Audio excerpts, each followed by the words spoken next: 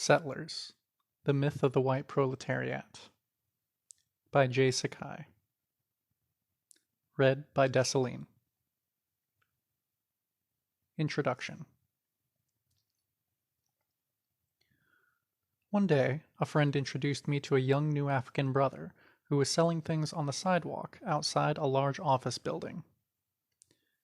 When our talk turned to this book, the young brother looked up proudly and said, "I already know everything about the white man, and he knows nothing about me." As we were talking away, I couldn't help thinking how many people had the same thought. Because they know that the white man is completely racist and treacherous, they wrongly assume that they know all about his society. This is really the point that this book begins from. In fact, the 1960s breakthrough of ethnic studies programs at universities has been dialectically turned around and used against us. We are getting imperialist-sponsored and imperialist-financed Asian studies, Black studies, Puerto Rican studies, Indian studies, ethnic studies, pushed back down our throats. Some of the most prominent third world intellectuals in the U.S. empire are getting paid good salaries by the imperialists to teach us our histories. Why? U.S. imperialism would rather that all third world people in their empire remain totally blank and ignorant about themselves, their nations, their cultures, their pasts, about each other, about everything except going to work in the morning. But that day is over. So instead, they oppose enlightenment by giving in to it in form, but not in essence.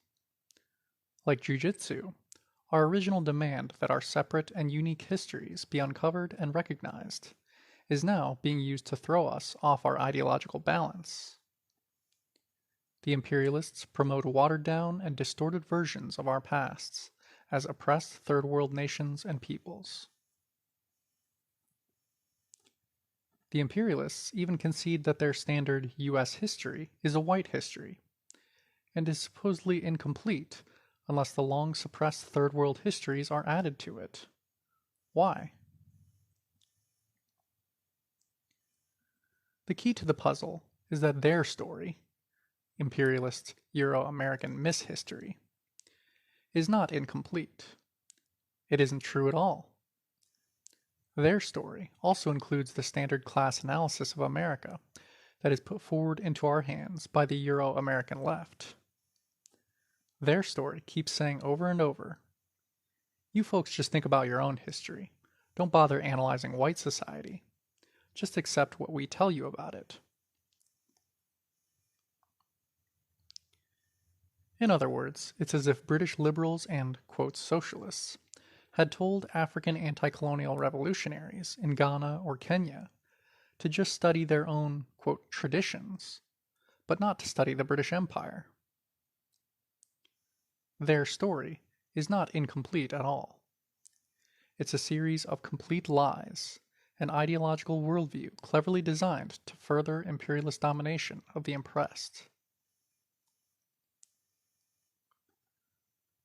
This work throws the light of historical materialism on Babylon itself. For so long, the oppressed have been the objects of investigation by Euro-imperialist sociology, anthropology, psychology, etc., all to further pacifying and controlling us. Anthropology, for example, had its origins as an intelligence service for European colonialization of the world. Now it is time to scientifically examine the oppressor society. The final point we must make is that this document, while it deals with aspects of our history within the U.S. empire, is nothing like a history of Asians here. Nor is it a history of Indian nations, the African nation, Aztlan, or other third world nations or peoples. While we discuss third world struggles and movements, this is not a critical examination of these political developments. This is a reconnaissance into enemy territory. End of introduction. Settlers by J Sakai. Chapter 1. The Heart of Whiteness.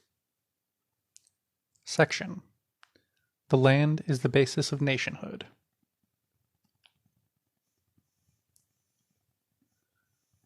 The key to understanding America is to see that it was a chain of European settler colonies that expanded into a settler empire. To go back and understand the lives and consciousness of the early English settlers is to see the embryo of today's American empire. This is the larger picture that allows us to finally relate the class conflicts of settler Euro-Americans to the world struggle. The mythology of the white masses holds that those early settlers were the poor of England, convicts and workers, who came to North America in search of freedom or a better way of life. Factually, that's all nonsense. The celebrated Pilgrims of Plymouth Rock, for example, didn't even come from England, although they were English. They had, years before, emigrated as a religious colony to Holland, where they had lived in peace for over a decade. But in Holland, these predominantly middle-class people had to work as hired labor for others. This was too hard for them, so they came to North America in search of less work and more money. At first, according to the rules of their faith, they farmed the land in common and shared equally. Soon, their greed led them into fighting with each other, slacking off at its assigned tasks, etc., until the colony's leaders had to give in to the settlers' desires and divide up the stolen land, giving, quote, to every family a parcel of land. This is typical of the English invasion forces. A study of roughly 10,000 settlers who left Bristol from 1654 to 85 shows that less than 15% were proletarian. Most were youth from the lower middle classes, gentlemen and professionals, 1%, yeomen and husbandmen, 48%, artisans and tradesmen, 29%. The typical age was 22 to 24 years.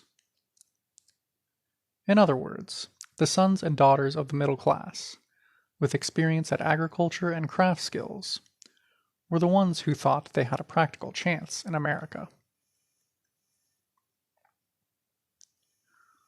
What made North America so desirable to these people?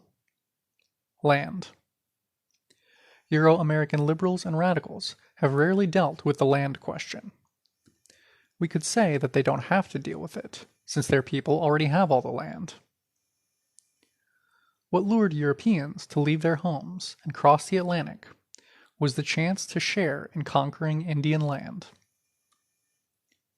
At that time, there was a crisis in England over land ownership and tenancy due to the rise of capitalism. One scholar of the early invasion comments on this. Beginning of long quote. Land hunger was rife among all classes. Wealthy clothiers, drapers, and merchants who had done well and wished to set themselves up in land were avidly watching the market, ready to pay almost any price for what was offered. Even prosperous yeomen often could not get the land they desired for their younger sons. It is commonplace to say that land was the greatest inducement the New World had to offer, but it is difficult to overestimate its psychological importance to people in whose minds land had always been identified with security, success, and the good things of life. End of quote. It was these younger sons, despairing of owning land in their own country, who were willing to gamble on the colonies.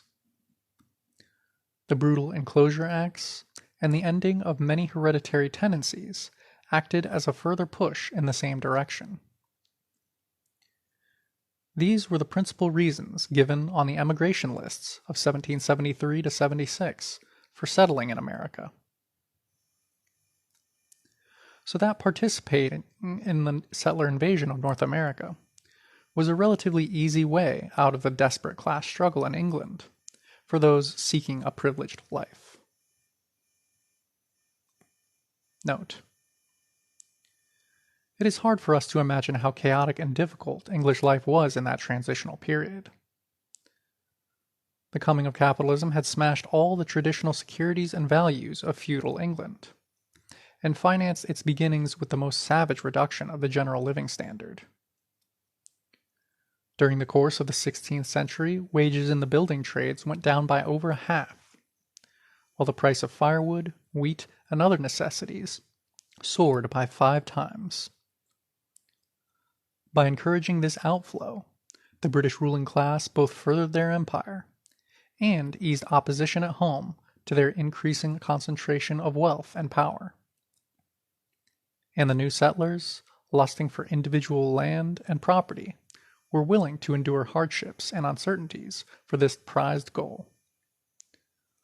They were even more willing to kill for it. End of footnote.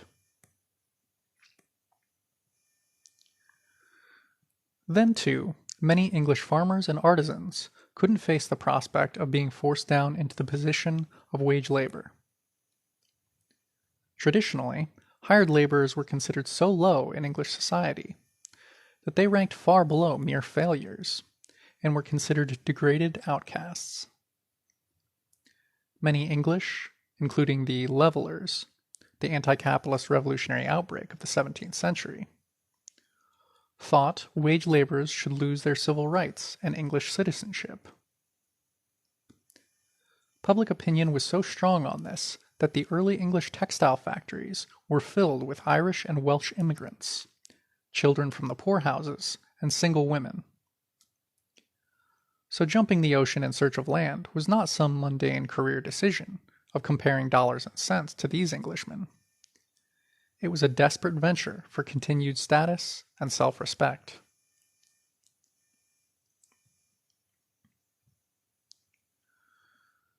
The various colonies competed with each other in offering inducements to new settlers.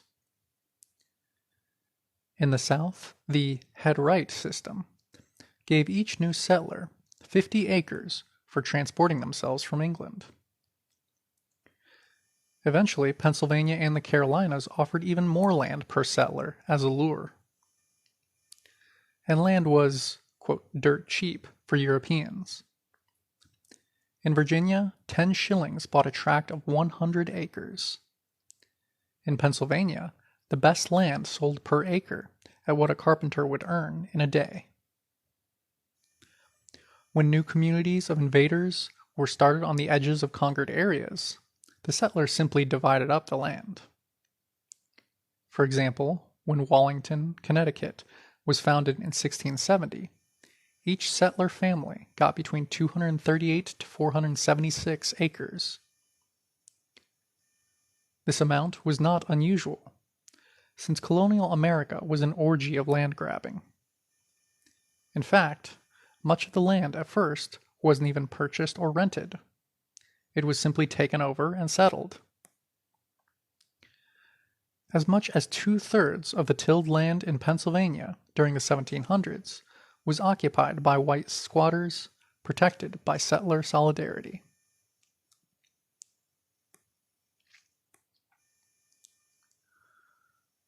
So central was the possession of land in the personal plans of the English settlers that throughout the colonial period there was a shortage of skilled labor.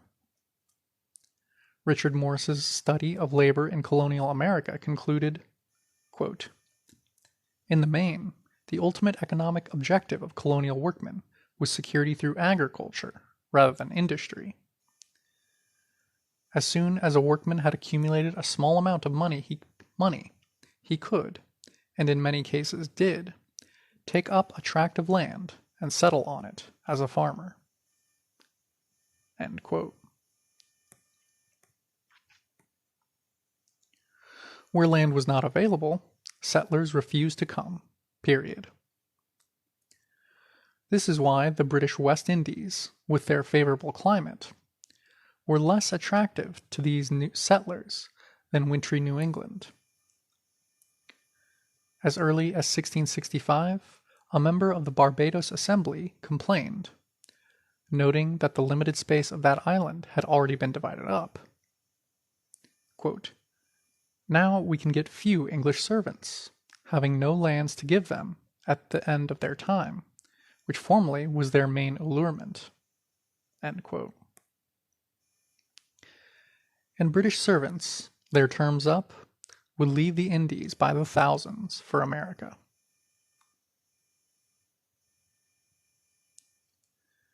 It was this alone that drew so many Europeans to colonial North America. The dream in the settler mind of each man becoming a petty lord of his own land. Thus, the tradition of individualism and egalitarianism in America was rooted in the poisoned concept of equal privileges for a new nation of European conquerors. End of section. Settlers by J Sakai. Chapter 1, Section 2. The Foundations of Settler Life. The life of European settlers, and the class structure of their society, was abnormal because it was dependent upon a foundation of conquest, genocide, and enslavement. The myth of the self-sufficient white settler family clearing the wilderness and supporting themselves through their own initiative and hard labor is a propaganda fabrication. It is the absolute characteristic of settler society to be parasitic, dependent upon the super-exploitation of oppressed peoples for its style of life. Never has a Euro-American society completely supported itself. This is the decisive factor in the consciousness of all classes and strata of white society from 1600 to now. Settler society was raised up, above the level of backward Old Europe, by a foundation of conquest. This conquest was a miracle drug for a Europe convulsed with the reaction of decaying feudalism and deadly capitalism. Shot into the veins of the Spanish feudal nation, for instance, the miracle drug of New World conquest gave Spain the momentary power to overrun North Africa, Holland, and Italy before her historical instant waned. For the English settlers, this conquest made real the bourgeois vision of building a whole new European society. Like many such, quote, fixes, for Euro-Americans this conquest was addicting. It was habit-forming and rapidly indispensable, not only culturally, but in the mechanism of an oppressor society whose lifeblood was new conquest. We will examine this later, in the relationship of settlerism to imperialism. For now, it is enough to see that this conquest is a material fact of great magnitude, an economic and social event as important as the emergence of the factory system, or the exploitation of petroleum in the Middle East.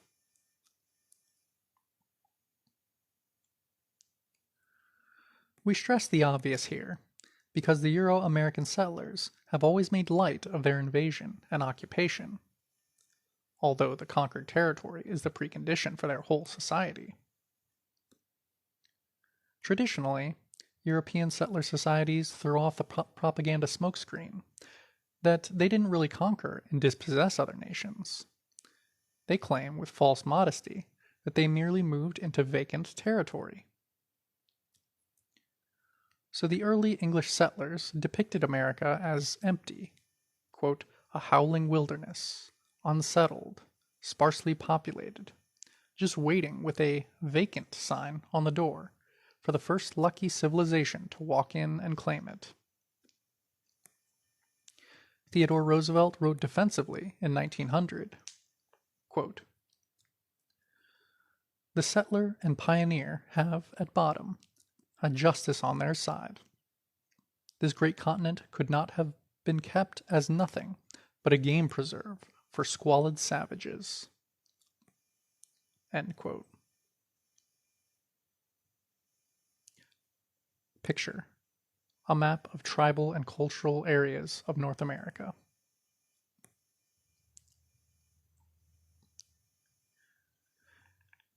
It is telling that this lie is precisely the same lie put forward by the white Afrikaner settlers, who claim that South Africa was literally totally uninhabited by any Africans when they arrived from Europe. To universal derision, these European settlers claim to be the only rightful, historic inhabitants of South Africa. Or we can hear similar defenses out forward by the European settlers of Israel, who claim that much of the Palestinian land and buildings they occupy are rightfully theirs, since the Arabs allegedly decided to voluntarily abandon it all during the 1948-49 war. Are these kind of tales any less preposterous when put forward by Euro-American settlers?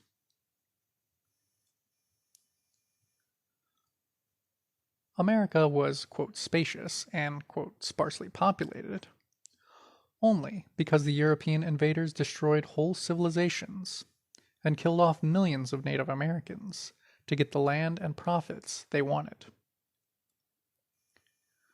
We all know that when the English arrived in Virginia, for example, they encountered an urban, village-dwelling society far more skilled than they in the arts of medicine, agriculture, fishing, and government. Footnote: the first government of the new USA, that of the Articles of the Confederation, was totally unlike any in autocratic Europe, and had been influenced by the government of the Six-Nation Iroquois Confederation.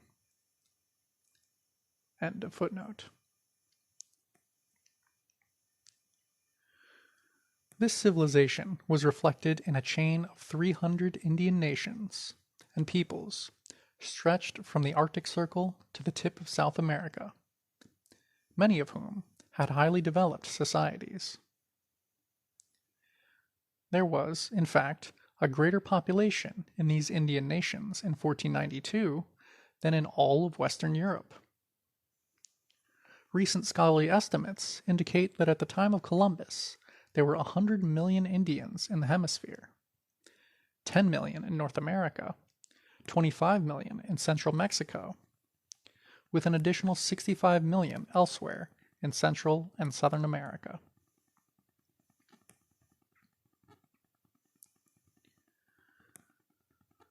These numbers have long been concealed, since they give rise to the logical question of what happened to this great mass of people. The European invaders, Spanish, Dutch, English, Portuguese, and French, simply killed off millions and millions to safeguard their conquest of the land and provide the disposable slave labor they needed to launch their New World. Conservative Western historical estimates show that the Spanish, quote, reduced the Indian population of their colonies from some 50 million to only 4 million by the end of the 17th century.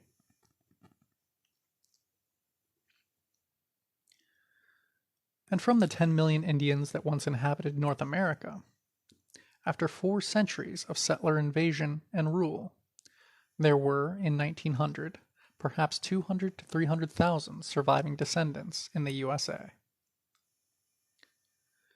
That was the very substantial down payment towards the continuing blood price that third world nations have to pay to sustain the Euro-American way of life.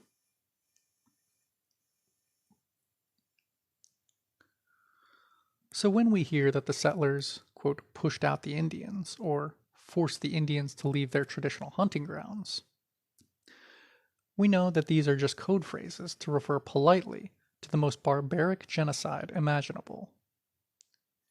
It could well be the greatest crime in all of human history. Only here, the Adolf Eichmanns and Heinrich Himmlers had names like Benjamin Franklin and Andrew Jackson.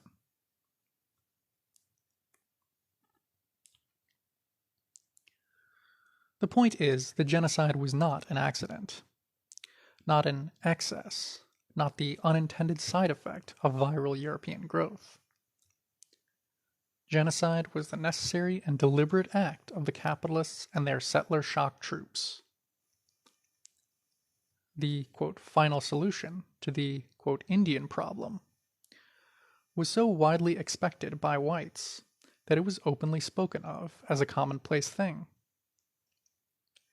At the turn of the century, a newspaper as, quote, respectable as the New York Times could editorially threaten that those peoples who opposed the New World capitalist order would, quote, be extinguished like the North American Indian. Only a relative handful of Indians survived the time of the Great Extermination campaigns. You see, the land wasn't empty after all. And for America to exist, the settlers had to deliberately make the land empty.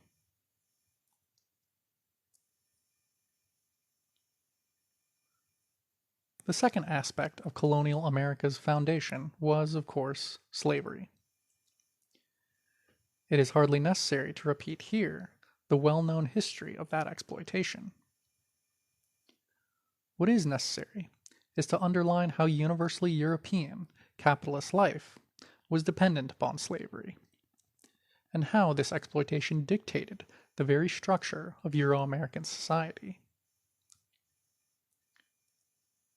A picture of Dutch and English settlers uniting to slaughter the Pequot, 1637.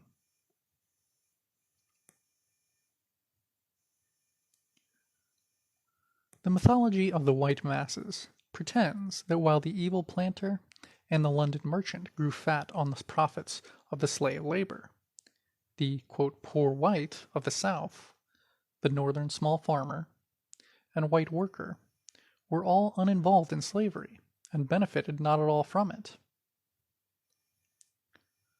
The mythology suggests that slavery even lowered the living standard of the white masses by supposedly holding down wages and monopolizing vast tracts of farmland. Thus, it is alleged, slavery was not in the interests of the white masses. Footnote. Similar arguments relative to today are advanced by the "don't divide the working class" revisionists, who want to convince us that the Euro-American masses are victims of imperialism, just like us. End of footnote. Yet Karl Marx observed, quote, "Cause slavery to disappear, and you will have wiped America off the map of nations." End quote. Marx was writing during the zenith of the cotton economy of the mid-1800s. But this most basic fact is true from the bare beginnings of European settlement in America. Without slave labor, there would have been no America. It is as simple as that. Long before the cotton economy of the South flourished, for example, African slaves literally built the city of New York. Their work alone enabled the original Dutch settlers to be fed and sheltered while pursuing their drinking, gambling, fur trading, and other non-laboring activities. Africans were not only much of early New York's farmers, carpenters, and blacksmiths, but also comprised much of the city's guards.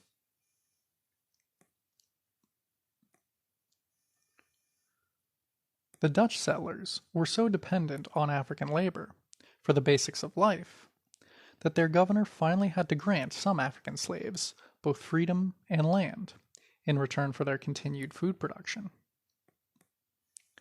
The African-owned land on Manhattan included what is now known as Greenwich Village, Astor Place, and Herald Square. Later, the English settlers would pass laws against African land ownership and take these tracts from the free Africans. Manhattan was thus twice stolen from oppressed peoples.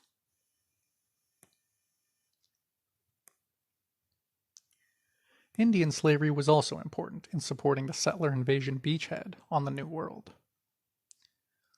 From New England, where the pious pilgrims called them, quote, servants, to South Carolina, the forced labor of Indian slaves was essential to the very survival of the young colonies.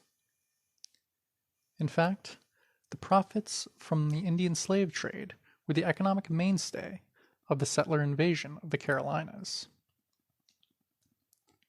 In 1708, the English settlements in the Carolinas had a population of 1,400 Indian slaves to 2,900 African slaves to 5,300 Europeans. Indian slaves were common throughout the colonies. In 1730, the settlers of Kingston, Rhode Island, had 223 Indian slaves, as well as 333 African slaves. As late in 1740, we know that some 14,000 Indian slaves labored in the plantations of South Carolina.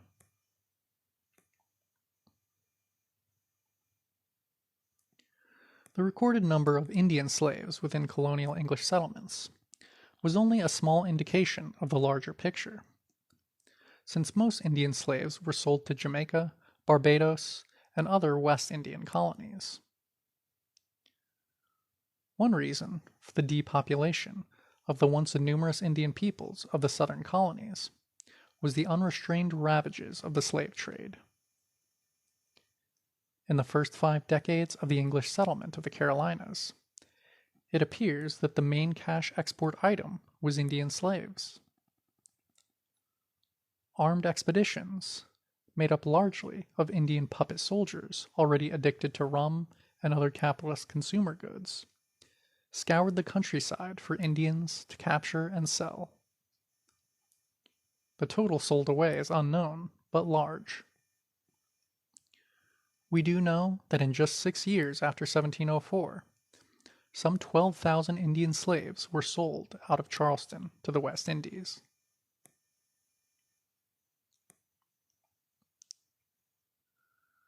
Additional uncounted thousands of Indian slaves were exported from the other settlements of the Middle and New England colonies. Indian slaves in large numbers were very difficult to deal with, since the settlers were trying to hold them on terrain that was more theirs than the invaders. Usually, the minimum precaution would be to, in effect, swap Indian slaves around, with New England using slaves from the southern colonies, and vice versa. In most cases, the slave catchers killed almost all the adult Indian men as too dangerous to keep around, only saving the women and children for sale.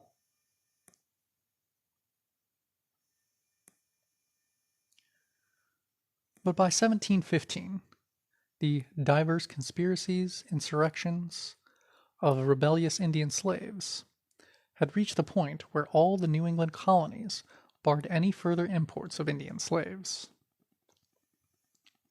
The Pilgrims of New England had seen that the most profitable and safe use of their Indian slaves was to sell them abroad. Indeed, the wife and 9-year-old son of King Philip, the great leader of the 1675 Indian uprising, were sold into West Indian captivity, as was even then customary with many captured Indians.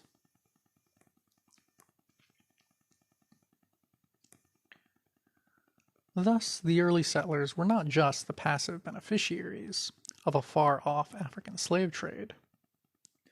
They bankrolled their settlements in part with the profits of their own eager explorations into native slave trading. The point is that white America has never been self-sufficient, has never completely supported itself. Indian slavery died out, and was gradually lost in the great river of African slavery, only because the settlers finally decided to exterminate the heavily depopulated Indian nations altogether.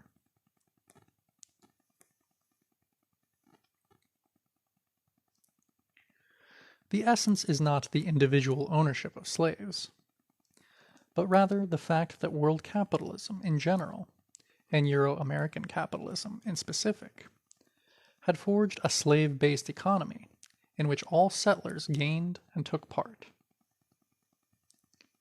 Historian Samuel Eliot Morison, in his study of the European discovery of America, notes that after repeated failures, the Europeans learned that North American settler colonies were not self-sufficient.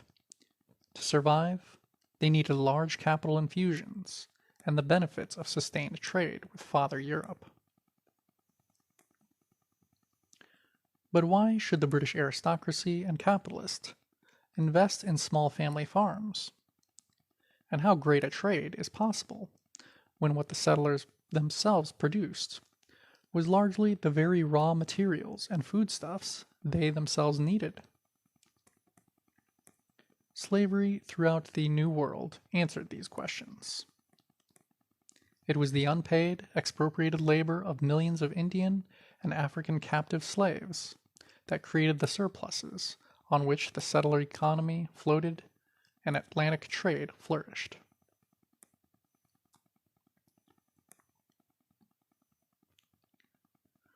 So all the sections of white settler society, even the artisan, worker, and farmer, were totally dependent upon African slave labor. The fisherman, whose low-grade refuse fish was dried and sold as slave meal in the Indies. The New York farmer, who found his market for surpluses in the southern plantations. The forester, whose timber was used by shipyard workers, rapidly turning out slave ships.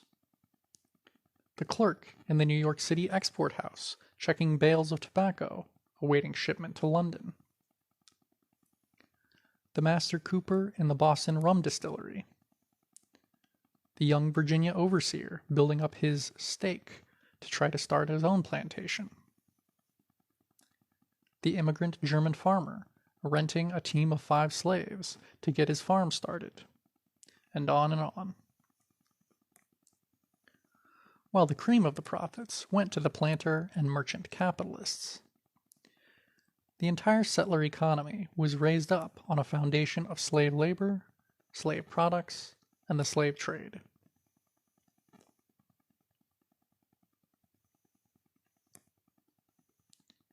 Nor was it just slavery within the 13 colonies alone that was essential. The commerce and industry of these Euro-American settlers was interdependent with their fellow slave-owning capitalists of the West Indies, Central, and Southern America. Massachusetts alone, in 1774, distilled 2.7 million gallons of rum, distilled from the molasses of the West Indies slave plantations. 2 of the largest industries in America were shipbuilding and shipping, both creatures of the slave trade. Commerce with the slave colonies of not only England, but also Holland, Spain, and France, was vital to the young American economy. Eric Williams, Walter Rodney, and others have shown how European capitalism as a whole literally capitalized itself for industrialization and world empire out of African slavery. It is important to see that all classes of Euro-American settlers were equally involved in building a new bourgeois nation on the back of the African colonial proletariat.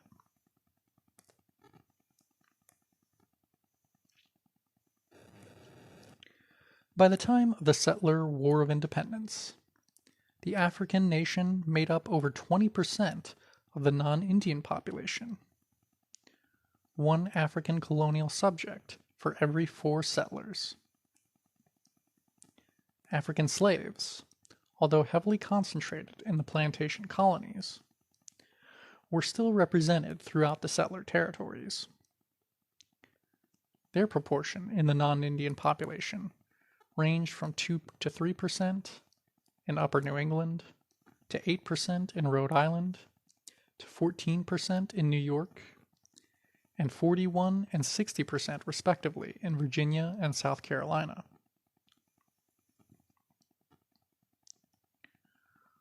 While they mainly labored as the agricultural proletariat, African labor played a crucial role in all the major trades and industries of the times. The colonized African nation, much more than the new Euro-American settler nation, was a complete nation, that is, possessing among its people a complete range of applied scientists, practical crafts, and productive labor. Both that colonized nation and the Indian nations were self-sufficient and economically whole, while the Euro-American invasion society was parasitic. While the class structure of the new African nation was still in a formative stage, distinct classes were visible within it well before the U.S. War of Independence.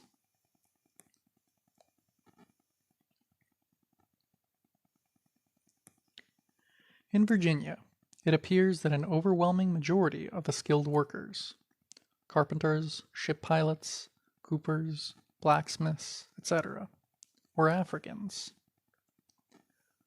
Nor was it just non-market production for direct use on the plantation. African artisans produced for the commercial market, and were often hired out by their masters.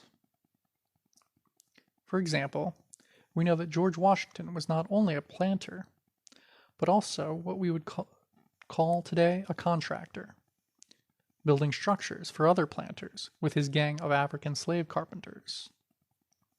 The profits were split between the father of our country and his slave overseer. The African presence in commerce and industry was widespread and all-pervasive, as one labor historian has summarized. Beginning of long quote. Some of the Africans who were brought to America in chains were skilled in wood carving, weaving, construction, and other crafts. In the South, black slaves were not only field hands. Many developed a variety of skills that were needed on a nearly self-sufficient plantation. Because skilled labor of whatever color was in great demand, slaves were often hired out to masters who owned shops by the day, month, or year for a stipulated amount. Some were hired out to shipmasters, serving as pilots and managers of ferries. Others were used in the maritime trades as ship caulkers, longshoremen, and sailmakers. A large number of slaves were employed in northern cities as house servants, sailors, sailmakers, and carpenters. New York had a higher proportion of skilled slaves than any other colony. Coopers, tailors, bakers, tanners, goldsmiths, cabinet makers, shoemakers, and glaziers. Both in Charleston and in the northern cities, many artisans utilized slave labor extensively. End of long quote.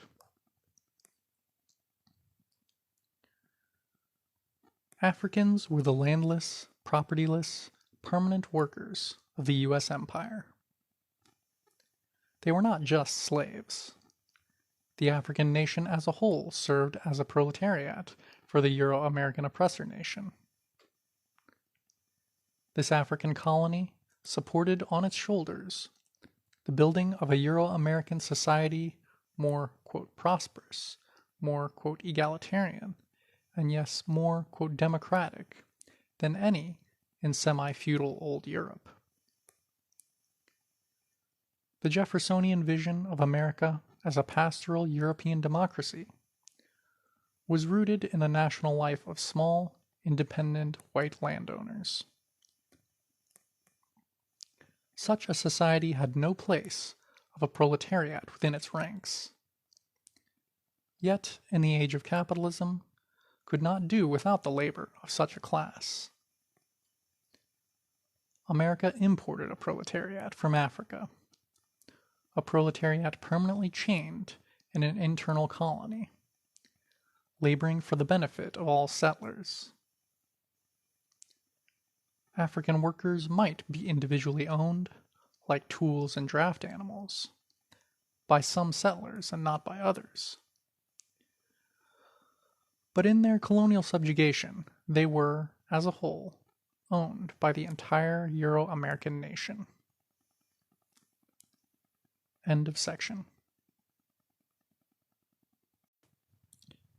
Settlers. Chapter 1, Section 3. Euro-American Social Structure.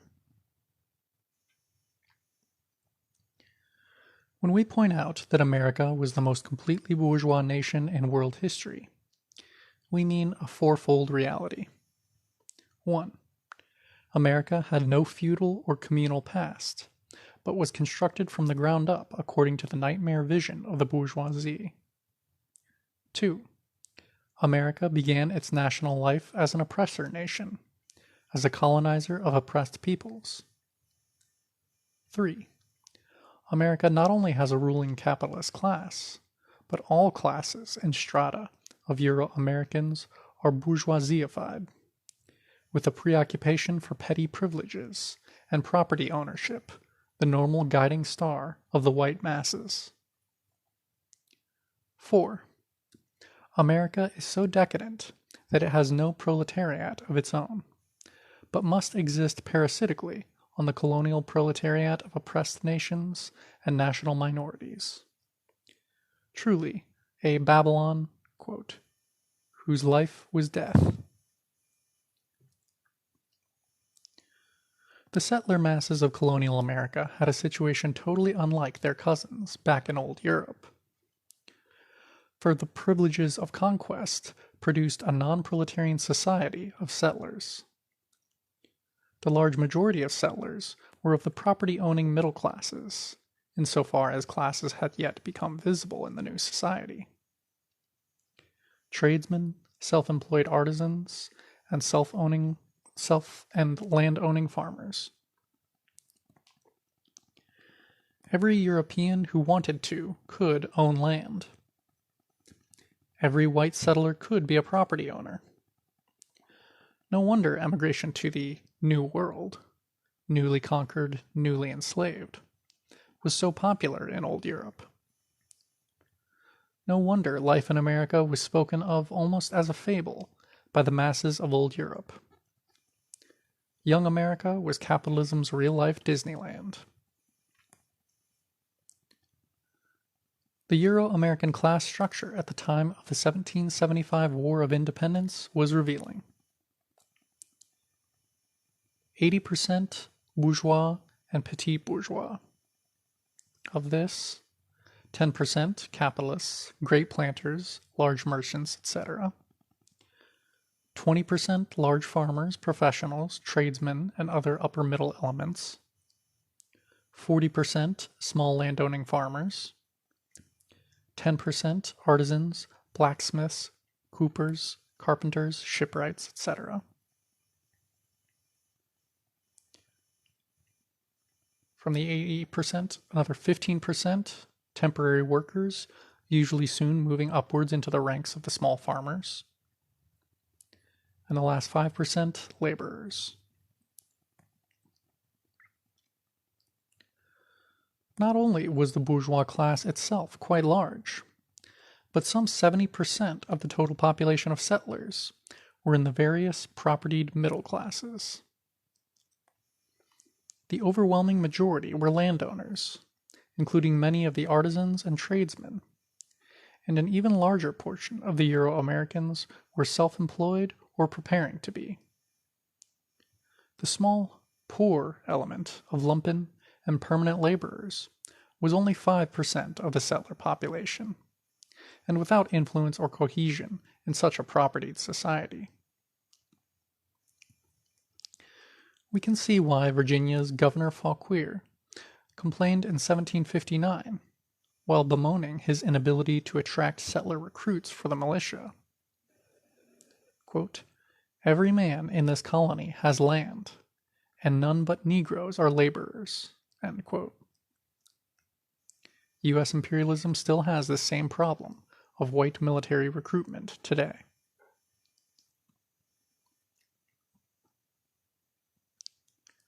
The plantation areas, which were obviously the most dominated by a small elite owning a disproportionate share of the wealth, showed no lesser degree of general settler privilege and unification. South Carolina was the state with the highest degree of large plantation centralization. Yet, there too, no settler working class development was evident. The South Carolina settler class structure shows only an intensification of the same bourgeois features evident at the national level. 86% bourgeois and petit bourgeois. Of this, 3% great planter elite, above 1,000 acres of landholding, 15% planters, 500 to 999 acres, 8% merchants and shop owners, 5% professionals, 42% middle and small farmers, under 500 acres, 10% artisans. The rest of the 86%, 14% laborers, majority only temporary.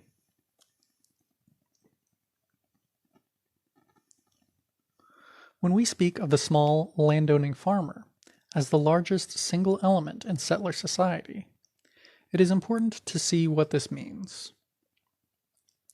An example is Rebecca Royston of Calvert County, Maryland, who died in 1740 with an estate worth 81 pounds, which places her well in the middle of the small-medium farmers. That sum represented the value of 200 acres of farmland, 31 head of cattle, 15 of sheep, 29 pigs, 1,463 pounds of tobacco stored for market, 5 feather beds, 2 old guns, assorted furniture, tools and kitchen utensils, and the contract of an 8-year-old indentured child servant. No wealth, no luxury, but a life with some small property, food, shelter, and a cash crop for market. Certainly a far reach upwards from the bitter, bare existence of the colonial African proletariat, or for that matter, the British or French proletariat of the period.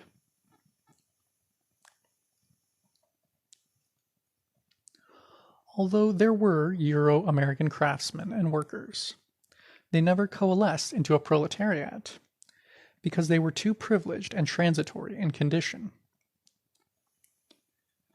It is important to grasp firmly that the mere presence of settler craftsmen and workers doesn't automatically mean that they were a conscious class. With their extra-proletarian living standard, and their future in the propertied middle classes, most settler workmen had no reason to develop a proletarian consciousness. Further, the rapid turnover of settlers in these strata left no material basis for the formation of a class.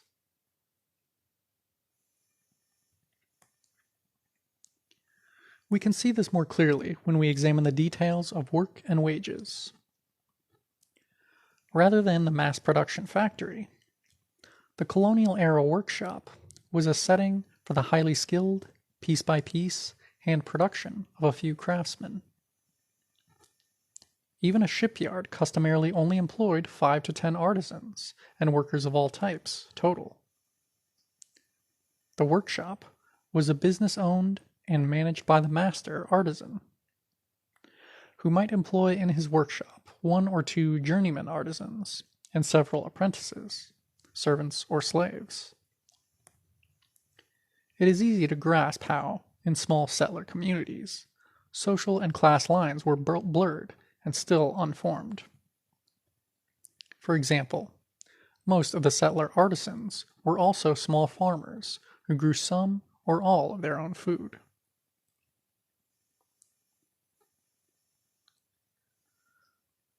While some artisans never advanced, others were already becoming small capitalists, since the historic extension of the craft workshop was capitalist manufacture. The most famous colonial-era settler artisan, Paul Revere, was not only a silversmith and an artist engraver, but also a dentist and the small capitalist operator of a copper foundry. In the colonial era, the majority of Euro-American artisans and wage laborers eventually bought farmland and or business property and rose into the middle strata.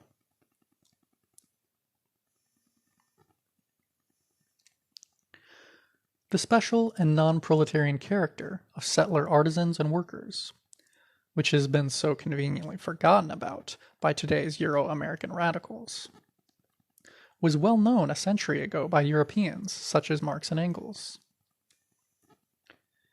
In 1859, Marx wrote of, quote, "The United States of North America, where, though classes already exist, they have not yet become fixed, but continually change and interchange their elements in constant flux." End quote. What Marx saw in this class fluidity was the ultimate privilege of settler society, the privilege of having no proletariat at all. He later pointed out, quote, "Hence the relatively high standard of wages in the United States. Capital may there try its utmost.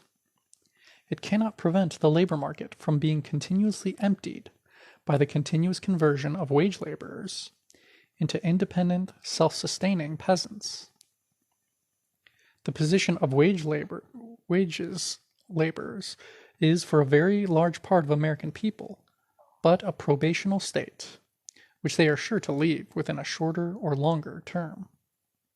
End quote. And Marx was writing not about a momentary or temporary phase, but about basic conditions that were true for well over 2 centuries in America. Those settlers never had it so good. And those Europeans who chose or were forced to work for wages got the highest wages in the capitalist world. The very highest. Tom Paine, the revolutionary propagandist, boasted that in America, a, quote, common laborer made as much money as an English shopkeeper. We know that George Washington had to pay his white journeyman carpenter £40 per year, plus 400 pounds of meat, 20 bushels of corn, and the use of a house and vegetable garden. Journeyman tailors in Virginia earned 26 to 32 pounds per year, plus meals, lodging, laundry service, and drink.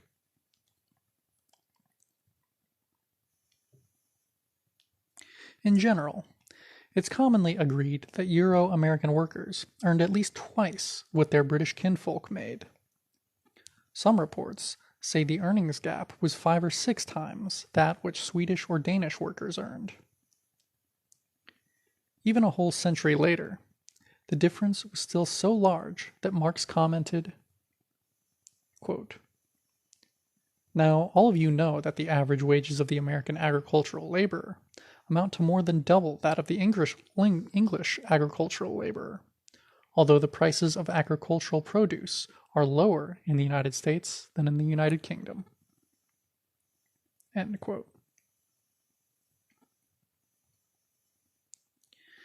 It was only possible for settler society to afford this best-paid, most bourgeoisified white workforce, because they had also obtained the least-paid, most proletarian African colony to support it. Many of those settler laborers were indentured servants, who had signed on to do some years of unpaid labor, usually 4, for a master in return for passage across the Atlantic. It is thought that as many as half of all the pre-1776 Europeans in America went through this temporarily unfree status.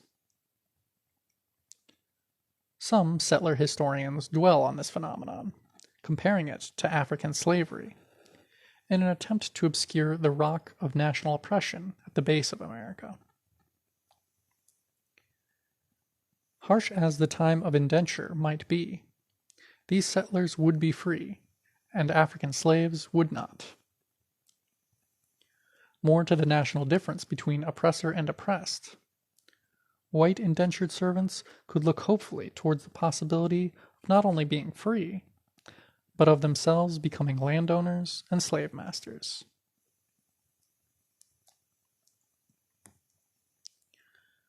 For this initiation, this dues, to join the oppressor nation, was a rite of passage into settler citizenship.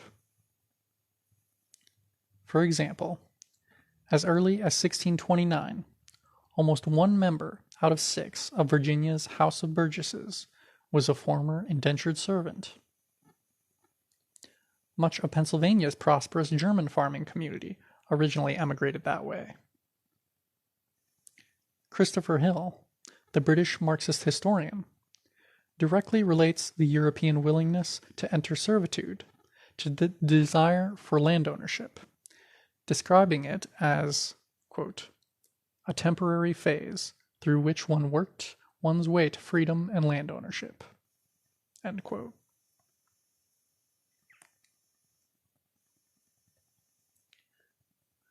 This is important because it was only this bottom layer of settler society that had the potential of proletarian class consciousness. In the early decades of Virginia's tobacco industry, gangs of white indentured servants worked the fields side by side with African and Indian slaves, whom in the 1600s they greatly outnumbered. This was an unstable situation, and one of the results was a number of joint servant-slave escapes, strikes, and conspiracies. A danger to the planter elite was evident, particularly since white servants constituted a respectable proportion of the settler population in the 2 tobacco colonies, accounting for 16% in Virginia in 1681 and 10% in Maryland in 1707.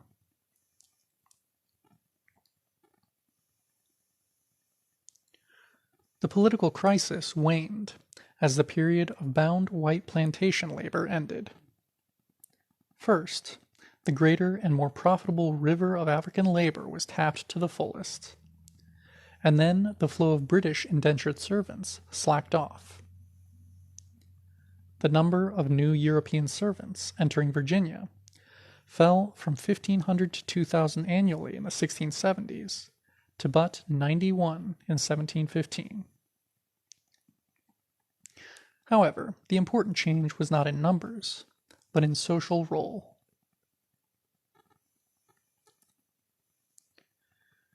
Historian Richard Morris, in his study of colonial-era labor, says of European indentured servants on the plantations, quote, but with the advent of Negro slavery, they were gradually supplanted as field workers, and were principally retained as overseers, foremen, or herdsmen.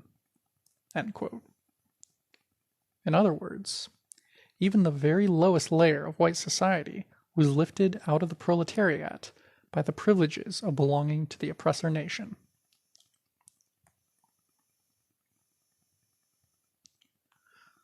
Once these poor whites were raised off the fields and given the chance to help boss and police captive Africans, their rebellious days were over. The importance of this experience is that it shows the material basis for the lack of class consciousness by early Euro-American workers, and how their political consciousness was directly related to how much they shared in the privileges of the larger settler society. Further, the capitalists proved to their satisfaction that dissent and rebelliousness within the settler ranks could be quelled by increasing the colonial exploitation of other nations and peoples. End of section and end of chapter. Settlers by J Sakai. Chapter 2. Struggles and Alliances. The popular political struggles of settler America, the most important being the 1775 to 83 War of Independence, gave us the first experience of alliances between Euro-American dissenters and oppressed peoples. What was most basic in these alliances was their purely tactical nature. Not unity, but the momentary convergence of the fundamentally differing interests of some oppressors and some of the oppressed. After all, the national division between settler citizens of emerging America and their colonial African subjects was enormous, while the distance between the interests of Indian nations and that of the settler nation, built on their destruction, was hardly any less. While tactical alliances would bridge this chasm, it is important to recognize how calculated and temporary these joint efforts were.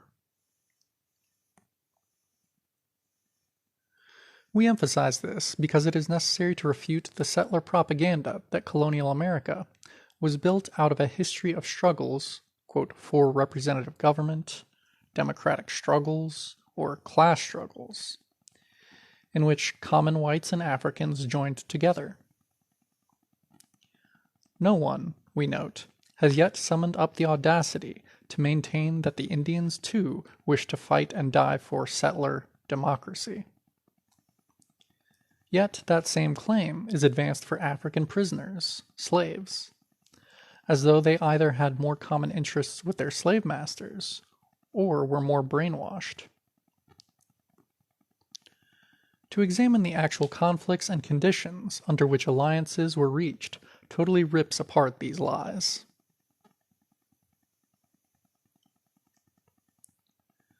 A clear case is Bacon's Rebellion, one of the two major settler uprisings prior to the War of Independence.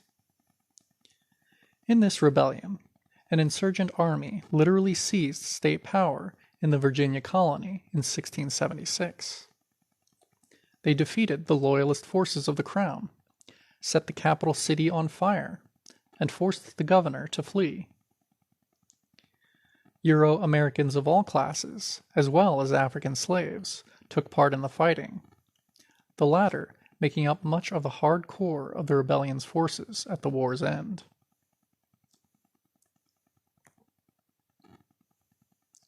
Herbert Aptheker, the Communist Party USA's expert on Africans, has no hesitation in pointing to this rebellion as a wonderful, heroic example for all of us.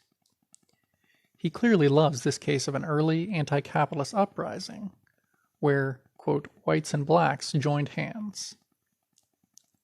Beginning of long quote.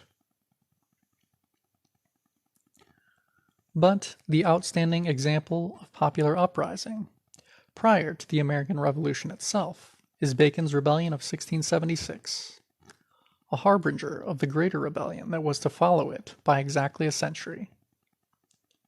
The Virginia uprising was directed against the economic subordination and exploitation of the colony by the English rulers, and against the tyrannical and corrupt administrative practices in the colony, which were instituted for the purpose of enforcing that subordination. Hence the effort, led by the young planter Nathaniel Bacon, was multi-class, encompassing in its ranks slaves, indentured servants, free farmers, and many planters. It was one in which women were, as an anti-Baconite contemporary noted, great encouragers and assisters. And it was one in which demands for political reform along democratic lines formed a central feature of the movement. End of long quote. A picture of Bacon before the Virginia Council.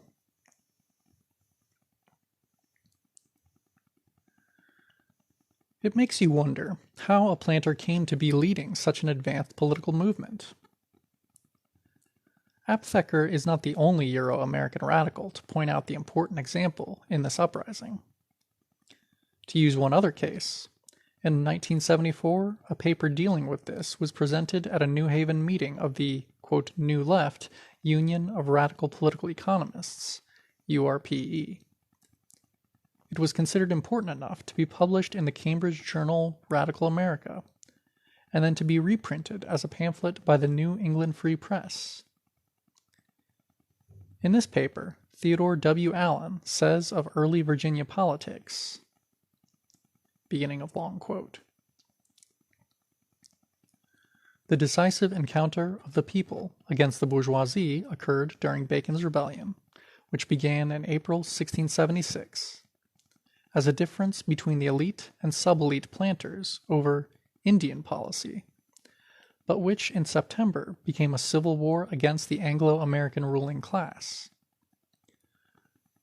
The transcendent importance of this record is that there, in colonial Virginia, 129 years before William Lloyd Garrison was born, the armed working class, black and white, fought side by side for the abolition of slavery." End quote.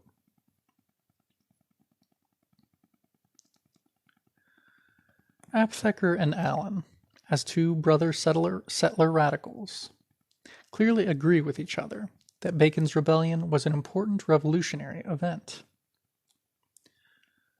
But in Allen's account, we suddenly find, without explanation, that a dispute over, quote, Indian policy between some planters transformed itself into an armed struggle by united white and African workers to end slavery.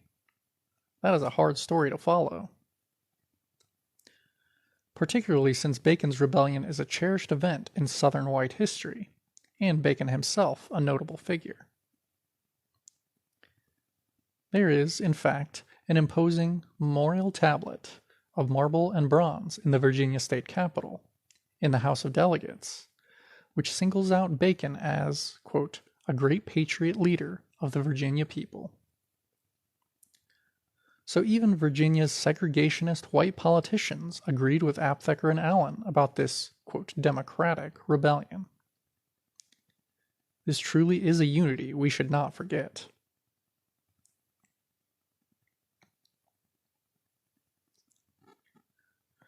Behind the rhetoric, the real events of Bacon's Rebellion have the sordid and shabby character we are so familiar with in Euro-American politics.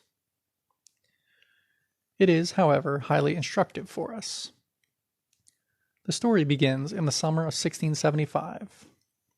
The settlers of Virginia colony were angry and tense, for the alarms of King Philip's Rebellion, the famed Indian struggle, had spread south from Massachusetts. Further, the colony was in an economic depression due to both low tobacco prices and a severe drought, which had cut crop yields down by as much as 3/4.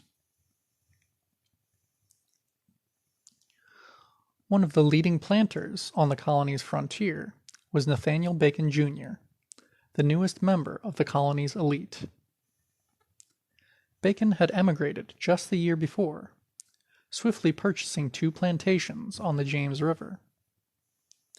He and his partner, William Byrd, founder of the infamous Virginia planter family, had also obtained commissions from Governor Berkeley to engage in the lucrative Indian fur trade. All this was not difficult for Bacon, for he came from a wealthy English family, and was cousin to both Governor Berkeley's wife and to Nathaniel Bacon Sr., a leading planter who was a member of Virginia's Council of State. In the spring of that year, 1675, Governor Berkeley honored young Bacon by giving him an appointment to the Council of State. As events were to prove, Bacon's elite lifestyle and rapid political rise did but throw more fuel on the fires of his arrogance and unlimited ambition. In July of 1675, war broke out between the settlers and the Susquehannock Indians. As usual, the war was started by settler harassment of Indians, climaxing in a militia raid which mistakenly crossed the border into Maryland and mistakenly attacked the Susquehannock, who were allied to the settlers. The Susquehannock resisted and repelled the Virginians' attack. Angry that the Indians had dared to resist their bullying intrusion, the Virginia militia returned in August with reinforcements from the Maryland militia. This new settler army of 1,100 men surrounded the Susquehannock fort. 5 Susquehannock leaders were lured out under pretense of a parley and then executed.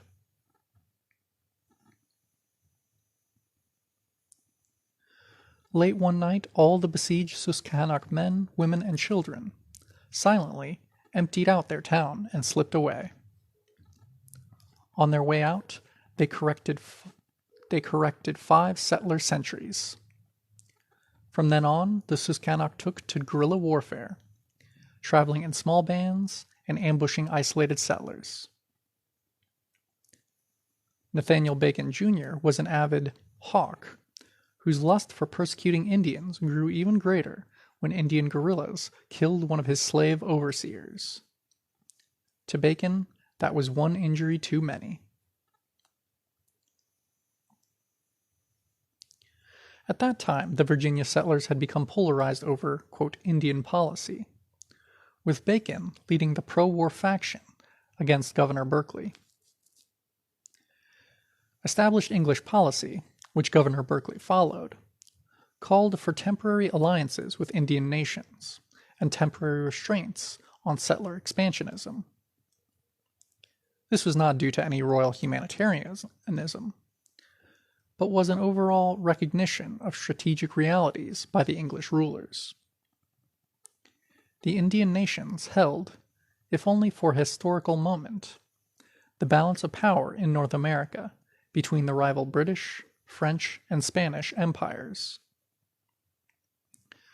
Too much aggression against Indian territories by English settlers could drive the Indians into allying with the French. It is also true that temporary peace with nearby Indians accomplished 3 additional ends. The very profitable fur trade was uninterrupted. Indians could be played off against each other, with some spying and fighting for the settlers. Indian pledges could be gotten to return runaway African slaves, although few were ever returned.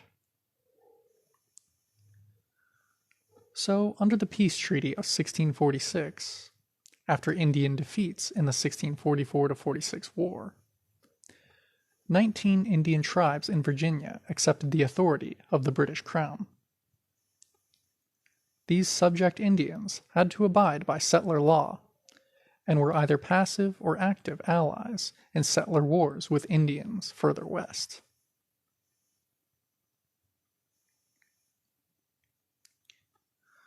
By the time Bacon's overseer was corrected by the no longer friendly Susquehannock, the political dispute between Bacon and Governor Berkeley had boiled over into the public view.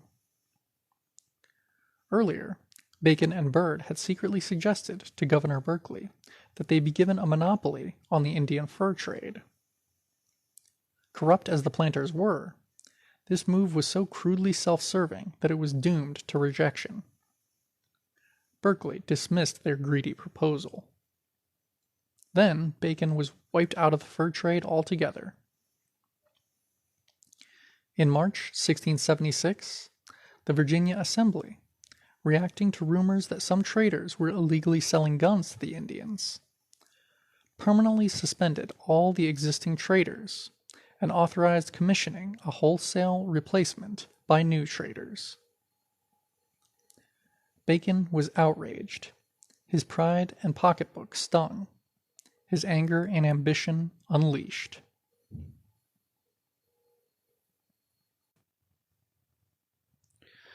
The dispute between Bacon and Governor Berkeley was very clear-cut.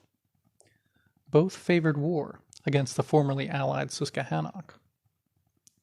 Both favored warring on any Indians opposing settler domination.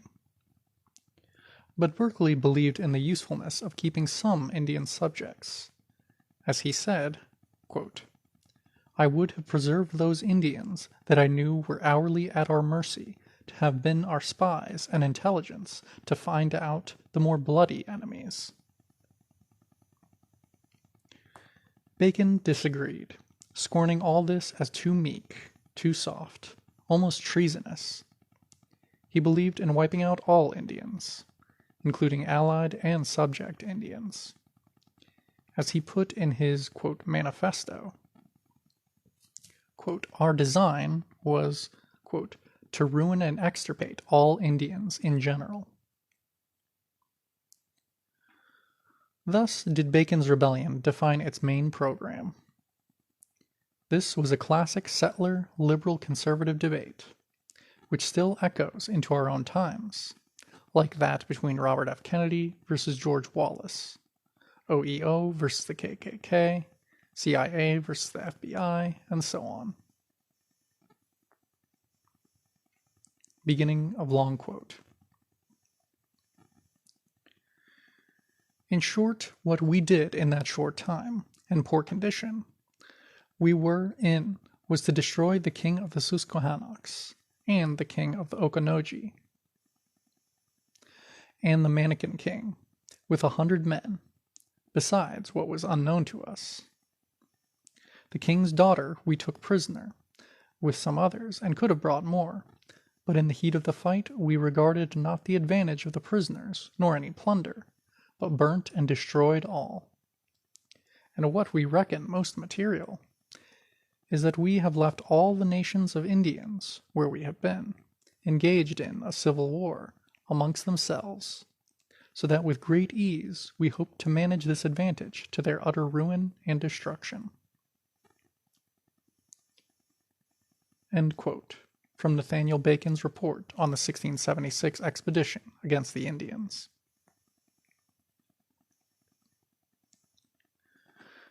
Bacon had been denied a militia officer's commission by Governor Berkeley on the grounds that he refused to follow British policy.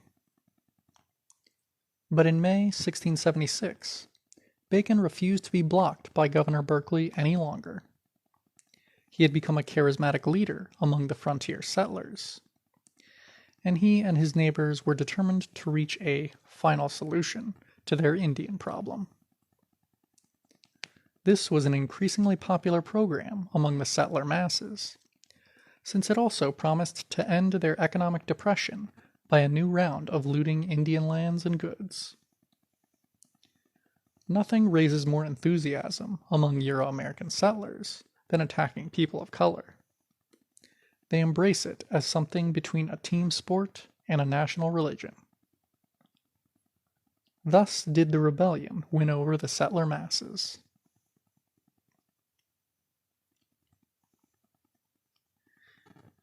In May 1676, word came to the settlers on the frontier from their Occaneechi Indian allies that a band of Susquehannock had camped near the Occaneechi fort on the Roanoke River. Bacon and his friends formed a vigilante group against government orders, and promptly rode off to begin their war against all Indians. This marks the beginning of Bacon's Rebellion.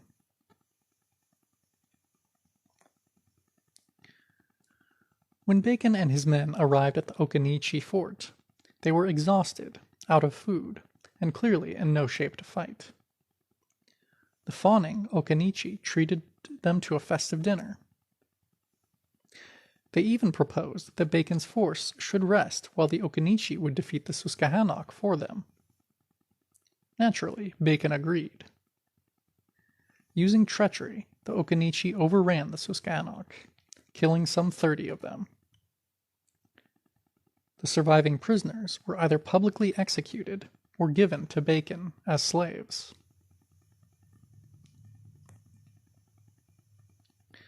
But this did not end the battle, for Bacon and his vigilante band had really come to kill and enslave all the Indians. The Occaneechi were rumored to have a store of beaver furs worth at least some 1,000 pounds. At least some of Bacon's men later confessed, quote, that the great design was to get the beaver. In any case, Bacon demanded that the Occaneechi give him all the loot from the Susquehannock camp, plus additional friendly Indians as slaves. Even at that, the servile Occaneechi leader tried to temporize, offering to give him hostages. Suddenly, Bacon's force assaulted the unprepared Occaneechi. Most of the Indians inside the fort were killed, although they did stand off the settler assault. The surprised Okinachi outside their fort were helpless, however. As Bacon proudly reported, his heroic settler comrades, quote, fell upon the men, women, and children without, disarmed and destroyed them all. Bacon's rebellion had won its first important victory, and he and his men marched homeward, loaded with loot and new slaves, as heroes.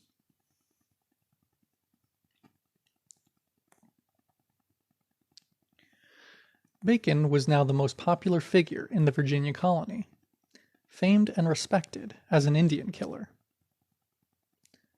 Berkeley's refusal to grant him a military commission meant nothing, for Bacon was acclaimed as, quote, the people's general. He, much more than any governor or councilor, commanded the loyalty of the settler masses. Nor did he find any trouble attracting armed volunteers to do his bidding. Wiping out and looting all the Indians around settlers was a program many whites could relate to, particularly since Governor Berkeley, under popular pressure, had forced the subject Indians to turn in their muskets and disarm. Killing disarmed oppressed people is much more satisfying to Euro-Americans than having to face armed foes. In fact, as one historian pointed out, quote, Bacon and his men did not kill a single enemy Indian, but contented themselves with frightening away, killing, or enslaving most of the friendly neighboring Indians, and taking their beaver and land as spoils. End quote.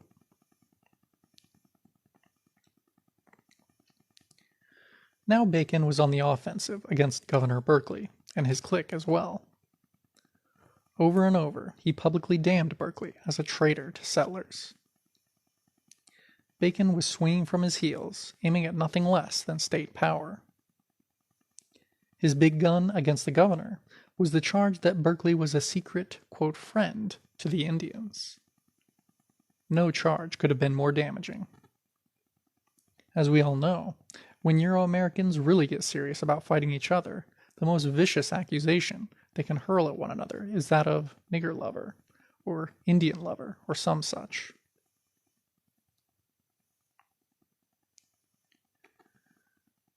Bacon charged that the governor was literally a traitor who had secretly sold the Indians guns so that they could attack the settlers. We can see the parallels to the 1960s, when white liberals were widely charged with giving Third World militants money, legal aid, and even weapons so that they could kill whites. Berkeley, charged Bacon, had so intimidated the settlers, quote, that no man dared to destroy the Indians, until I ventured to cut the knot, which made the people in general look upon me as the country's friend. End quote. Bacon's wife, whose ardent support for the rebellion led some of today's Euro-American radicals to see feminist stirrings in it, cried, "Thanks be to God that her husband, quote, did destroy a great many of the Indians." Killing, enslaving, and robbing was the exact central concern of this movement, which Euro-Americans tells us is an example of how we should unite with them. There's a message for those there who wish to pick it up.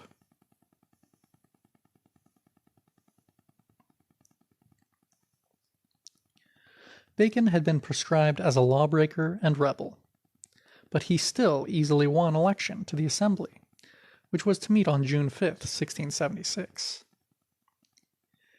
He typically chose to ensure his control of the Henrico County elections by capturing the site with his vigilantes.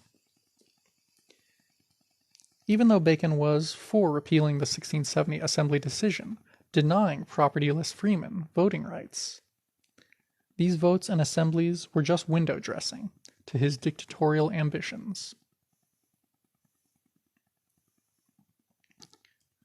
On June 7th, 1676, the rebellion suffered its first reverse.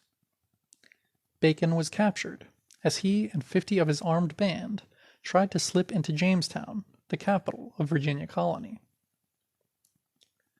Then began a dizzying series of maneuvers, coups and counter-coups.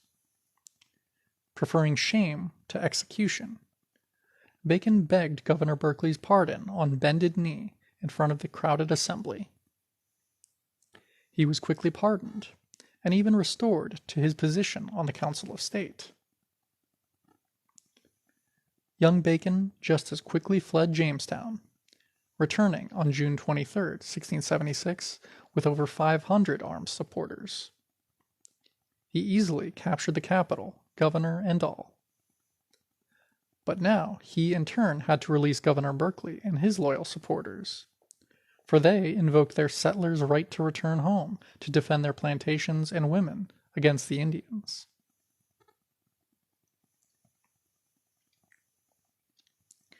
It was at that point that we find white indentured servants entering the scene. Without an army, with almost all of the planters turned against him, an exiled Governor Berkeley outbids Bacon for support. Berkeley promises freedom to white indentured servants of the Baconites if they will desert their masters and take arms with the loyalist forces of the crown. He also authorizes looting, with every white servant sharing in the confiscated estates of the Baconites. Aided by the lucky recapture of 3 armed ships, Governor Berkeley soon rebuilt his military forces.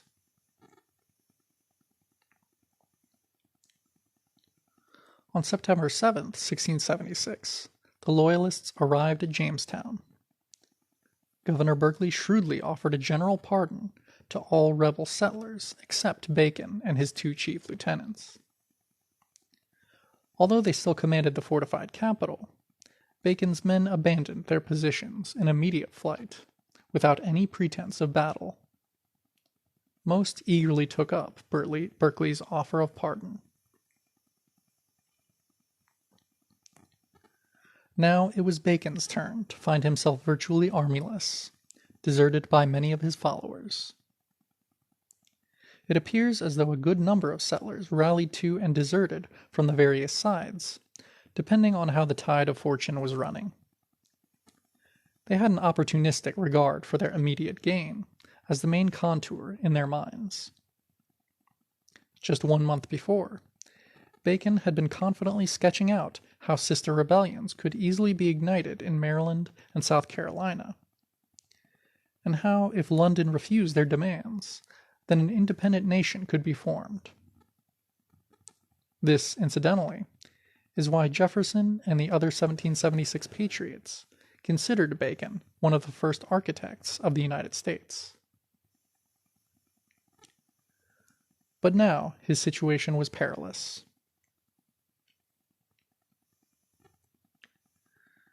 In his extreme need, refusing to swallow the bitter dose of either compromise or defeat, Bacon followed Governor Berkeley's example, but did him one better.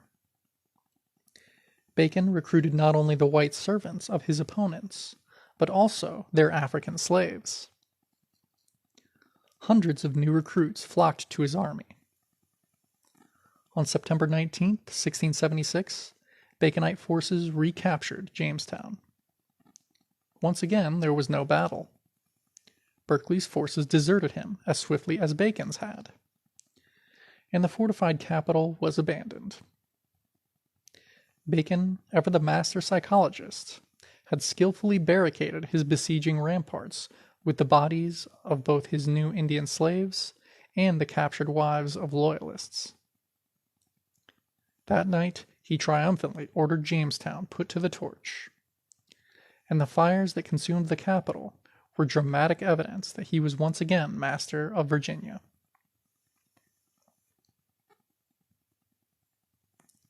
But then Bacon died suddenly from an unexpected illness. His successor as general of the rebellion lost heart and made a secret deal with the crown to disarm the rebel forces. The last diehards were some 80 African slaves and 20 white servants, who refused to surrender to a fate they knew all too well. They were tricked into coming aboard a ship, taken out into the middle of a river, and forced to disarm at cannon point.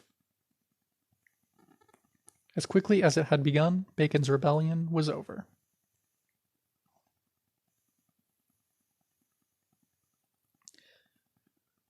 Out of the debris of this chaotic dispute, we can pick out the central facts. First, that there was no democratic political program or movement whatsoever. Bacon's rebellion was a popular movement, representing a clear majority of the settlers, to resolve serious economic and social problems by stepping up the exploitation of oppressed peoples. Far from being democratic, it was more nearly fascistic. Bacon was the diseased mind of the most reactionary faction of the planters.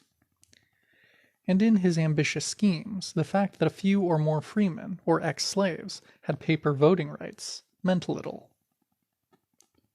Far from fighting to abolish slavery, the rebellion actually hoped to add the number of slaves by Indian conquest.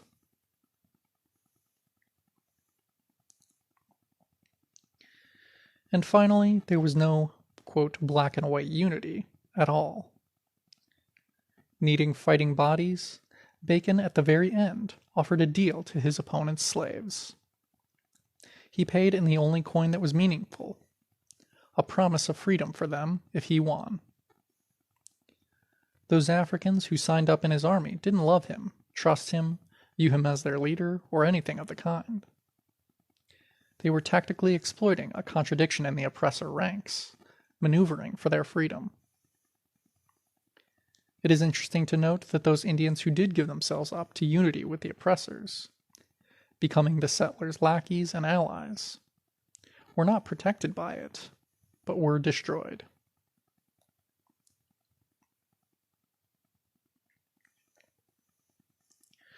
We can also see here the contradiction of, quote, democratic reforms within the context of settler capitalism. Much has been made of the reforms of, quote, Bacon's Assembly, the June 1676 session of the Virginia Assembly, which was so named because of its newly elected majority of Baconites and their sympathizers. Always singled out for praise by Euro-American historians was Act 7 of the Assembly, which restored voting rights to propertyless freemen. The most eminent Euro-American radical labor historian, Philip S. Foner, has written how, beginning a long quote, the rebellion gained a number of democratic rights for the people.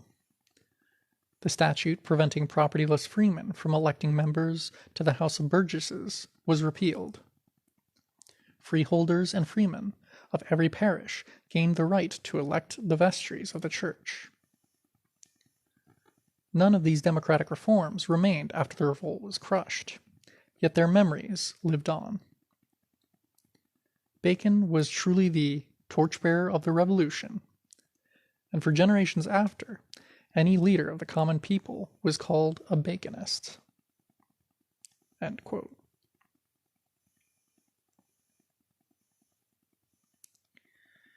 It is easy to see how contemptible these pseudo-Marxist, white supremacist lies are. When we examine the entire work of that legislature of planter reforms, we find that the first 3 acts passed all involved furthering the genocidal war against the Indians. Act 3 legalized the settler seizure of Indian lands, previously guaranteed by treaty, quote, deserted by Indians fleeing from Bacon's attacks.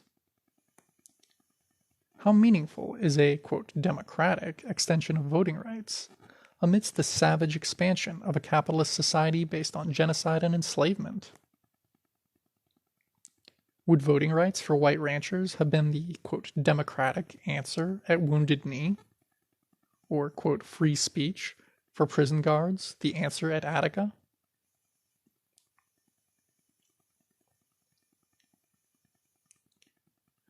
The truth is that Euro-Americans view these bourgeois democratic measures as historic gains because to them they are, but not to us. The inner content, the essence of these reforms, was the consolidation of a new settler nation. Part of this process was granting full citizenship in the settler society to all strata and classes of Euro-Americans. As such, these struggles were widespread in colonial America, and far more important to settlers than mere wage disputes.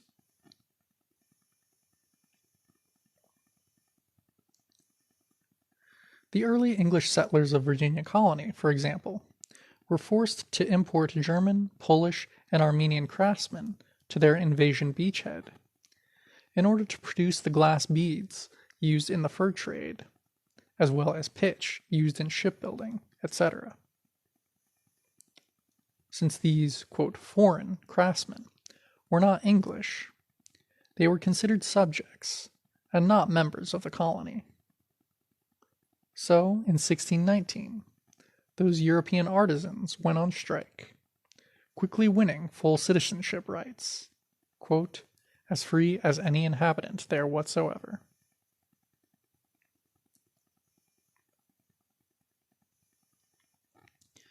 Similar struggles took place throughout the colonial era in both North and South.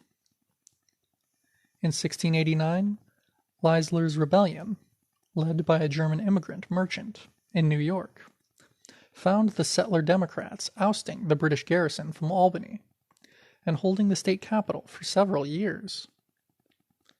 The New York State Assembly has its origins in the settler legislature granted by the Crown as a concession after the revolt had been ended. The Roosevelt family first got into settler politics as supporters of Leisler.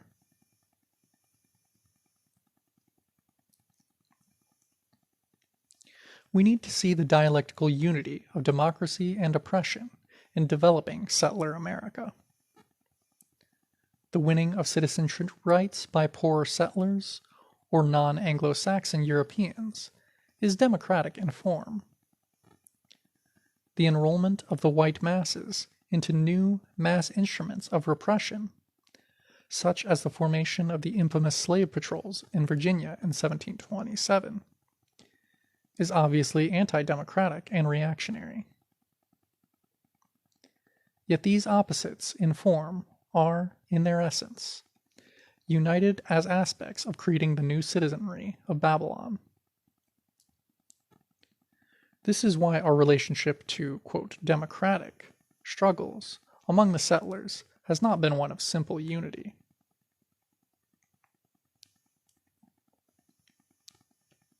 This was fully proven in practice once again by the 1776 War of Independence, a war in which most of the Indian and African peoples opposed settler nationhood and the consolidation of America. In fact, the majority of oppressed people gladly allied themselves to the British forces in hopes of crushing the settlers.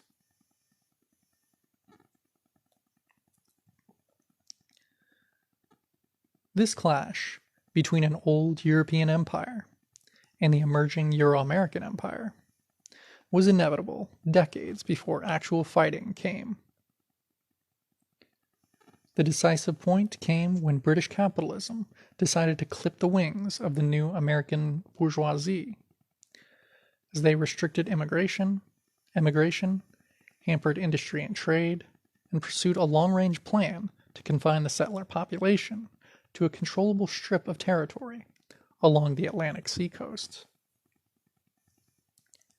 They proposed, for their own imperial needs, that the infant America be permanently stunted. After all, the European conquest of just the eastern shores of North America had already produced, by the time of independence, a population almost one-third as large as that of England and Ireland. They feared that, unchecked, the colonial tail might someday wag the imperial dog, as indeed it has.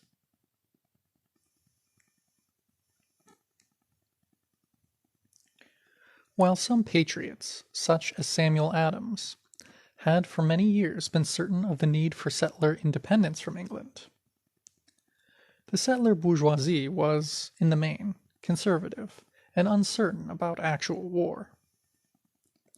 It was the land question that in the end proved decisive in swaying the doubtful among the settler elite.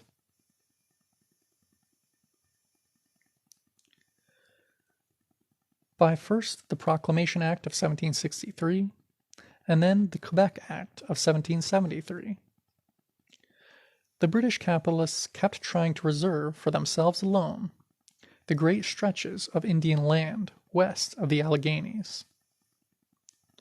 This was ruinous to the settler bourgeoisie, who were suffering from the first major depression in American history. Then, as now, real estate speculation was a mania, a profitable obsession to the Euro-American patriots. Ben Franklin, the Whartons, and other Philadelphia notables tried to obtain vast acreages for speculation. George Washington, together with the Lees and Fitzhughs, formed the Mississippi Company, which tried to get 2.5 million acres for sale to new settlers. Heavily in debt to British merchant bankers, the settler bourgeoisie had hoped to reap great rewards from seizing new Indian lands as far west as the Mississippi River.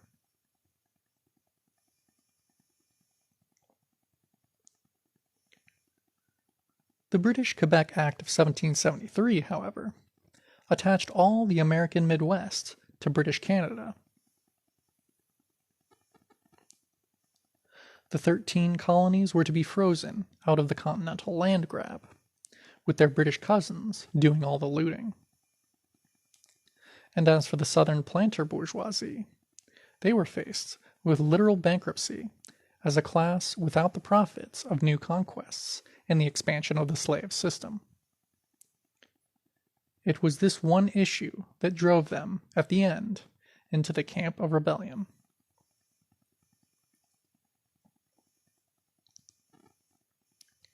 Historian Richard G. Wade, analyzing the relation of frontier issues to the War of Independence, says of British restrictions on settler land grabbing, quote, "Settlers hungered to get across the mountains and resented any efforts to stop them.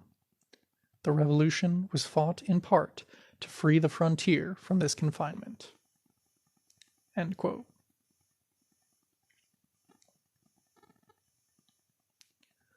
Like Bacon's rebellion, the, quote, liberty that the American revolutionists of the 1770s fought for was in large part the freedom to conquer new Indian lands and profit from the commerce of the slave trade, without any restrictions or limitations.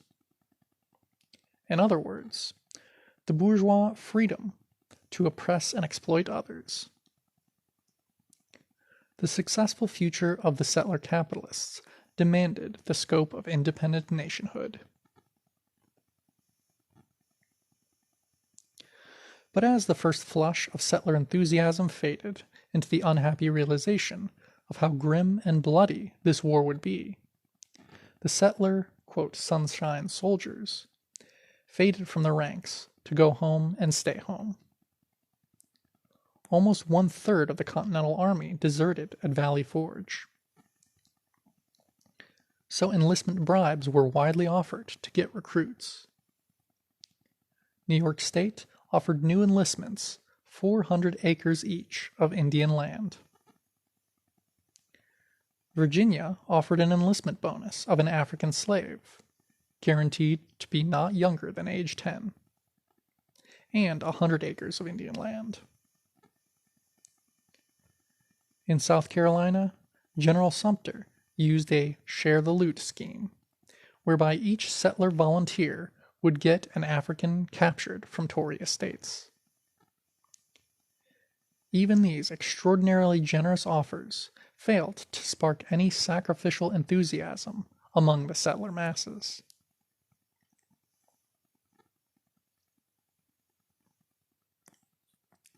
It was Africans who greeted the war with great enthusiasm. But while the settler slave masters sought, quote, democracy through wresting their nationhood away from England, their slaves sought liberation by overthrowing America or escaping from it. Far from being either patriotic American subjects or passively enslaved neutrals, the African masses threw themselves daringly and passionately into the jaws of war on an unprecedented scale, into their own war against slave America and for freedom. The British, short of troops and laborers, decided to use both the Indian nations and the African slaves to help bring down the settler rebels. This was nothing unique. The French had extensively used Indian military alliances, and the British extensively used African slave recruits in their 1756-63 war over North America, called the French and Indian War in settler history books. But the Euro-American settlers, sitting on the dynamite of a restive, nationally oppressed African population, were terrified and outraged.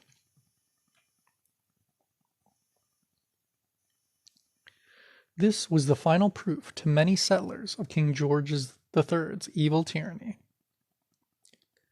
An English gentlewoman traveling in the colonies wrote that popular settler indignation was so great that it stood to unite rebels and Tories again. Tom Paine, in his revolutionary pamphlet Common Sense, raged against, quote, "that barbarous and hellish power which hath stirred up Indians and Negroes to destroy us." End quote. But oppressed peoples saw this war as a wonderful contradiction to be exploited in the ranks of the European capitalists.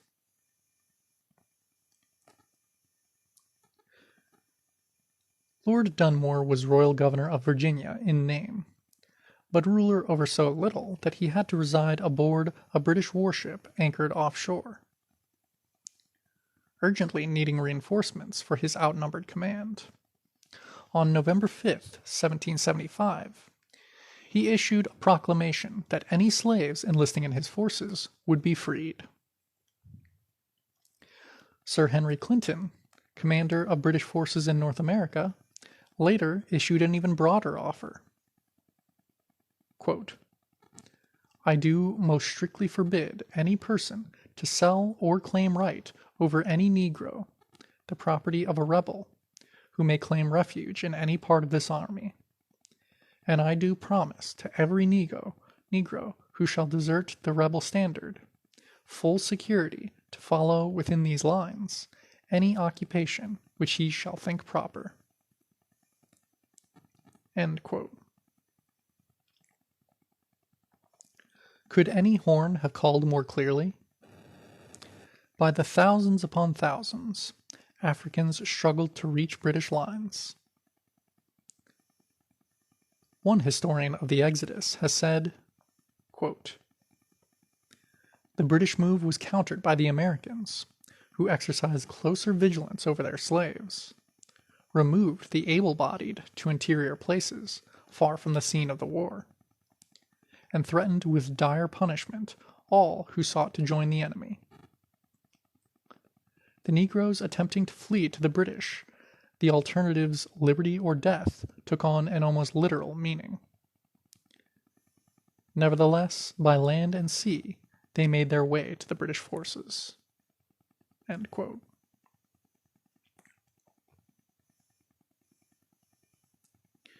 The war was a disruption to slave America, a chaotic gap in the European capitalist ranks to be hit hard.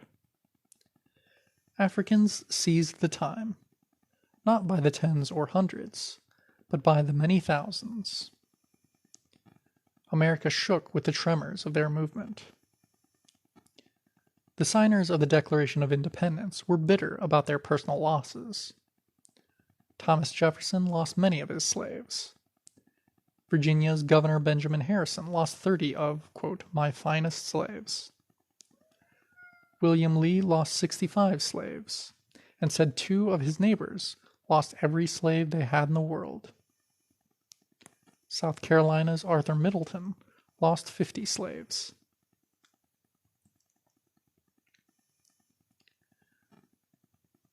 Africans were writing their own Declaration of Independence by escaping. Many settler patriots tried to appeal to the British forces to exercise European solidarity and expel the rebel slaves. George Washington had to denounce his own brother for bringing food to the British troops, in a vain effort to coax them into returning the Washington family slaves. Yes, the settler patriots were definitely upset to see some real freedom getting loosed upon the land. To this day, no one really knows how many slaves freed themselves during the war. Georgia settlers were said to have lost over 10,000 slaves, while the number of African escaped prisoners in South Carolina and Virginia was thought to total well over 50,000. Many, in the disruption of war, passed themselves off as freemen and relocated in other territories, fled to British Florida and Canada, or took refuge in maroon communities or with the Indian nations.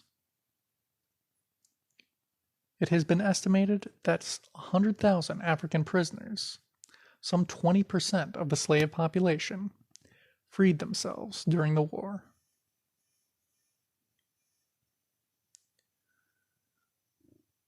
The thousands of rebellious Africans sustained the British war machinery. After all, if the price of refuge from the slave master was helping the British throw down the settlers, it was not such a distasteful task. Lord Dunmore had an, quote, Ethiopian regiment of ex-slaves who went into battle with the motto, "Liberty to slaves," sewn on their jackets, who helped the British capture and burn Norfolk, Virginia, on New Year's Day, 1776. That must have been sweet indeed. Everywhere, Africans appeared with the British units as soldiers, porters, road builders, guides, and intelligence agents. Washington declared that unless the slave escapes could be halted, the British army would inexorably grow, quote, like a snowball in rolling.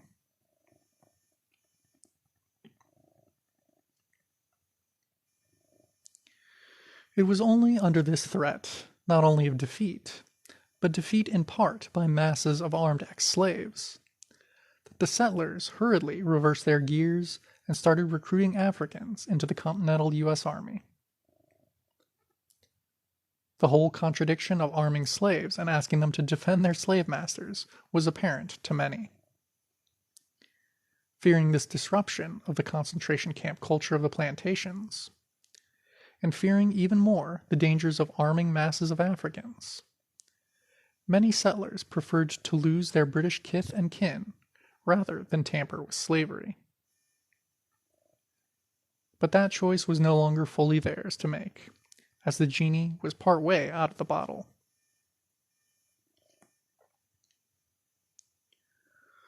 On December 31st, 1775, General George Washington ordered the enlistment of Africans into the Continental Army, with the promise of freedom at the end of the war. Many settlers sent their slaves into the army to take their place.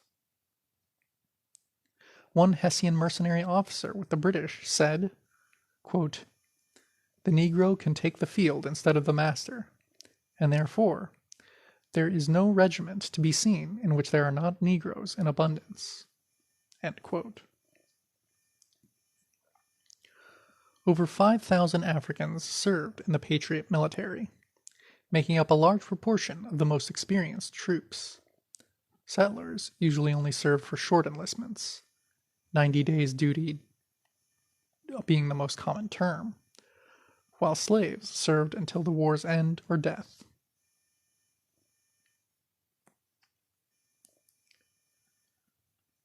For oppressed peoples, the price of the war was paid in blood.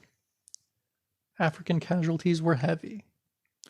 One half of the Africans who served with the British in Virginia died in an epidemic. And the Indian nations, allied to the Crown, suffered greatly as the tide of battle turned against their side. The same was true of many Africans captured in British defeats. Some were sold to the West Indies, and others were executed.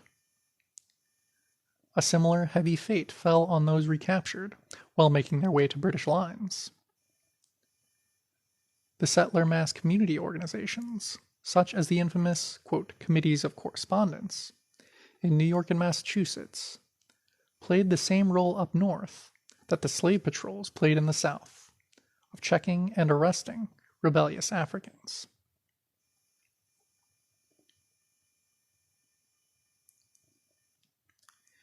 Even those who had allied with the victorious settlers did not necessarily find themselves winning anything. Many Africans were disarmed and put back into chains at the war's end, despite solemn settler promises. John Hancock, president of the Continental Congress, may have presented African U.S. troops with a banner which praised them as, quote, the Bucks of America. But that didn't help Africans such as Captain Mark Starlin. He was the first African captain in the American naval forces, and had won many honors for his near-suicidal night raids on the British fleet, which is why the settlers let him and his all-African crew sail alone. But as soon as the war ended, his master simply reclaimed him. Starlin spent the rest of his life as a slave. He, ironically enough, is known to historians as an exceptionally dedicated, quote, patriot, super loyal to the new settler nation.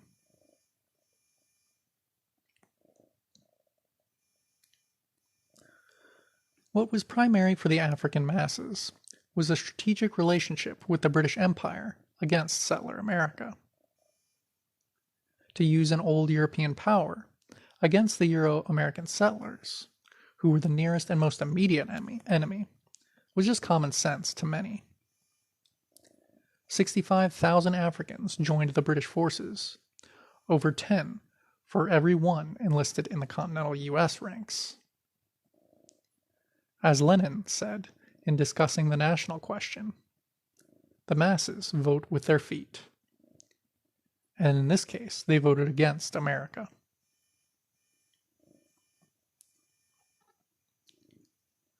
Secondarily, on an individual level, Africans served with various forces in return for release from slavery. There was no real, quote, political unity or larger allegiance involved, just a quid pro quo. On the European sides as well, obviously. If the British and Patriot sides could have pursued their conflict without freeing any slaves or disrupting the slave system, they each gladly would have done so. Just as the slave enlistments in Bacon's Rebellion demonstrated only the temporary and tactical nature of alliances between oppressed and oppressor forces, so the alignment of forces in the settler War of Independence only proved that the national patriotic struggle of Euro-Americans was opposite to the basic interests and political desires of the oppressed.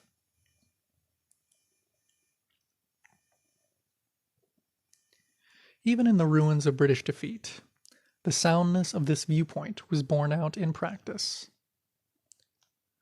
While the jubilant patriots watched the defeated British Army evacuate New York City in 1783, some 4,000 Africans swarmed aboard the departing ships to escape America.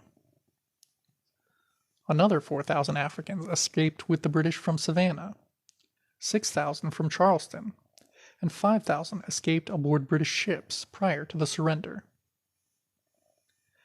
Did these brothers and sisters, quote, lose the war compared to those still in chains on the plantations?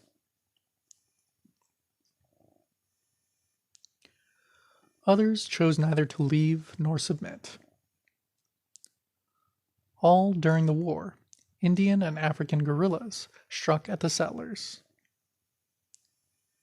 In one case, 300 African ex-slaves fought an extended guerrilla campaign against the planters in both Georgia and South Carolina. Originally allied to the British forces, they continued their independent campaign long after the British defeat. They were not overcome until 1786, when their secret fort at Bear Creek was discovered and overwhelmed. This was but one front in the true democratic struggle against America.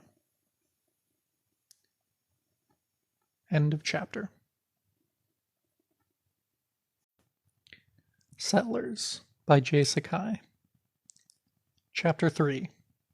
The Contradictions of Nation and Class. Section.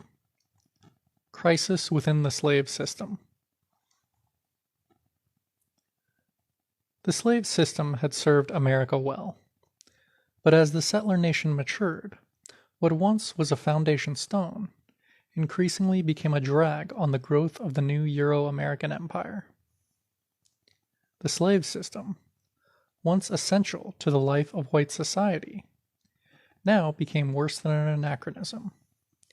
It became a growing threat to the well-being of settler life. While the settler masses and their bourgeois leaders still intended to exploit the oppressed to the fullest extent, increasingly they came to believe that one specific form of exploitation, African slavery, had to be shattered. Nothing is gained without a price, as, quote, natural and, quote, heaven-sent, as the great production of African slave labor seemed to the planters. This wealth was bought at the cost of mounting danger to settlers as a whole. For the slave system imported and concentrated a vast enemy army of oppressed right in the sinews of white society. This was the fatal contradiction in the, quote, slave power, so clearly seen by early settler critics of slavery. Benjamin Franklin, for example, not only gave up slave owning himself, but in 1755 wrote that slavery should be banned and only Europeans permitted to live in North America. 20 years later, as the Articles of Confederation were being debated, South Carolina's Lynch stated that since Africans were property, they shouldn't be taxed any more than sheep were. Franklin acidly replied, quote, "Sheep will never make insurrection."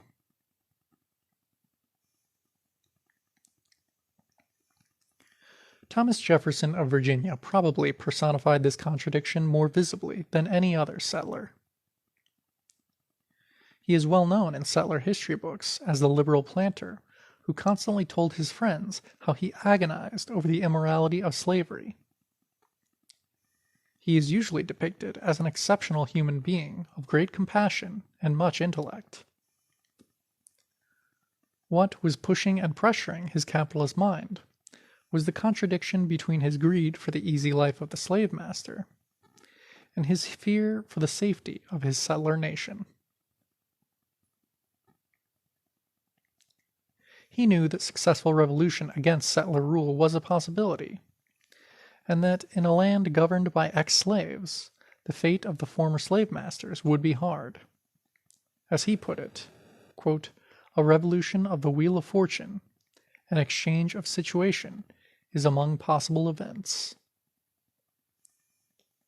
That is why, as U.S. President in 1791, he viewed the Great Haitian Revolution, led by Toussaint Louverture, as a monstrous danger. His administration quickly appropriated relief funds to subsidize the French planters fleeing that island. Jefferson's agile mind came up with a theoretical solution to their, quote, Negro problem: gradual genocide. He estimated that returning all slaves to Africa would cost America $900 million in lost capital and transportation expenses, a sum 45 times the annual export earnings of the settler economy at the time. This was an impossible cost, one that would have bankrupted not only the planters, but the entire settler society as well.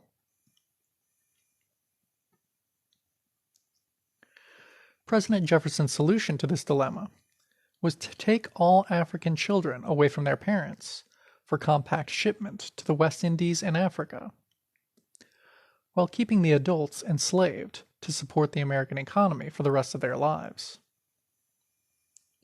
This would theoretically generate the necessary profits to prop up the capitalist economy, while still moving towards an all-white America. Jefferson mused, quote, "The old stock would die off in the ordinary course of nature, until its final disappearance." End quote. The president thought this Hitlerian fantasy both, quote, "practicable" and, quote, "blessed." It is easy to understand why this fantastic plan never became reality. The oppressor will never willingly remove his claws from the oppressed, so long as there are still more profits to be wrung from them. Jefferson himself actively bought more and more slaves to maintain his pseudo-Grecian lifestyle. As president, he signed the 1808 bill allegedly banning the importation of new slaves, in part, we suspect, because this only raised the price he could obtain from his slave-breeding business.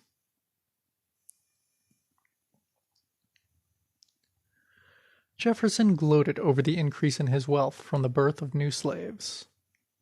Quote, "I consider the labor of a breeding woman as no object, and that a child raised every 2 years is of more profit than the crop of the best laboring man." End quote. It sums matters up to note that President Jefferson, who believed that the planters should restrict and then wipe out entirely the African colony, ended his days owning more slaves than he started with.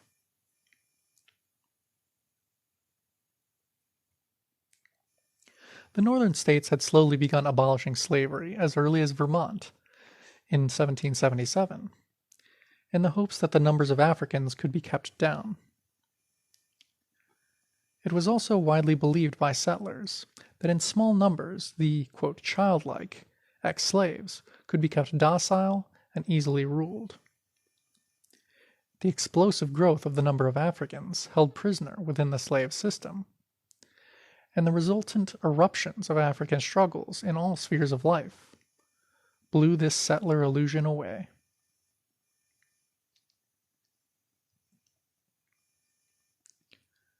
The Haitian Revolution of 1791 marked a decisive point in the politics of both settler and slave.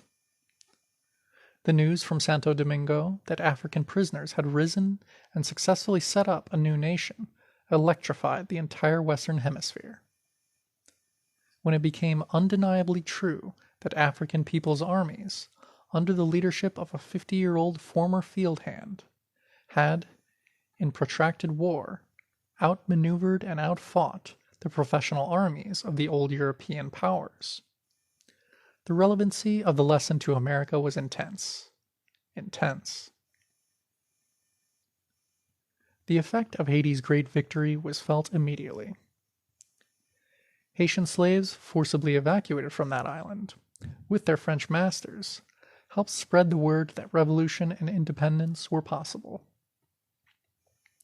The new Haitian Republic proudly offered citizenship to any Indians and Africans who wanted it, and thousands of free Africans emigrated.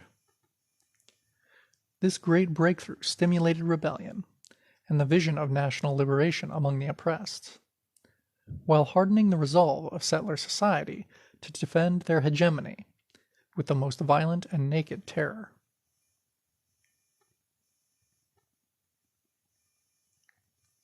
The Virginia insurrection, led by Gabriel, some 9 years later, in which thousands of Africans were involved, as well as that of Nat Turner in 1831, caused discussions within the Virginia legislature on ending slavery. The 1831 uprising, in which 60 settlers died, so terrified them that public rallies were held in Western Virginia to demand an all-white Virginia. Virginia's Governor Floyd publicly endorsed the total removal of all Africans out of the state. If such proposals could be entertained in the heartland of the slave system, we can imagine how popular that must have been among settlers in the northern states.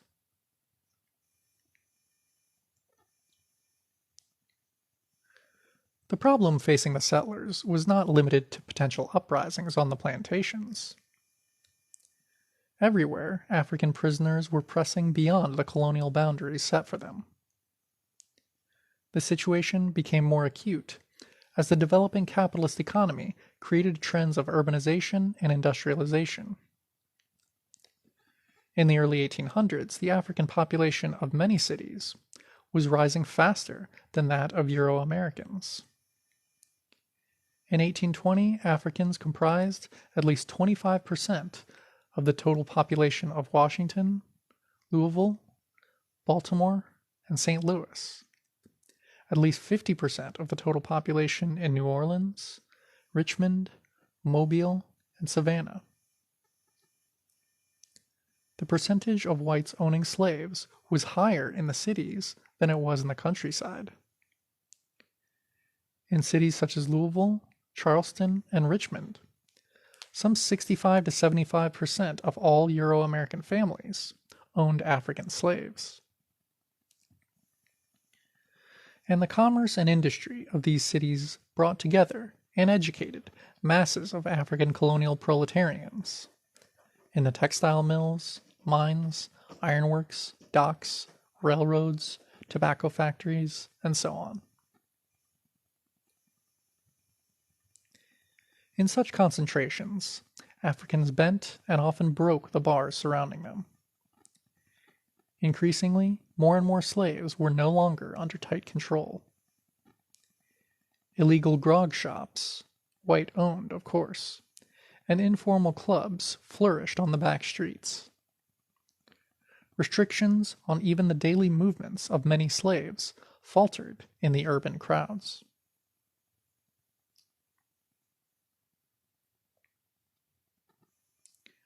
Contemporary white travelers often wrote of how alarmed they were, when visiting southern cities, at the large numbers of Africans on the streets. One historian writes of New Orleans, quote, "It was not unusual for slaves to gather on the street corners at night, for example, where they challenged whites to attempt to pass. Nor was it safe to accost them, as many went armed with knives and pistols in flagrant defiance of all the precautions of the Black Code." End of quote. A Louisville newspaper editorial complained in 1835 that Negroes scarcely realized the fact that they are slaves, insolent, intractable. End quote.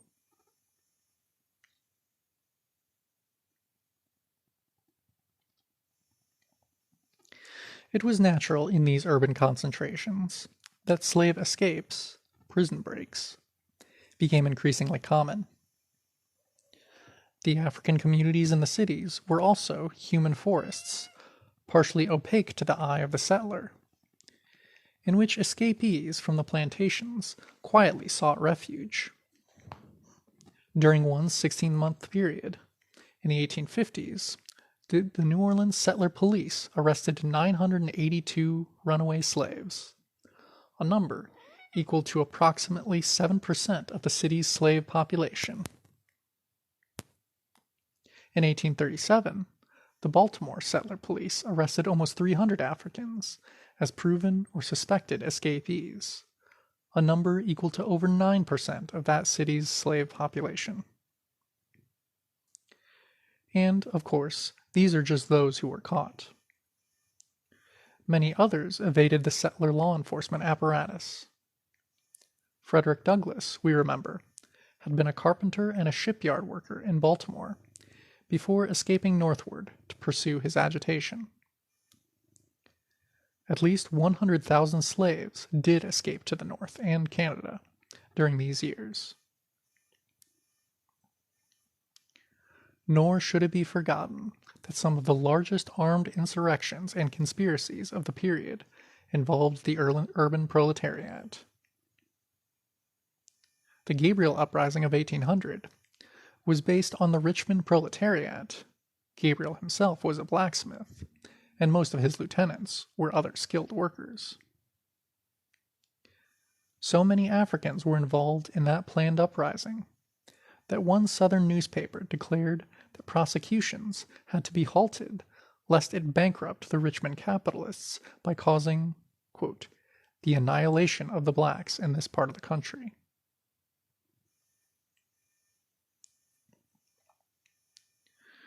The Charleston Conspiracy of 1822, led by Denmark Vesey, a free carpenter, was an organization of urban proletarians, stevedores, millers, lumberyard workers, blacksmiths, etc. Similarly, the Great Conspiracy of 1856 was organized among coal mine, mill, and factory workers across Kentucky and Tennessee. In its failure, some 65 Africans were killed at Senator Bell's ironworks alone. It was particularly alarming to the settlers that those Africans who had been given the advantages of urban living, and who had skilled positions, just used their relative mobility to strike at the colonial system all the more effectively.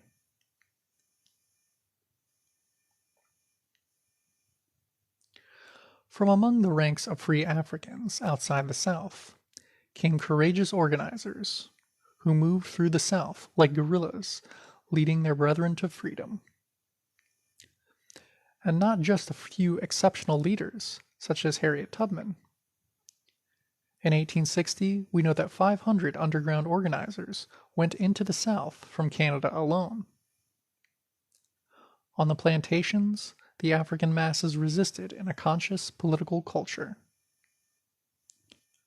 A letter from a Charleston, South Carolina plantation owner in 1844 tells how all the slaves in the area secretly celebrated every August 1st, the anniversary of the end of slavery in the British West Indies.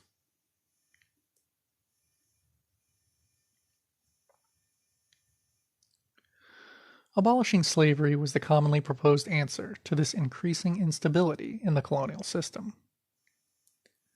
The settler bourgeoisie, however, which had immense capital tied up in slaves, could hardly be expected to take such a step willingly. One immediate response in the 1830s was to break up the African communities in the cities. In the wake of the Vesey conspiracy, for instance, the Charleston City Council urged that the number of male Africans in the city, quote, be greatly diminished. And they were.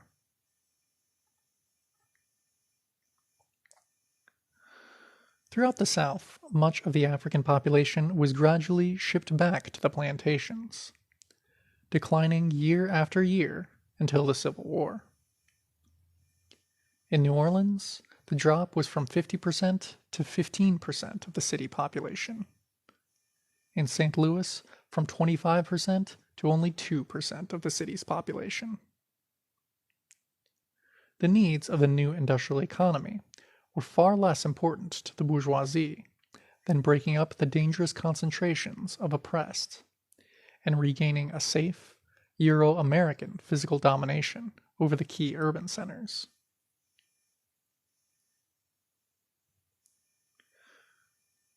One northern writer traveling through the South noted in 1859 that the Africans had been learning too much in the cities. Quote, this has alarmed their masters, and they are sending them off as fast as possible to the plantations where, as in a tomb, no sight or sound of knowledge can reach them. End quote. In addition to the physical restrictions, the mass terror, etc., that we all know were imposed, it is important to see that settler America reacted to the growing consciousness of Africans by attempting to isolate and physically break up the oppressed communities. It is a measure of how strongly the threat of revolution was rising in the African nation that the settlers had to restructure their society in response.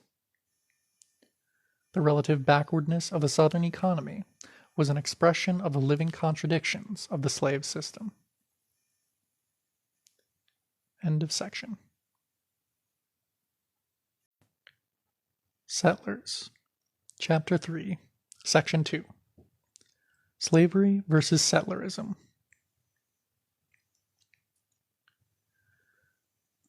Slavery had become an obstacle to both the continued growth of settler society and the interests of the Euro-American bourgeoisie. It was not that slavery was unprofitable itself.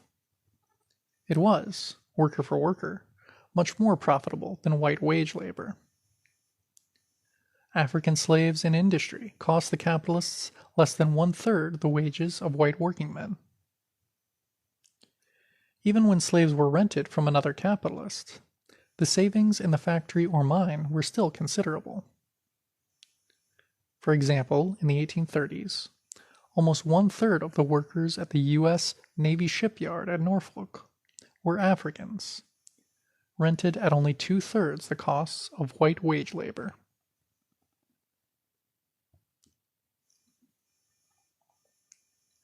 But the American capitalists needed to greatly expand their labor force. While the planters believed that importing new millions of African slaves would most profitably meet this need, it was clear that this would only add fuel to the fires of the already insurrectionary African colony. Profit had to be seen not in the squeezing of a few more dollars on a short-term individual basis, but in terms of the needs of an entire empire and its future. And it was not just the demand for labor alone that outmoded the slave system. Capitalism needed giant armies of settlers, waves and waves of new European shock troops, to help conquer and hold new territory, to develop it for the bourgeoisie, and garrison it against the oppressed. The Mississippi Valley, the Plains, the northern territories of Mexico, the Pacific West. A whole continent of land and resources awaited, that could only be held by millions of loyal settlers. After Haiti, it was increasingly obvious that a, quote, thin white line of a few soldiers, administrators, and planters could not safely hold down whole oppressed nations. Only the weight of masses of oppressors could provide the Euro-American bourgeoisie with the empire they desired. This was a fundamental element in the antagonistic but symbiotic relationship of the white masses to their rulers.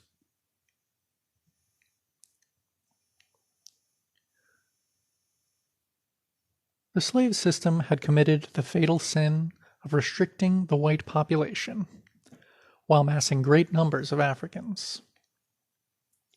In the 1860 census, we can see the disparity of the settler populations of North and South. Excluding the border states of Delaware and Maryland, the slave states had a median population density of a bare 18 whites per square mile. The most heavily populated of the slave states, Kentucky, had a population of only 31 whites per square mile. In sharp contrast, northern states such as Ohio, New Jersey, and Massachusetts had populations of 59, 81, and 158 whites per square mile, respectively. This disparity was not only large, but was qualitatively significant for the future of the Euro-American Empire.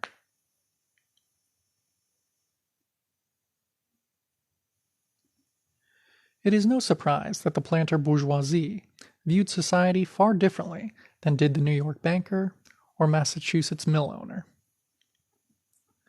The thought of an America crowded with millions and millions of poverty-stricken European laborers, all sharing citizenship with their mansion-dwelling brothers, horrified the planter elite.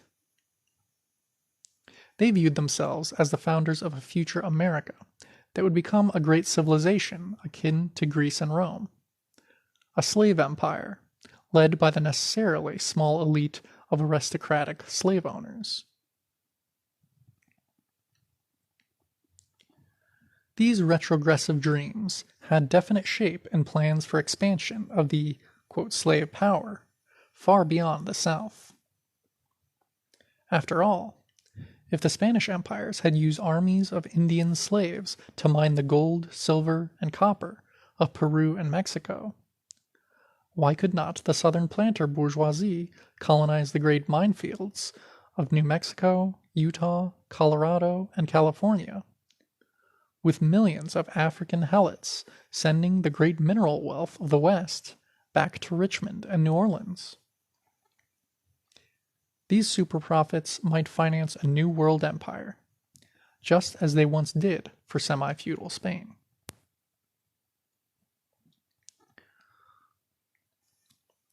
Why could not the plantation system be extended, not just to Texas, but to swallow up the West, Mexico, Cuba, and Central America? If masses of Africans already sweated so profitably in the factories, mills, and mines of Birmingham and Richmond, why couldn't the industrial process be an integral part of a new slave empire that would bestride the world, as Rome once did Europe and North Africa?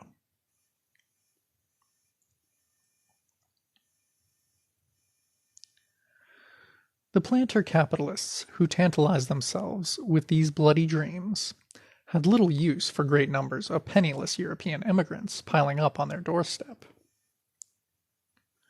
While Northerners saw the increasing dangers of a slave economy, with its mounting, captive armies of Africans, the planters saw the same dangers in importing a white proletariat. The creation of such an underclass would inevitably, they thought, divide white society, since the privileged life of settlerism could only stretch so far. Or, in other words, too many whites meant an inevitable squabble over dividing up the loot.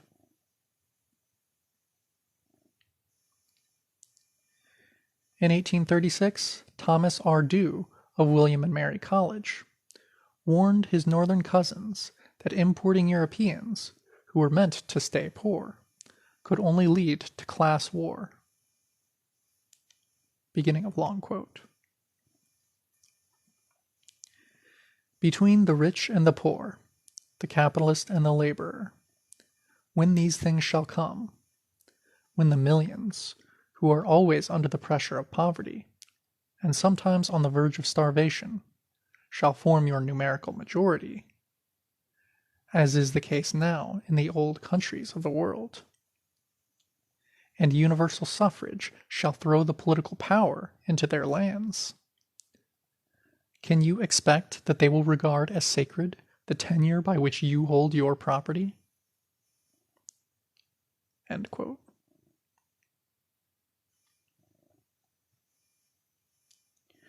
These were prophetic words, but in any case, the deadlock between these two factions of the settler bourgeoisie meant that both sides carried out their separate policies during the first half of the 1800s. While the merchant and industrial capitalists of the North recruited the dispossessed of Europe, the Southern planters fought to expand the slave power. Edmund Ruffin, the famous Virginia planter, smugly boasted that, quote, one of the greatest benefits of the institution of African slavery to the Southern states is its effect in keeping away from our territory and directing to the north and northwest the hordes of immigrants now flowing from Europe. End quote. Such is the blindness of doomed classes. End of chapter 3. Settlers by J Sakai. Chapter 4. Settler Trade Unionism. Section: The Rise of White Labor. Settler America got the reinforcements it needed to advance into empire from the great European immigration of the 19th century. Between 1830 to 1860, some 4.5 million Europeans, two-thirds of them Irish and German, arrived to help the settler beachhead on the eastern shore push outward. The impact of these reinforcements on the tide of battle can be guessed from the fact that they numbered more than the total settler population of 1800.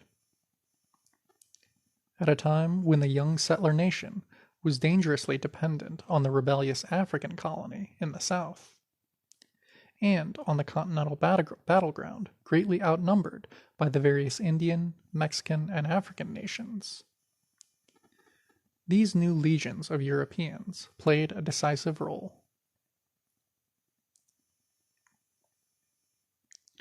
The fact that this flood of new Europeans also helped create contradictions within the settler ranks has led to honest confusions.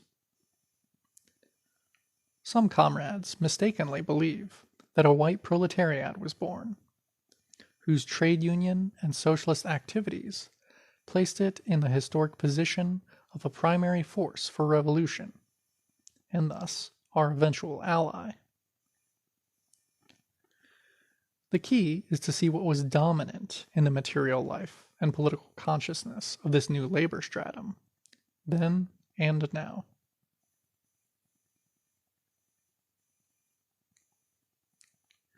The earlier settler society of the English colonies was relatively fluid, and still unformed in terms of class structure.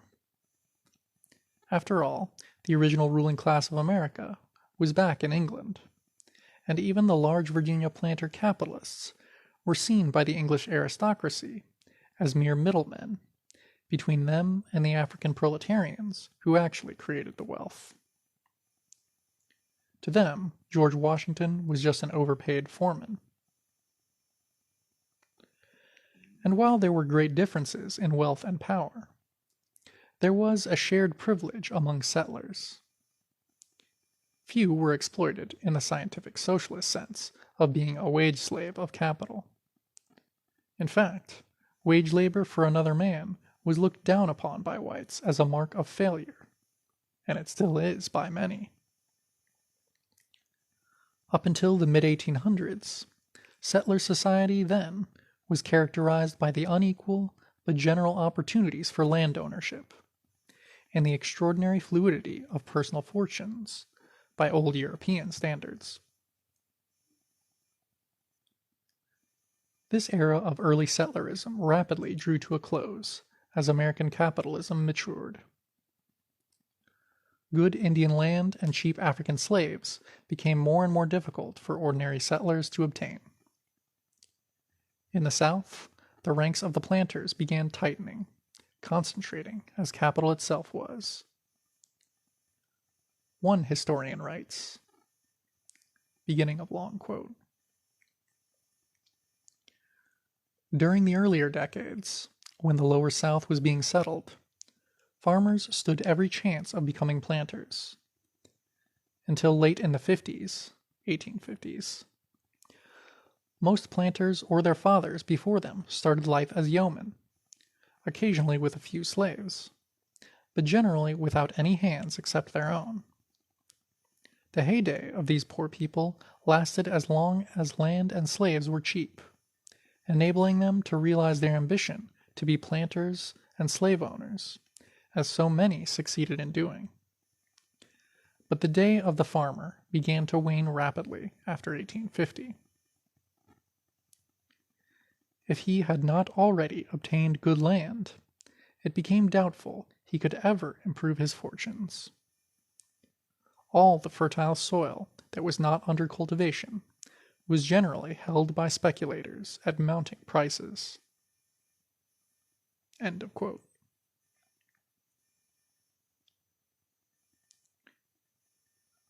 While in the cities of the North, the small, local business of the independent master craftsman, shoemaker, blacksmith, cooper, etc., was giving way step by step to the large merchant, with his regional business and his capitalist workshop, or factory.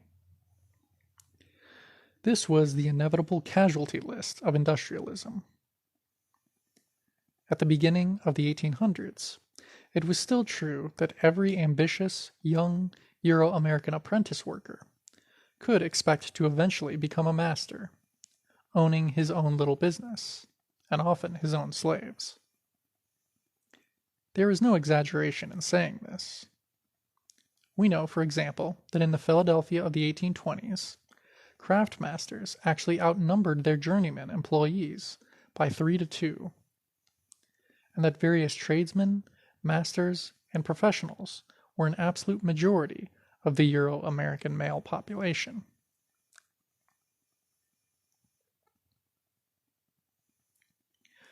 But by 1860, the number of journeyman workers compared to masters had tripled, and a majority of Euro-American men were now wage earners. Working for a master or merchant was no longer just a stepping stone to becoming an independent landowner or shopkeeper. This new white workforce, for the first time, had little prospect of advancing beyond wage slavery.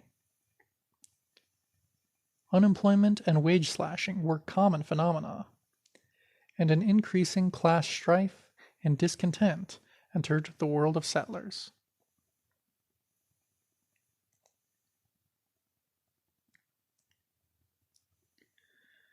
In this scene, the new millions of immigrant European workers, many with old European experiences of class struggle, furnished the final element in the hardening of a settler class structure. The political development was very rapid once the nodal point was reached. From artisan guilds to craft associations to local unions. National unions and labor journals soon appeared. And in the workers' movements, the championing of various socialist and even Marxist ideas was widespread and popular, particularly since these immigrant masses were salted with radical political exiles. Marx, in the inaugural address to the First International in 1864, says, quote, "Crushed by the iron hand of force, the most advanced sons of labor fled in despair to the transatlantic republic." End quote.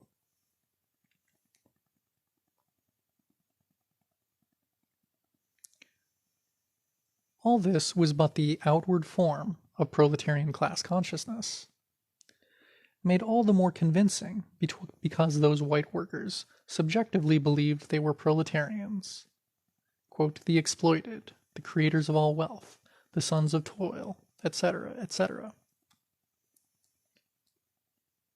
In actuality, this was clearly untrue. While there were many exploited and poverty-stricken immigrant proletarians, these new Euro-American workers, as a whole, were a privileged labor stratum. As a labor aristocracy, it had, instead of a proletarian revolutionary consciousness, a petty bourgeois consciousness that was unable to rise above reformism.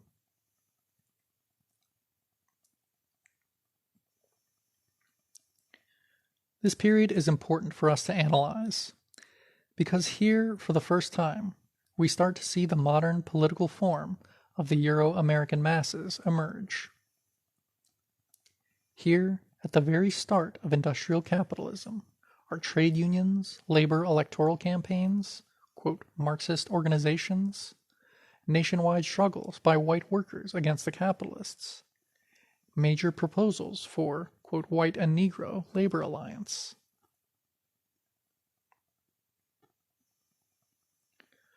What we find is that this new class of white workers was indeed angry and militant, but so completely dominated by petty bourgeois consciousness that they always ended up as pawns of various bourgeois political factions, because they clung to and hungered after the petty privileges derived from the loot of empire. They, as a stratum, became rabid and reactionary supporters of conquest, and the annexation of oppressed nations. The, quote, trade union unity, deemed so important by Euro-American radicals, then and now, kept falling apart and was doomed to failure. Not because white workers were racist, although they were, but because this alleged, quote, trade union unity was just a ruse to divide, confuse, and stall the oppressed until new genocidal attacks could be launched against us and completely drive us out of their way.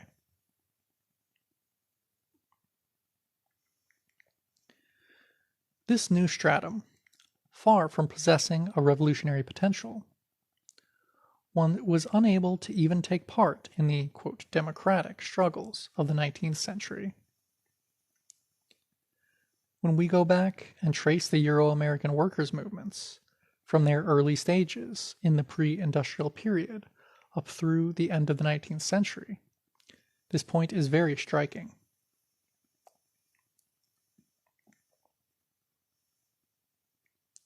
In the 1820s to 30s, before white workers had even developed into a class, they still played a major role in the political struggles of, quote, Jacksonian democracy.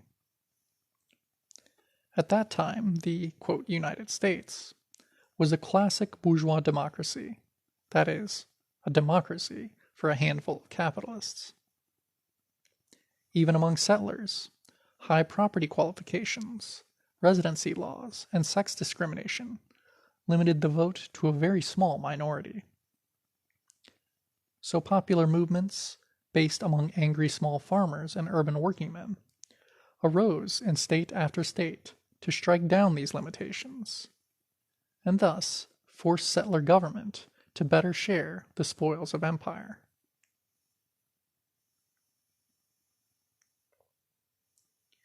In New York State, for example, one liberal landmark was the, quote, Reform Convention of 1821, where the supporters of Martin Van Buren swept away the high property qualifications that had previously barred white workingmen from voting. This was a significant victory for them. Historian Leon Litwack has pointed out that the 1821 convention, quote, has come to symbolize the expanded democracy which made possible the triumph of Andrew Jackson 7 years later, end quote. Van Buren became the hero of the white workers, and was later to follow Jackson into the White House.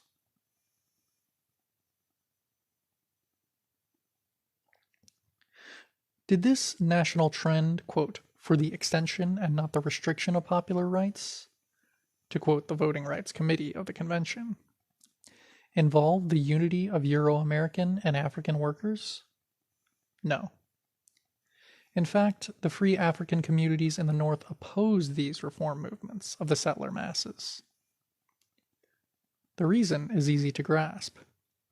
Everywhere in the North, the pre-Civil War popular struggles to enlarge the political powers of the settler masses also had the program of taking away civil rights from the Africans. These movements had the public aim of driving all Africans out of the North. The 1821 New York, quote, Reform Convention gave all white workingmen the vote, while simultaneously raising property qualifications for African men so high that it effectively disenfranchised the entire community. By 1835, it was estimated that only 75 out of 15,000 Africans in that state had voting rights.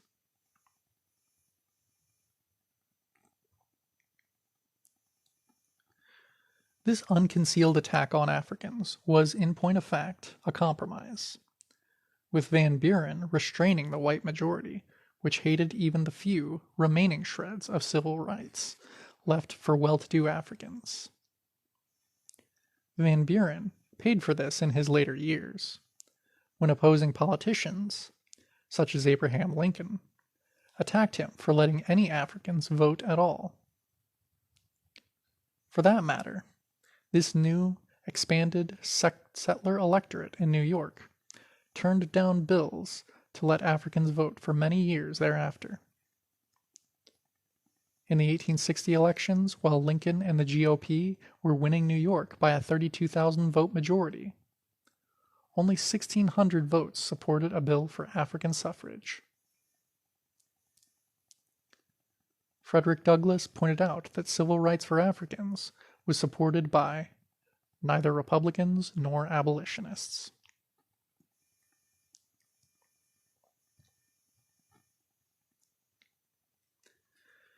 These earlier popular movements of settler workingmen found significant expression in the presidency of Andrew Jackson, the central figure of, quote, Jacksonian democracy.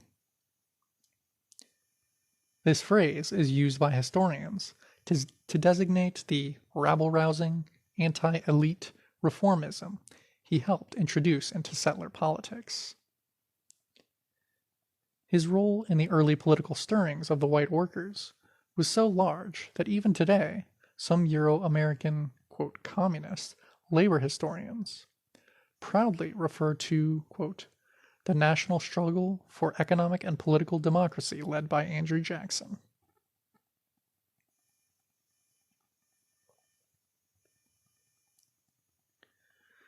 Jackson did indeed lead a, quote, national struggle to enrich not only his own class, the planter bourgeoisie, but his entire settler nation of oppressors. He stood at a critical point in the Great Expansion into empire. During his 2 administrations, he personally led the campaigns to abolish the National Bank, which was seen by many settlers as protecting the monopolistic power of the very few top capitalists and their British and French backers, and to ensure settler prosperity by annexing new territory into the empire. In both, he was successful.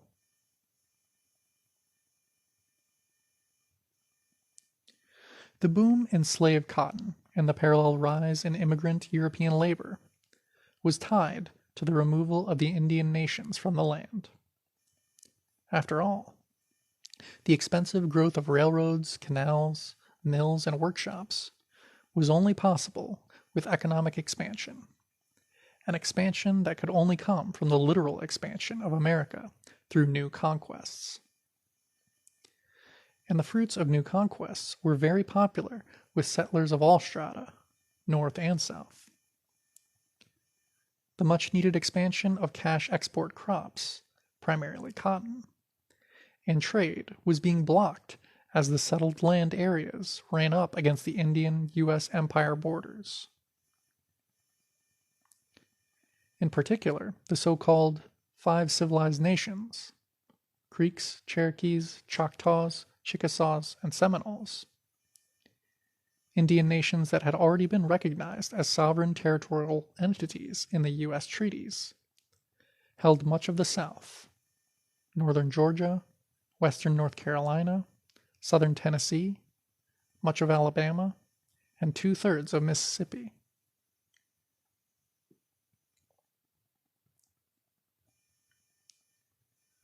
The settlers were particularly upset that the Indian nations of the old Southwest showed no signs of collapsing, dying out, or trading away their land. All had developed stable and effective agricultural economies with considerable trade. Euro-Americans, if anything, thought that they were too successful. The Cherokee, who had chosen a path of adopting many Western societal reforms, had a national life more stable and prosperous than that of the Euro-American settlers who eventually occupied those Appalachian regions after they were forced out. A Presbyterian church report in 1826 records that the Cherokee Nation had 7,600 houses, 762 looms, 1,488 spinning wheels, 10 sawmills, 31 grain mills, 62 blacksmith shops, 18 schools, 70,000 head of livestock, a weekly newspaper in their own language, and numerous libraries with thousands of good books. The Cherokee national government had a two-house legislature and a Supreme Court. Picture of the Cherokee Nation on the Trail of Tears, 1838.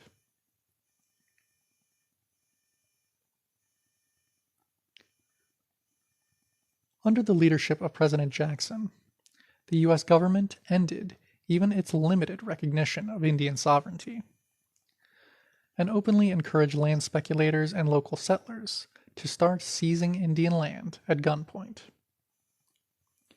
A U.S. Supreme Court ruling upholding Cherokee sovereignty versus the state of Georgia was publicly ridiculed by Jackson, who refused to enforce it. In 1830, Jackson finally got Congress to pass the Removal Act, which authorized him to use the army to totally relocate or exterminate all Indians east of the Mississippi River. The whole eastern half of this continent was now to be completely cleared of Indians, every square inch given over to the needs of European settlers. In magnitude, this was as sweeping as Hitler's grand design to render continental Europe free of Jews. Under Jackson's direction, the U.S. Army committed genocide on an impressive scale. The Cherokee Nation, for instance, was dismantled, with 1/3 of the Cherokee population dying in the winter of 1838 from disease, famine, exposure, and gunfire, as the U.S. marched them away at bayonet point on the Trail of Tears.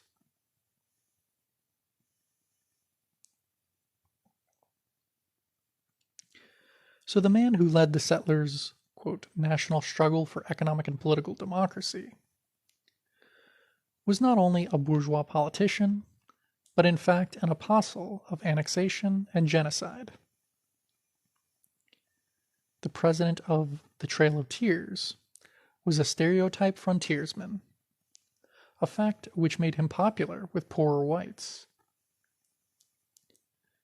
After throwing away his inheritance on drinking and gambling, the young Jackson moved to the frontier, at that time Nashville, Tennessee, to, quote, find his fortune.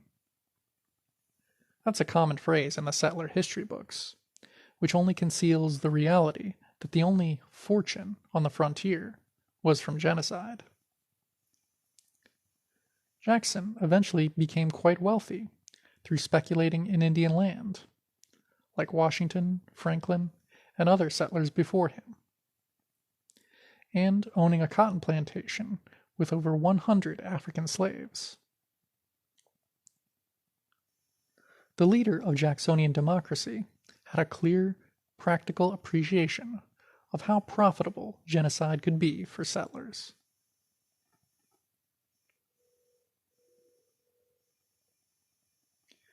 First as a land speculator, then as a slave master, and finally as general and then president, Jackson literally spent the whole of his adult life personally involved in genocide. During the Creek War of 1813-14, Jackson and his fellow frontiersmen slaughtered hundreds of unarmed women and children, afterwards skinning the bodies to make souvenirs. Footnote: while some of Hitler's death camp officers are said to have made lampshades out of the skins of murdered Jews, the practicalities of frontier life led Jackson and his men to make bridal reins out of their victims' skins. End footnote. Naturally, Jackson had a vicious hatred of Indians and Africans. He spent the majority of his years in public office pressing military campaigns against the Seminole in Florida, who had earned special enmity by sheltering escaped Africans.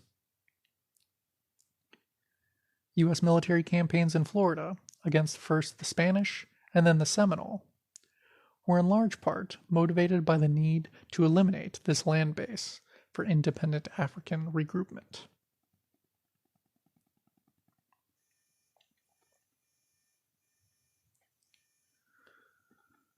The Seminole Wars, that went on for over 30 years, began when Jackson was an Army officer, and ended after he had retired from the White House, though he still sent Washington angry letters of advice on the war from his retirement. They were as much African wars as Indian wars, for the escaped Africans had formed liberated African communities as a semi-autonomous part of the sheltering Seminole Nation.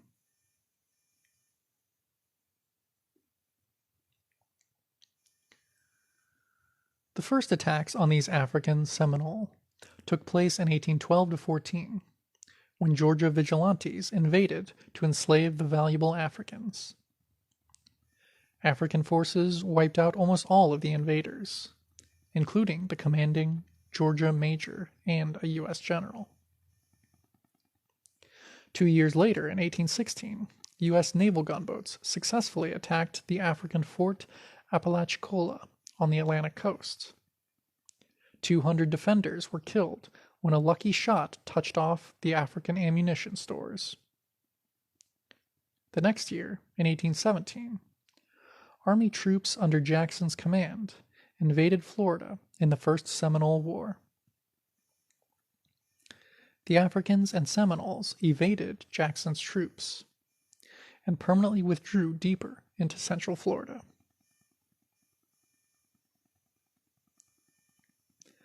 A picture of the popular and electoral vote in the election of 1828. Jackson has the majority.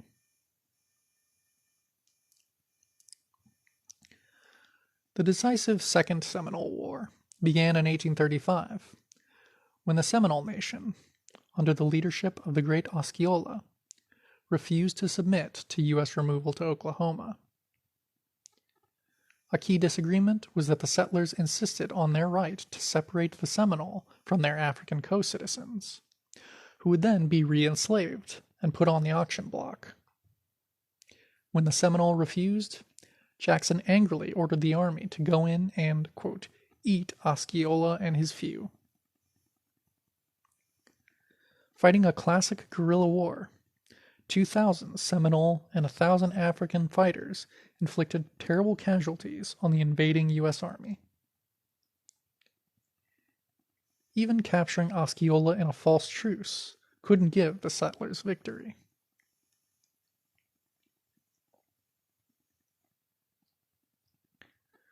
Finally, U.S. Commanding General Thomas Jessup conceded that none of the Africans would be re-enslaved, but all could relocate to Oklahoma as part of the Seminole Nation.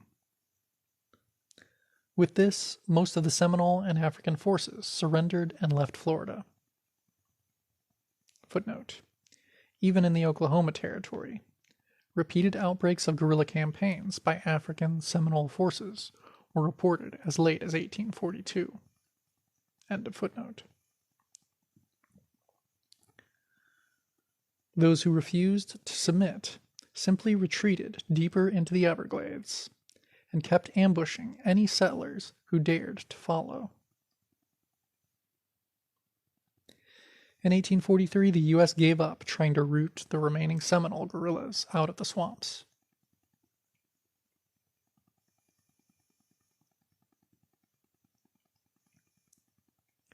The settlers lost some 1,600 soldiers, killed, and additional thousands wounded or disabled through disease. The war, which General Jessup labeled, quote, a Negro, not an Indian war, cost the U.S. some $30 million. That was 80 times what President Jackson had promised Congress he would spend in getting rid of all Indians east of the Mississippi. By the time he left office, Jackson was infuriated that the Seminole and Africans were resisting the armed might of the empire year after year. He urged that the army concentrate on finding and killing all the enemy women in order to put a final biological end to this stubborn nation. He boasted that he had used this strategy quite successfully in his own campaigns against Indians.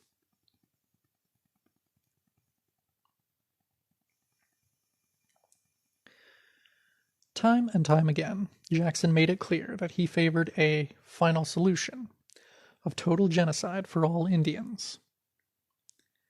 In his second State of the Union address, Jackson reassured his fellow settlers that they should not feel guilty when they, quote, tread on the graves of extinct nations, since the wiping out of all Indian life was just as natural as the passing of generations. Could anyone miss the point? After years and decades soaked in aggression and killing, could any Euro-American not know what Jackson stood for? Yet he was the chosen hero of the Euro-American workers of that day.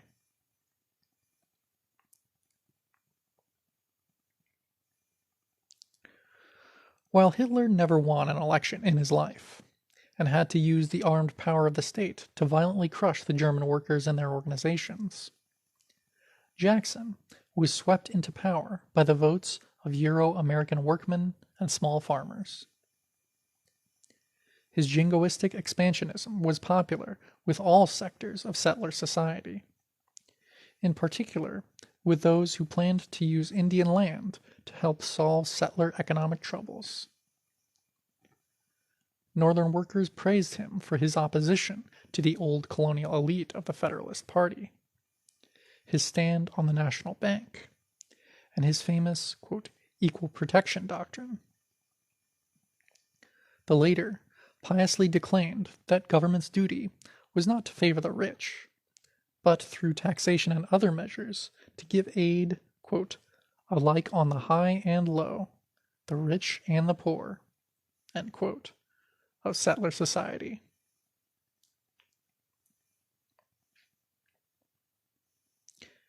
Jackson was the historic founder of today's Democratic Party, not only in organization, but in first welding together the electoral coalition of Southern planters and Northern, quote, ethnic workers.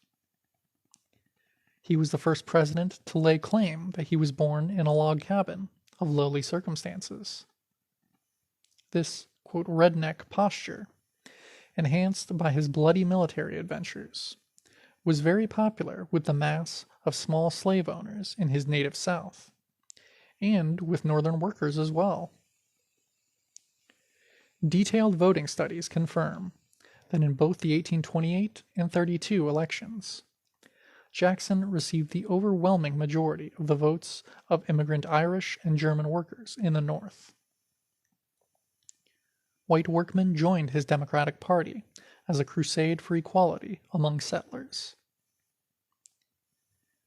In the New York mayoral election of 1834, organized white labor marched in groups to the polls, singing, beginning of quote, mechanics, cartmen, laborers must form a close connection and show the rich aristocrats their powers at this election. Yankee Doodle, smoke 'em out, the proud, the banking faction. None but such as Hartford feds oppose the poor and Jackson. End of song.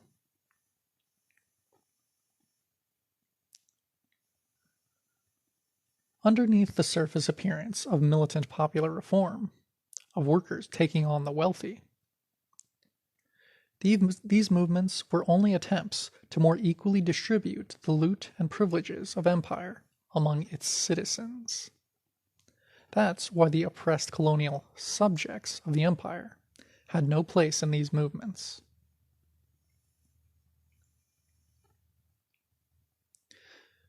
The line between oppressors and oppressed was unmistakably drawn. African and Indian alike opposed this, quote, Jacksonian democracy. The English visitor Edward Adby remarked that he, quote, never knew a man of color that was not an anti-Jackson man. On their side, the white workingmen of the 1830s knowingly embraced the architects of genocide as their heroes and leaders. Far from joining the democratic struggles around the rights of the oppressed, the white workers were firmly committed to crushing them.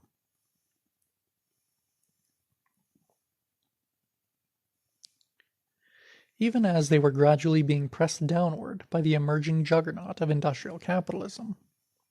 Faced with wage cuts, increasing speed-up of machine-powered production, individual craft production disappearing in the regimented workshop, etc., those Euro-American workers saw their hope for salvation in non-proletarian special privileges and a desperate clinging to petty bourgeois status. At a time when the brute labor of the empire primarily rested on the backs of the unpaid, captured African proletariat, the white workers of the 1830s were only concerned with winning the 10-hour day for themselves.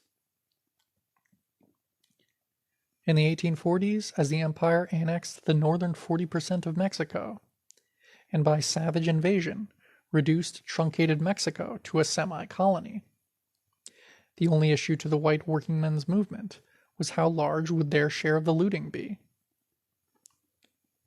It is one thing to be bribed by the bourgeoisie, and still another to demand, organize, argue, and beg to be bribed.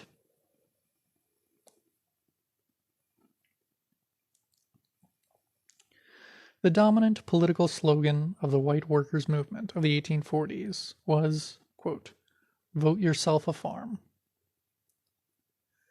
This expressed the widespread view that it was each settler's right to have cheap land to farm, and that the ideal lifestyle was the old colonial-era model of the self-employed craftsman, who also possessed the security of being part-time farmers. The white labor movement, most particularly the influential newspaper Working Man's Advocate of New York, called for new legislation under which the empire would guarantee cheap tracts of Indian and Mexican land to all European settlers, and impoverished workingmen in particular. Footnote: the Homestead Act of 1851 was one result of this campaign. End of footnote. The white workers literally demanded their traditional settler right to be petty bourgeois, little bourgeois, petty imitators who would annex their small, individual plots each time the real bourgeoisie annexed another oppressed nation. It should be clear that the backwardness of white labor is not a matter of racism, of mistaken ideas, of being tricked by the capitalists, all idealistic instead of materialist formulations. Rather, it is a class question and a national question.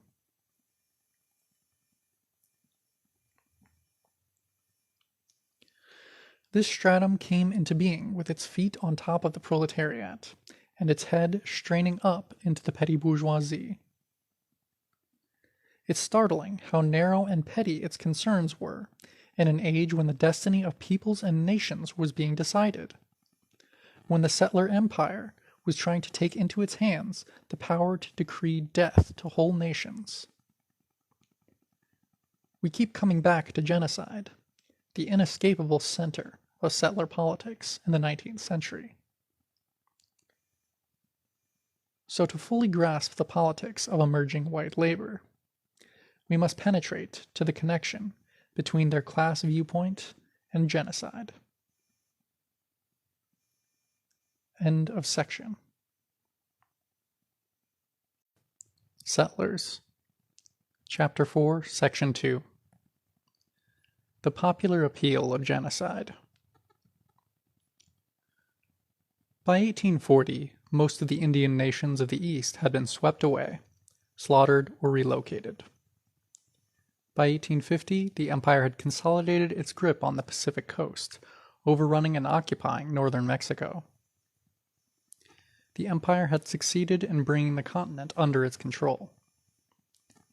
These victories produced that famous, quote, opportunity that the new waves of European immigrants were coming for. But these changes also brought to a nodal point the contradictions within the fragmented settler bourgeoisie, between planter and mercantile/industrial capital, contradictions which were reflected in all facets of settler society. The tremendous economic expansion of the conquests was a catalyst.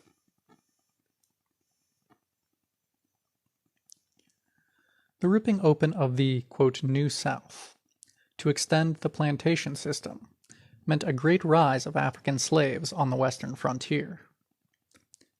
These new cotton areas became primarily African in population, and the ambitious planter bourgeoisie started seeding slave labor enterprises far outward as tentacles of the slave power. So, at a salt mine in Illinois, a gold mine in California, a plantation in Missouri, aggressive planters appeared with their, quote, movable factories of African slaves.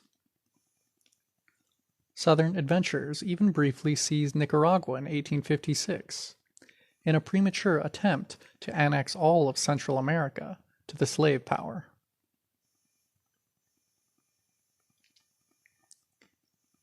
If the clearing away of the Indian nations had unlocked the door to the spread of the slave system, so too it had given an opportunity to the settler opponents of the planters.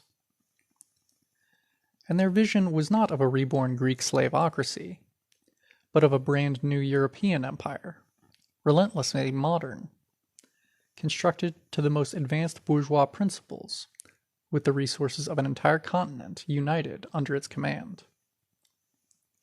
This new empire would not only dwarf any power in old Europe in size, but would be secured through the power of a vast, occupying army of millions of loyal settlers. This bourgeois vision could hardly be considered crackpot, since 20th century America is in large part the realization of it. But the vision was of an all-European America, an all-white continent.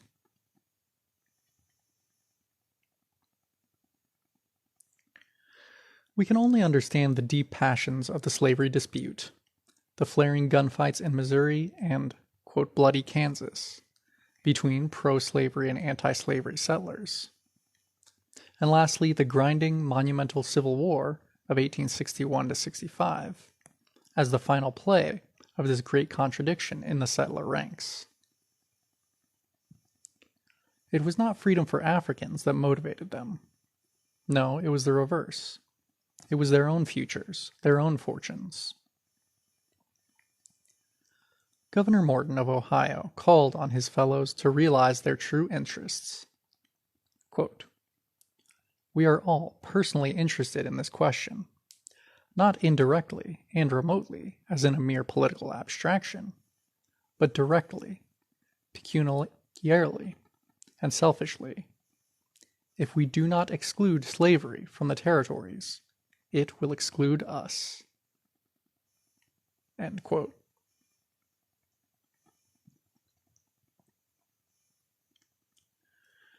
To millions of Euro-Americans in the North, the slave system had to be halted because it filled the land with masses of Africans instead of masses of settlers.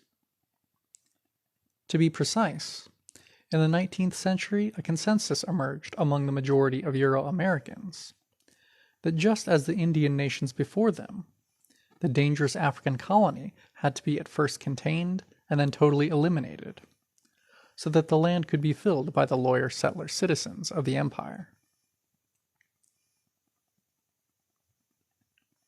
This was a strategic view endorsed by the majority of Euro-Americans. It was an explicit vision that required genocide.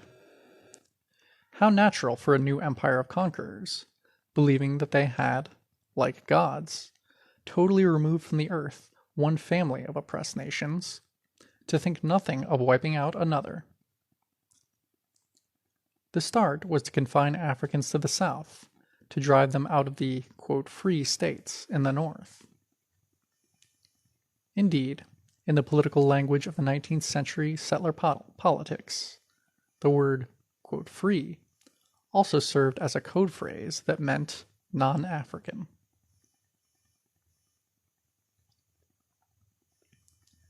The movement to confine Africans to the slave South took both governmental and popular forms.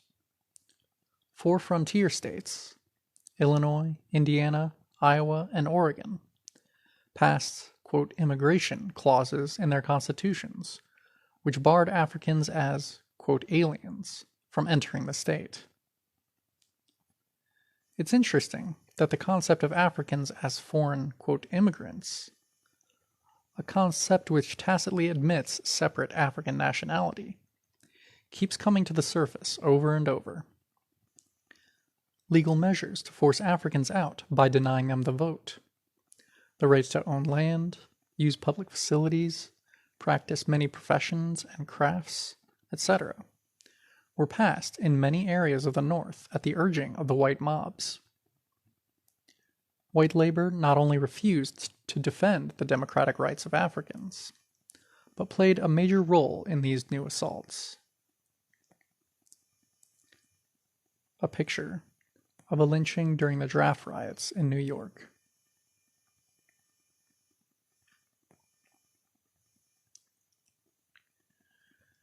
Periodic waves of mass terror also were used everywhere against African communities in the North.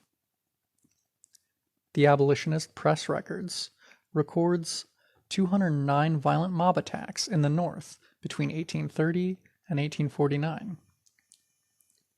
These violent assaults were not the uncontrolled outpouring of blind racism, as often suggested. Rather, they were carefully organized offensives to achieve definite goals. These mobs were usually led by members of the local ruling class, merchants, judges, military officers, bankers, etc., and made up of settlers from all strata of society.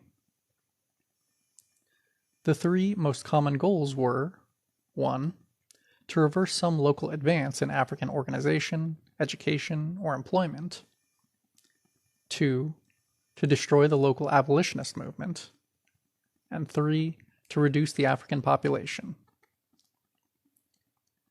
In almost every case, the mobs, representing both the local ruling class and popular settler opinion, were successful.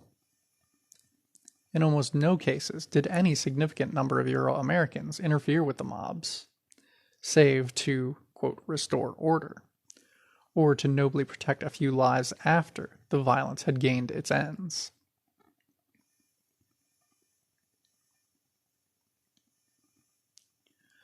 But to most settlers in the North, these attacks were just temporary measures. To them, the heart of the matter was the slave system. They thought that without the powerful self-interest of the planters to, quote, protect Africans, that Africans as a whole would swiftly vanish from this continent. Today, it may sound fantastic that those 19th century Euro-Americans expected to totally wipe out the African population. Back then, it was taken as gospel truth by most settlers that in a, quote, free society, where Africans would be faced with, quote, competition, these are their phrases, from whites, they as inferiors must perish.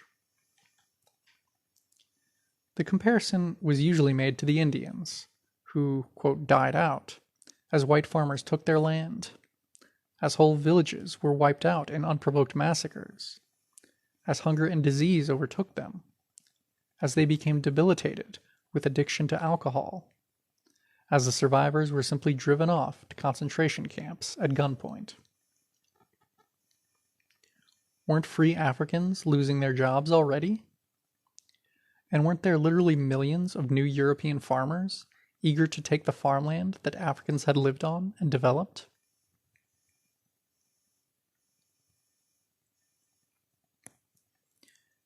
Nor was it just the right-wingers that looked forward to getting rid of, quote, the Negro problem, as all whites referred to it. All tendencies of the abolitionists contained not only those who defended the human rights of Africans, but also those who publicly or privately agreed that Africans must go. Gamaliel Bailey, editor of the major abolitionist journal, National Era, promised his white readers that after slavery was ended, all Africans would leave the United States. The North's most prominent theologian, Reverend Horace Bushnell, wrote in 1839 that emancipation would be, quote, one bright spot to console Africans who were, quote, doomed to spin their brutish existence downward into extinction. That extinction, he told his followers, was only divine will and all for the good. Reverend Theodore Parker was one of the leading spokesmen of radical abolitionism, one who helped finance John Brown's uprising at Harper's Ferry, and who afterwards defended him from the pulpit. Yet, even Parker believed in an all-white America. He firmly believed that, quote, the strong replaces the weak. Thus, the white man kills out the red man and the black man. When slavery is abolished, the African population will decline in the United States and die out of the South, as out of Northampton and Lexington. End quote.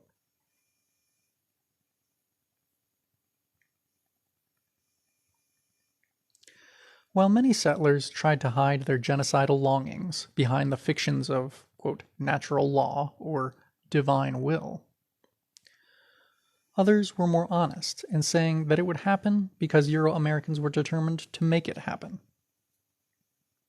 Thus, even during the Civil War, the House of Representatives issued a report on emancipation that strongly declared, quote, the highest interests of the white race, whether Anglo-Saxon, Celt, or Scandinavian, require that the whole country should be held and occupied by these races alone. End quote. In other words, they saw no contradiction between emancipation and genocide. The leading economist, George M. Weston, wrote in 1857 that, quote,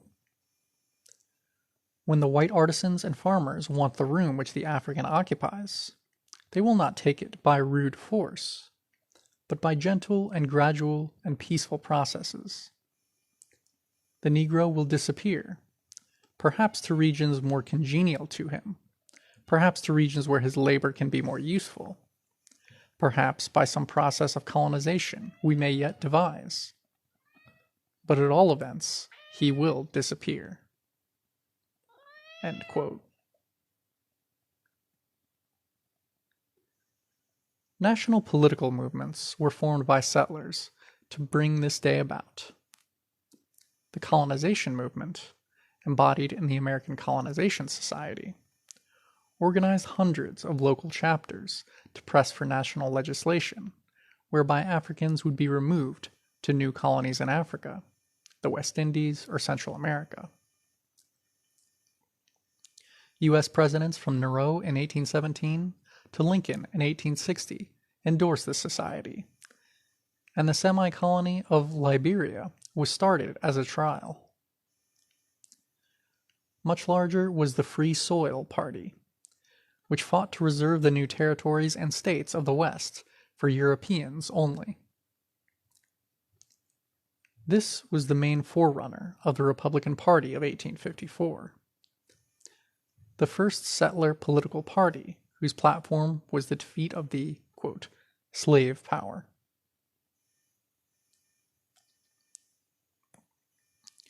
The Republican Party itself strongly reflected this ideology of an all-white America.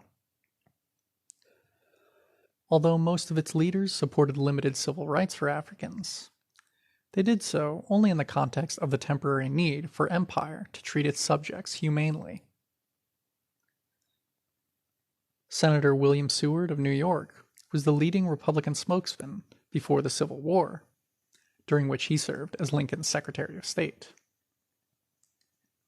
In his famous Detroit speech during the 1860 campaign, he said, quote, the great fact is now fully realized that the African race here is a foreign and feeble element, like the Indian, incapable of assimilation. End quote. Both would, he promised his fellow settlers, altogether disappear. Lincoln himself said over and over again during his entire political career that all Africans would eventually have to disappear from North America. The theme of African genocide runs like a dark thread, now hidden and now visible, in the violent weaving of the future, throughout settler political thought of that day.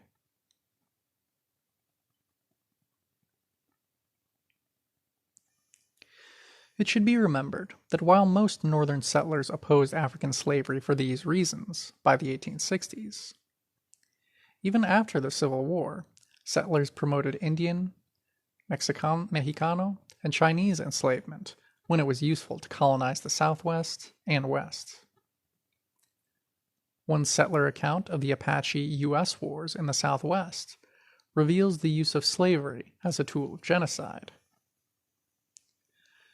More than anything else, it was probably the incessant kidnapping and enslavement of their women and children that gave Apaches their mad dog enmity toward the whites.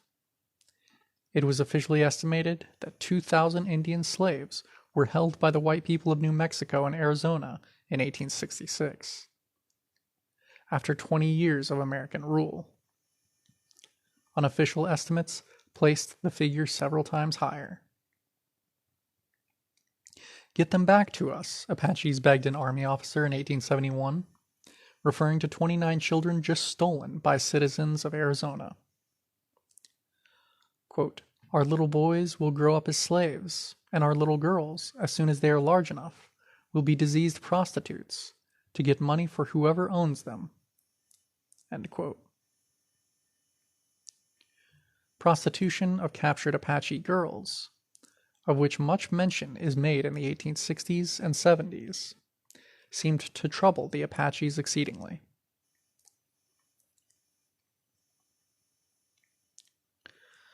So that at the same time that the U.S. was supposedly ending slavery and, quote, emancipating Africans, the U.S. empire was using slavery of the most barbaric kind in order to genocidally destroy the Apache. It was colonial rule and genocide that were primary. End of section 2. Settlers. Chapter 4, Section 3. White Labor Against the Oppressed. The great democratic issues of that time could only grow out of this intense, seething nexus of empire and colony, of oppressor nation and oppressed nations. Nothing took place that was not a factor on the battleground of empire and oppressed. Nothing. Everyone was caught up in the war, however dimly they understood their own position. The new millions of immigrant European workers were desperately needed by the empire. By 1860, half of the populations of New York, Chicago, Pittsburgh, and St. Louis were new immigrant Europeans.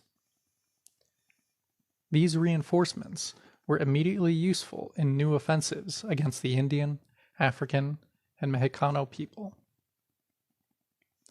While this settler colony was still absolutely dependent upon the forced labor of the African proletariat, cotton alone accounted for almost 60% of the U.S. export earnings in 1860. The new reinforcements provided the means to reverse the dangerous concentrations of Africans in the metropolitan centers. Frederick Douglass said in 1855, quote, "Every hour sees us elbowed out of some employment to make room, perhaps, for some newly arrived immigrants, whose hunger and color are thought to give them a title to special favors. White men are becoming house servants, cooks, and stewards, common laborers and flunkies to our gentry." End quote.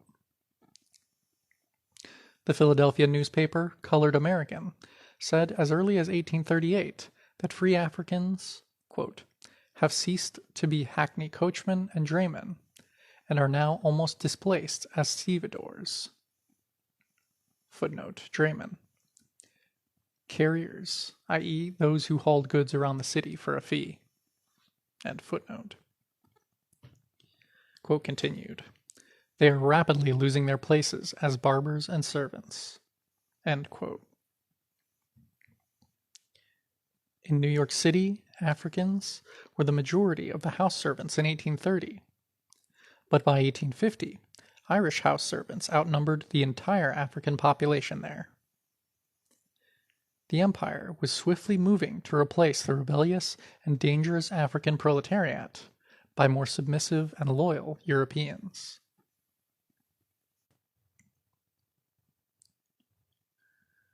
Even in the Deep South, urban African proletarians were increasingly replaced by loyal European immigrants. In New Orleans, the draymen were all African in 1830, but by 1840 were all Irish. One historian points out, quote, occupational exclusion of blacks actually began before the Civil War. In an unpublished study, Feinbaum has demonstrated conclusively such exclusion and decline of skilled African workers. For Rochester, New York, blacks between 1840 and 1860. My own work shows a similar decline in Charleston, South Carolina, between 1850 and 1860. And these trends continued in southern cities during Reconstruction. A crucial story has yet to be told.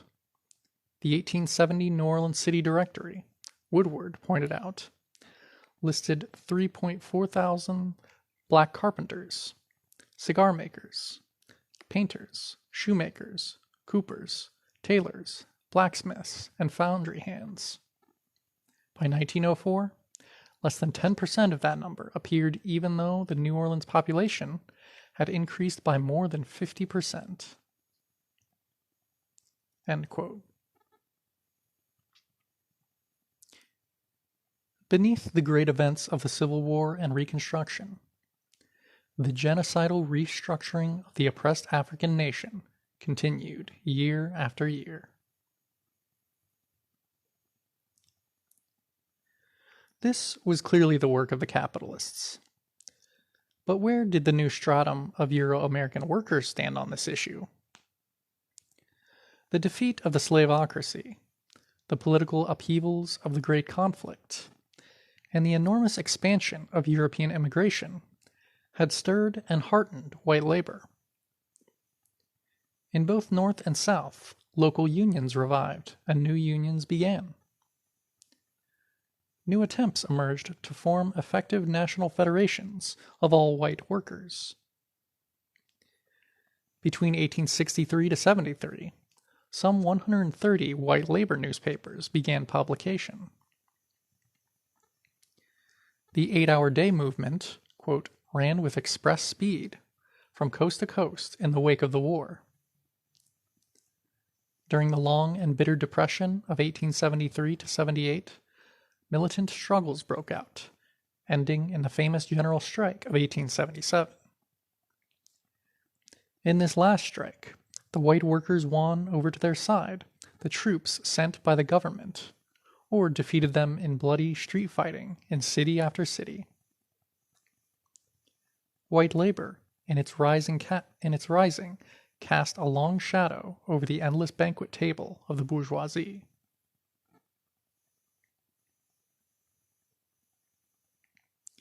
Truly, white labor had become a giant in size. Even in a deep South state such as Louisiana, by the 1860 census, white laborers made up 1/3 of the total settler population. In St. Louis, then the third largest manufacturing center in the empire, the 1864 census showed that slightly over 1/3 of that city's 76,000 white men were workers, rivermen, factory laborers, stevedores, etc. In the Boston of the 1870s, fully 1/2 of the total white population were workers, and their families mostly Irish. In some northern factory towns, the proportion was even higher.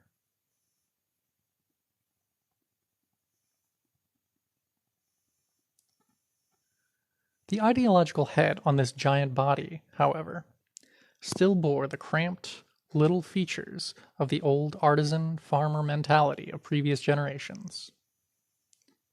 When this giant was aroused by the capitalist's cuts and kicks, its angry flailings knocked over troops and sent shock waves of fear and uncertainty spreading through settlers' society.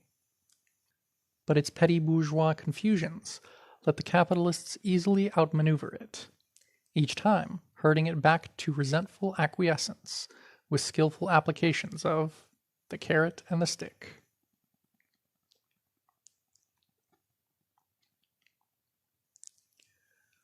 What was the essence of the ideology of white labor? Petty bourgeois annexationism.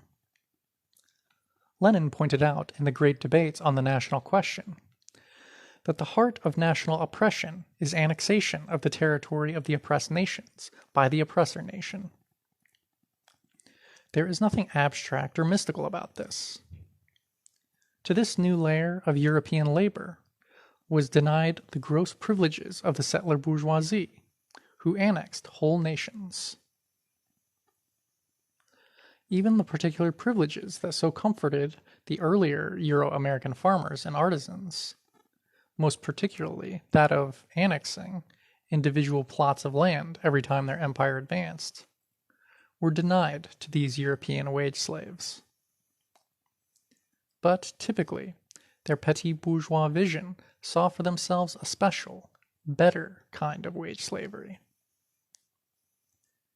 The ideology of white labor held that as loyal citizens of the empire, even wage slaves had a right to special privileges, such as, quote, white man's wages, beginning with the right to monopolize the labor market.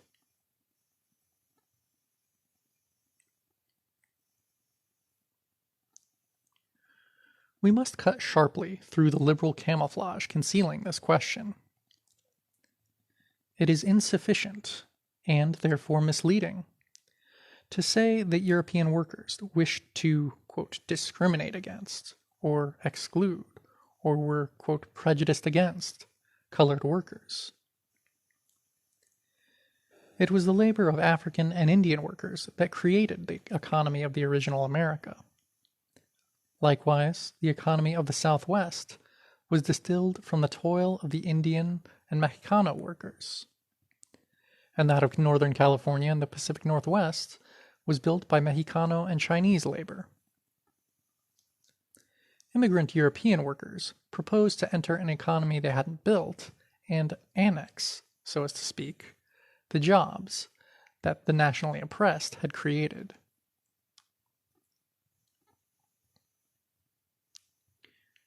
Naturally, the revisionists always want to talk about it as a matter of white workers not sharing equally enough. As though when a robber enters your home and takes everything you've earned, the problem is that this thief should, quote, share your property better. Since the ideology of white labor was annexationist and predatory, it was of necessity also rabidly pro-empire, and, despite angry outbursts, fundamentally servile towards the bourgeoisie.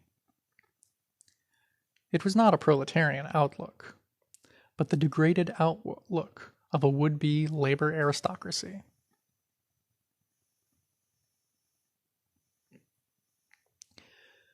We can grasp this very concretely, actually investigating the political rising of European labor in that period, in relation to the nationally oppressed. Even today, few comrades know how completely the establishment of the empire in the Pacific Northwest depended upon Chinese labor. Footnote, as well as the later waves of Japanese, Filipino, and Korean workers. End of footnote. In fact, the Chinese predate the American settler presence on the West Coast by many years. When the famous Lewis and Clark expedition sent out by President Jefferson reached the Pacific in 1804, they arrived some 16 years after the British established a major shipyard on Vancouver Bay, a shipyard manned by Chinese shipwrights and sailors.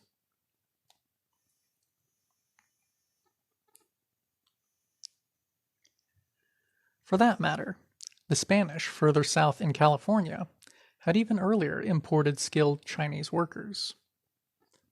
We know that Chinese had been present at the founding of Los Angeles in 1781. This is easy to understand when we see that California was closer to Asia than New York in practical terms. In travel time, San Francisco was but 60 days' sail from Canton, but 6 months by wagon train from Kansas City. A picture of Chinese fishermen in Monterey, California in 1875.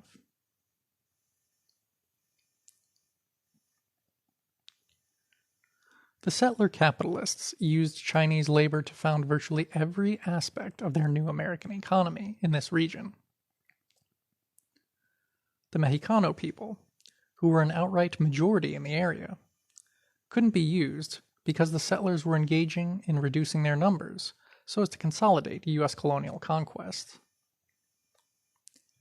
During the 1830s, 40s, and 50s, the all too familiar settler campaign of mass terror, assassination, and land grabbing was used against the Mexicanos. Rodolfo Acuña summarizes, quote, "During this time, the Chinese were used as an alternative to the Chicanos as California's labor force.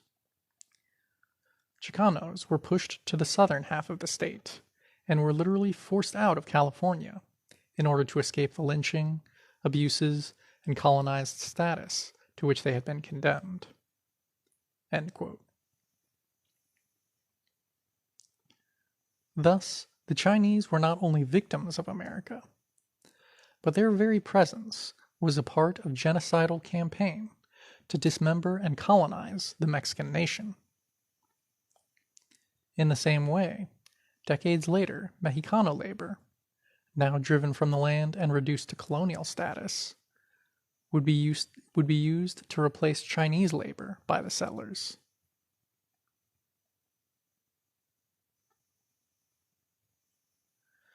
The full extent of Chinese labor's role is revealing. The California textile mills were originally 70 to 80% Chinese, as were the garment factories.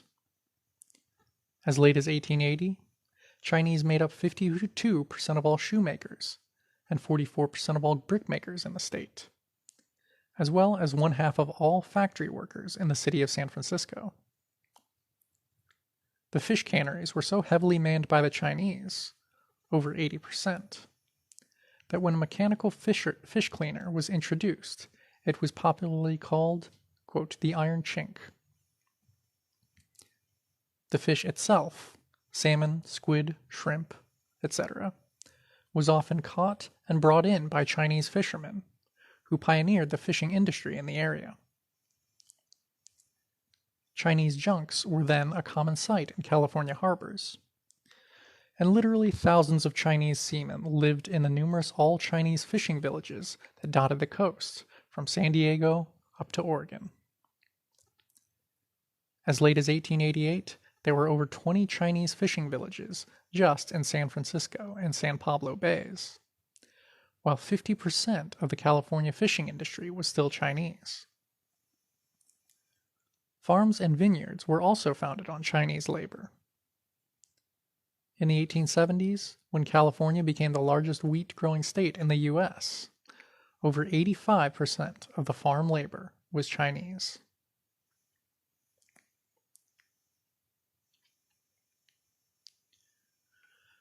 Chinese workers played a large part as well in bringing out the vast mineral wealth that so accelerated the growth of the U.S. in the West.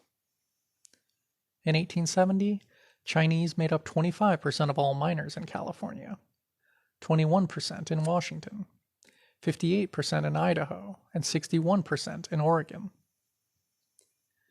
In California, the special monthly tax paid by each Chinese miner virtually supported local government for many years, accounting for 25 to 50% of all settler government revenues for the 1851 to 1870 era. Throughout the area, Chinese also made up a service population, like Africans and Mexicanos in other regions of the empire, for the settlers. Chinese cooks, laundrymen, and domestic servants were such a common part of Western settler life in the mines, cattle ranches, and cities that no Hollywood Western movie is complete without its stereotype Chinese cook.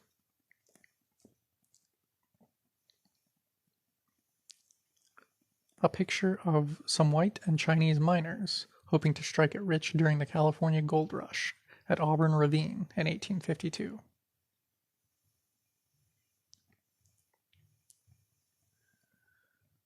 But their greatest single feat in building the economy of the West was also their undoing.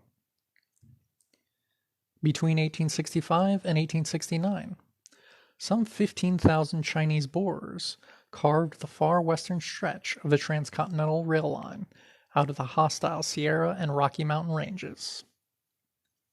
Through severe weather, they cut railbeds out of rock mountainsides, blasted tunnels, and laid the tracks of the Central Pacific Railroad some 1,800 miles east to Ogden, Utah. It was and is a historic engineering achievement, every mile paid for in blood of the Chinese who died from exposure and avalanches. The reputation earned by Chinese workers led them to be hired to build rail lines not only in the West, but in the Midwest and South as well. This transcontinental rail link enabled the minerals and farm produce of the West to be swiftly shipped back east, while giving Eastern industry ready access to Pacific markets, not only of the West Coast, but all of Asia via the port of San Francisco.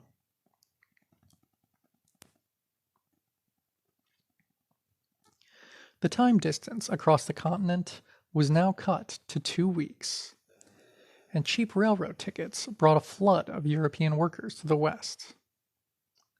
There was, of course, an established settler tradition of terrorism towards Chinese. The Shasta Republican complained in its December 12, 1856 issue that, quote, "Hundreds of Chinamen have been slaughtered in cold blood in the last 5 years. The murder of Chinamen was of almost daily occurrence."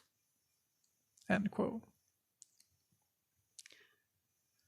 Now the new legions of immigrant European workers demanded a qualitative increase in the terroristic assaults. And the 1870s and 1880s were decades of mass bloodshed.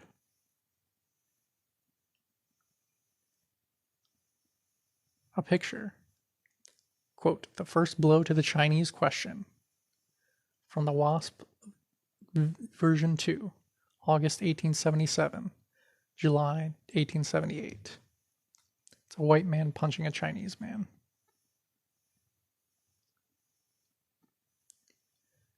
The issue was very clear-cut: jobs. By 1870, some 42% of the whites in California were European immigrants. With their dreams of finding gold boulders lying in the streams having faded before reality, these new crowds of Europeans demanded the jobs that Chinese labor had created. More than demanded, they were determined to annex, to seize by force of conquest, all that Chinese workers had in the West. In imitation of the bourgeoisie, they went about plundering with bullets and fire. In mining camps and towns, from Colorado to Washington, Chinese communities came under attack. Many Chinese were shot down, beaten, their homes and stores set afire and gutted. In Los Angeles, Chinese were burned alive by the European vigilantes, who also shot and tortured many others.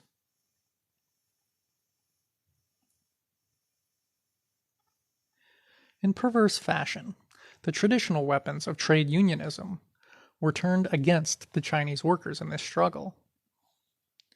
Many manufacturers who employed Chinese were warned that henceforth all desirable jobs must be filled by European immigrants.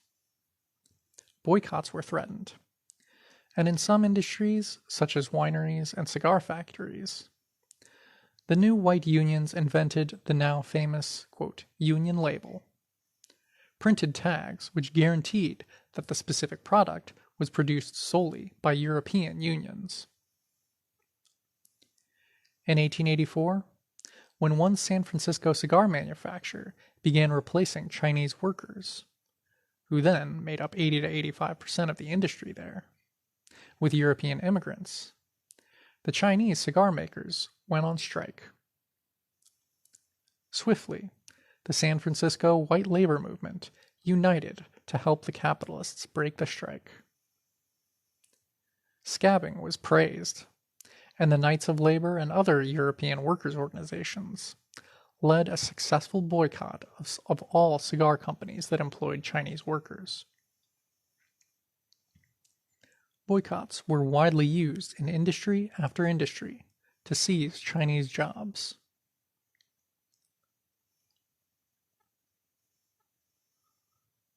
A picture, 1877 engraving of anti-Chinese cartoon from Frank Leslie's Illustrated. It's a man dreaming of a Chinese horde of workers.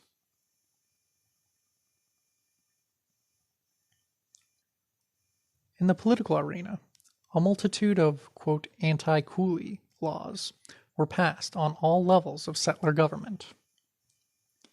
Special taxes and, quote, license fees on Chinese workers and tradesmen were used both to discourage them and to support settler government at their expense.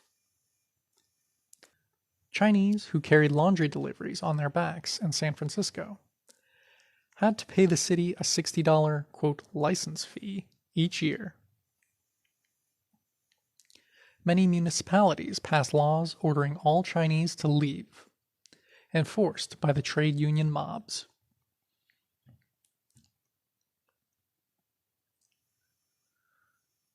The decisive point of the empire-wide campaign to plunder what the Chinese had built up in the West was the 1882 Chinese Exclusion Act. Both Democratic and Republican parties supported this bill, which barred all Chinese immigration into the U.S. and made Chinese ineligible for citizenship. The encouragement offered by the capitalist state to the anti-Chinese offensive shows the forces at work. In their frenzy of petty plundering, European labor was being permitted to do the dirty work of the bourgeoisie. The empire needed to promote and support this flood of European reinforcements to help take hold of the newly conquered territories. As California Governor Henry Haight, whose name lives on in a certain San Francisco neighborhood, said in 1868, quote, "No man is worthy of the name of patriot or statesman who countenances a policy which is opposed to the interests of the free white laboring and industrial classes. What we desire for the permanent benefit of California is a population of white men. We ought not to desire an effete population of Asiatics." End quote. The national bourgeoisie used the, quote, anti-coolie movement and the resulting legislation to force individual capitalists to follow empire policy and discharge Chinese in favor of Europeans. Now that the Chinese had built the economy of the Pacific Northwest, it was time for them to be stripped and driven out.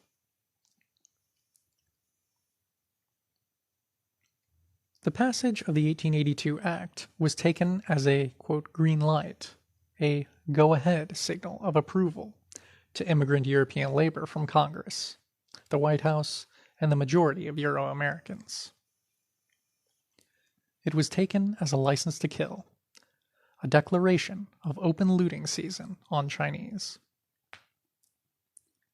Terence Powderly, head of the Knights of Labor, which boasted that it had recruited African workers to help European labor, praised the victory of the Exclusion Act by saying that now the task for trade unionists was to finish the job by eliminating all Chinese left in the U.S. within the year.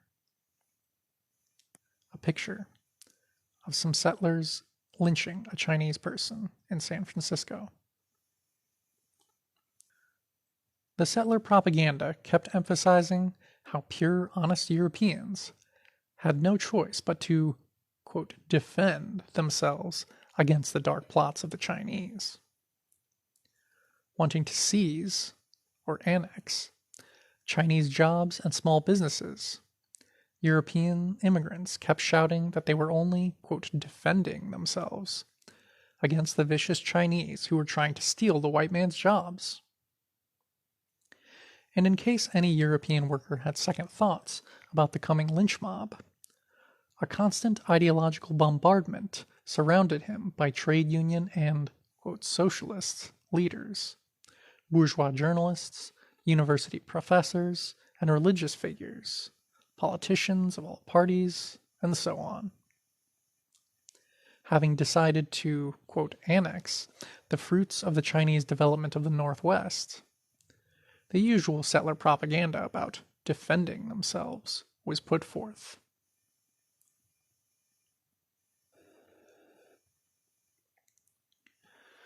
Nor was the Euro-American racial sexual hate propaganda neglected, just as bizarre and perverted as it is about Africans. In 1876, for example, the New York Times published an alleged true interview with the Chinese operator of a local opium den. The story has the reporter asking the, quote, Chinaman about the, quote, handsome but squalidly dressed young white girl he sees in the opium den. The Chinaman allegedly answers, quote, oh, hard time in New York, young girl hungry, plenty come here. Chinaman always have something to eat, and he likes young white girl, heh heh. End quote. Footnote. Similar news stories are very popular today, reminding the white masses about all the runaway white teenagers who become, quote, captives of African, quote, pimps and dope dealers. When we see such themes being pushed in the bourgeois media, we should know what's behind it. End of footnote. A woman's magazine warned their readers to never leave little white girls alone with Chinese servants. The settler public was solemnly alerted that the Chinese plot was to steal white workers' jobs and thus force the starving wives to become their concubines. The most telling sign of the decision to destroy the Chinese community was the settler realization that these Chinese looked just like Africans in, quote, women's garments.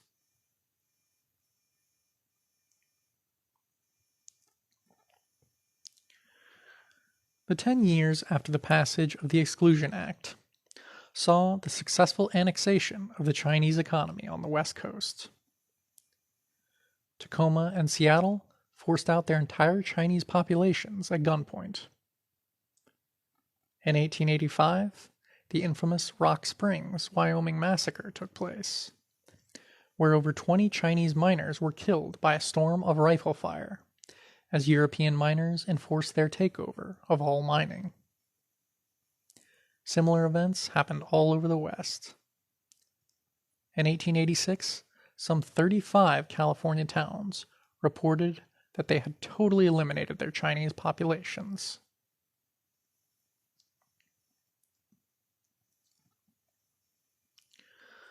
On the coast, Italian immigrants burned Chinese ships and villages to take over most of the fishing industry by 1890. By that same year, most of the Chinese workers in the vineyards had been replaced by Europeans. By 1894, the bulk of Chinese labor on the wheat and vegetable farms had been forced out.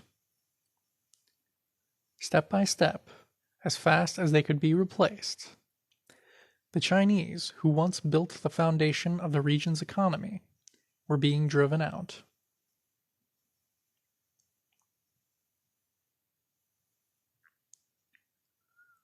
Who took part in this infamous campaign?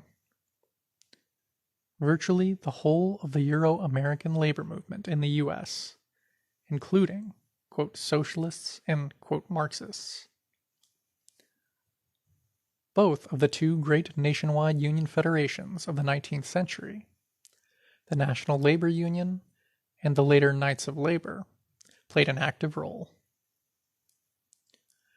The Socialist Labor Party was involved. The leading independent white labor newspaper, the Workingman's Advocate of Chicago, was edited by A.C. Cameron.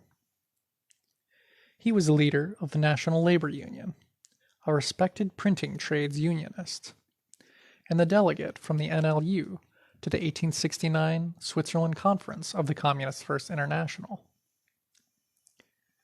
His paper regularly printed speeches and theoretical articles by Karl Marx and other European communists.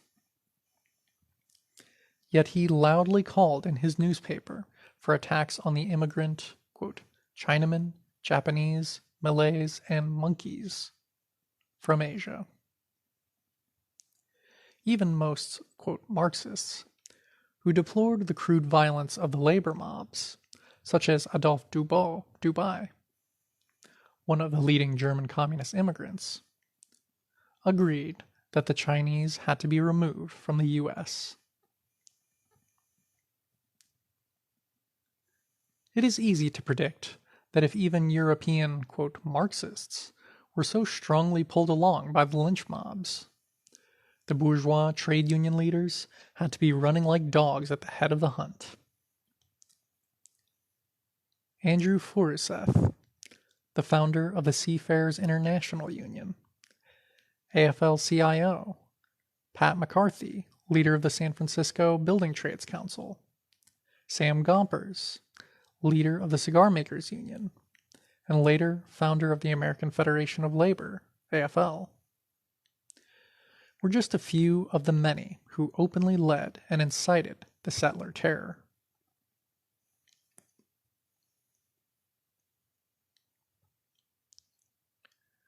When we say that the petty bourgeois consciousness of European immigrant labor showed that it was a degraded stratum seeking extra proletarian privileges, we aren't talking about a few nickels and dimes. The issue was genocide, carrying out the dirty work of the capitalists in order to reap some of the bloody fruits of national oppression.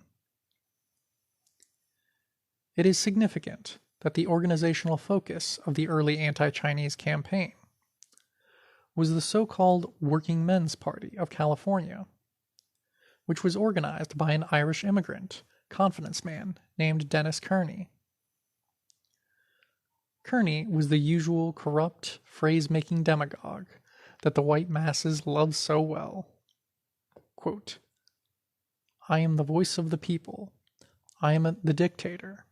I owe the people nothing, but they owe me a great deal. End quote. Footnote. Unfortunately, we have Kearneys of our own. End footnote.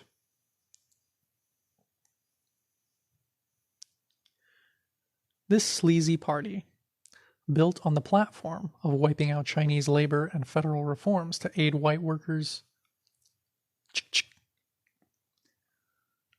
This sleazy party, built on the platform of wiping out Chinese labor and federal reforms to aid white workers and farmers, attracted thousands of European workers, including most of the European, quote, socialists in California. Before falling apart from corruption, thuggism, and factionism, Kearney's party captured seats in the state assembly, the mayoralty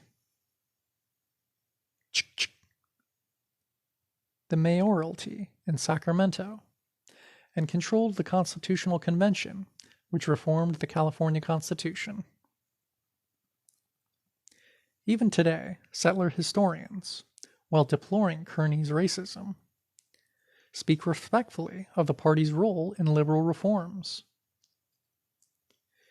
Even revisionist CP-USA historians apparently feel no shame in praising this gang of degenerates for, quote, arousing public support for a number of important labor demands, forcing old established parties to listen more attentively to the demands of the common people. End quote. What this shows is that if the, quote, respectable Euro-American trade unionists and, quote, Marxists were scrabbling on their knees before the bourgeoisie, along with known criminals such as Kearney, then they must have had much in common. Is it so different today?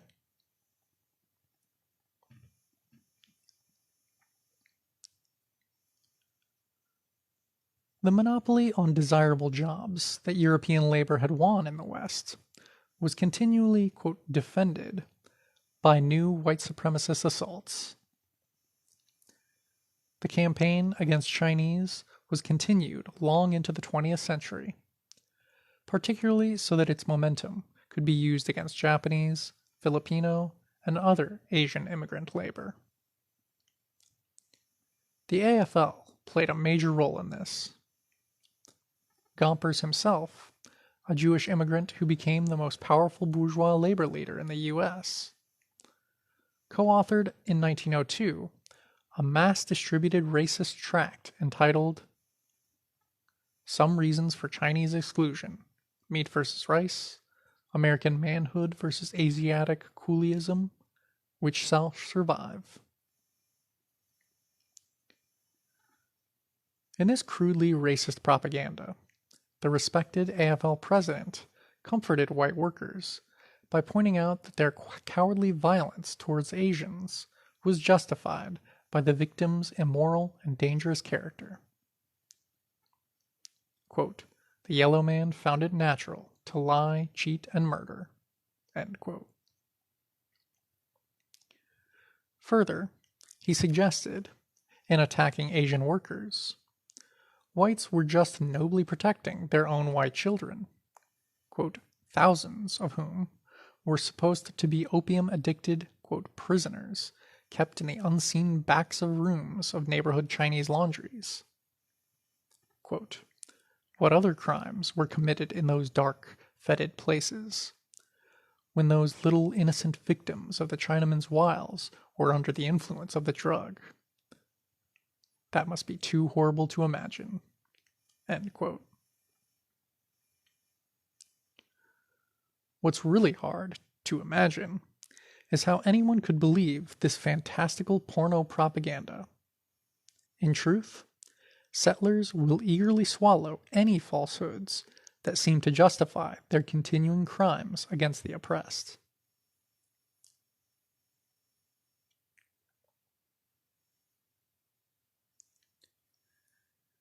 The empire-wide campaign against the Chinese national minority played a major role in the history of Euro-American labor. It was a central rallying issue for many, a point around which immigrant European workers and other settlers around united. It was a campaign in which all the major Euro-American labor federations, trade unions, and, quote, socialist organizations joined together. The annexation of the Chinese economy of the West during the later half of the 19th century was but another expression of the same intrusion that Africans had met in the South and North. All over the empire, immigrant European labor was being sent against the oppressed to take what little we had.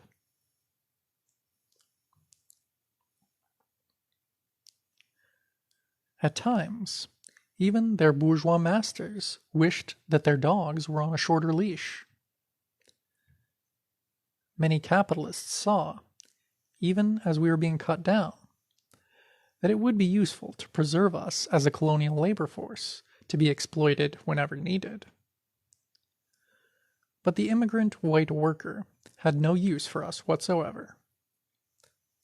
Therefore, in the altered geometry of forces within the empire, the new Euro-American working masses became willing pawns of the most vicious elements in the settler society, seeing only advantages in every possibility of our genocidal disappearance. And in this scramble upwards, those wretched immigrants shed, like an old suit of clothes, the proletarian identity and honor of their old European past. Now they were true Americans, real settlers, who had done their share of the killing, annexing, and looting. End of section 3. Settlers. Chapter 4. Section 4. The Test of Black Reconstruction.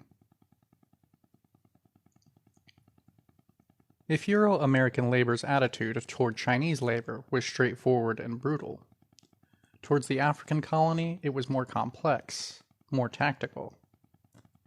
Indeed, the same Euro-American labor leaders who sponsored the murderous assaults on Chinese workers kept telling African workers how, quote, the unity of labor was the first thing in their hearts.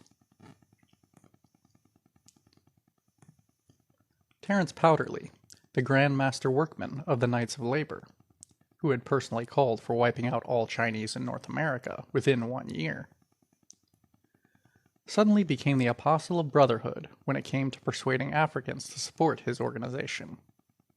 Quote, the color of a candidate shall not debar him from admission. Rather, let the coloring of his mind and heart be the test. End quote. This apparent contradiction arose from the unique position of the African colony, where the Chinese workers had been a national minority, whose numbers at any one time probably never exceeded 100,000. Roughly 2/3 of the Chinese returned to Asia. Africans were an entire colonized nation. On their national territory in the south, they numbered some 4 millions. This was an opponent Euro-American labor had to engage more carefully. The relationship between Euro-American labor and African labor cannot be understood just from the world of the mine and mill. Their relationship was not separate from, but a part of, the general relation of oppressor nation to colonized oppressed nations. And at that time, the struggle over the African colony was the storm center of all politics in the U.S. empire. The end of the Civil War and the end of chattel African slavery were not the resolution of bitter struggle in the colonial South, but merely the opening of a whole new stage.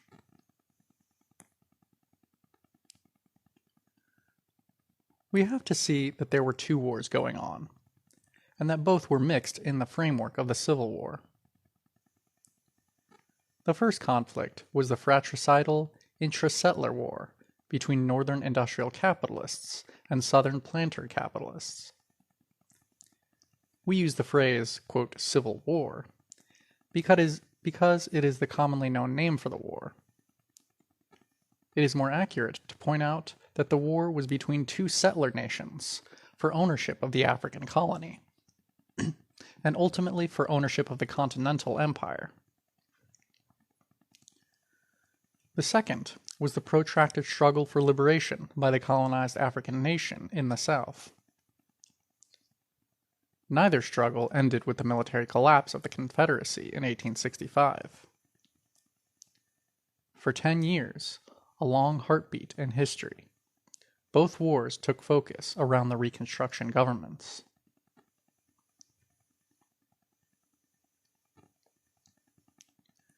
The U.S. empire faced the problem that its own split into 2 warring settler nations had provided the long-awaited strategic moment for the anti-colonial rising of the oppressed African nation.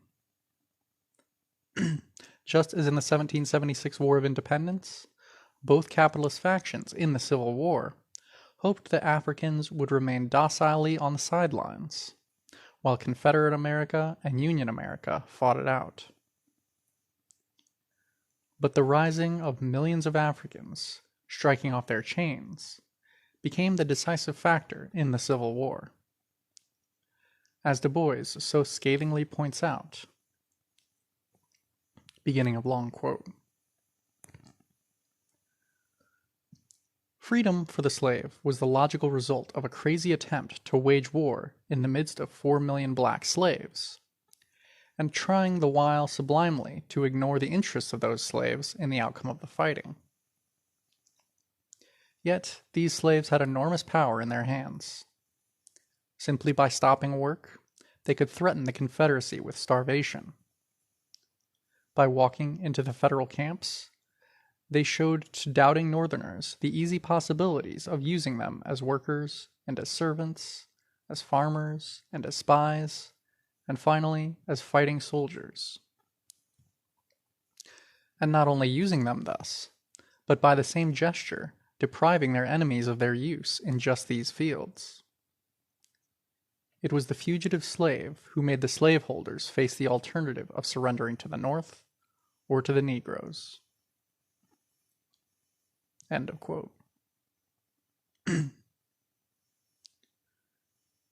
Judge John C. Underwood of Richmond, Virginia, testified later before Congress that, quote, I had a conversation with one of the leading men in that city, and he said to me that the enlistment of Negro troops by the United States was the turning point of the rebellion, that it was the heaviest blow they ever received.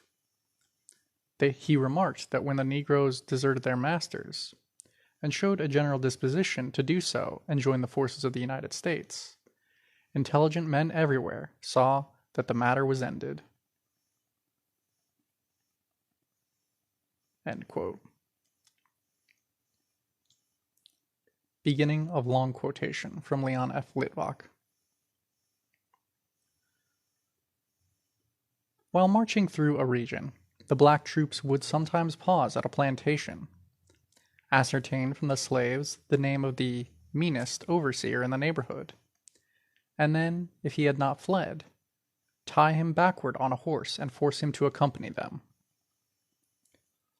Although a few masters and overseers were whipped or strung up by a rope in the presence of their slaves, this appears to have been a rare occurrence.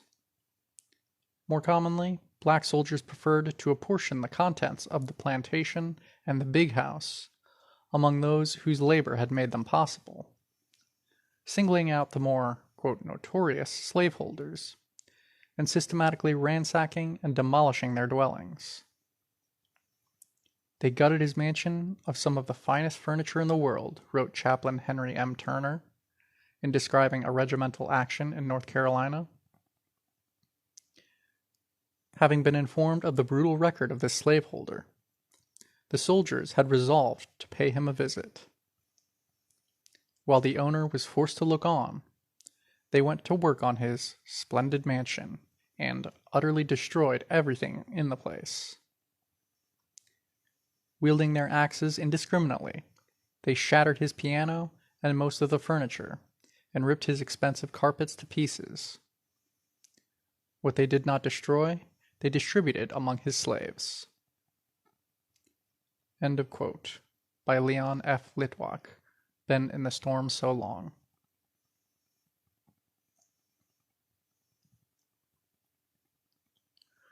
The U.S. Empire took advantage of this rising against the slave power to conquer the Confederacy. But now, its occupying Union armies had to not only watch over the still sullen and dangerous Confederates, but had to prevent the African masses from breaking out.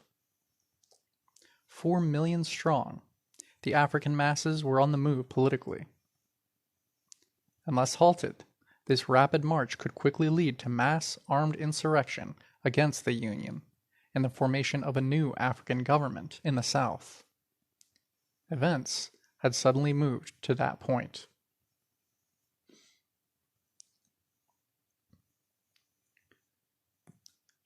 The most perceptive settlers understood this well.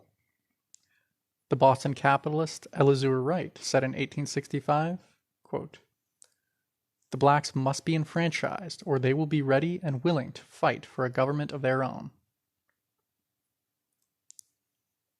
Note, a government of their own.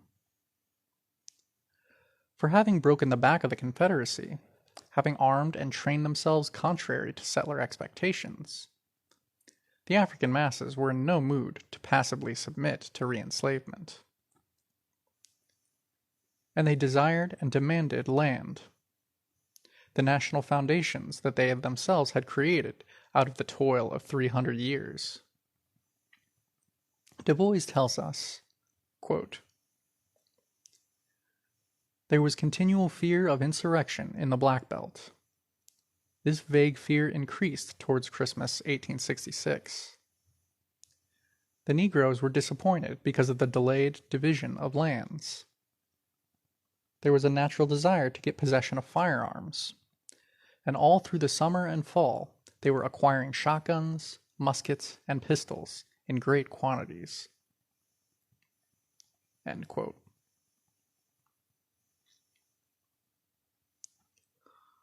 All over their nation, Africans had seized the land that they had sweated on. Literally millions of Africans were on strike in the wake of the Confederacy's defeat.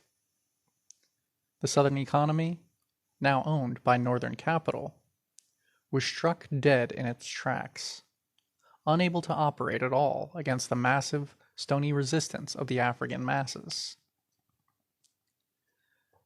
This was the greatest single labor strike in the entire history of the U.S. empire. It was not done by any AFL-CIO type official union for higher wages, but was the monumental act of an oppressed people striking out for land and liberation. Africans refused to leave the lands that were now theirs, refused to work for their former slave masters.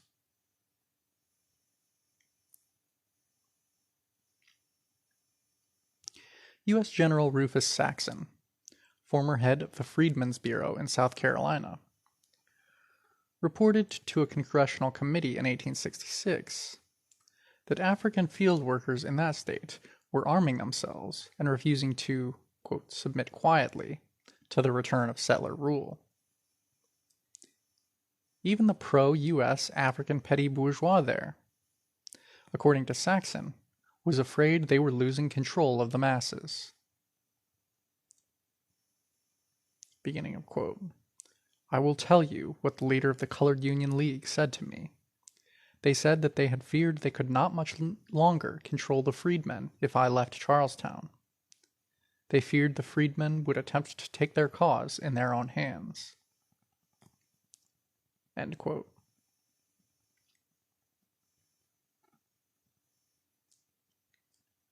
The U.S. Empire's strategy for re-enslaving their African colony involved two parts. 1.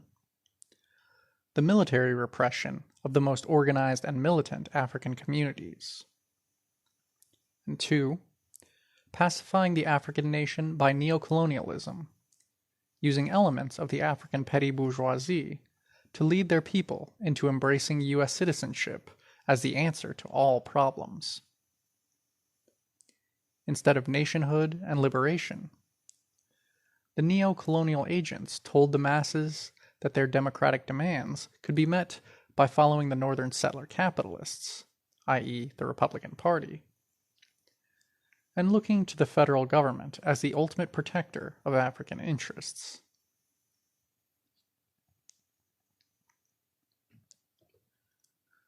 So all across the African nation, the occupying Union Army, supposedly the saviors and emancipators of Africans, invaded the most organized, most politically conscious African communities. In particular, all those communities where the African masses had seized land in a revolutionary way came under Union Army attack. In those areas, the liberation of the land was a collective act, with the workers from many plantations holding meetings and electing leaders to guide their struggle.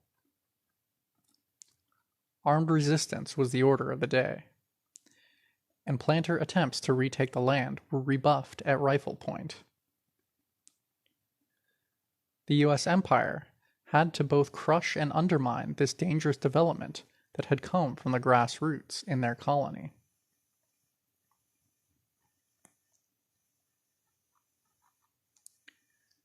In August 1865, around Hampton, Virginia, for example, Union cavalry were sent to dislodge 5,000 Africans from liberated land. 21 African leaders were captured who had been, quote, armed with revolvers, cutlasses, carbines, and shotguns. In the Sea Islands, off the coast of South Carolina, some 40,000 Africans were forced off the former plantations at bayonet point by Union soldiers. While the Africans had coolly told returning planters to go, and pulled out weapons to emphasize their orders, they were not able to overcome the U.S. Army. In 1865 and 66, the Union occupation disarmed and broke up such dangerous outbreaks. The special danger to the U.S. empire was that the grassroots political drive to have armed power over the land, to build economically self-sufficient regions under African control, would inevitably raise the question of African sovereignty.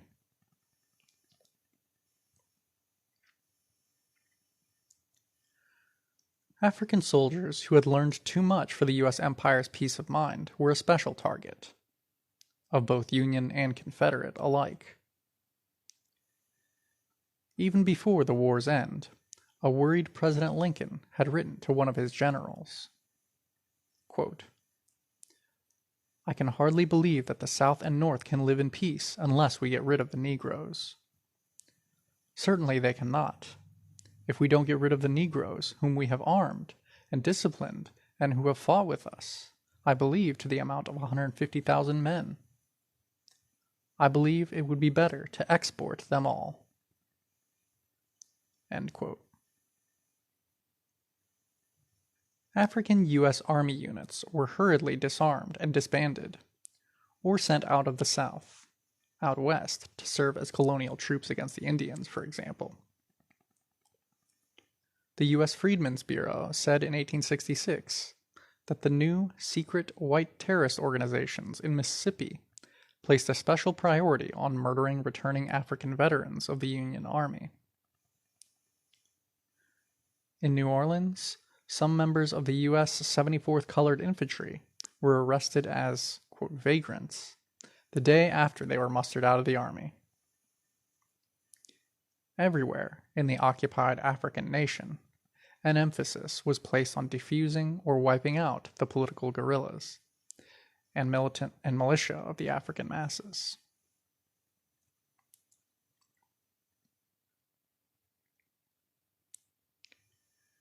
The U.S. Empire's second blow was more subtle. The northern settler bourgeoisie sought to convince Africans that they could, and should want to, become citizens of the U.S. Empire. To this end, the 14th Amendment to the Constitution involuntarily made all Africans here paper U.S. citizens.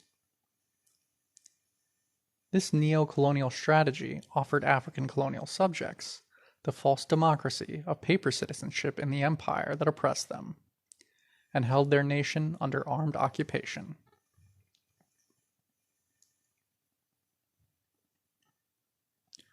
While the U.S. empire had regained its most valuable colony, it had major problems. The Union armies militarily held the territory of the African nation. But the settlers who had formerly garrisoned the colony and overseen its economy could no longer be trusted.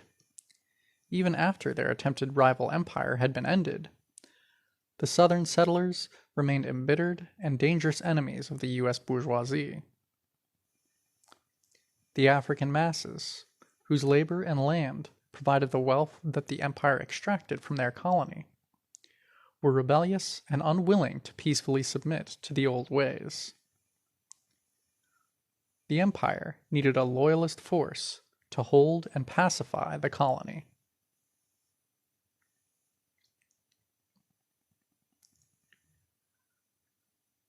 The U.S. Empire's solution was to turn their African colony into a neo-colony. This phrase was called Black Reconstruction. Africans were promised democracy, human rights, self-government, and popular ownership of the land, but only as loyal, quote, citizens of the U.S. Empire. Under the neo-colonial leadership of some petty bourgeois elements, Africans became the loyalist social base. Not only were they enfranchised en masse, but Africans were participants and leaders in government. African jurors, judges, state officials, militia captains, governors, congressmen, and even several African U.S. senators were conspicuous.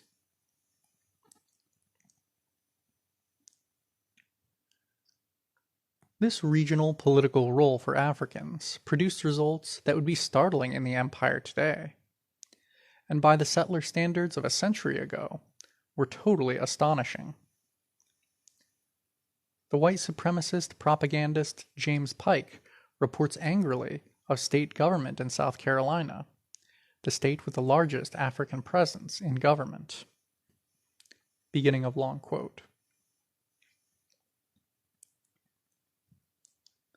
The members of the assembly issued forth from the State House. About 3/4 of the crowd belonged to the African race. They were such a looking body of men as might pour out of a market house or a courthouse at random in any southern state. Every Negro type and physiognomy was here to be seen, from the genteel serving man to the rough-hewn customer from the rice or cotton field. Their dress was as varied as their countenances. There was the second-hand black frock coat of infirm gentility, glossy and threadbare.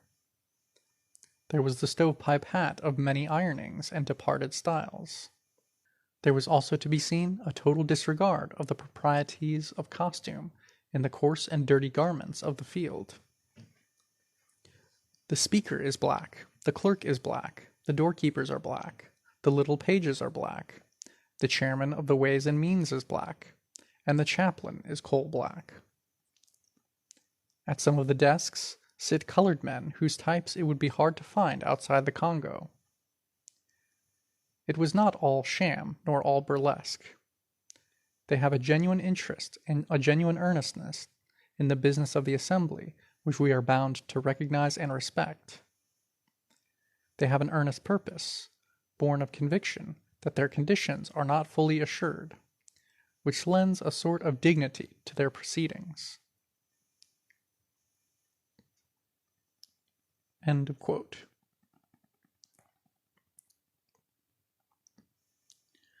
This dramatic reversal outraged the Confederate masses, who saw their former, quote, property now risen over them. The liberal Reconstruction governments swept away the social garbage of centuries, releasing modern reforms throughout Southern life. Public school systems, integrated juries, state highway and railroad systems, protective labor reforms, divorce and property rights for women, and so on.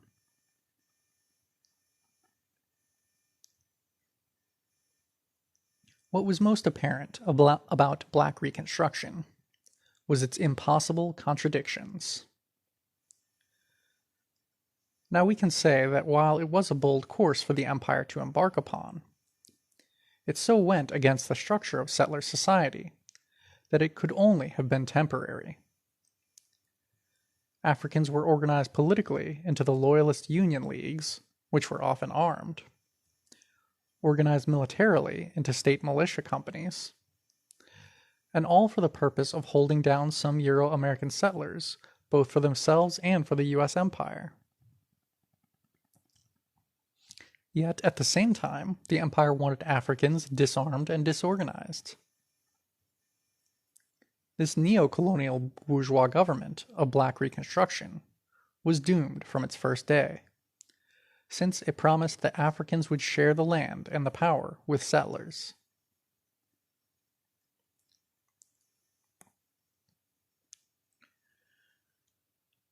The African petty bourgeois leadership in government made every effort to stabilize relations with the former planter ruling class, and, in fact, to cement relations with all classes of settlers. They openly offered themselves as allies of the planters in return for settler acceptance of the new neo-colony, but in vain. The Reconstruction politicians hoped for a bourgeois democratic reconciliation, wherein the Northern industrialists, they and even the former slave masters, could all harmoniously unite to prosper off the labor of the African proletariat. Beverly Nash, one of the African leaders in the South Carolina legislature, told his people, quote, "We recognize the Southern white man as the true friend of the black man. It is not our desire to be a discordant element in the community, or to unite the poor against the rich. The white man has the land, the black man has the labor, and labor is worth nothing without capital." End quote. Nash promised the banned ex-Confederates that he would fight to not only get their voting rights restored, but to get, quote, "our first men," the former Confederate leaders, back in their customary places in Congress and the judge's bench. This desire to be accepted by the planter elite was far too common. Henry Turner, the, quote, "most prominent African politician in Georgia," opposed seizing tax-delinquent planter estates and campaigned to free Jefferson Davis from prison.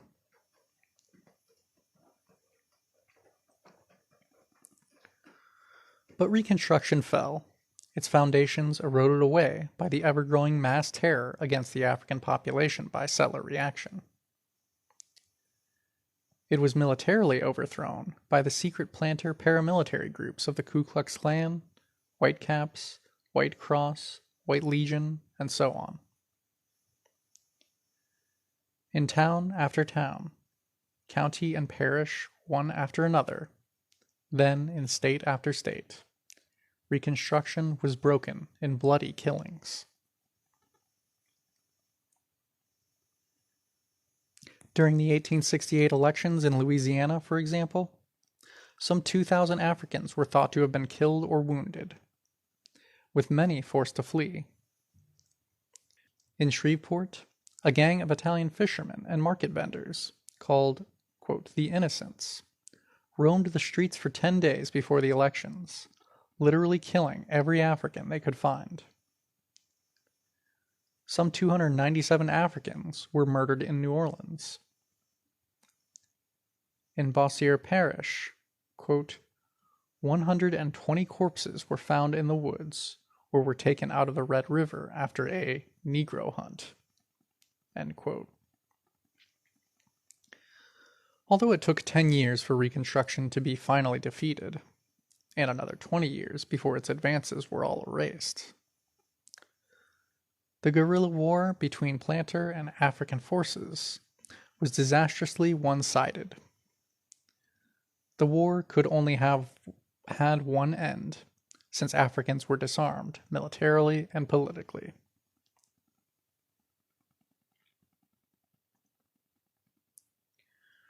By 1874, only 4 states, Mississippi, Louisiana, South Carolina, and Florida, still remained in the hands of Reconstruction.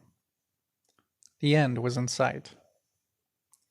Secret conferences of the planter leadership mapped out the final drive to tear out the heart of Black Reconstruction and to begin the long 100-year night of absolute terroristic rule. The White League was organized as the armed united front of the KKK and all the other planter organizations. Within months, it had 40,000 members. The white violence intensified.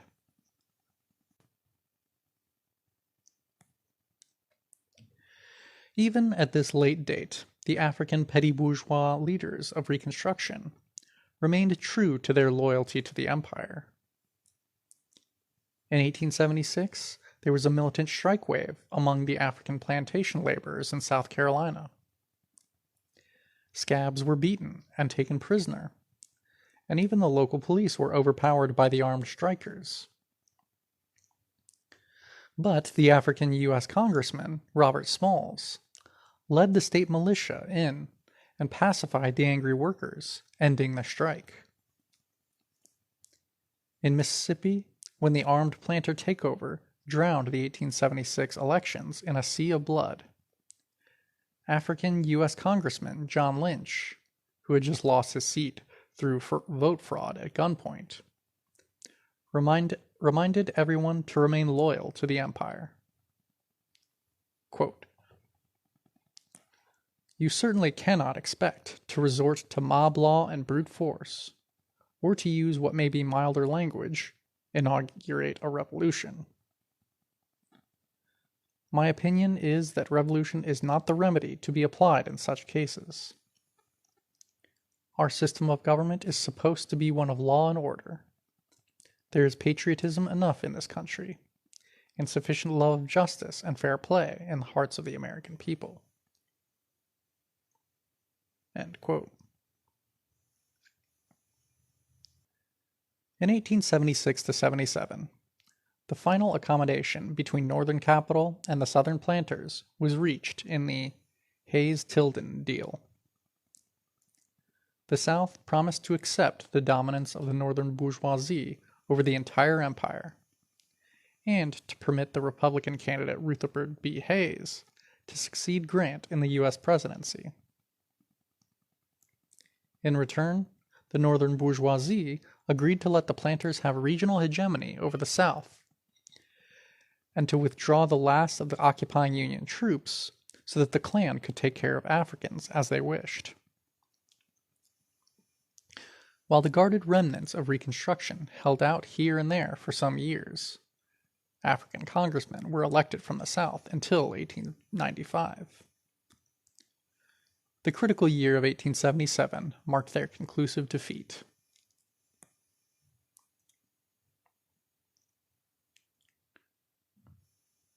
During these fateful years, when the central political issue in the empire was the war in the African colony, the white labor movement lined up on the side of the KKK terror and against the African masses.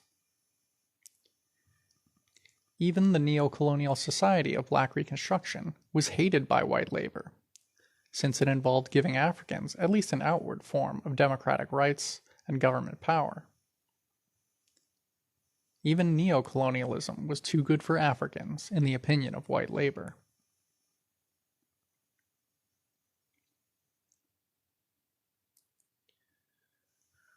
Some may consider it unusual that white workers opposed Black Reconstruction, particularly since Black Reconstruction not only bent over backwards to treat the entire white community, from planters to poor whites, with great respect, but introduced social reforms which gave a real boost upwards to poor whites.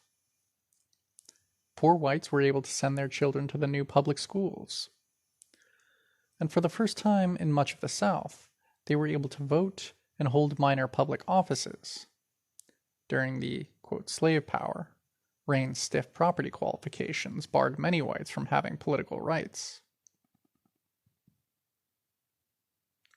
These gifts failed to win the gratitude of poor whites.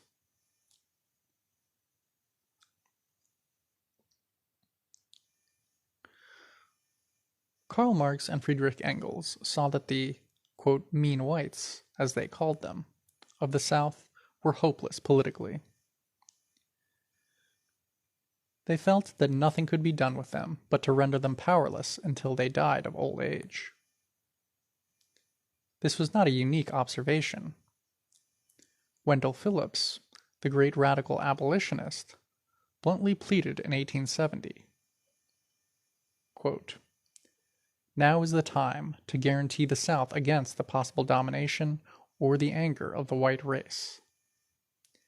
We adhere to our opinion that nothing, or not much except hostility, can be expected of 2/3 of the adult white men. They will go to their graves unchanged. No one of them should ever again be trusted with political rights. And all the elemental power of civilization should be combined and brought into play to counterwork the anger and plots of such foes." End quote. a picture of army officers pose in KKK uniforms, captured in Huntsville, Alabama. From Harper's Weekly, February 19, 1868. Another picture of black freedmen registering to vote in Richmond following the Civil War.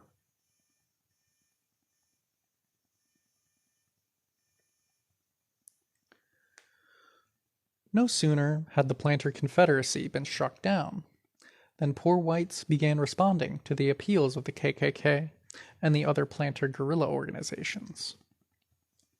This was a mass phenomena. Their motivation was obvious. They desired to keep Africans as colonial subjects, below even wage labor. Du Bois relates, quote, "When then he faced the possibility of being himself compelled to compete with a Negro wage laborer, while both were hirelings of a white planter, his whole soul revolted. He turned, therefore, from war service to guerrilla warfare, particularly against Negroes. He joined secret organizations like the Ku Klux Klan, which fed his vanity by making him co-worker with the white planter, and gave him a chance to maintain his race superiority by killing and intimidating, quote, niggers. And even in secret forays of his own, he could drive away the planter's black help, leaving the land open to white labor. Or he could murder two successful freedmen." End quote.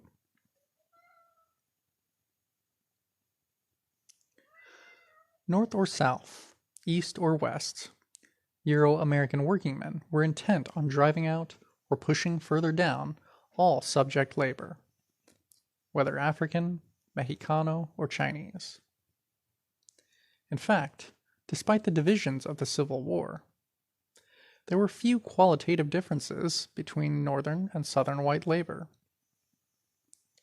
In part, this is because there was a considerable merging through migration within the empire.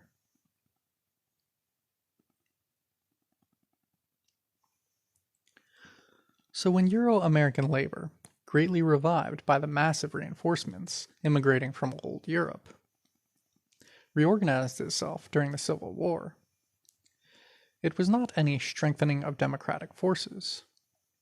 Rather, it added new formations of oppressors, new blows being directed against the oppressed. Just as the petty bourgeois workingmen's movements of the 1840s and 50s, these were, quote, white unions, for settlers only.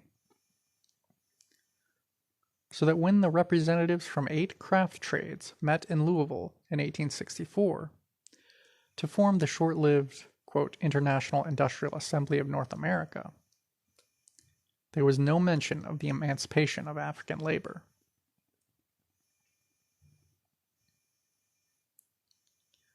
Similarly, when the National Labor Union was formed in 1866, most of its members and leaders clearly intended to simply push aside African labor.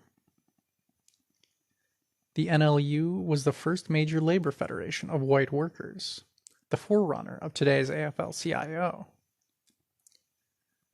Delegates from 59 trade unions and craft organizations took part in the first Baltimore meeting, with observers from much of the rest of the settler craft unions joining into the heady talking and planning. The most, quote, advanced settler unionists strongly argued for, quote, unity with African workers. It was repeatedly pointed out how the capitalists had used African workers to get around strikes and demands for higher wages by white workmen. Rather than let Africans compete in the job market against settlers, it was urged to restrain them by taking them into the NLU.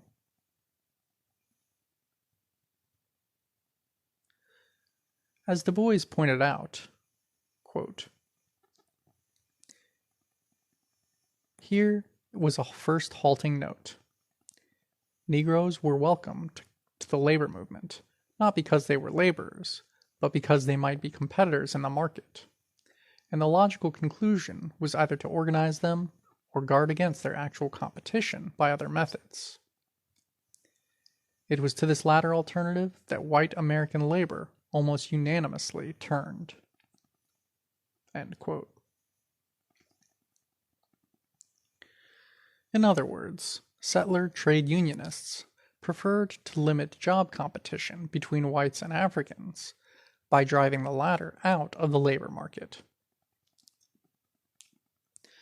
All motions to admit Africans to the NLU were defeated, as the settler trade unionists continued following the capitalists' long-range plan to use them to replace African labor. It should be remembered that in all these deeds, Euro-American labor, no matter how much it huffed and puffed itself up, was just servilely following the genocidal strategies of the industrial bourgeoisie, for which service the capitalists had imported them in the first place, rewarding their pawns with the customary mixture of table scraps and kicks.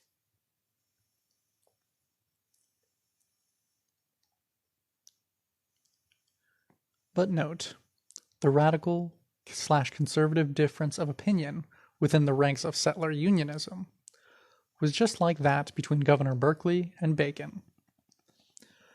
A difference between following co-optive strategies of genocide or seeking an immediate, quote, final solution through overwhelming force. These two opposites in the eternal settler debate are obviously inseparable and interwoven. By the National Labor Union's 1869 convention, the advocates of tactically embracing African workers had gained the upper hand, for there was serious trouble. African labor had gotten, quote, out of control.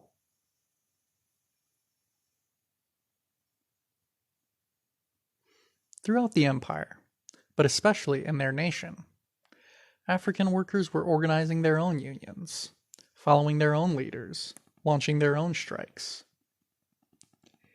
In Richmond, Virginia, there were strikes by African stevedores and railroad workers and tobacco factory workers. On the heels of the 1867 strike wave throughout the South, African unions formed in city after city. In Savannah, Georgia, the 1867 strike of African longshoremen forced the city government to lift a $10 poll tax. In Charleston, South Carolina, they formed the powerful Colored Longshoremen's Protective Union Association, the strongest and most respected labor organization in that state. After winning a strike for better wages, the CLPUA started helping other unions of African proletarians get organized.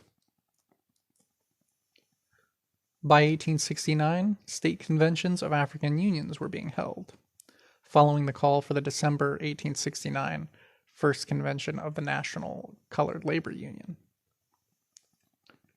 This federation was intensely political and embraced African workers in all spheres of production, North and South. Longshoremen, carpenters, tenant farmers, printers, waiters, barbers, construction laborers, etc. were all united within it. Eventually, it would have locals in 23 states.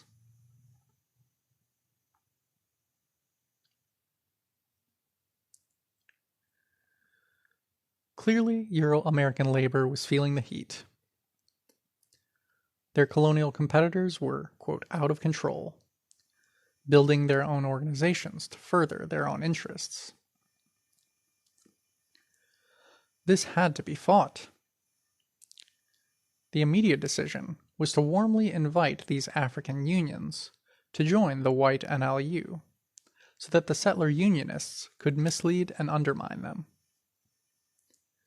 So, at the 1869 NLU convention, for the first time, 9 African Union delegates were seated. As we might expect, the speeches and pledges of eternal brotherhood flowed like some intoxicating drink. In a scene reminiscent of the festive ceremonies that marked the signing of the early, quote, peace treaties between settlers and Indians, the convention became imbued with the spirit of unity. So much that an amazed New York Times reporter wrote, beginning of long quote,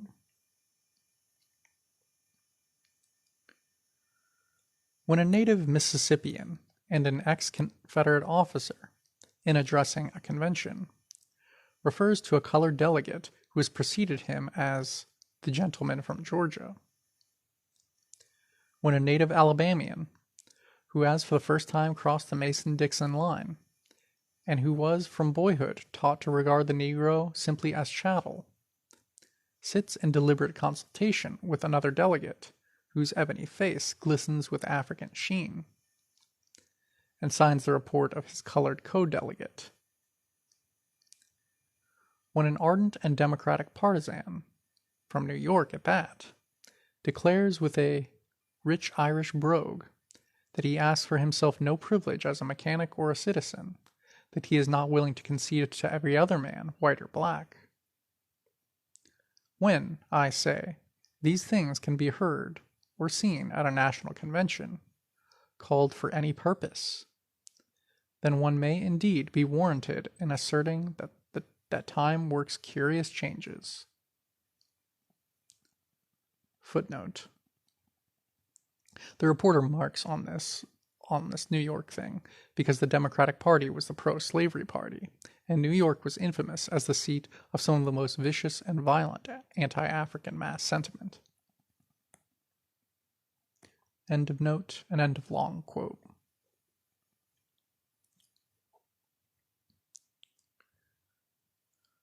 But the celebration of unity was short-lived. The white trade unionists were, of course, only attempting to deceive African workers. Their invitation to join the NLU simply meant that Africans would promise to honor all white strikes and organizing drives. In return, they would have the privilege of being consoled as white labor savagely and relentlessly annexed their jobs. The second aspect of this, quote, unity was that Africans would be expected to follow European labor in opposing democratic demands in the South and helping to restore the chains around their legs. The, quote, integration of the NLU meant not only submission to European hegemony, but was virtually suicidal. Small wonder that Africans quickly parted ways with the NLU.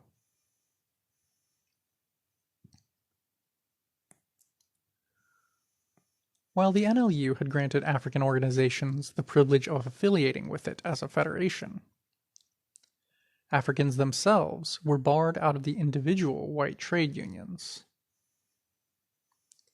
Every advance, therefore, of European trade unionism meant the, quote, clearing of African workers out of another mill, factory, railroad, warehouse, or dock.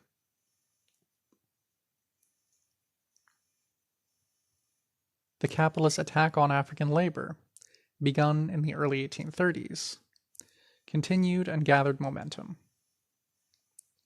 In the most celebrated single case, Lewis Douglas, the son of Frederick Douglass, was repeatedly denied admission to the Typographers' Union. A printer at the government printing office, Douglass was not only denied by the local, but his appeals were turned down by 2 successive conventions of the Typographers' Union, and even by the entire NLU convention. It is important to realize how strongly and overwhelmingly Euro-American workers in the Civil War period supported the concept of a settler empire, particularly as applied to guaranteeing white workers the right to annex the jobs that African, Chinese, Mexicano, and other oppressed labor had created. Of the 130 labor newspapers started between 1863 to 73, In the great upsurge of white labor, exactly one supported even bourgeois democratic equality for Africans. These insurgent journals represented the, quote, best, the most advanced trade unionists in the settler empire. Yet only 1 out of 130 supported democratic rights for Africans.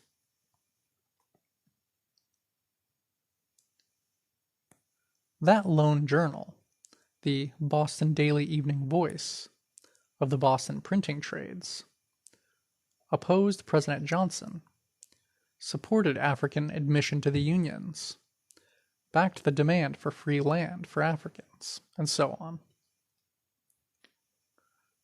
Such principled views lost them so many subscribers that, in a last vain effort to stay afloat, the editors promised their readers that the newspaper would stop writing about Reconstruction and the problems of Africans, saying that anyway the issue, quote, is practically solved.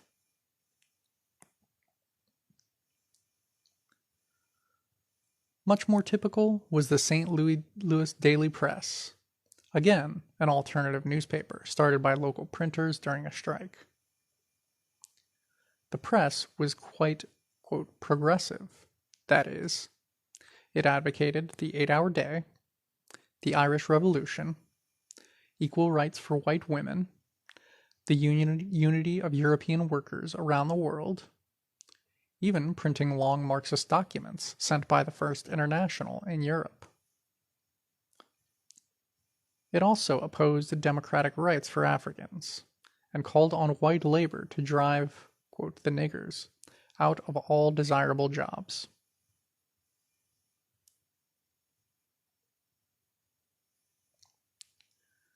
No one is above the reality of history. Even the masses themselves are tested in the crucible, forged, tempered, or broken in the class struggle. And not in side skirmishes or paper debates either, but in great battles upon which the future waits. The attempted rising of the African colonial masses, protracted, bitter, involving millions of desperate combatants, was such a pivotal event. As the war raged on, carrying with it the hopes of whatever democratic forces existed within the empire, thousands upon thousands of Africans gave their lives. In the growing defeats, eventually the entire African nation paid the blood price of re-enslavement. How should we be impressed, then, when we learn that in how Northern white labor was trying to tell everyone that the real, main issue was a shorter workday? If it were not so cowardly and treacherous, it would pass as comic relief. End of section 4. Settlers. Chapter 4, Section 5. The Contradictions of White Labor.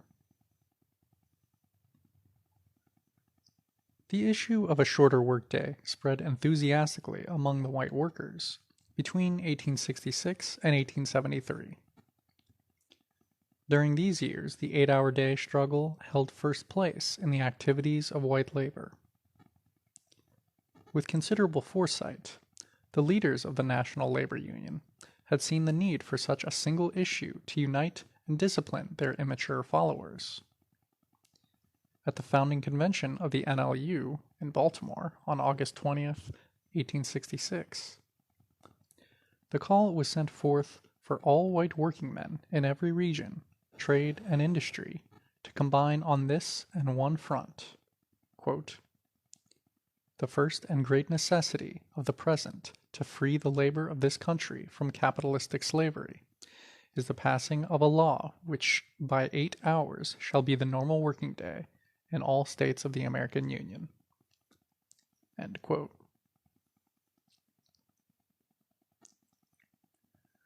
Throughout the 60s and early 70s, the 8-hour day movement grew, with immigrant German socialists playing a leading role in organizing 8-hour leagues in all the major cities of the empire. Literally millions took part in the strikes, parades, and rallies. By 1868, 6 states, led by California, a number of cities, and the federal government had passed 8-hour day laws, the last only applying to federal employees.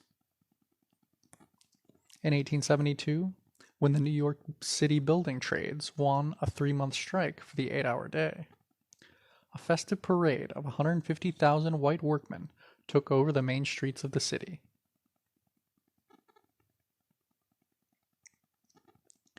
But this campaign folded like wet cardboard during the Depression of 1873 to 78, when it turned out that the capitalists had no intention of honoring any promises, agreements, or laws. The white trade unionists found their hours of toil increasing, while their pay was steadily slashed. Not until the CIO and New Deal in the 1930s would white workers attain their goal of the 8-hour day.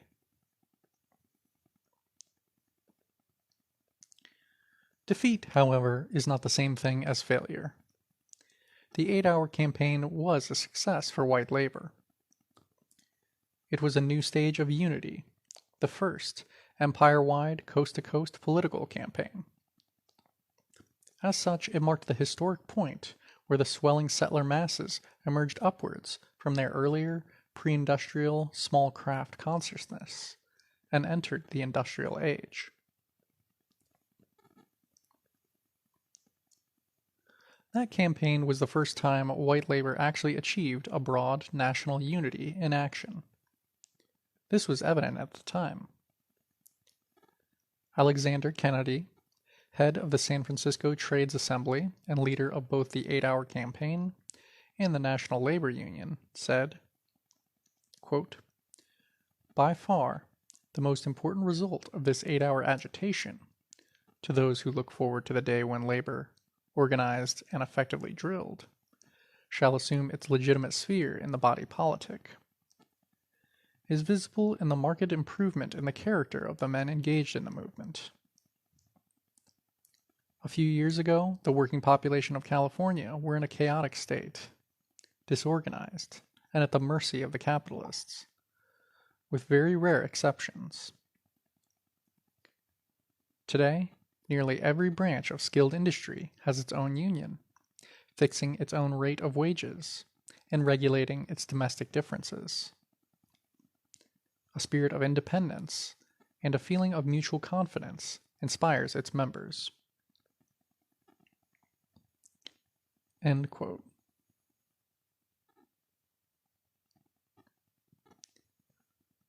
Of course, when Kennedy talks about, quote, the working population, he isn't referring to Mexicanos, Chinese, Indians, or Africans.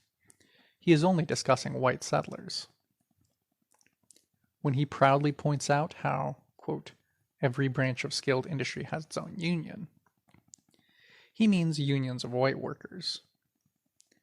While he refers to these new unions taking care of, quote, domestic differences, it is interesting that he fails to mention the trade union role in the primary labor conflict of the time, the drive by the white unions to annex the jobs of oppressed workers. This is a curiously right-wing result from such a supposedly class-conscious labor campaign.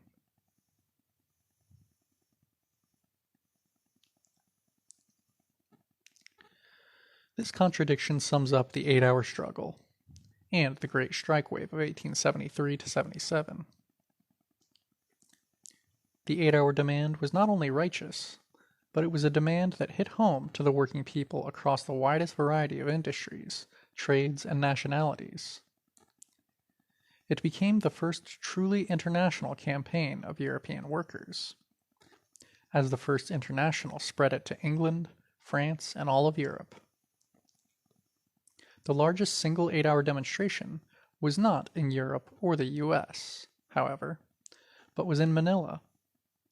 Filipino workers defied the Spanish colonial authorities and struck in a massive rally of 1 million. Many African, Mexicano, and Chinese workers responded militantly to the call for the 8-hour struggle. And in some areas, African workers took an early lead in stirring up action. But the campaign, instead of uniting working people, furthered disunity.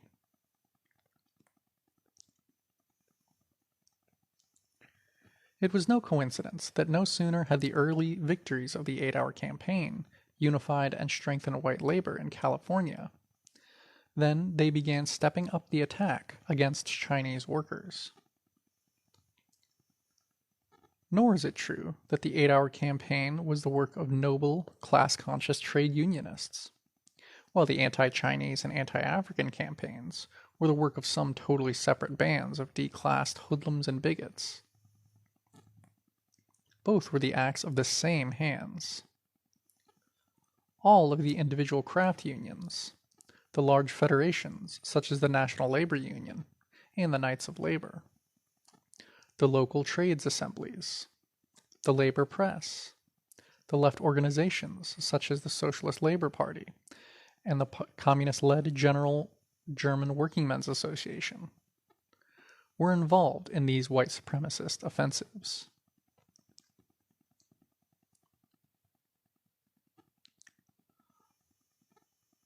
Picture: an anti-Chinese cartoon by Thomas Nast, famous, quote, reform cartoonist. It's a bunch of settlers looking at telescopes at a meteorite with a Chinese face.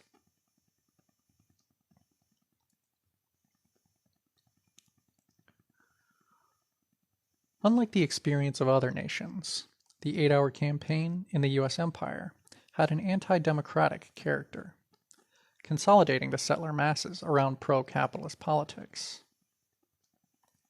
In regard to the pivotal struggle of Black Reconstruction, it is clear that the overwhelming majority of the 8-hour day activists were in the camp of the enemy, while only a minority of a few hundreds of thousands were personally active in killing and re-enslaving Africans. They committed their crimes with the support of the rest of their white kith and kin. Those, quote, advanced workers, particularly the German socialist and radical exiles, who loudly sympathized with the plight of the ex-slaves, didn't stop for 1 hour in their headlong rush to unite with the white supremacist mobs. It was as if to witness a criminal attack were to loudly bemoan the injuries done to the victim, while trying to convince the criminals that they should become partners. The 8-hour campaign, the, quote, anti-coolie, and the anti-African campaigns were not separate and unconnected events, but linked chapters in the development of the same movement of white labor.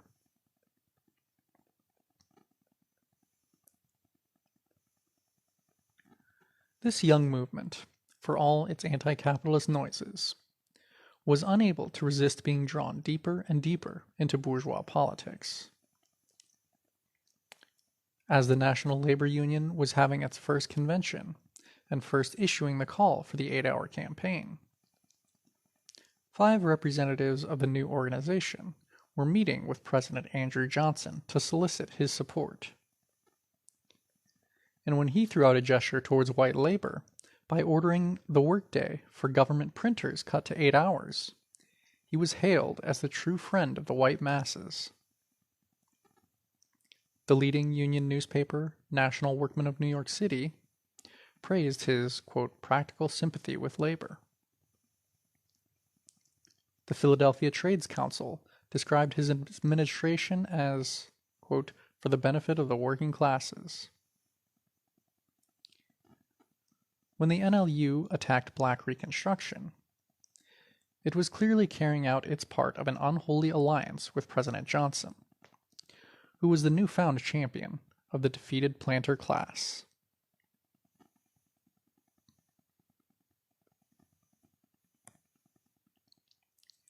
If the National Labor Union had begun life with an uncertain attitude towards class struggle, and a desire for the quick, quote, fix of bourgeois political deals, by 1872 it was wholly given over to these illnesses. It completely abandoned mass struggle. Instead, the NLU promoted a, quote, National Labor Reform Party to compete with the Democrats and Republicans. This abortive party was so opportunistic and malformed that it nominated Charles O'Connor, a well-known advocate of slavery, as its presidential candidate in the 1872 elections. The NLU itself perished in this fiasco. But the class outlook it represented continued and flourished.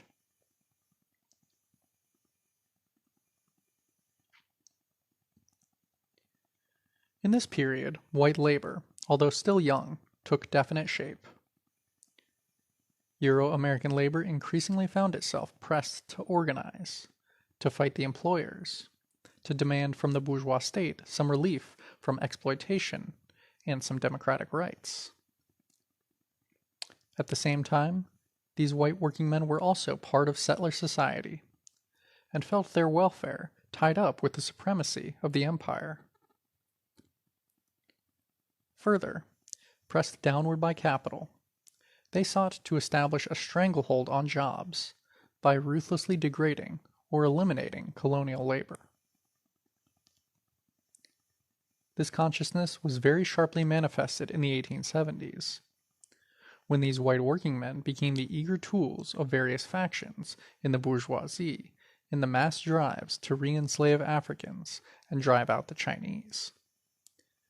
At the same time, engaging in the most vigorous and militant strike waves against the bourgeoisie.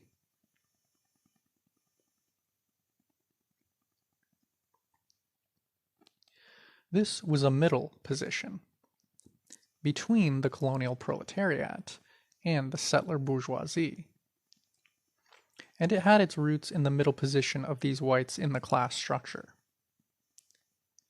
It is important to see why white labor could only unite on a petty bourgeois and opportunistic basis.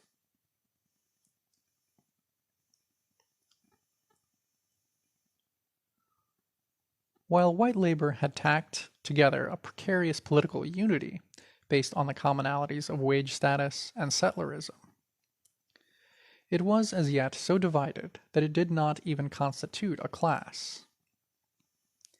In brief, we can point to four main aspects of this. 1. White working men were sharply divided by nationality. 2. The upper stratum of workmen, which contained most of the, quote, native-born Americans, had a definite petty bourgeois character. 3. Even the bottom, most exploited layer, who were largely new European immigrants, were politically retarded by the fact that their wages were considerably higher than in old Europe. 4. Immigrant labor did not constitute a single united proletarian class itself, because they were part of separate national communities, German, Swedish, etc., each headed by their own bourgeois leaders.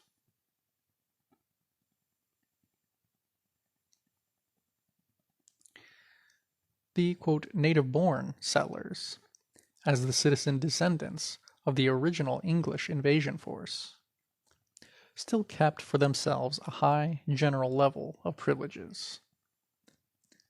They still thought of themselves as the only true, quote, Americans, while considering the non-Anglo-Saxon new immigrants as foreigners, only a step better than Africans or Mexicans. Among these, quote, native-born settlers, petty bourgeois, property-owning, and small tradesman status was the norm, and even wage laborers confidently expected to move upwards once they mastered the knack of exploiting others. Engels noted in 1886, beginning of quote,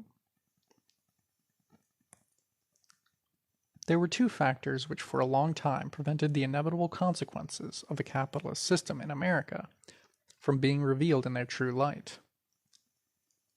These were the access to ownership of cheap land and the flood of immigrants. They enabled the great mass of indigenous Americans, for years on end, to, quote, retire from wage labor at an early age and to become farmers, dealers, or even entrepreneurs.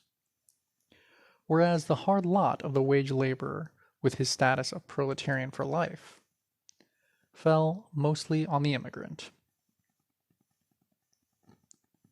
End of quote.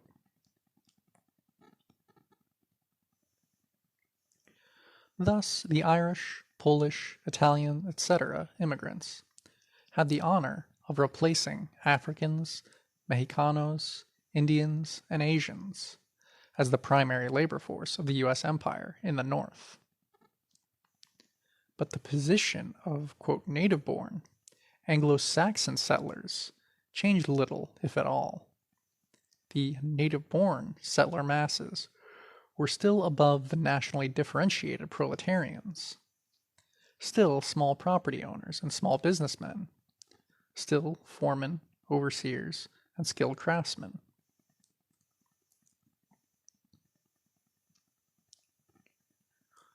The European immigrant workers, who were promoted to be the new, more loyal proletariat of the U.S. empire, were themselves very divided and confused.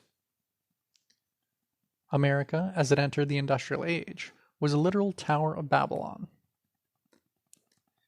In the hellish brutality of the mines, mills, and factories, the bourgeoisie had assembled gangs of workers from many different nations, torn away from their native lands, desperate, and usually not even speaking a common language with each other. Engels notes the importance of these national barriers. Beginning of quote. Immigration divides the workers into groups, native and foreign-born, and the latter into 1. Irish, 2. German, and 3. Many small groups, the members of each which can only understand one another, namely, Czechs, Poles, Italians, Scandinavians, etc. And then we must add the Negroes. Sometimes there is a powerful clan. However, the bourgeoisie need merely hold out passively for the heterogeneous elements of the working masses to fall apart again. End of quote. And as wretched and bitter as life in America was for white workers on the bottom of settler society, it was still far, far better than life back in old Europe. The Irish, for example, who became the bulk of the unskilled white labor, were used up under virtually inhuman conditions. Contemporary accounts of the 19th century usually emphasize how Irish laborers on the New York canals, the coal pits of Pennsylvania, the railroads across the Plains states, etc., were kept drunk on cheap whiskey by the labor contractors and overseers, so that they could endure their miserable lives. Along the Mississippi, gangs of Irish laborers drained malarial swamps and built levees for $1 per day and whiskey. An overseer explained, quote, "It was much better to have the Irish do it, who cost nothing to the planter if they died, than to use up good field hands in such severe employment." End quote. While it is hard for us today to imagine that this could be better than life in colonial Ireland, it was. In 1846 alone, some 1 million Irish died from famine. Those who emigrated did so under sure sentence of death as the alternative.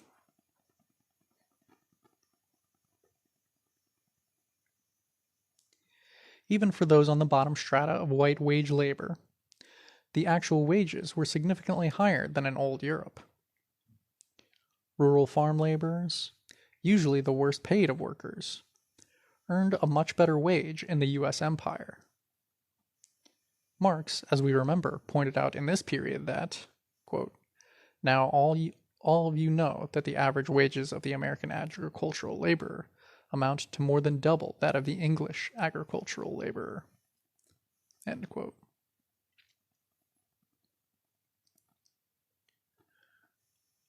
Further, as European immigrants or poor Euro-Americans, they were still eligible for the privileges of settlerism, and if not for them, then for their children. While this was markedly true for poor whites in the South, it applied with a few modifications throughout the empire. Du Bois points out, beginning of long quote, "It must be remembered that the white group of laborers, while they received a low wage, were compensated in part by a sort of public and psychological wage. They were given public deference and titles of courtesy because they were white. They were admitted freely with all classes of white people to public functions, public parks, and the best schools. The police were drawn from their ranks, and the courts, dependent upon their votes, treated them with such leniency as to encourage lawlessness. Their vote selected public officials, and while this had small effect upon the economic situation, it had great effect upon their personal treatment and the deference shown them." End quote.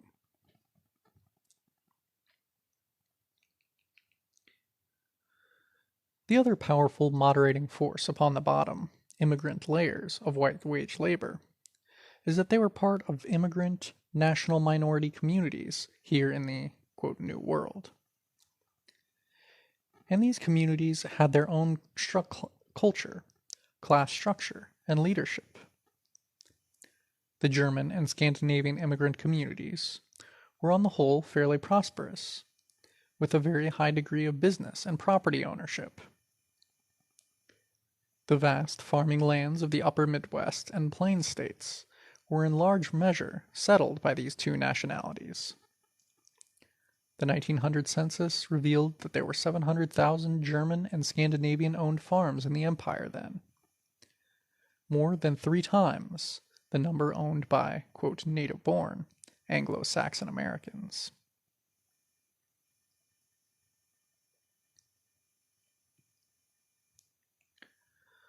The question of the bourgeois leadership of immigrant workers is very clearly shown by the Irish here. Nor was this disconnected with settlerism. The community leaders of the Irish national minority here were not revolutionary proletarians, but ward politicians, police chiefs, mayors, the Roman Catholic Church, etc. It is hardly a secret that during the mid-1800s, the Irish workers of the North, under the leadership of the Church and other bourgeois elements, were surpassed by none in their vicious hatred of Africans. The Archdiocese of New York City, for example, publicly opposed emancipation and undoubtedly helped create the anti-African riots that took thousands of lives during the Civil War.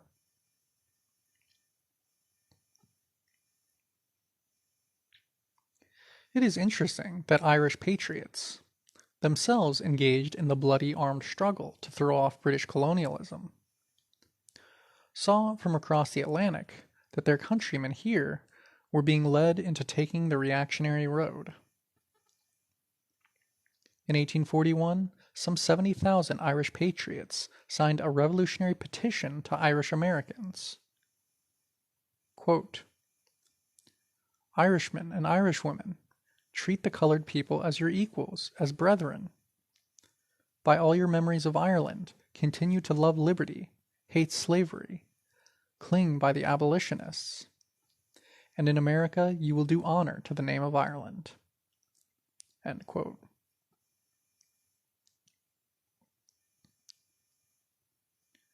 Despite mass meetings organized to generate support for this message of international solidarity,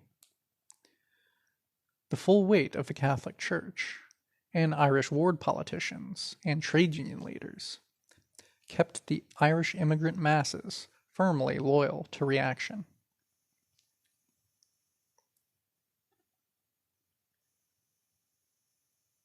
There was, of course, then as now, a powerful national tie here towards their captive homeland. Twice the Fenian Brotherhood tried military invasions of Canada in 1866 and 70, trying to force loose the British death grip on Ireland. Even after many defeats, Irish patriots and funds continued to pour into, quote, the cause.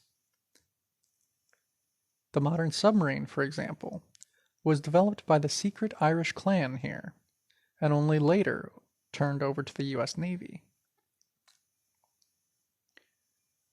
Irish POWs exiled to Australia were liberated in a spectacular raid across the Pacific. So widespread was the enthusiasm for this daring attempt in the Irish-American community here, that an Irish-American U.S. senator offered to get a U.S. customs ship for the raid if no private vessel could be obtained. This only underlines the process at work. The genuine national feeling towards colonial Ireland was taken over by bourgeois elements, who shaped it in bourgeois nationalist directions, and who used the appeal of, quote, the cause, to promote their own political careers and pocketbooks. This is still true today.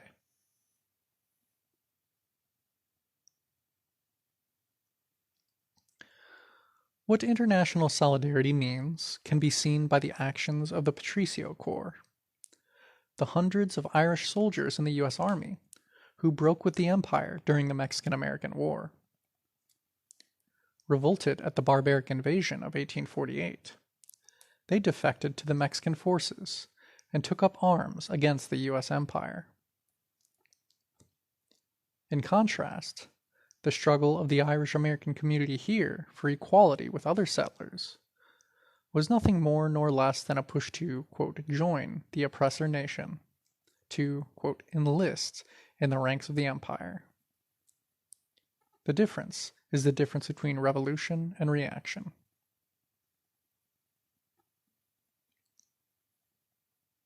The victorious U.S. Army inflicted barbaric punishment on any of these European soldiers who had defected that they later caught. Some 80 Irish and other Europeans were among the Mexican Army prisoners after the Battle of Churubusco in 1847. Of these 80, the victorious settlers branded 15 with the letter D. 15 were lashed 200 times, each with whips, and then forced to dig graves for the rest who were shot.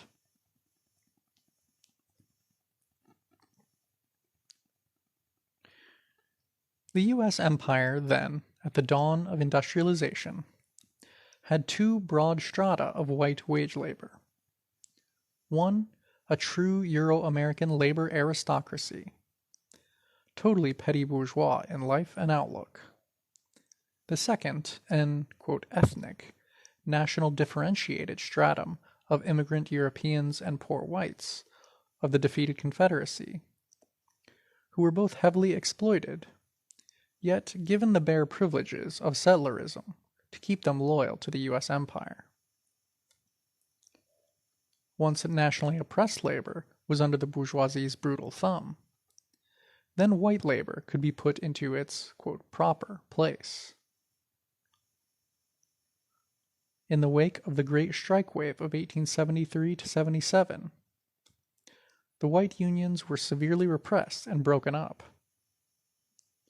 The mass organizations of white labor, once so sure of their strength when they were dining at the White House and attacking African, Mexicano, and Chinese labor at the bidding of the capitalists, now found themselves powerless when faced with the blacklist, the lockout, and the deadly gunfire of company police and the National Guard.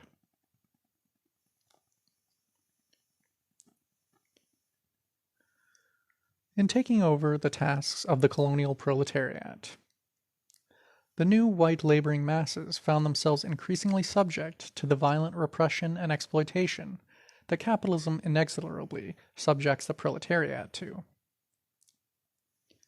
Thus, the industrial age developed here with this crucial contradiction. The U.S. Empire was founded as a European settler society of privileged conquerors, and the new white masses could not be both savagely exploited proletarians and also loyal privileged settlers. As the tremendous pressures of industrial capitalism started molding them into a new proletariat, which we will examine in the next section, a fundamental crisis was posed for American capitalism.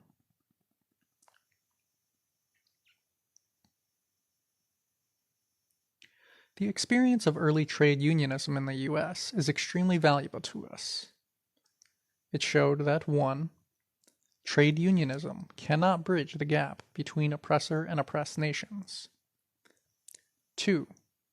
Moreover, that even among Euro-Americans, unionism, political movements, etc., inescapably have a national character. 3. The organization of nationally oppressed workers into or allied with the trade unions of the settler masses was only an effort to control and divide us. 4. That the unity of the settler masses is counter-revolutionary, in that the various privileged strata of the white masses can only find common ground in petty self-interest and loyalty to settler hegemony. 5. That whatever advanced or democratic-minded Euro-Americans do exist need to be disunited from their fellow settlers, rather than welded back into the whole lockstepping reactionary white mass by the usual reform movements. 6. That trade unionism became a perverted mockery of its original self in the settler society, where even wage labor became corrupted. The class antagonism latent within the settler masses had, in times of crisis, been submerged in the increased oppression of the colonial peoples. Capitalistic settlerism drastically reworked the very face of the land. A continent that was at the dawn of the 19th century primarily populated by the various oppressed nations was, at the end of the 19th century, the semi-sterilized home of a, quote, new Europe. And in this cruel, bloody transformation, history forced everyone to choose, and thus to complete the realization of their class identity. Class is not like a brass badge or a diploma, which can be carried from old Europe and hung on a wall, dusty but still intact. Class consciousness lives in the revolutionary struggles of the oppressed, or dies in the poisonous little privileges so eagerly sought by the settler servants of the bourgeoisie. Beginning of long quote by Lenin. On the other hand, there is the tendency of the bourgeois and the opportunists to convert a handful of very rich and privileged nations into, quote, eternal parasites on the body of mankind, to rest on the laurels of the exploitation of Negroes, Indians, etc., keeping them in subjection with the aid of the excellent weapons of extermination provided by modern militarism. There is, on the other hand, the tendency of the masses, who are more oppressed than before, and who bear the whole brunt of imperialist wars, to cast off this yoke and to overthrow the bourgeoisie. It is in the struggle between these two tendencies that the history of the labor movement will now inevitably develop. End of section and end of chapter 4. Settlers by J Sakai. Chapter 5. Colonialism, Imperialism, and Labor Aristocracy. Section 1. The Bourgeois Proletariat. Communism has always had to fight against not only the bourgeoisie, but also the very real opposition of some strata and masses of workers who have become corrupted and reactionary. Thus, the hostility revolutionary trends face here is neither new nor a puzzle for communist theory.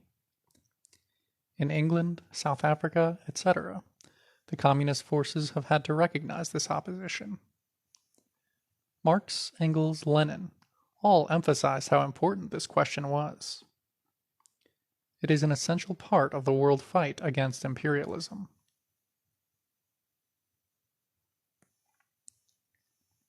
To begin with, our criticism of the historically negative role of the settler masses here is no more pointed than Friedrich Engels' statements a century ago about the English working class. Communists have never believed that the working class was some holy religious object that must be enshrined away from scientific investigation. Lenin, on his own part, several times purposely reminded the European comrades that the original proletariat of imperial Rome did not work, but was supported by the surpluses of slave labor. As the lowest free class of Roman citizens, their only duty was to father new soldiers for the Roman legions, which is why they were called proletarii in Latin, while they lived off government subsidies. The political consciousness and material class role of the masses of any given nation cannot be assumed from historic generalizations, but must be discovered by social investigation and scientific analysis.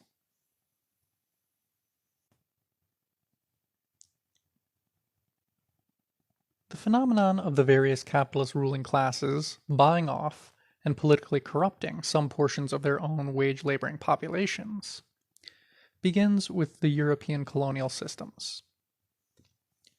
The British workers of the 1830s and 1840s were becoming increasingly class-conscious. An early pre-Marxian type of socialism, Owenism, had caused much interest, and the massive Chartist movement rallied millions of workers to demand democratic rights.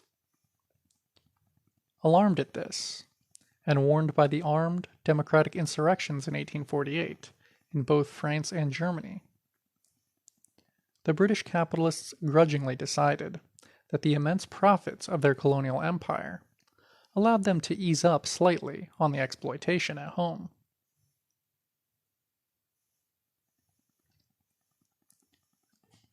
This tossing of a few crumbs to the British workers resulted in a growing ideological stagnation, conservatism, and national chauvinism.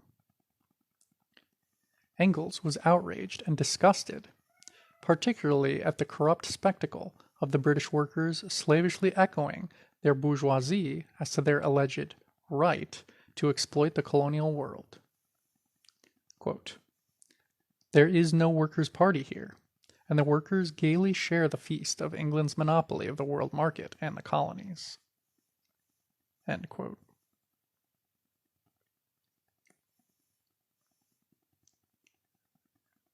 In 1858, Engels sarcastically described the tamed British workers in the bluntest terms. Quote, "The English proletariat is actually becoming more and more bourgeois, so that this most bourgeois of all nations is apparently aiming ultimately at the possession of a bourgeois aristocracy and a bourgeois proletariat alongside the bourgeoisie.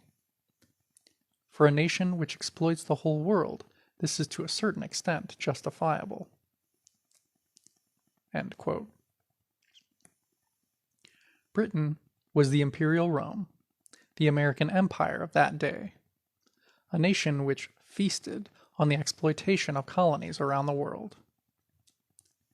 Engels, as a communist, didn't make lame excuses for the corrupted English workers, but exposed them.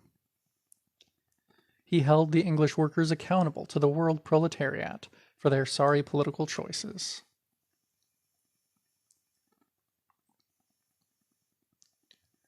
This was not a matter of English factory hands suddenly wearing gold jewelry and designer jeans. The change was historic. It raised the English masses past the bare floor of survival. As we discussed earlier, in the early stages of capitalist development, the bourgeoisie exploited the English workers to the point of early death. Workers, women and children in particular, were overworked and starved as disposable and easily replaced objects.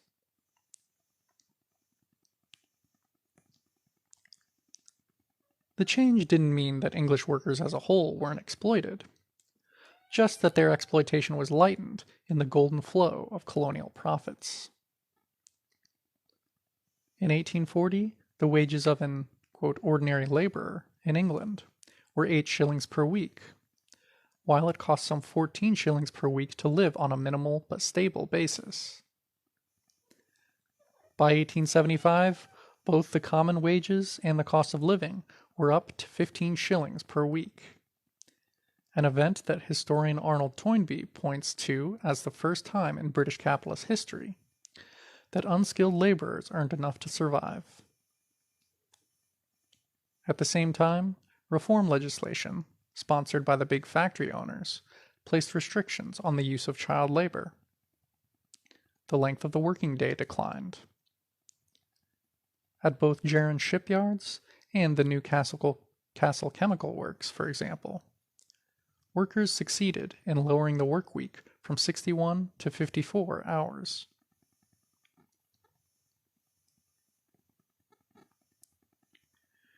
In 1892, Engels explained that the prolonged conservatism of the English workers was due to this generalized bribery. Quote, "The truth is this. During the period of England's industrial monopoly, the English working classes have, to a certain extent, shared in the benefits of monopoly. These benefits were very unequally parceled out amongst them. The privileged minority pocketed most, but even the great mass had, at least, a temporary share now and then. And that is the reason why, since the dying out of Owenism, there has been no socialism in England." End quote. Engels divides the workers into two groups, the, quote, privileged minority of the labor aristocrats and the, quote, great mass of common wage labor. While the labor aristocracy engages in wage labor and grows up out of the working class, it is no longer exploited. Rather, the bourgeoisie shares with this privileged layer a part of the super profits from colonial exploitation. Typically, these labor aristocrats are trade union officials, certain white-collar employees, foremen, the well-paid members of the restrictive craft unions, etc. They often supervise or depend upon the labor of ordinary workers, while they themselves do little or no toil.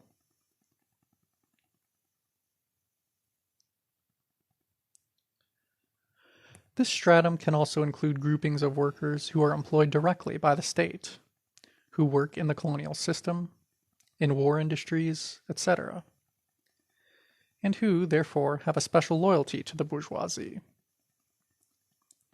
The aristocracy of labor have comfortable lives, and in general associate with the petty bourgeoisie.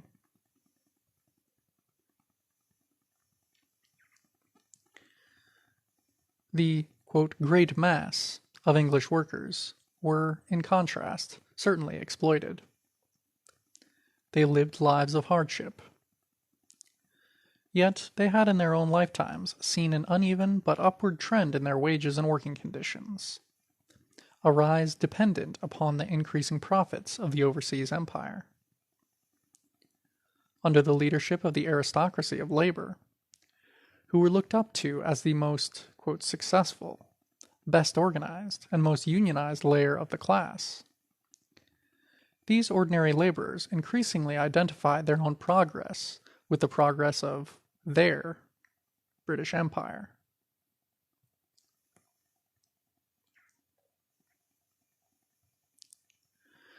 Engels felt in the late 1890s that this might be only a temporary phenomenon, and one limited to England by and large. He thought that with the growth of rival industrial empires and the sharpening of European capitalist competition, the super profits that supported this bribery might dwindle. Exactly the reverse happened, however. With the coming of imperialism and the tremendous rise of the most modern colonial empires, the trend of social bribery of the working classes spread from England to France, Germany, Belgium, etc. Between the fall of the Paris Commune of 1871 and the eve of World War I in 1913, real per capita income in both England and Germany doubled. In 1907, Lenin wrote, beginning of long quote, "The class of those who own nothing, but do not labor either, is incapable of overthrowing the exploiters. Only the proletarian class, which maintains the whole of society, has the power to bring about a successful revolution." And now we see that, as the result of a far-reaching colonial policy, the European proletariat has partly reached a situation where it is not its work that maintains the whole of society, but that of the people of the colonies who are practically enslaved. The British bourgeoisie, for example, derives more profit from the many millions of the population of India and other colonies than from the British workers. In certain countries, these circumstances create the material and economic basis for infecting the proletariat of one country or another with colonial chauvinism. End quote.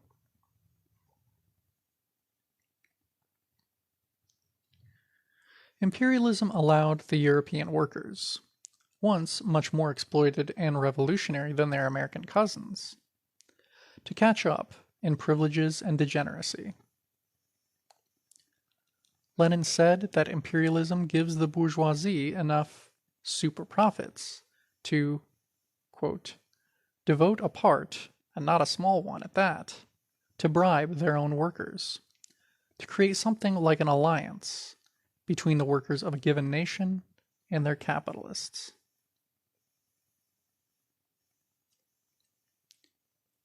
A picture from 1492 to 1977 of the map of the United States showing Indian territories dwindling.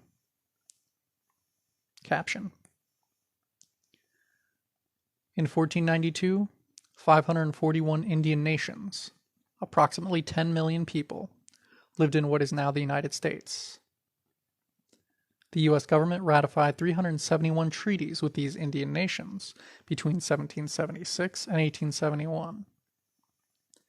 Chief Red Cloud of the Lakota said, quote, "They made many promises to us, but they kept only one. They promised to take our land, and they took it." The modern American Indian movement then sought to restore the Indian land base by demanding that the United States honor its treaty obligations with the Indian nations. End of caption.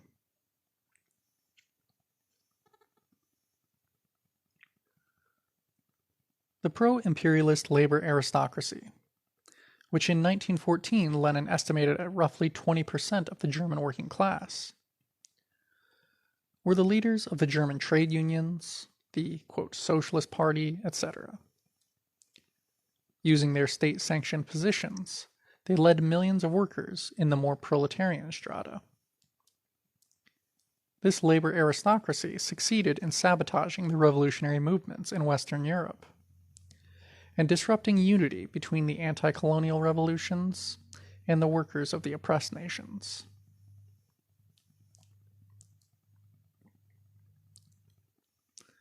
We can sum up key lessons in this theoretical development of analyzing socialized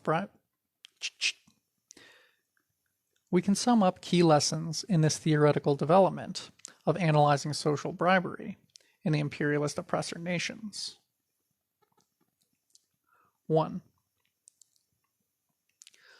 Lenin's insistence on a total break with those, quote, socialists, who were unwilling to support the anti-colonial revolutions in deeds, was proven correct. The shallow argument that, quote, racist European workers would be brought to revolutionary enlightenment by union activity and reformist economic movements, the same arguments preached here in America, was proven to be totally untrue.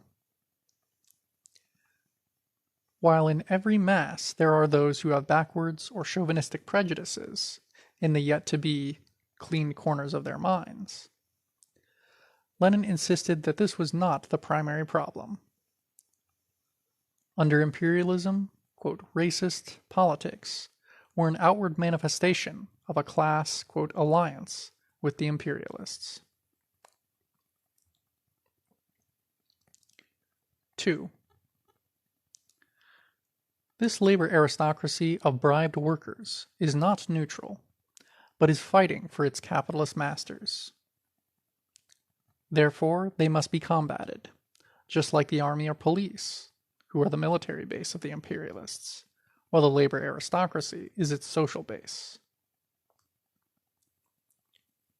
Lenin told his comrades, quote, no preparation of the proletariat for the overthrow of the bourgeoisie is possible, even in the preliminary sense, unless an immediate, systematic, extensive, and open struggle is waged against this stratum.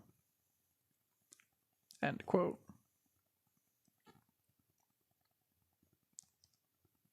3. When the new communist movement was formed, it was greatly outnumbered and out-organized everywhere in Europe outside of Russia. Lenin's answer was concise. Since the bribed, pro-imperialist masses were primarily the upper, privileged layers of workers, the communists, in order to combat them, had to, quote, go down lower and deeper to the real masses. And again he noted, quote, the sufferings, miseries, and revolutionary sentiments of the ruined and impoverished masses. He pointed to, quote, particularly those who are least organized and educated, who are most oppressed and least amenable to organization. End quote. We might say that he shared the same perception that Malcolm X had of where to find a base for revolution. On the global scale, Lenin's strategy of go down lower and deeper to the real masses meant that the communist movement became truly internationalist, organizing the masses of Asia, Latin America, and Africa, the, quote, real masses of imperialism. Near the end of his life, noting the unexpected setbacks in revolutionizing Western Europe, Lenin remarked that in any case, the future of the world would be decided by the fact that the oppressed nations constitute the overwhelming majority of the world's population. 4. The analysis of the labor aristocracy under imperialism helps deepen the understanding of our own varied struggles and the evolution of the U.S. empire in general. End of points.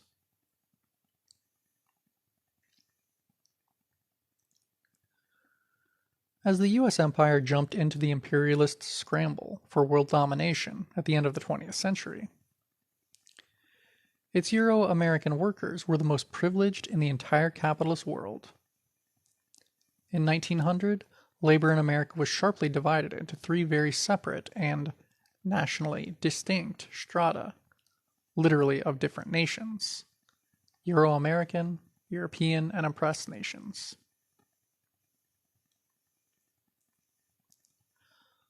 On top was the labor aristocracy of Euro-American workers, who dominated the better-paid craft trades and their restrictive AFL unions. This, quote, privileged stratum of, quote, native-born citizens comprised roughly 25% of the industrial workforce, and edged into the ranks of their petty bourgeois neighbors, foremen, small tradesmen, and so on.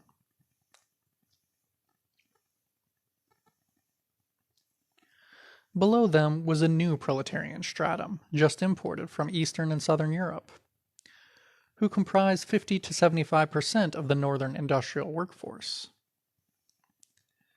They were poorly paid and heavily exploited, the main factory production force of the North.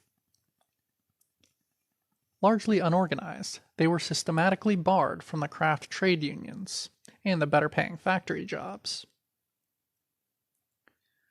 This stratum was composed of non-citizens, was only a generation old here, and had no previous existence. The very bottom, upholding everything else, were the colonial proletariats of African, Mexicano, Indian, and Asian workers.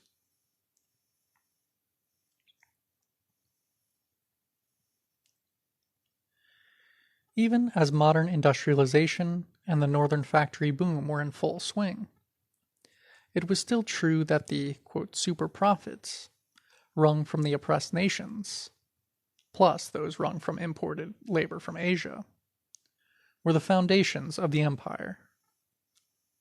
Everything, quote, American was built up on top of their continuing oppression.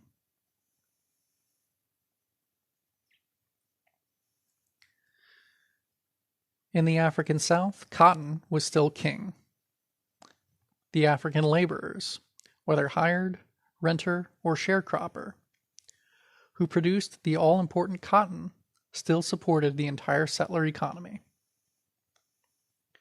Between 1870 and 1910, cotton production had gone up by 3 times, while domestic cotton usage had gone up by 600%, and king cotton still was the leading U.S. export product, 25% of all exports. The number of African men in agriculture had increased, and in 1914, some 50% of all African workers labored in the fields. African women not only worked in the fields, as did their children, but they involuntarily continued cleaning, cooking, washing clothes, and child raising for the upper half of Euro-American families. Over 40% of the entire African workforce was still bound into domestic labor, maintaining for the southern settlers their conquest lifestyle.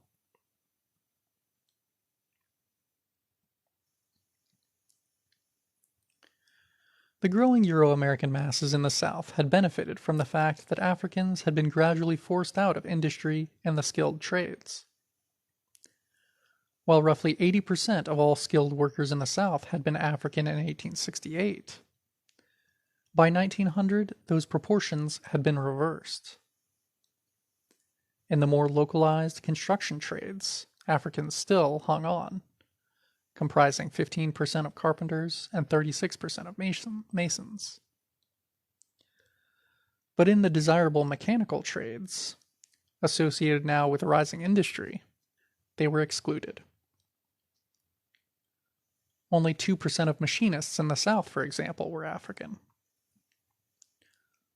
On the Southern railroads, where Africans once predominated, and as late as 1920 still accounted for 20 to 25% of all firemen, brakemen, and switchmen, the Atlantic Agreement between Southern railroads and the AFL, Railroad Brotherhoods, called for the gradual replacement of all Africans by settlers.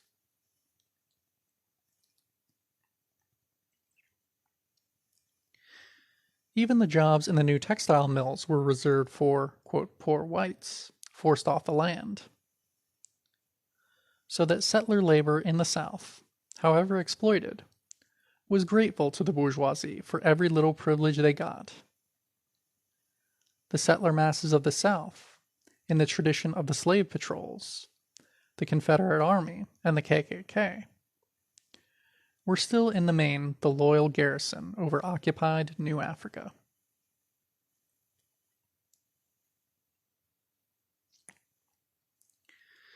even though the empire tried to use industry to build up a settler occupation population. African labor was necessary as the superexploited base of southern industry. In lumber, they made up the bottom half of the workforce. In the coal mines of Alabama, they were 54% of the miners at the turn of the century. In the southern iron and steel mills, we find that in 1907, Africans still made up 40% of the workers.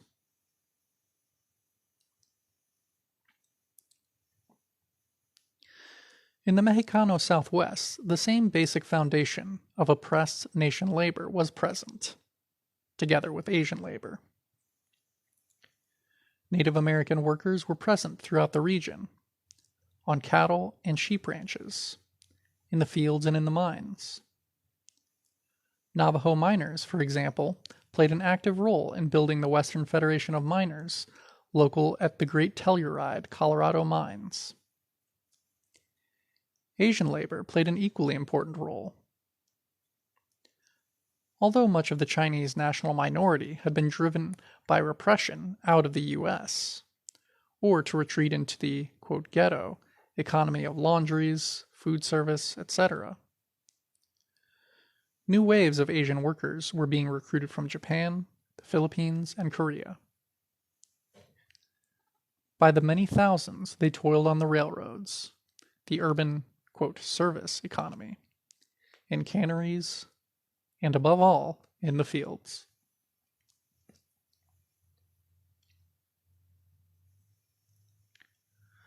Much less industrialized and economically developed than the North, or even the South. The Southwestern economy rested on agriculture and mining. The migrant farm laborers of the, quote, factories in the fields were not marginal, but the economic mainstay of the Southwest. In the key agricultural area of Southern California, the majority of farm labor was Chicano-Mexicano.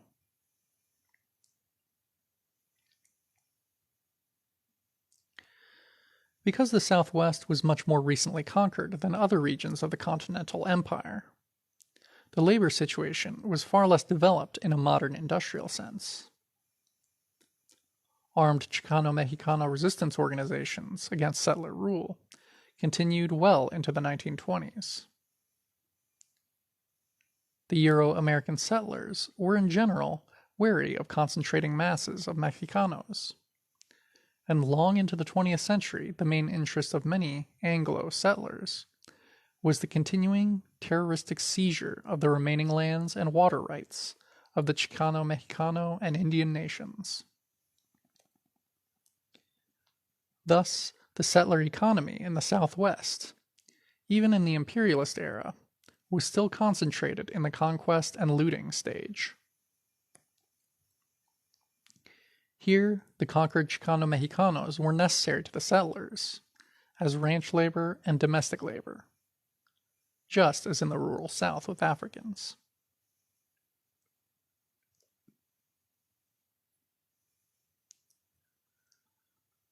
But at the turn of the century, the development of railroad systems, of large-scale commercial agriculture, and of extensive mining were also creating the imperialist need for increased masses of cheap laborers. Thousands and then tens of thousands of Mexicano workers were brought northward to fill this need.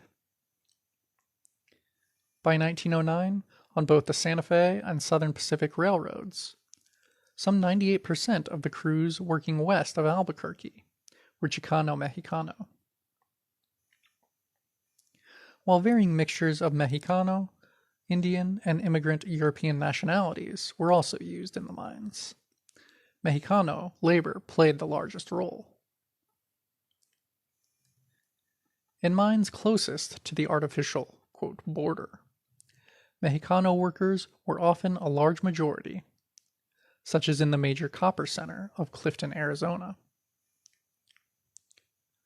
Once driven out of much of the West by settler terrorism, Mexicanos were now being brought back to their own national land as, quote, immigrant or, quote, contract labor.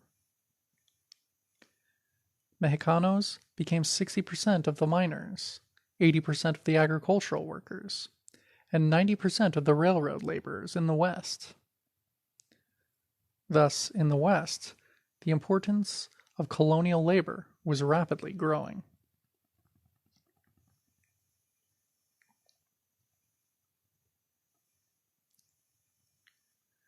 In terms of income and lifestyle, it is easy to see the gulf between the labor of the oppressor nation of settlers, imported European national minorities, and the colonial labor of the oppressed nations and minorities. The African tenant family usually lived in debt slavery, laboring as a family for little more than some food, a few clothes, and use of a shack. Those Chicano-Mexicano families trapped in the Texas peonage system earned just as little.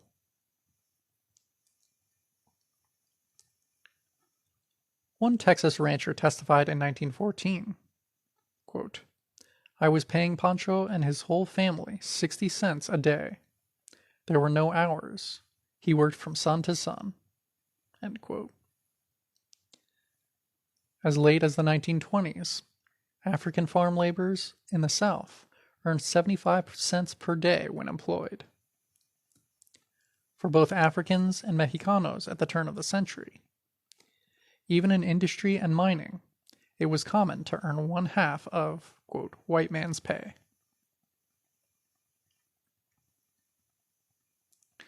One step up from this was the northern industrial proletariat from Eastern and Southern Europe. Newly created, heavily exploited, but whose ultimate relationship to the imperialists was still uncertain. The, quote, hunky and, quote, dago commonly earned $6 to $10 per week in the early 1900s for 6 and 7 day work weeks.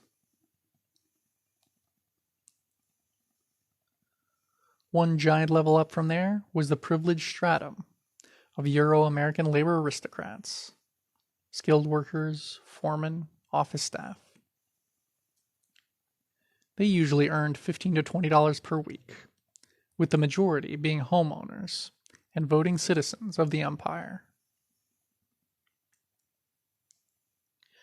This top stratum dominated the trade unions and the socialist organizations, consistently supporting the U.S. empire. Bribed and helped to be the imperialist leadership of all white workers as a whole, they sabotaged any militant outbreaks in the industrial ranks. Always they prevented any internationalist unity between white workers and the colonial proletariats. It is with this background, and being able to trace the continuing role of social bribery, that we can begin to examine settler mass politics in the imperialist era. A picture of some prisoners working under guard. A chain gang in Fulton County, Georgia in the 1890s. End of section 1. Settlers, Chapter 5. Section 2. Settler opposition to imperialism. There have always been significant contradictions among the settlers, and even in the earliest stages of imperialism we have seen conflicts between the monopoly capitalists and their settler base. While the U.S. was an empire just as soon as it started to breathe, the, quote, Spanish-American War of 1898 marked this early settler empire's transition into imperialism. The pivotal nature of this imperialist war was well understood by the settler citizenry of that earlier day, and it caused not only a great public debate, but an angry split in the settler ranks. The well-organized mass movement of settlers opposed to imperialism then foreshadowed the anti-Vietnam War movement of our times. These are important contradictions. In the brief 1898 war, the U.S. easily removed Puerto Rico, the Philippines, and Cuba from the feeble hands of the aging Spanish Empire. This armed robbery was so effortless because the Spanish bourgeoisie had already lost most of their former power over these colonies, due to both their own weakness and to the rise of national liberation movements. On September 23, 1868, at Lares, Puerto Rican patriots proclaimed the First Republic of Puerto Rico amid an armed uprising against the Spanish occupiers. Although crushed, the, quote, "Cry of Lares" marks the start of an unbroken history of patriotic warfare by the Puerto Rican people.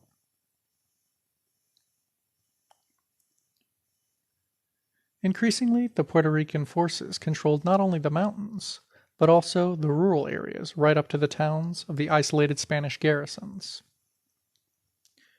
Finally, in 1897, the desperate Spanish Empire agreed in negotiations with Puerto Rican representatives to a charter of autonomy. This recognized the power of the Puerto Rican nation to set up its own currency, fix tariffs on imports, negotiate trade agreements with other nations, and veto, if they wished, any Spanish diplomatic treaties applying to Puerto Rico. The end of Spanish rule was evident. Similar concessions were won by Cuban and Filipino rebels.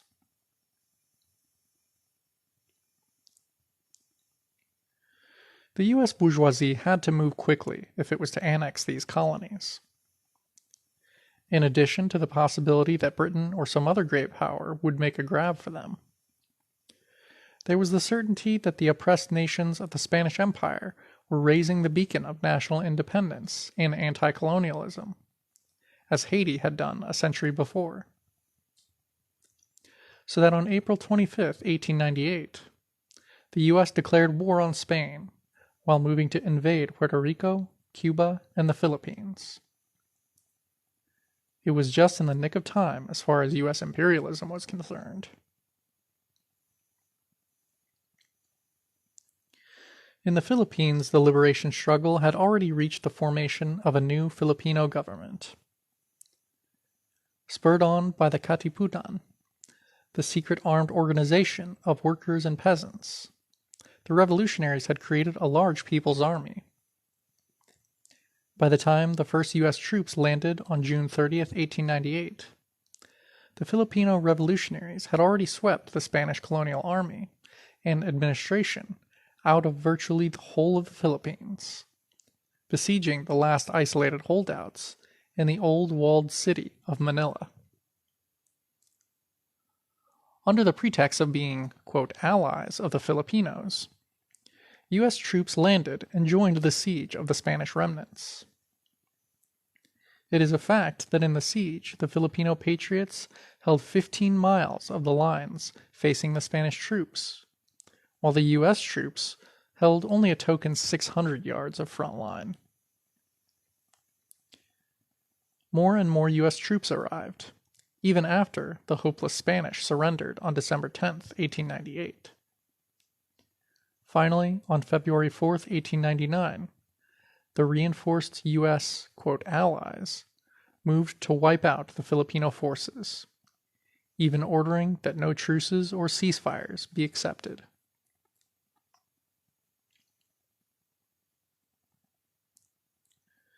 The Filipino people defended their nation with the most heroic and stubborn resistance. It took over 3 years of the most bitter combat before the guerrilla patriots were overcome, and defeated then only because, 1. The bourgeois nationalist Filipino leaders had treacherously purged the armed movement of the most advanced proletarian elements, while they themselves vacillated in trying to reach an accommodation with the U.S. invaders. 2. Over half of the total U.S. Army, 1.2 million troops, were eventually poured into the Philippines, with weapons and organization far advanced over the former Spanish foes. 3. The Filipino people were unprepared for the brutal effectiveness of the genocidal strategy used by the U.S. invaders.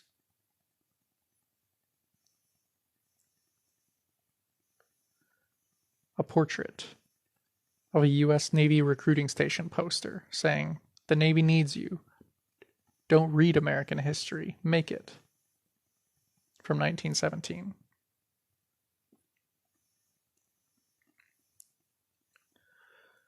The last became an international scandal when the full details became known, shaking even some settlers. Unable to cope with the guerrilla tactics of the Filipino revolutionaries, the U.S. Army decided to starve them into disintegration by destroying their social base, the Filipino population.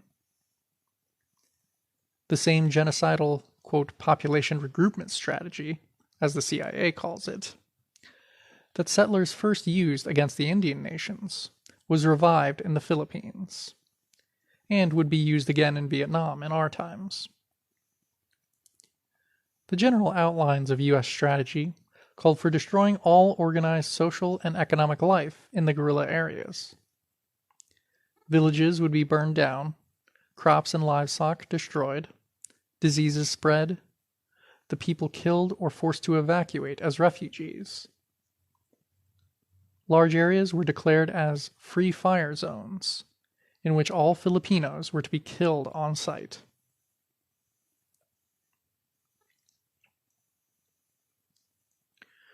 Of course, even Euro-American settlers needed some indoctrination in order to daily carry out such crimes.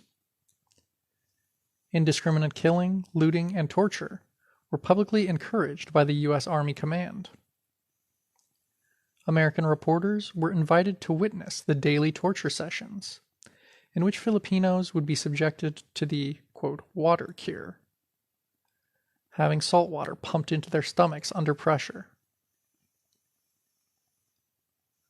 The Boston Herald said, quote, "Our troops in the Philippines look upon all Filipinos as of one race and condition, and, being dark men, they are therefore niggers, and entitled to all the contempt and harsh treatment administered by white overlords to the most inferior races." End quote.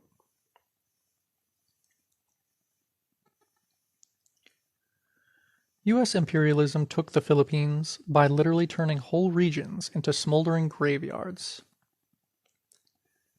U.S. Brigadier General James Bell, upon returning to the U.S. in 1901, said that his men had killed 1 out of every 6 Filipinos on the main island of Luzon. That would be just some 1 million deaths just there.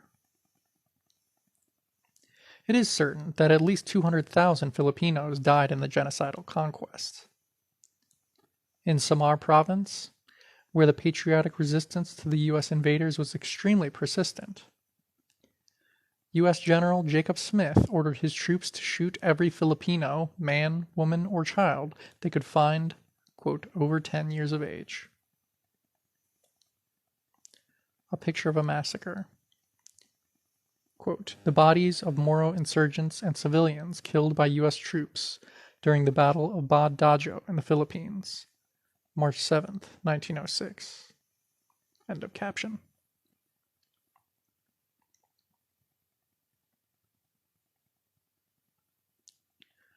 The settler anti-imperialist movement that arose in opposition to these conquests focused on the Philippines.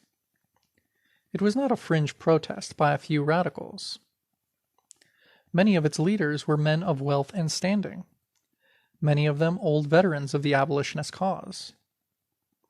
The author Mark Twain, Governor Pingree of Michigan, former U.S. Secretary of Agriculture J. Sterling Morton, and steel magnate Andrew Carnegie were but a few of the, quote, notable settlers involved.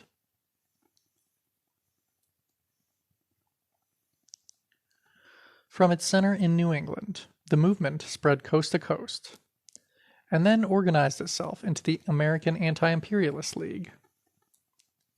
The League had over 40,000 members in some 40 chapters, with hundreds of thousands of settler supporters. It was also closely tied to the reform wing of the Democratic Party and to the presidential election campaign of William Jennings Bryan. just as Senator George McGovern would run against President Nixon on an anti-war platform in 1972.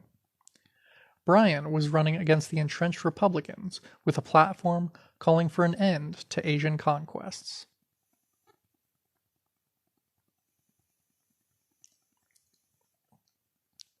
The politics of the League were well developed, with an explicit class orientation. The League opposed imperialism in the first place because they correctly saw that it represented the increased power of monopoly capital. When they raised their slogan, "Republic or Empire," they meant by it that America should be a republic of free European settlers rather than a world empire, whose mixed populations would be subjects of the monopoly capitalists. They feared that the economic power gained from exploiting these new colonies, plus the permanent armed force needed to hold them, would be used as a home to smother the, quote, democracy of the settler masses.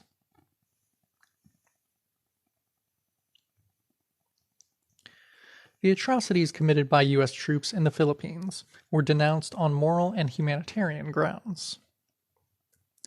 But the League was very careful to point out that their support for Philippine independence did not mean that they believed in any equality of colonial peoples with Europeans.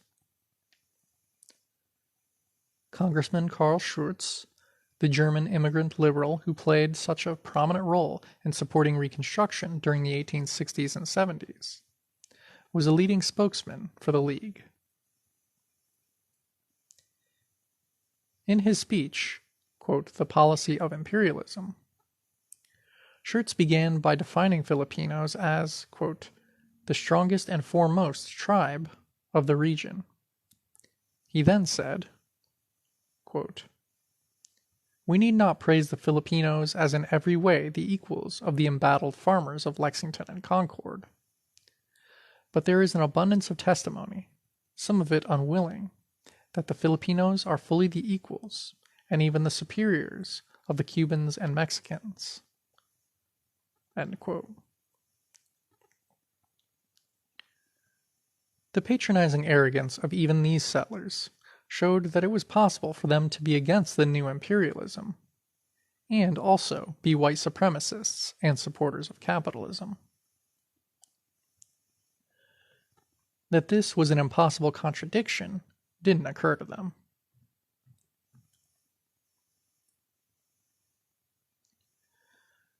The class content of the League becomes very clear as Schurz continued. Quote, "Now it may be well that the annexation of the Philippines would pay a speculative syndicate of wealthy capitalists, without at the same time paying the American people at large. As to the people of our race, tropical countries like the Philippines may be fields of profit for rich men who can hire others to work for them, but not for those who have to work for themselves." End quote. In other words, the League was articulating the interests of the liberal petty bourgeoisie.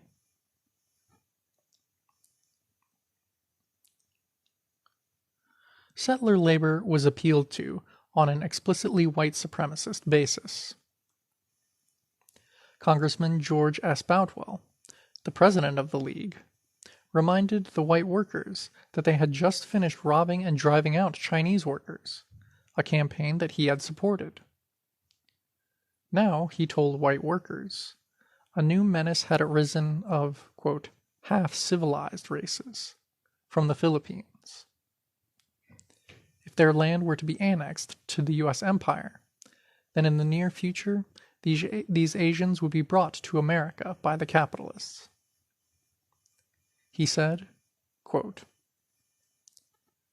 "Does anyone believe that with safety we can receive into this union the millions of Asia who have no bonds of relationship with us? The question before this country shall be this: should the laboring and producing classes of America be subjected to a direct and never-ending competition with the underpaid and half-clad laborers of Asia?" "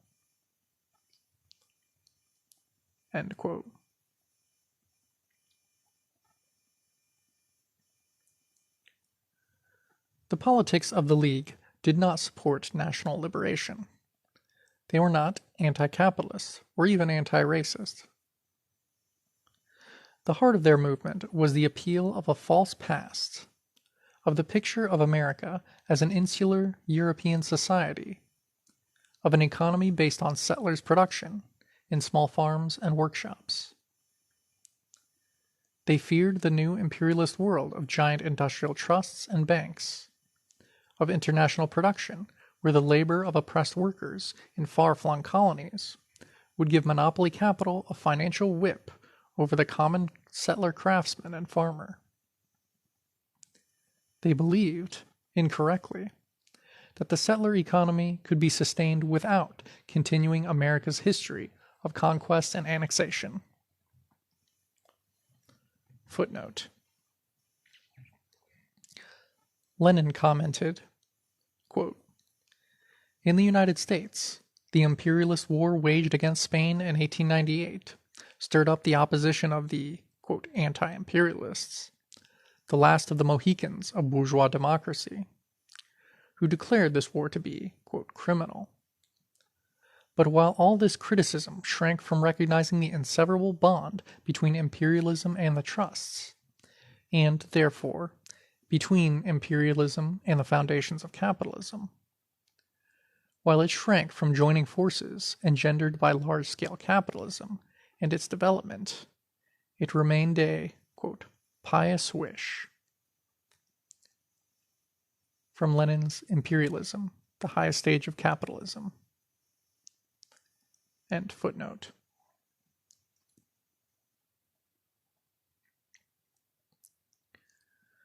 We can see the very sharply defined case the League made for counterposing the interests of settlers versus their bourgeoisie. In his convocation address at the University of Chicago in 1899, Carl Schurz takes up the issue of explaining why the old conquests of the U.S. empire were so good, while the new conquests were bad. Quote, "Has not the career of the Republic almost from its very beginning been one of a territorial expansion? Has it not acquired California, Florida, Texas, the vast countries that came to us through the Mexican War, and Alaska, and has it not digested them well? If the Republic could digest the old, why not the new?" End of quote. Schurz then gives 5 reasons why the old annexations worked out so well for the settlers. 1. They were all on this continent. 2.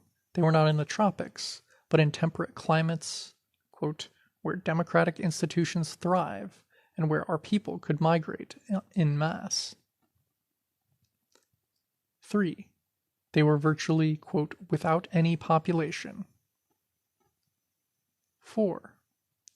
Since only Euro-Americans would populate them, they could become territories and then states and become fully integrated into white America. 5. No permanent increase in the military was needed to defend them from, quote, "probable foreign attack." End of points.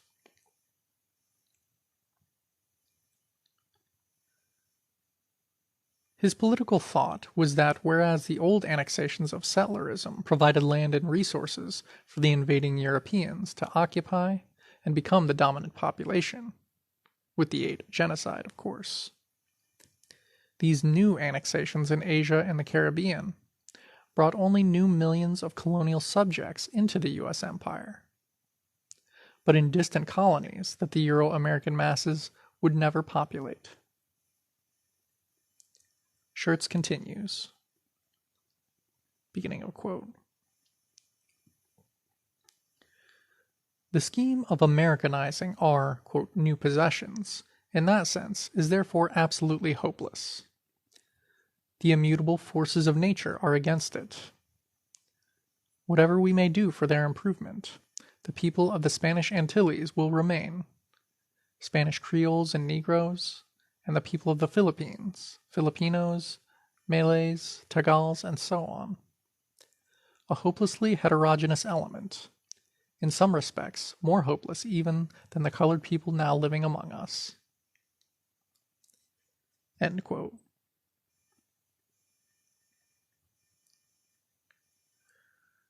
These settlers were opposing imperialism from the ideological standpoint of petty bourgeois settlerism. It is significant that the League refused to take a stand on the Boer War going on in South Africa, or on the dispatch of U.S. Marines to join other Western powers in crushing the Boxer Rebellion in China. And obviously the League had no objection to colonialism at home, in the annexed and settled territories of Mexico, the Indian nations, and New Africa.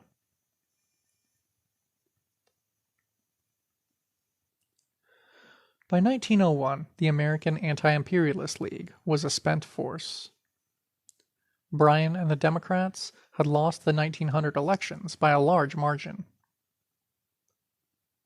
More decisively, the Filipino, Puerto Rican, and Cuban patriots had been defeated, and the issue of the U.S. expanding from a continental North American empire into a world empire had been decided.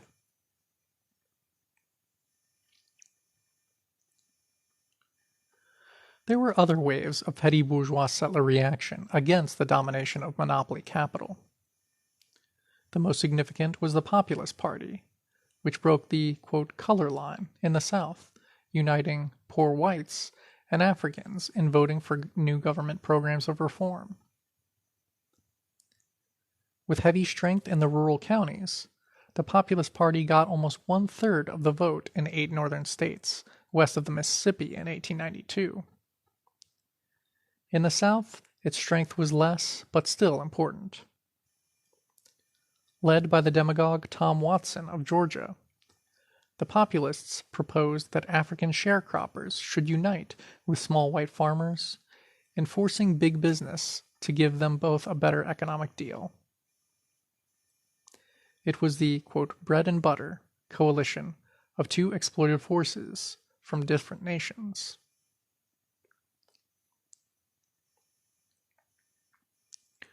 But frustrated at their inability to reach their goals through this electoral coalition, the populist leadership sharply shifted course after 1902. Watson and his cronies had discovered that the tactical position of the poor whites in the bourgeois elections might be improved if they drove out African voters, a conclusion the imperialists were glad to encourage. C. Van Woodward comments, quote, with the Negro vote eliminated, Watson and the Populists stood in much the same relation towards the two factions of the Democratic Party as the Negro had occupied towards the Populists and the Democrats. They held the balance of power. End quote. Watson himself, still the captivating spokesman of the, quote, cracker and, quote, redneck, therefore moved rapidly to the right. He encouraged new waves of terrorism against Africans. Quote, lynch law is a good sign. It shows that a sense of justice lives among the people. End quote. In 1904, Watson started campaigning for disenfranchisement of the 1 million African voters in Georgia. With flamboyant rhetoric, Watson supported the 1905 Russian Revolution at the same time he swore that a key to the movement of poor whites in America was disenfranchising Africans. Quote, the white people dare not revolt so long as they can be intimidated by the fear of the Negro vote. End quote.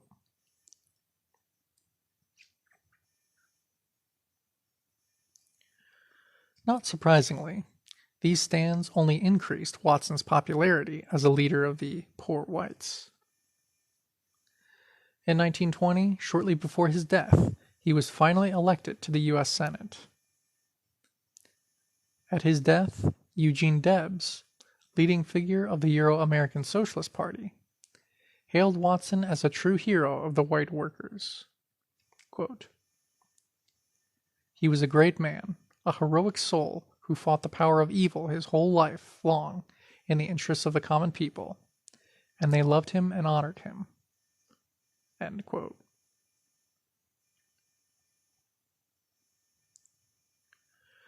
By that time, naturally, Watson had become a wealthy plantation owner and publisher.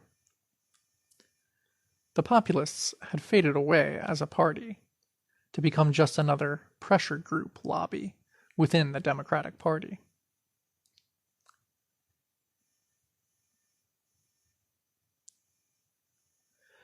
Just as in the anti-imperialism of the League, the settler African coalition of the Populists had nothing to do with any real unity of settlers with the oppressed. Rather, these poor but still privileged settlers were tactically maneuvering to improve their position relative to the monopoly capitalists, in recruiting Africans to give their settler party a boost. Historian Michael Rogan points out, quote, "Populism, however, was a movement of the farm-owning proprietors, not property-less workers. It attempted to reassert local community control against the economic and political centralization of corporate capital." End quote.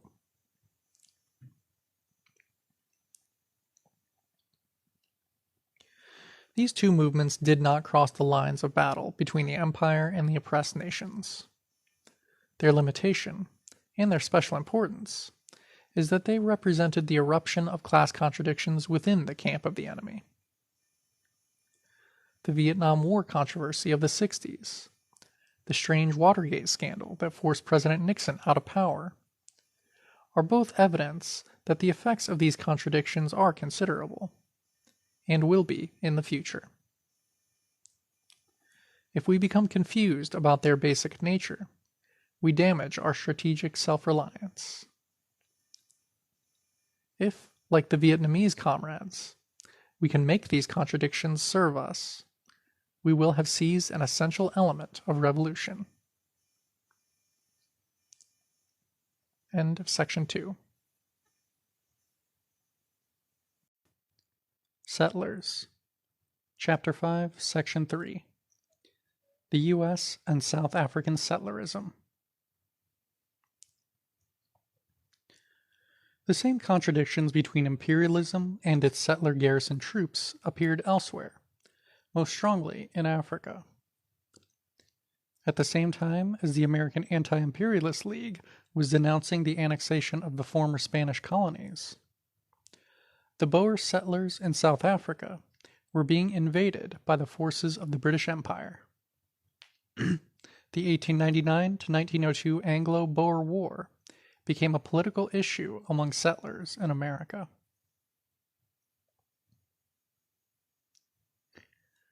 There is a historic relationship between Euro-American settlers and the colonization of South Africa. American mercenaries, engineers, and technologies played a major role in the European exploitation of South Africa, and obviously still do. The diamond and gold mines, which were the economic center of British South African colonization, were virtually run by the experienced Euro-Americans from California and Colorado.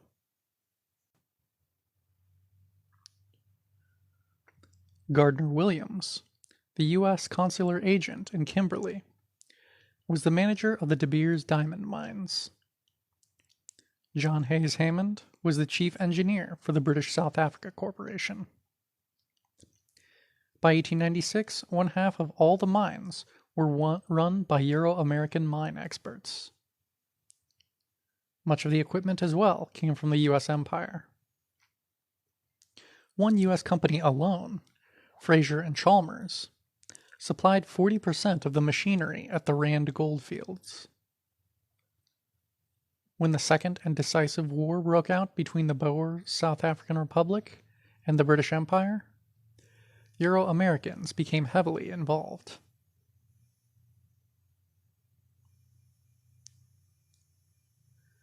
The difference in America over the Anglo-Boer War definitely reflected the existing strains between the monopoly capitalists and their own settler base. The U.S. bourgeoisie and its political agents were strongly pro-British. Allied to the British mining interests, they supported British imperialism as the power that would open up South Africa for imperialist exploitation in general. And, like the British, they saw the backward South African Republic of the original Boer settlers from Holland as an obstacle to profits.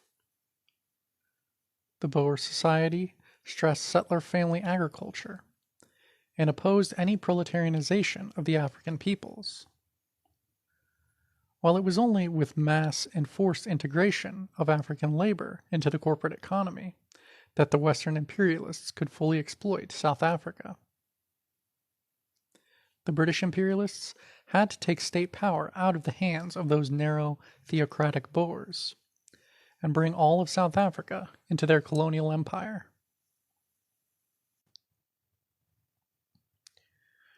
Euro-Americans were heavily involved in the 1895 Jameson raid, the, quote, private British military expedition of imperialist Cecil Rhodes.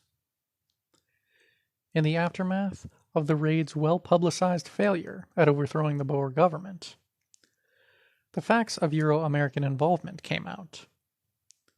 The weapons used had been smuggled into South Africa by Euro-American mining executives, 7 of whom were arrested by the Boers.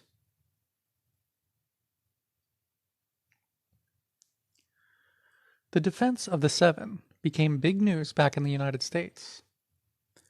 Mark Twain visited them in jail, afterwards supporting them as men who were innocently trying to bring about, quote, reform. Eventually, due to diplomatic pressure, the 7 were freed. Gardner Williams simply paid his fine and resumed his post as a U.S. consular agent. John Hayes Hammond was ousted from the colony, however, and returned to a hero's welcome in the U.S. He later became national chairman of the Republican Party.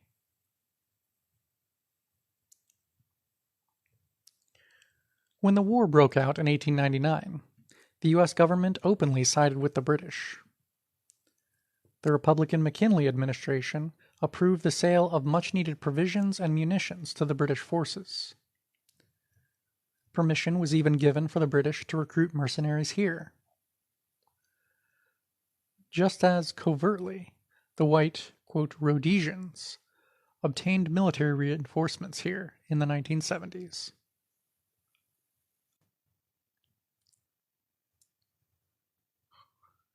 But many Euro-American settlers identified with the Boers, who were, after all, just fellow European settlers ruling occupied lands, like themselves, and saw the Boers as losing their, quote, rights to greedy monopoly capital. The parallel to the U.S. was very close in many minds. And if the Republican administration in Washington was publicly championing the British side, still there were others who identified with the Boer Davids against the British Goliath. There was so much popular sympathy for the Boer settlers among the U.S. settlers that the 1900 Democratic Party platform saluted, quote, the heroic burghers in their unequal struggle to maintain their liberty and independence. Much of the most impassioned support in the U.S. for the Boers came, to no surprise, from the Irish community. They saw the Boers not only as fellow European settlers, but as fellow rebels fighting for nationhood against British colonialism. An Irish brigade was actually assembled and sent to Transvaal to join the Boer army. As the eventual defeat of the Boers loomed closer, public settler sympathy for them only increased. The states of Texas, New Mexico, and Colorado formally offered their welcome and free land, stolen from the Indians and Mexicanos, to any Boers who wished to immigrate, just as the governor of South Carolina in 1979 officially invited the losing Rhodesian settlers fleeing Zimbabwe to come settle in that state. So the present U.S. imperialist involvement in South Africa has a long history, as does the Euro-American settlers' solidarity with their Afrikaner counterparts. Once these two trends were counterposed, now they are joined. South Africa played out, in a form much condensed, the same pattern of relations between settler workers and African labor as in the U.S. African laborers not only conducted strikes, but starting with the July 1913 mine strike, Africans tried honoring the strikes of the white workers. Indeed, in the mines, a strike by white workers alone would hardly have stopped production. But in every case, the white workers themselves refused, in return, to support African strikes, customarily serving as scabs and, quote, special constables, volunteer police, to put down African struggles. The December 1919 Cape Town strike by African longshoremen and the February 1920 African miners' strike were both broken by the authorities with the help of white labor. One Afrikaner radical comments, beginning of long quote, "But the white workers believed that they had nothing in common with the blacks. The white miners earned 10 times as much as the blacks, that many of them employed black servants in their homes, that a victory of the black miners would have increased the desire of the mine owners to reduce the status of the white miners, since any increase in black wages would have to be met either by a reduction in white wages or by a reduction in profit. Such was the reality of the situation which the white workers, consciously or not, understood very well." End quote.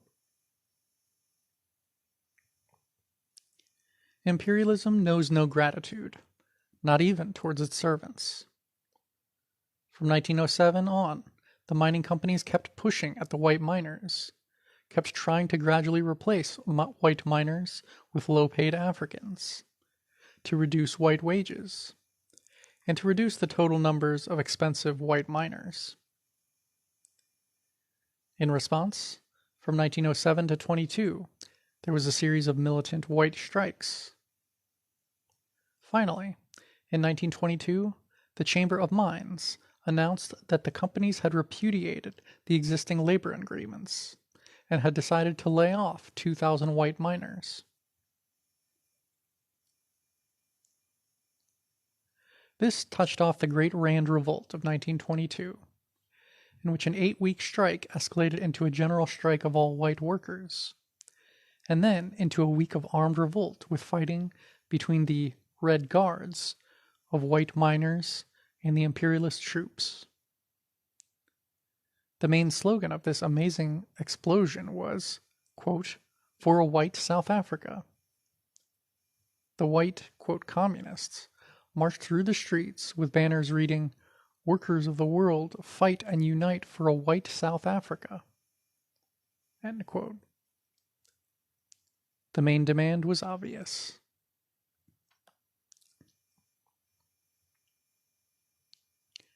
The white miners, who were Boer, British, Scottish, and Welsh, gained the support not only of the other white workers, but of the whole Boer people as well.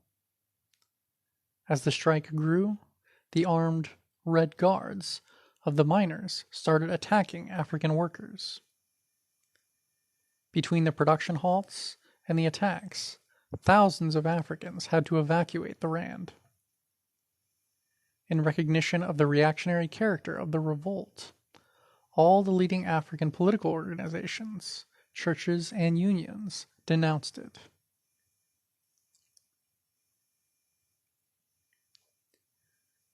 The violent upheaval of settler discontent corrected the erring course of imperialism in South Africa. In 1924, the rigidly pro-company Smuts government was voted out by the settler electorate. The new Afrikaner government granted the white workers all they wanted, except for driving out the African population wholesale. The Color Bar Act was passed, which legally enforced the settler monopoly on highly paid wage labor. Toil was now to be reserved for the African proletariat. Quote, Afrikaner, wage labor, had stabilized its position as a subsidized, non-exploited aristocracy of labor.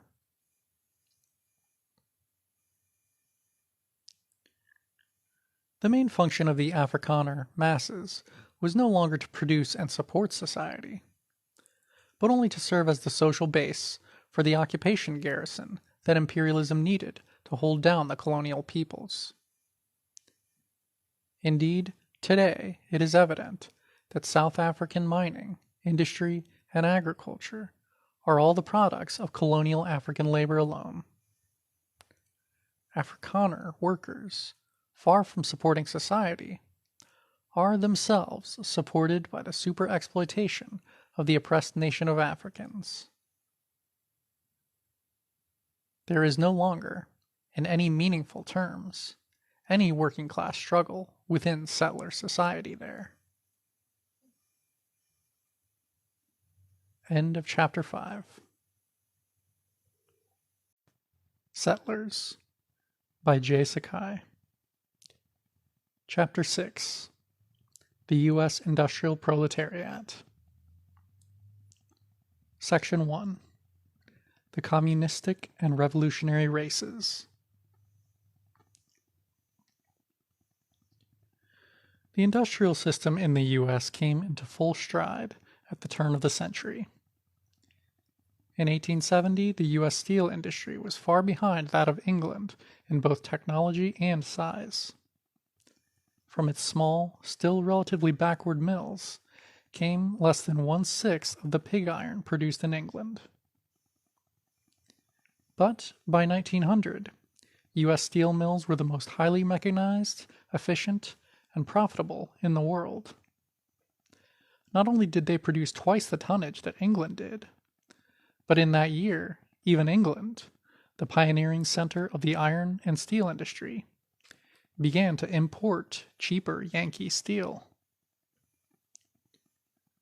That year, the U.S. empire became the world's leading industrial producer, starting to shoulder aside the factories of old Europe.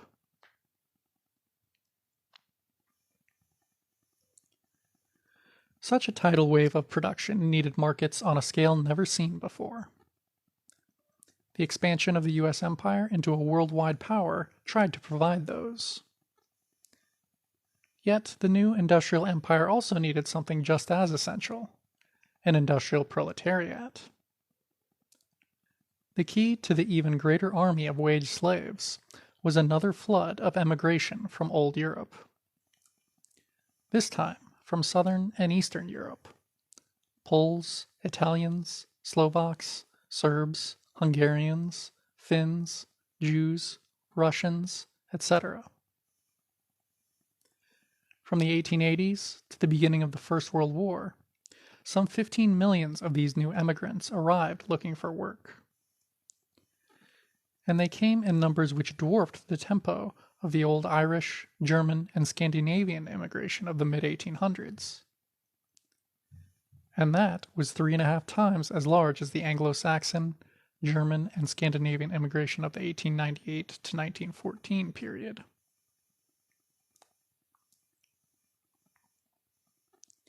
They had a central role in the mass wage labor of the new industrial empire.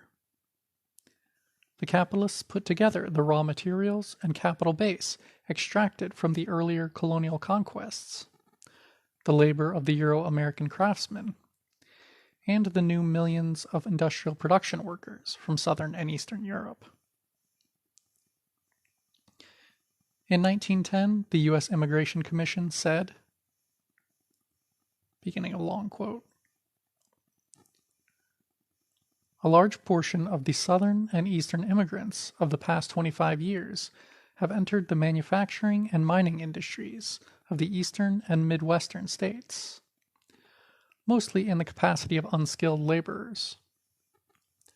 there is no basic industry in which they are not largely represented, and in many cases they compose more than 50% of the total numbers of persons employed in such industries. Coincident with the advent of these millions of unskilled laborers, there has been an unprecedented expansion of the industries in which they have been employed. End quote. In the bottom layers of the northern factory, the role of the new, non-citizen immigrants from Eastern and Southern Europe was dominant. A labor historian writes, quote, "More than 30,000 were steelworkers by 1900. The newcomers soon filled the unskilled jobs in the northern mills, forcing the natives and the earlier immigrants upward or out of the industry.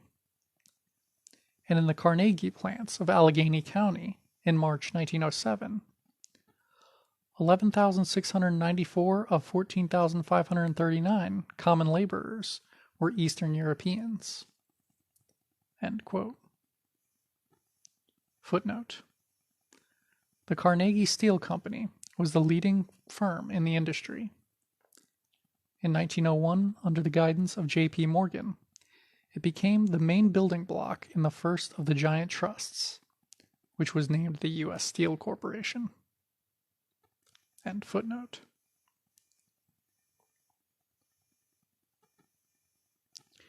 This was not just the arithmetic quantitative addition of more workers.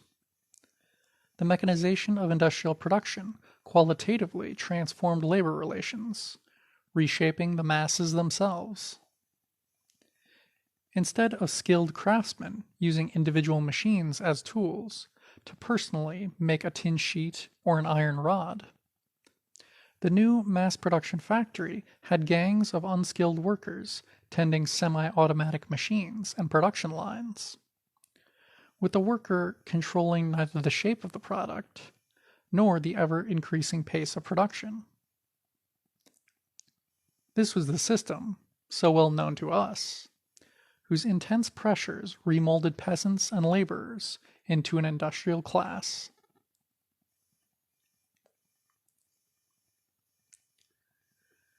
This new industrial proletariat, the bottom, most exploited foundation of white wage labor, was nationally distinct. That is, it was composed primarily of the immigrant national minorities from Southern and Eastern Europe. Robert Hunter's famous exposé, Poverty, which in 1904 caused a public sensation in settler society, pointed this national distinction out in very stark terms. Beginning of long quote. In the poorest quarters of many great American cities and industrial communities, one is struck by a most peculiar fact. The poor are almost entirely foreign-born. Great colonies, foreign in language, customs, habits, and institutions, are separated from each other and from distinctly American groups on national and racial lines. These colonies often make up the main portion of our so-called slums. In Baltimore, 77% of the total population of the slums was, in the year 1894, of foreign birth or parentage. In Chicago, the foreign element was 90%. In New York, 95%. And in Philadelphia, 91%. End quote.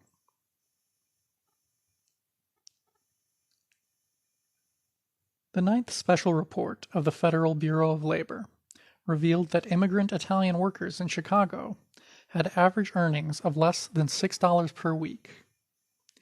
57% were unemployed part of the year, averaging 7 months out of work. For the new mass production system found it more profitable to run at top speed for long hours when orders were high, and then shut down the factory completely until orders had been built up again.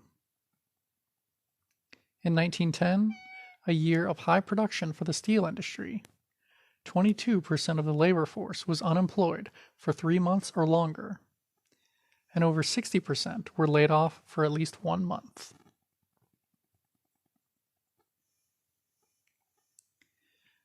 Even in an industry such as steel, where the work week at that time was 7 days on and on, the new immigrant workers could not earn enough to support a family. In 1910, the Pittsburgh Associated Charities proved that if an immigrant steel laborer worked for 365 days, he still could, quote, not provide a family of 5 with the barest necessities.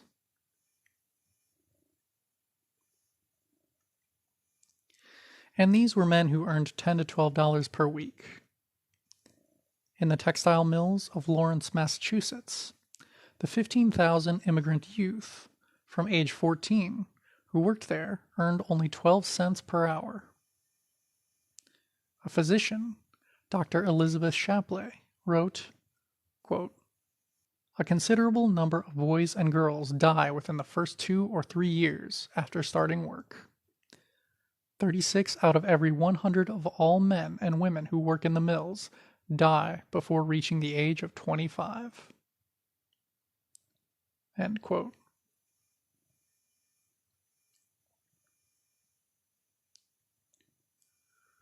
The proletarian immigrants did not see America as a, quote, land of freedom, as the propaganda says, but as a hell of satanic cruelty. One historian reminds us, beginning of quote, "The newcomers harbored no illusions about America. There, in Pittsburgh, people say, the dear sun never shines brightly. The air is saturated with stench and gas," parents in Galicia wrote their children. A workman in the South Works warned a prospective immigrant, "If he wants to come, he is not to complain about me, for in America there are neither Sundays nor holidays. He must go to work." Footnote: South Works, a U.S. steel plant in Chicago. Letters emphasized that here in America one must work for 3 horses. "There are different kinds of work, heavy and light," explained another, "but a man from our country cannot get the light." A Hungarian churchman inspecting Pittsburgh steel mills exclaimed bitterly, "Wherever the heat is most insupportable, the flames most scorching, the smoke and soot most choking, there we are certain to find compatriots bent and wasted with toil." Returned men, it was said, were worn out by their years in America. End of quote.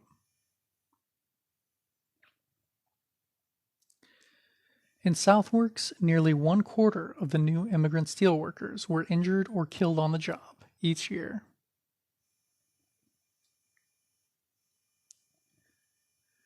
In the steel mill communities, company towns, these laborers in the pre-World War I years were usually single, with even married men having been forced to leave their families in the, quote, old country until they could either return or become more successful. They lived crowded into squalid boarding houses, owned by boarding bosses, who were fellow countrymen and often as well the foremen who hired them. Different nationalities often worked in separate gangs so that they had a common language. Sleeping 3 or 4 to a room, they spent much of their free time in the saloons that were their solace. As in all oppressed communities under capitalism, cheap drink was encouraged as a pacifier. Immigrant mill communities would fester with saloons. Gary, Indiana, had more than one saloon. Gary, Indiana, had more than one saloon for every 100 inhabitants. Of course, the local police and courts preyed on these foreigners, with both abuse and shakedowns. They had few democratic rights in the major urban centers. and in the steel or mining or rubber or textile company towns, they had none.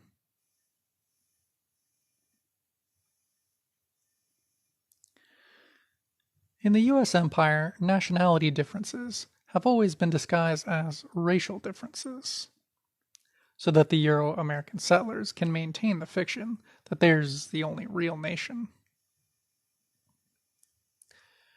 The Eastern and Southern European national minorities were widely defined as non-white, as members of genetically different and backward races from the quote, white race of Anglo-Saxons. This pseudo-scientific, racist categorizing only continued as an ideological characteristic of European capitalist civilization. The Euro-Americans have always justified their conquest and exploitation of other nationalities by depicting them as racially different. This old tactic was here applied even to other Europeans.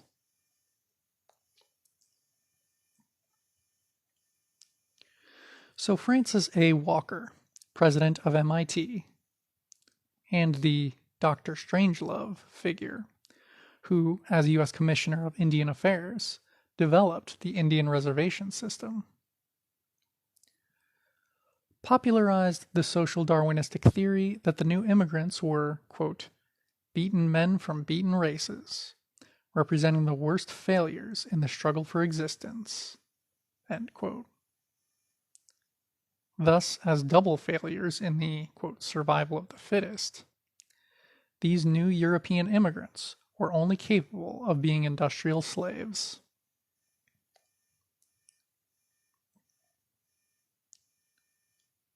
The wildest assertions of racial identity were common. Some Euro-Americans claimed that these, quote, swarthy Europeans were really, quote, Arabs or Syrians. U.S. Senator Simmons of North Carolina claimed that the Southern Italians were the, quote, degenerate progeny of the Asiatic hordes, which, long centuries ago, overran the shores of the Mediterranean, end quote.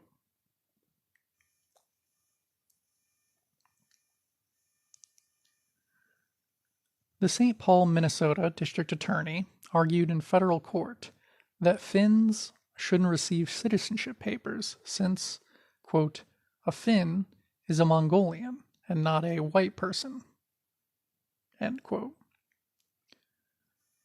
Scientists were prominent in the new campaign. Professor E. A. Hooton of Harvard University claimed that there were actually 9 different races in Europe, each with different mental abilities and habits. As late as 1946, in the widely used textbook, New Horizons in Criminology, Professor Hooton's pseudoscience was quoted by police to, quote, prove how Southern Italians tended to, quote, crimes of violence, how Slavs, quote, showed a preference for sex offenses, and so on.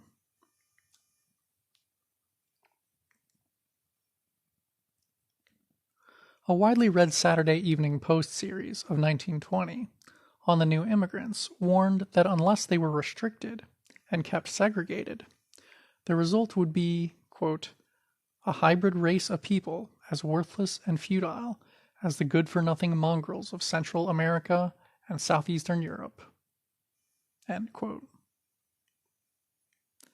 On the street level, newspapers and common talk sharply distinguished between, quote, white Americans and the, quote, Dago and, quote, hunky, who were not considered, quote, white at all.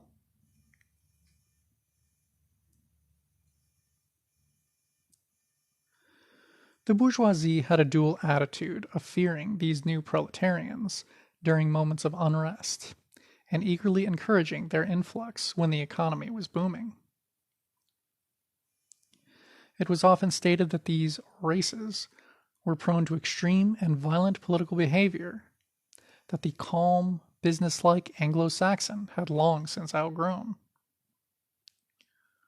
One writer in a business journal said, quote, "I am no race worshipper, but if the master race of this continent is subordinated to or overrun with the communistic and revolutionary races, it will be in grave danger of social disaster." End quote.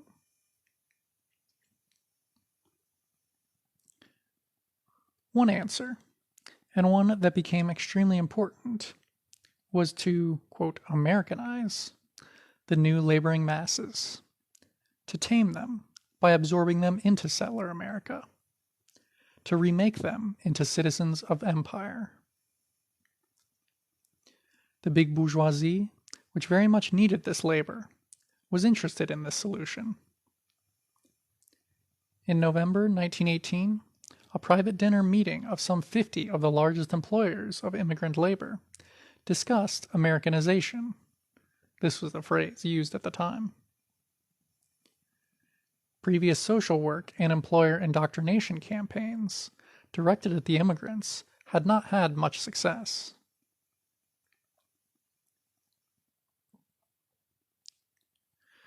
It was agreed by those capitalists that the spread of, quote, Bolshevism among the industrial immigrants was a real danger, and that big business should undercut this trend and, quote, break up the nationalistic racial groups by combining their members for America.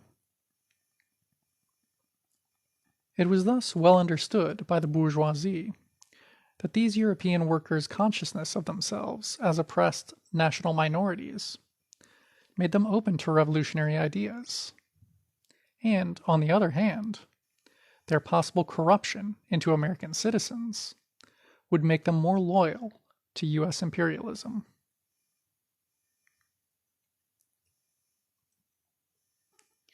The meeting formed the Interracial Council, with corporate representatives and a tactical window dressing of conservative bourgeois, quote, leaders from the immigrant communities. T. Coleman DuPont became the chairman. Francis Keller, the well-known social worker and reformer, became the paid coordinator of the council's programs. It sounded just like so many of the establishment Pacify the Ghetto committees of the 1960s, only the, quote, races being, quote, uplifted were all European.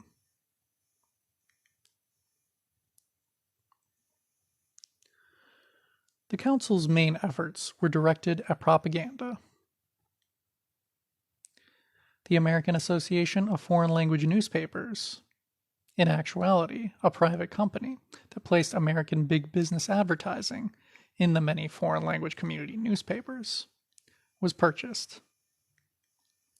With total control over the all-important major advertising, the council began to dictate the political line of many of those newspapers. Anti-communist and anti-union articles were pushed.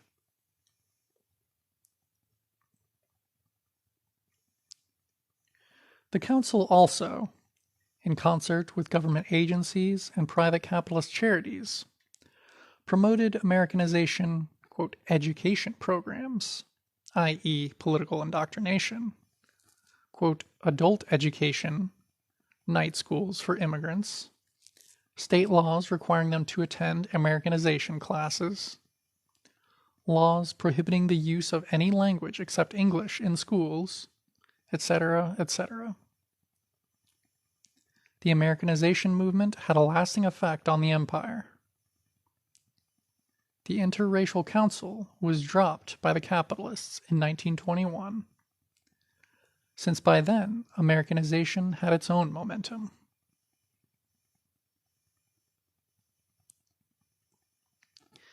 At the same time, national chauvinism and the specific class interests of the Euro-American petty bourgeoisie and labor aristocracy led to campaigns against the new immigrants. State licensing acts in New York, Connecticut, Michigan, Wyoming, Arizona, and New Mexico barred non-citizen immigrants from competing with the settler professionals in medicine, pharmacy, architecture, engineering, and so on. Under the banner of anti-Catholicism, various right-wing organizations attempted to mobilize the settler masses against the new immigrants. One such group, the Guardians of Liberty, was headed by retired U.S. Army Chief of Staff General Nelson Miles, who had commanded the military repressions at both Wounded Knee and later in the invasion of Puerto Rico. The Loyal Legion, the Ku Klux Klan, and other secret paramilitary groups were also heavily involved in attacks on immigrants, particularly when they became active in socialist organizations or went out on strikes.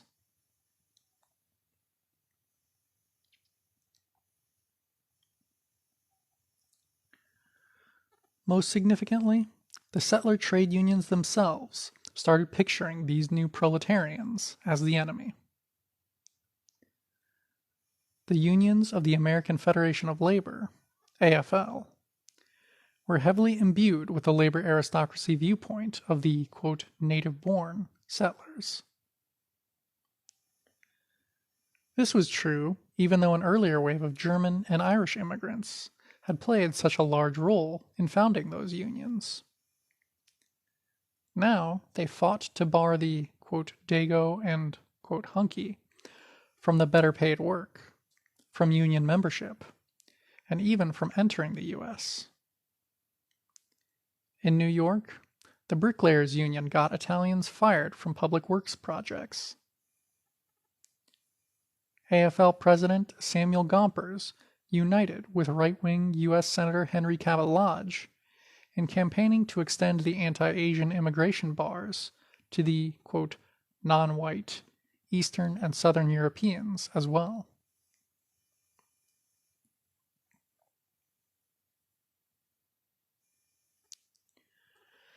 This process was very visible in the steel mills. It became socially unacceptable for, quote, white settlers to work with the Slavs and the Italians on the labor gangs.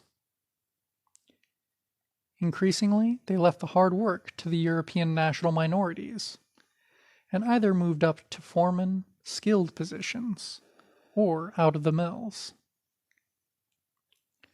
The companies pushed the separation. Euro-Americans applying for ordinary labor jobs were told, quote, only hunkies work on those jobs. They're too damn dirty and too damn hot for a, quote, white man. No white American works in a steel plant labor gang unless he's nuts or a booze fighter. End quote. A steel labor history tells us. Beginning of long quote. The English-speaking workman was, in general, content to ignore the immigrants. Outside the mill, he rarely encountered them or entered their crowded streets. But indifference often edged into animosity. Disdain could be read also in the stereotyped Dago and hunky in the short stories that appeared in labor papers, and in the frankly hostile remarks of native workers. Eager to disassociate himself from the hunky, the skilled man identified with the middling group of small shopkeepers and artisans, and with them came to regard the merchants and managers as his models. Whatever his interests may have been, the English-speaking steelworker had a psychological commitment in favor of his employer. End quote.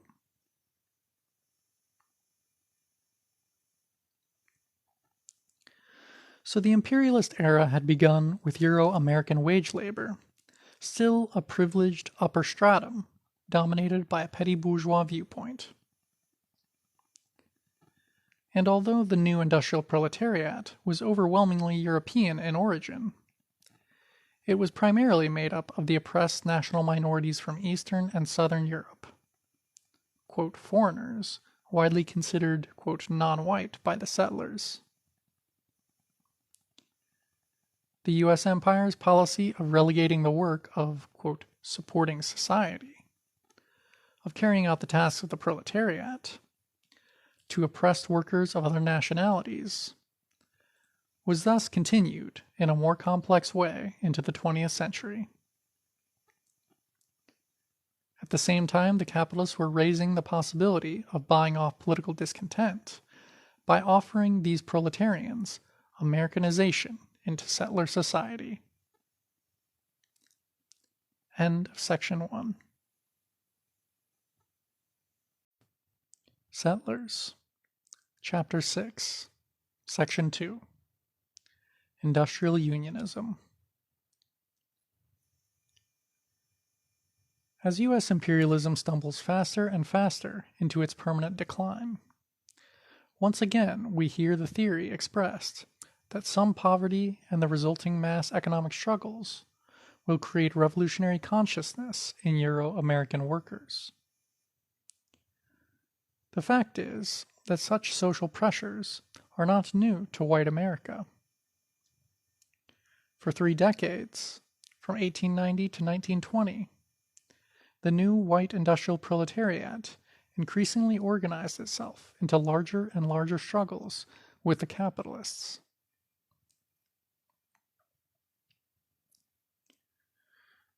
The immigrant European proletarians wanted industrial unionism, and the most advanced among them wanted socialism. A mass movement was built for both. These were the most heavily exploited, most proletarian, and most militant European workers America has ever produced. Yet, in the end, they were unable to go beyond desiring the mere reform of imperialism.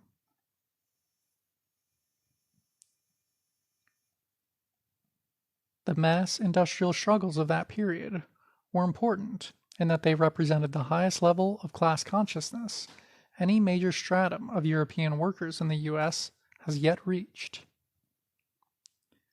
And yet, even in this exceptional period, a period of the most aggressive and openly anti-capitalist labor organizing,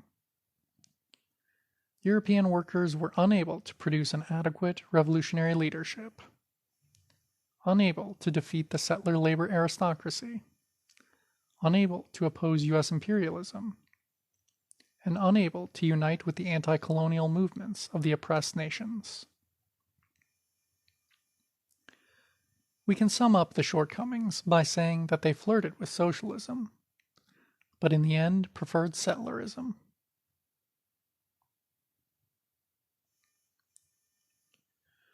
The Industrial Workers of the World, IWW, was the most important single organization of this period.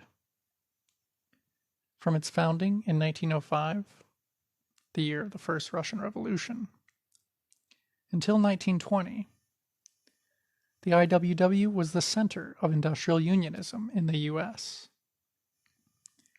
It was the form in which the northern and western white industrial proletariat first emerged into mass political consciousness. Unlike the restrictive craft unions of the AFL, the IWW organized on a class basis.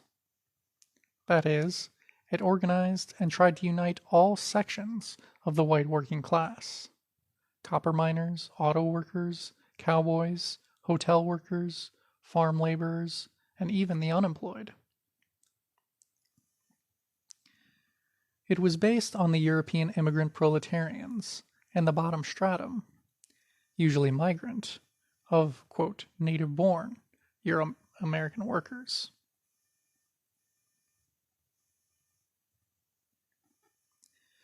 The IWW saw itself as not only winning better wages, but eventually overthrowing capitalism. It was a syndicalist union, the, quote, one big union, meant to combine workers of all trades and It was a syndicalist union, the, quote, one big union, meant to combine workers of all trades and nationalities literally around the world. This was a period in the development of the world proletariat, where these revolutionary syndicalist ideas had wide appeal. The immature belief that workers needed no revolutionary party or leadership, but merely had to gather into industrial unions and bring down capitalism by larger and larger strikes, was a passing phase. In 1900, these revolutionary syndicalist unions were popular in Spain, France, Italy, as well as briefly in the U.S. Empire.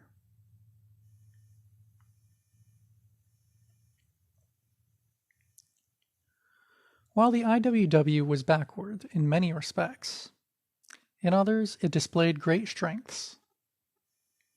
It was genuinely proletarian. As an effective mass labor organization, it showed a fighting spirit long since vanished from white workers. We are referring to an open anti-Americanism. The IWW urged workers to reject any loyalty to the U.S. Unlike the majority of Euro-American, socialists, the IWW linked, American nationalism with the bourgeois culture of lynch mob patriotism. Just as the IWW was the last white union movement to be socialist, it also represented the last stratum of white workers to be in any way internationalist.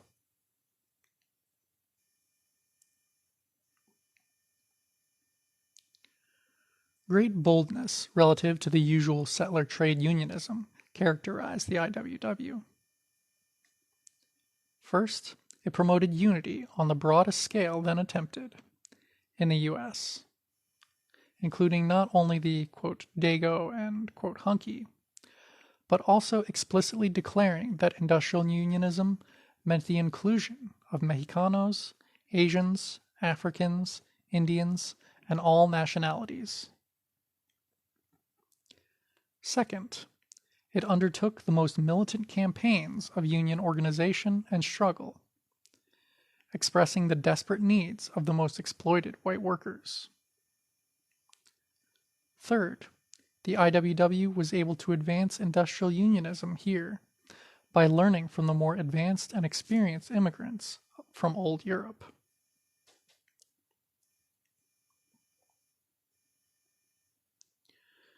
Because of this, the IWW was able to launch strikes and unionization drives on a scale never seen before in the U.S.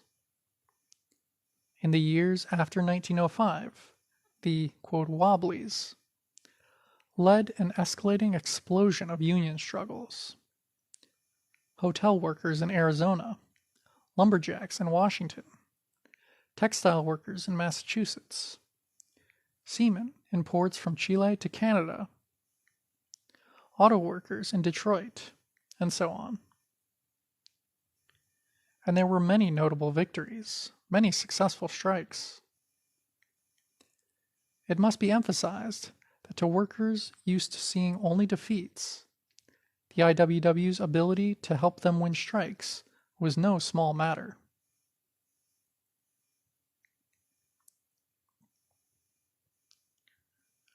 For example, in 1909, the IWW helped the immigrant workers at the McKees Rocks, Pennsylvania plant of the Pressed Steel Car Company, a subsidiary of the U.S. Steel Trust, win their strike. This was of national importance, since it was the first time that workers had won a strike against the Mammoth Steel Trust. That strike, which taught so much to union militants here, was led by an underground, unknown committee, representing both the IWW and the various European nationalities. The, unknown committee had the knowledge of veterans of the 1905 Russian Revolution, the Italian labor resistance, the German Metalworkers Union, and the Swiss and Hungarian railway strikes. It is clear that through the IWW, the more experienced and politically educated European workers taught their backward American cousins how to look out after their class interests.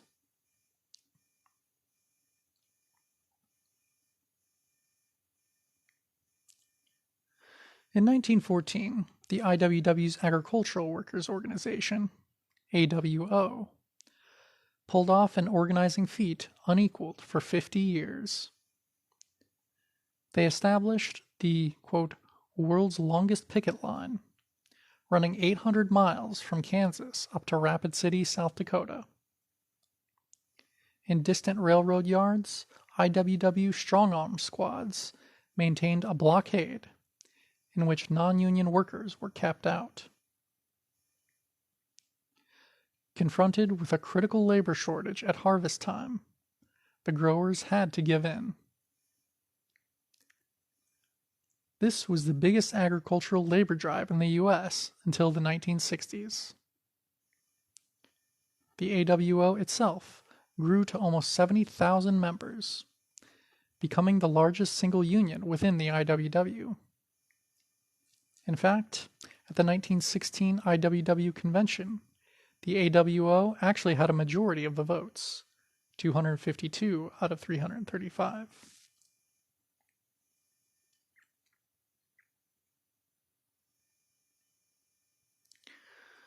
But by 1920, the IWW had declined sharply. Not from failure in an organizational sense, but from both it and the strata that it represented having reached the limits of their political consciousness. The IWW was able to build industrial unions of the most exploited white workers and to win many strikes. But past that, it was unable to advance. Its local unions usually fell apart quickly, and many of its victories were soon reversed. The landmark 1909 steel industry victories at McKees Rocks and Hammond, Indiana, were reversed within a year. The 1912 Lawrence, Massachusetts textile strike, the single most famous strike in U.S. trade union history, was also a great victory, and the IWW also crushed there by the next year. This was a general pattern.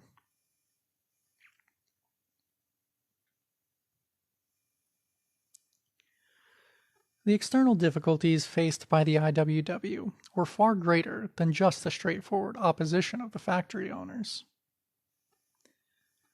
The Euro-American aristocracy of labor and its AFL unions viciously fought this upsurge from below.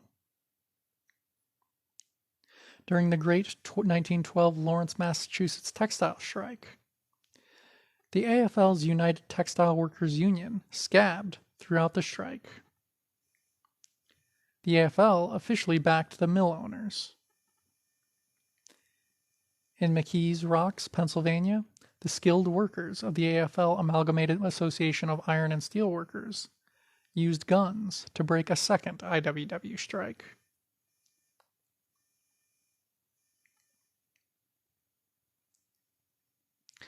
And the factories and mines were not isolated, but were part of settler America, where the masses of petty bourgeois farmers, small merchants, and professionals joined the foremen, skilled craftsmen, and supervisors in backing up the bosses.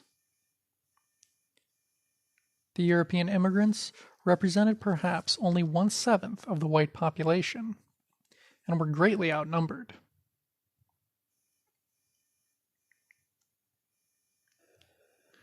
The IWW's weaknesses, however, primarily reflected its inner contradictions. The syndicalist outlook, while sincerely taken by many, was also a convenient cover to avoid dealing with the question of settlerism. Using the ultra-revolutionary sounding syndicalist philosophy, the IWW could avoid any actual revolutionary work. In fact, despite its anti-capitalist enthusiasm, the IWW never even made any plans to oppose the U.S. government, and never did.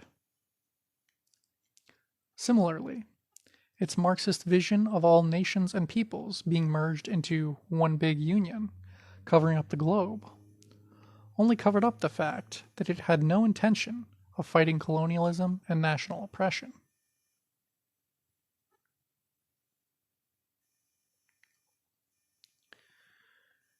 If the IWW had fought colonialism and national oppression, it would have lost most of its white support. What it did instead, laying out a path that the CIO would follow in the 1930s, was to convince some white workers that their immediate self-interest called for a limited tactical cooperation with the colonial proletariats. Underneath all the fancy talk that, quote, in the IWW, the colored worker, man or woman, is on an equal footing with every other worker, end quote, was the reality that the IWW was a white organization for whites.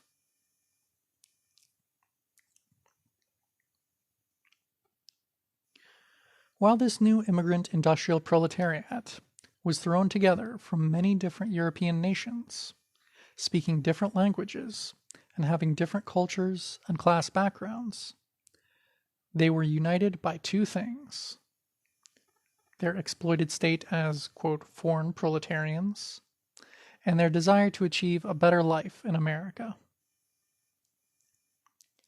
The resolution of these pressures was in their Americanization, and them becoming finally integrated into settler citizens of the empire. In changing America, they themselves were decisively changed. Some 1/3 of the immigrant workers went back to Europe, with many of the most militant being deported or forced to flee. Looking back, this underlying trend can be seen in the life of the IWW. While the IWW fancied itself as a dangerous revolutionary organization, in reality it was nothing more nor less than the best industrial union that class-conscious white workers could build to, quote, improve their condition. It was a public, fully legal union open to all. It was, therefore, just as dependent upon bourgeois legality and government toleration as the AFL. The IWW could be very strong against local employers, or even the municipal government. Against the imperialist state, it dared only to submit in unhappy confusion. The national IWW leadership understood this unpleasant fact in an unscientific, pragmatic way.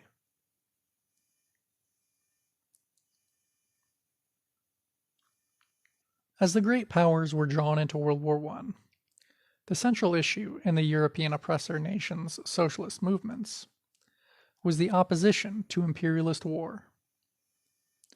Not primarily because of the mass bloodshed, but because in a war for expanding empires, it was the absolute duty of all oppressor nation revolutionaries to oppose the aggression of their own empire, to work for the defeat of their own bourgeoisie, and for the liberation of the oppressed nations. This is the issue that created the international communist movement of the 20th century.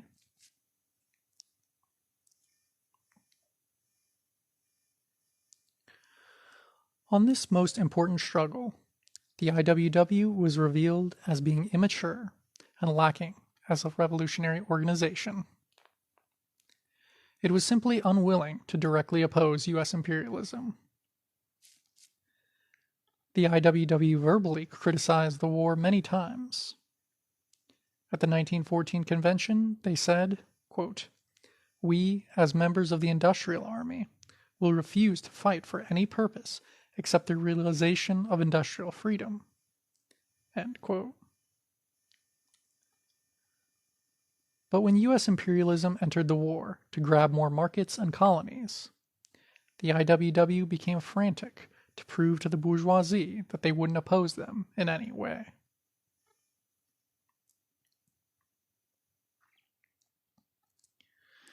The surface problem was that, since the IWW was a totally legal and public union, it was totally unable to withstand any major government repression. Therefore, the leadership said, regardless of every class-conscious worker's opposition to the war, the IWW dare not fight it. Walter Neff, head of the IWW Agricultural Workers Organization, said, quote, "We are against the war, but not organized and can do nothing." End quote. Imagine a revolutionary organization that built for 12 years with a membership of over 100,000, but was, quote, not organized to oppose its own bourgeoisie.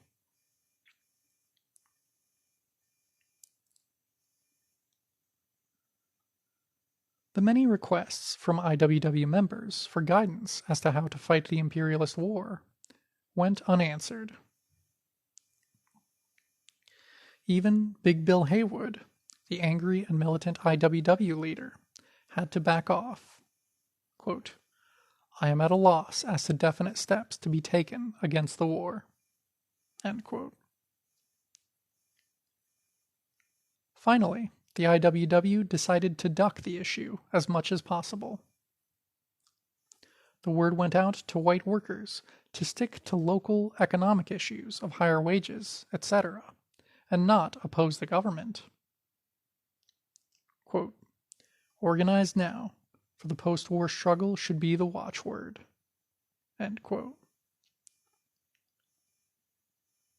This surface political retreat only revealed the growing settler sickness at the heart of the IWW, and sabotaged the most advanced and revolutionary-minded white proletarians within their ranks.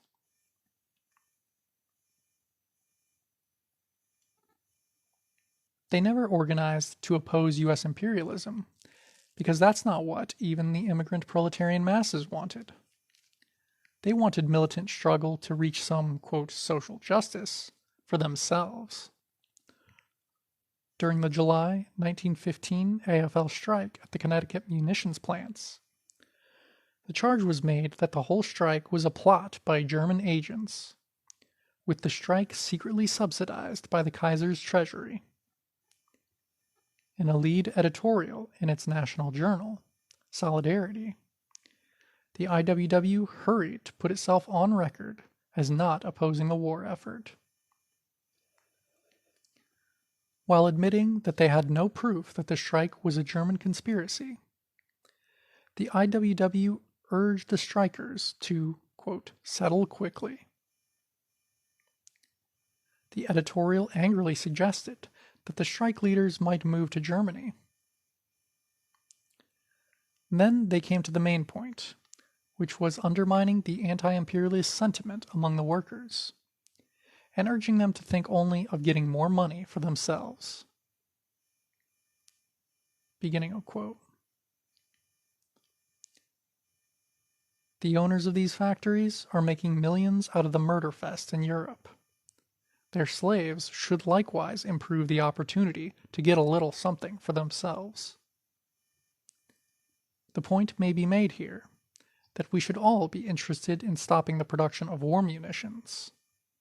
Yes, of course, but that's only a dream. So the only thing the workers in these factories can do is to try to improve their condition. End quote. The line was very clear. Far from fighting U.S. imperialism, the IWW was spreading defeatism among the workers and urging them to concentrate only on getting a bigger bribe out of the imperialist super profits.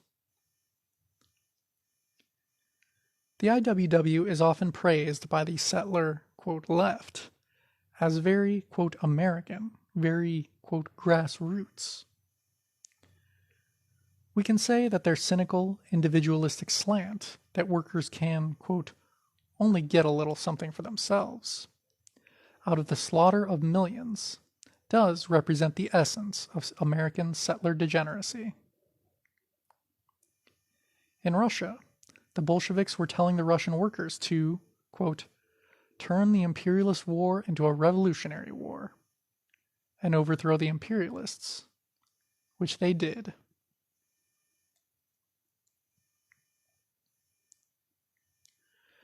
The IWW's pathetic efforts to avoid antagonizing the bourgeoisie did them little good.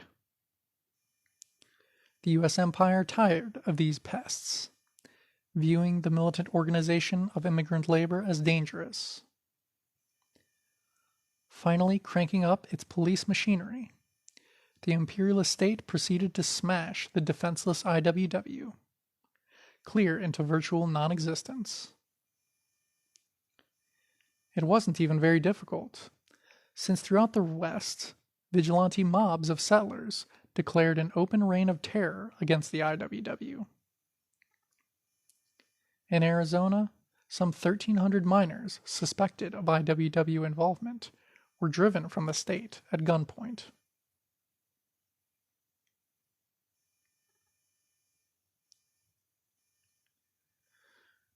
In July 1918, 101 IWW leaders, past and present, were convicted in Chicago federal court of sabotaging the imperialist war effort in a rigged trial that dwarfed the, quote, Chicago conspiracy trial of the Vietnam War era.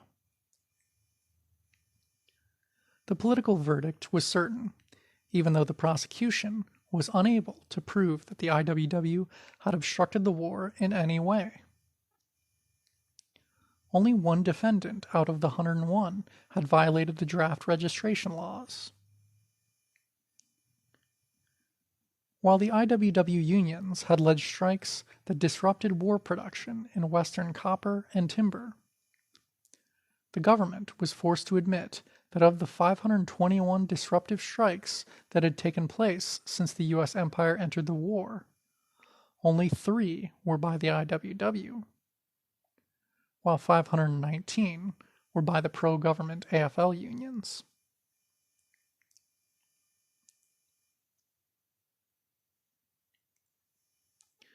Federal raids on the IWW took place from coast to coast. Immigration agents held mass roundups, which resulted in long jail stays while undergoing deportation hearings. In 1917, the federal agents arrested 34 IWW organizers in Kansas, who eventually got prison terms of up to 9 years.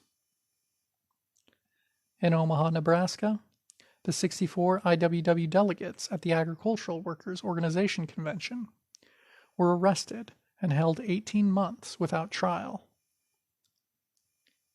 In 21 states, quote, criminal syndicalism laws were passed, directed at the IWW, under which thousands were arrested.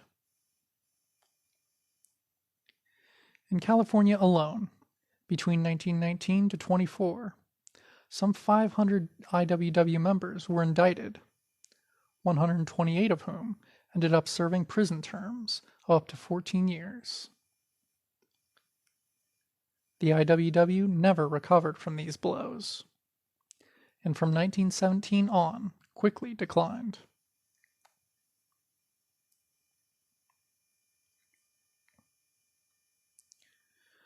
Such an unwillingness to fight U.S. imperialism could hardly come from those with anti-imperialist politics.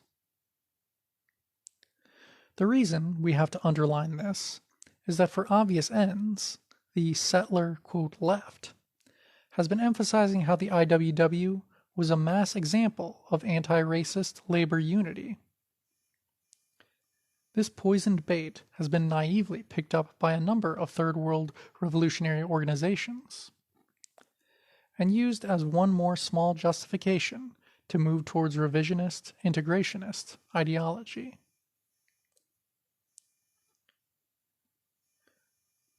There is no doubt that much of the IWW genuinely despised the open, white supremacist persecution of the colonial peoples. Unlike the smug, privileged AFL aristocracy of labor, the IWW represented the voice of those white workers who had suffered deeply and thus could sympathize with the persecuted. But their inability to confront the settleristic ambitions within themselves reduced these sparks of real class consciousness to vague sentiments and limited economic deals.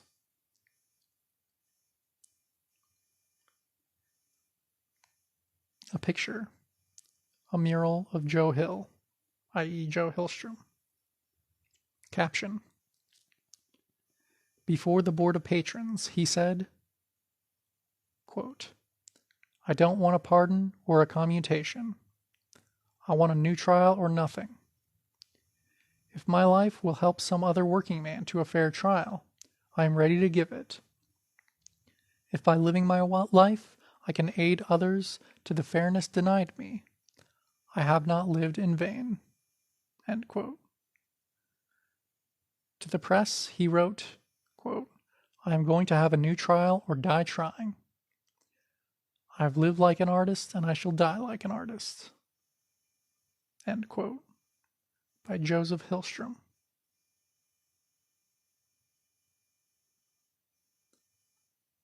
End of caption.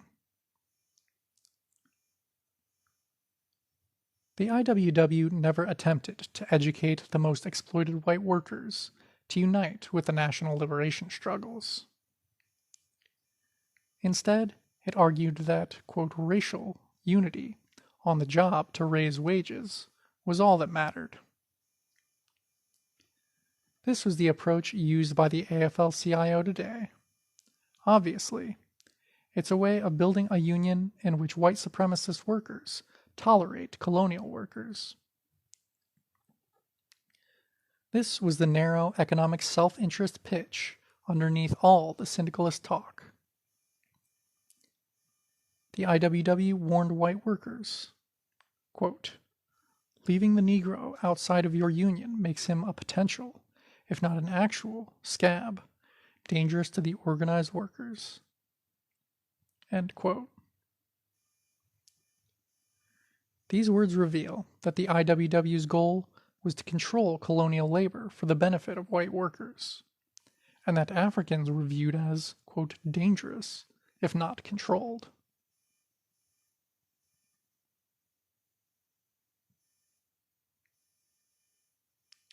So that even in 1919, after 2 years of severe, quote, race riots in the North, armed attacks by white workers on African exile communities, the IWW kept insisting that there was, quote, no race problem, there is only a class problem. The economic interests of all workers, be they white, black, brown, or yellow, are identical and are all included in the IWW. It has one program for the entire working class, the abolition of the wage system. End quote.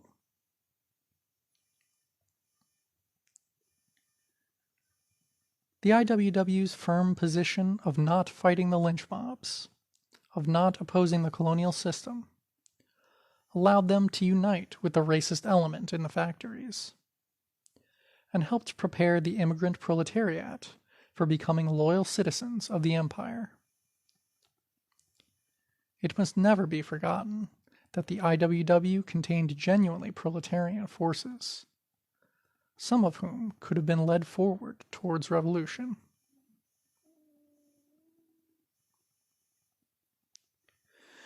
We can see this supposed unity actually at work in the IWW's relationship to the Japanese workers on the West Coast. In the western region of the empire, the settler masses were deeply infected with anti-Asian hatred. Much of this, at that time, was directed at the new trickle of Japanese immigrant laborers, who were working mainly in agriculture, timber, and railroads. These Japanese laborers were subjected to the most vicious persecution and exploitation, with the bourgeois politicians and press stirring up a mob terror against them constantly.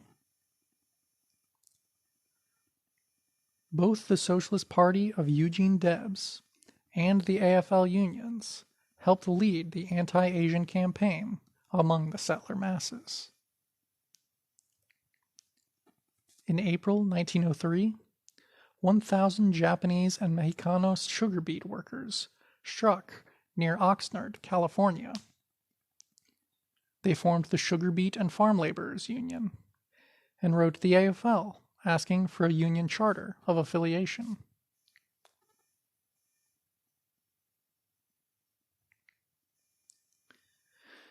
AFL President Samuel Gompers, in his usual treacherous style, tried in his reply to split the ranks of the oppressed. Quote, "Your union must guarantee that it will under no circumstances accept the membership of any Chinese or Japanese." End quote.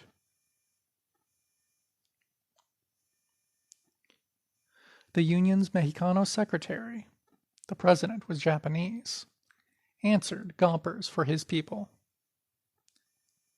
Beginning of quote. "In the past, we have counseled, fought and lived on very short rations with our Japanese brothers, and toiled with them in the fields, and they have been uniformly kind and considerate. We would be false to them, and to ourselves, and to the cause of unionism, if we now accepted privileges for ourselves which are not accorded to them. We are going to stand by men who stood by us in the long, hard fight, over which ended in victory. We are going to stand by men who stood by us in the long, hard fight which ended in victory over the enemy." End quote.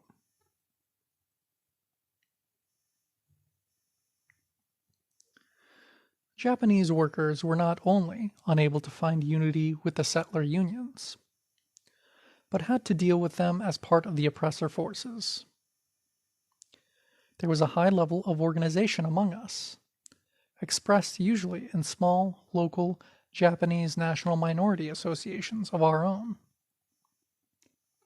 The news, therefore, that the new IWW was accepting Asian workers as members was quite welcome to us.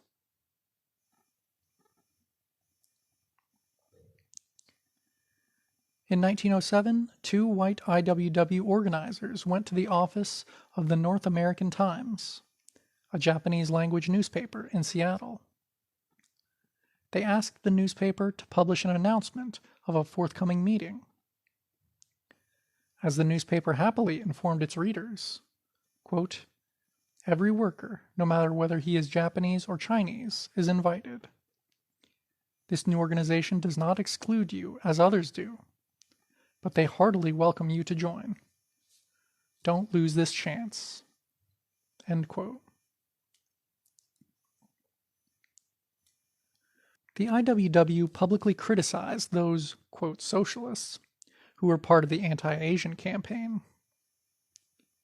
In a special pamphlet, they appealed to white workers to see that Asians were good union men who would be helpful in winning higher wages. Quote, "They are as anxious as you to get as much as possible. This is proven by the fact that they have come to this country." End quote.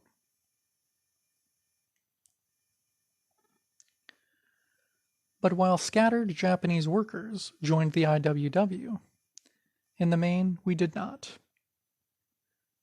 The reason, quite simply, is that while the IWW wanted our cooperation, they did not want the hated Japanese workers inside the IWW.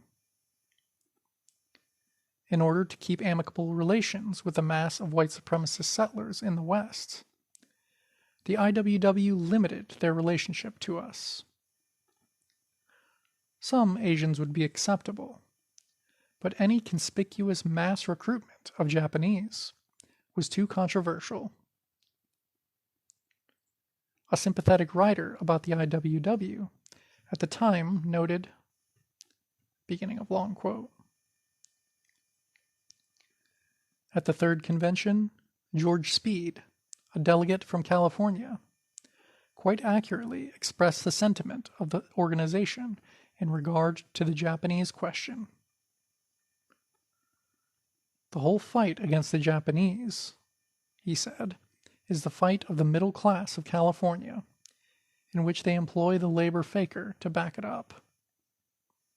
He added, however, that he considered it practically useless under present circumstances for the IWW to take any steps to organize the Japanese. End of quote.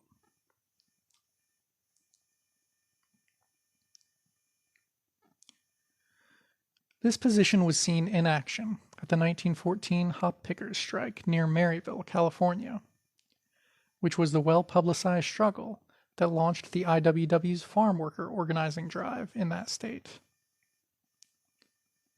That year, the Durst Ranch hired 2,800 migrant workers at below market wages and forced them to toil in isolated near slavery. IWW organizers soon started a strike in which the Japanese, Mexicano, Greek, Syrian, Puerto Rican, and other nationalities were strongly united. The strike led to a national defense campaign when the sheriff, after shooting 2 striking workers, arrested the 2 main IWW organizers as the alleged murderers.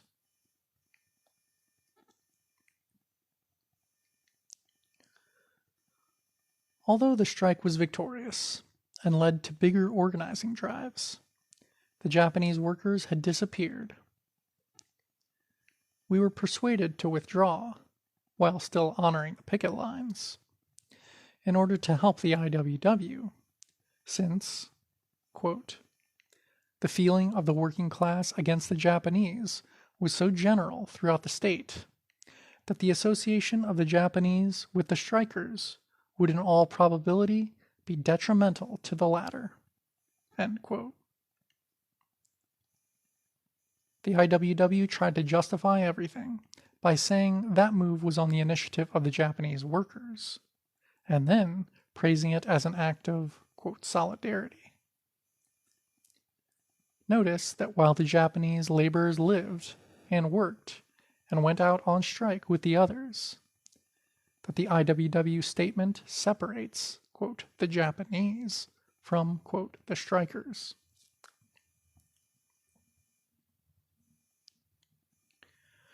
The IWW considered it, quote, solidarity for oppressed Asian workers to be excluded from their own struggle, so that the IWW could get together with the open racists.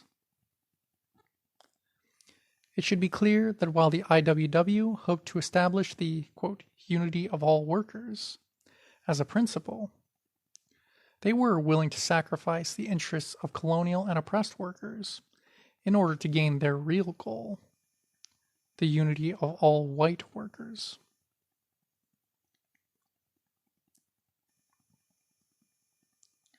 While it was advantageous for the IWW to keep Asians at an arm's length, in occupied New Africa, there was literally no way to build industrial unions without winning the cooperation of African workers.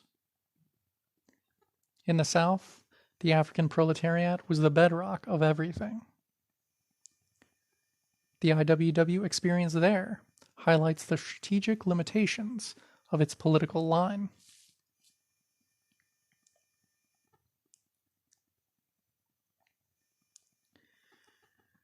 In 1910, an independent union, the Brotherhood of Timber Workers, was formed in Louisiana and Mississippi. This was to become the main part of the IWW's Deep South organizing. These Southern settler workers were on the very bottom of the settler world. They were forced to labor for $7 and $9 per week, and that mostly not in cash, but in, quote, scrip, usable only at the company stores. Their very exploited lives were comparable to that of the, quote, hunky and, quote, dago of the northern industrial towns. In other words, they lived a whole level below the norm of settler society.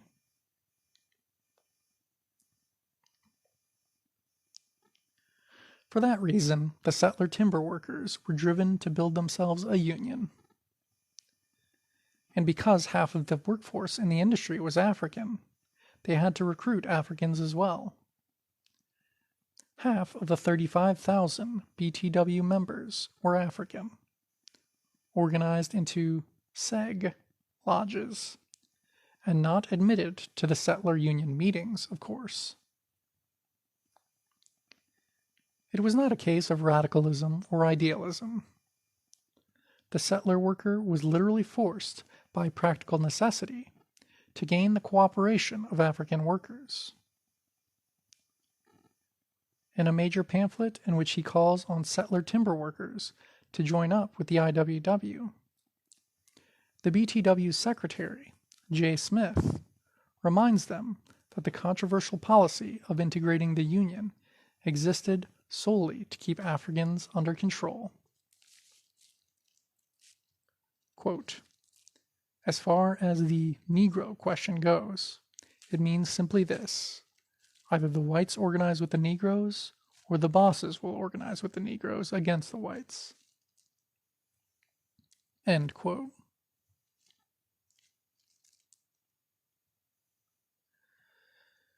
In 1912, the BTW joined the IWW after integrating its union meetings at the demand of Big Bill Haywood. The IWW now had a major labor drive going in the Deep South. But a few months later, the BTW was totally crushed in the Maryville, Louisiana strike of 1912. In a 4-day reign of terror, the local sheriff and company thugs beat, kidnapped, and, quote, deported the strike activists. The BTW was dissolved by terror, as hundreds of its members had to flee the state, and many were whitelisted. The BTW was dissolved by terror, as hundreds of members had to flee the state, and many more were whitelisted and could no longer find work in that industry.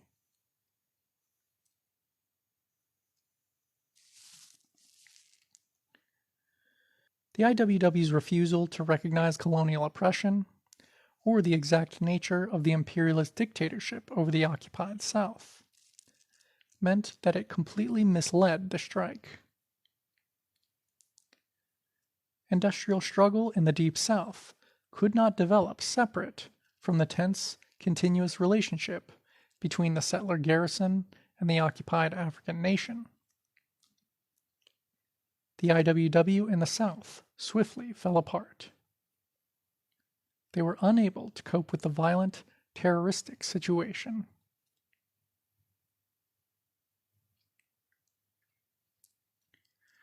The IWW had a use for oppressed colonial workers, and it certainly didn't conduct campaigns of mob terror against us. It publicly reminded white workers of the supposed rights of the colonial peoples. But, as a white workers' union, it had no political program, no practical answers for the problems of the colonial proletariat. And insofar as it tried to convince everyone that there was a solution for the problems of colonial workers, separate from liberation for their oppressed nations, it did a positive disservice. Footnote. It is interesting to note that even on the Philadelphia waterfront, where the African-led IWW Marine Transport Workers Union No. 8 was the most stable local in the entire IWW, the African workers eventually felt forced to leave the IWW due to, quote, slander, baseless charges, and race baiting. End quote.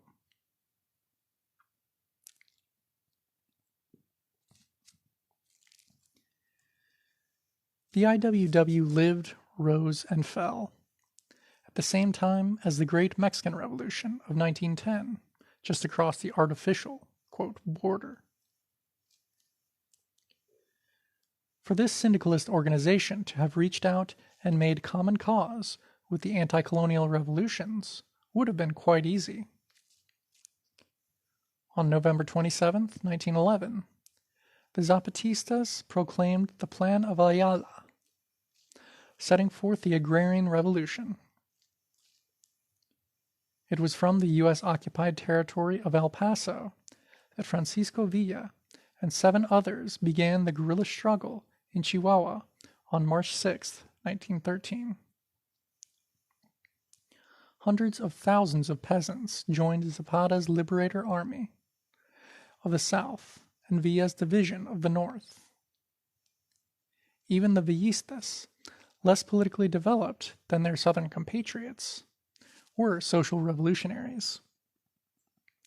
Villa, himself a rebel who had taught himself to read while in prison, was openly anti-clerical at a time when Roman Catholicism was the official religion of Mexico.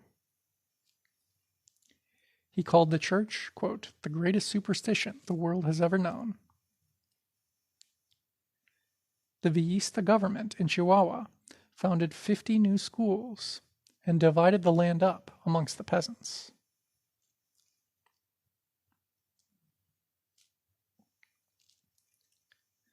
This popular uprising spread the spirit of rebellion across the artificial, quote, border into the U.S. occupied zone.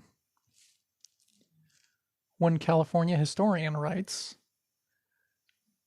the dislocation caused by the Mexican Revolution of 1912 to 17 led to an increasingly militant political attitude in Los Angeles. This led to a Chicano movement to boycott the draft. Vicente Carrillo led a drive to protest the draft and to use mass meetings to focus attention upon Mexican-American economic problems. End quote. Again, it is easy to see that the IWW didn't have to look far if they wanted alliances against the U.S. empire.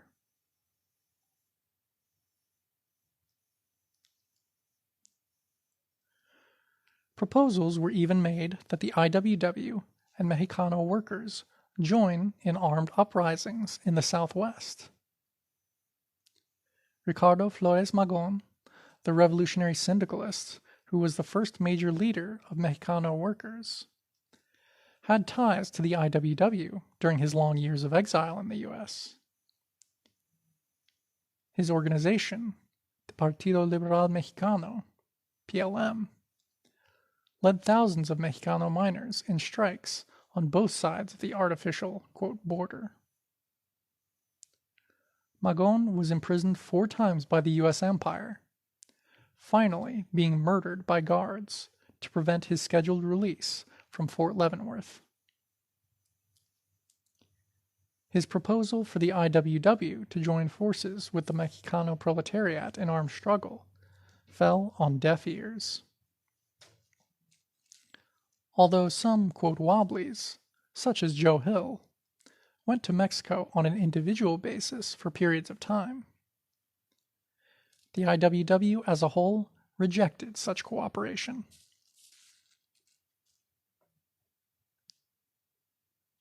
Magón once angrily wrote his brother from prison, quote, the Norteamericanos are incapable of feeling enthusiasm or indignation. This is truly a country of pigs. If the Norteamericanos do not agitate against their own domestic miseries, how can we hope that they will concern themselves with ours? End quote.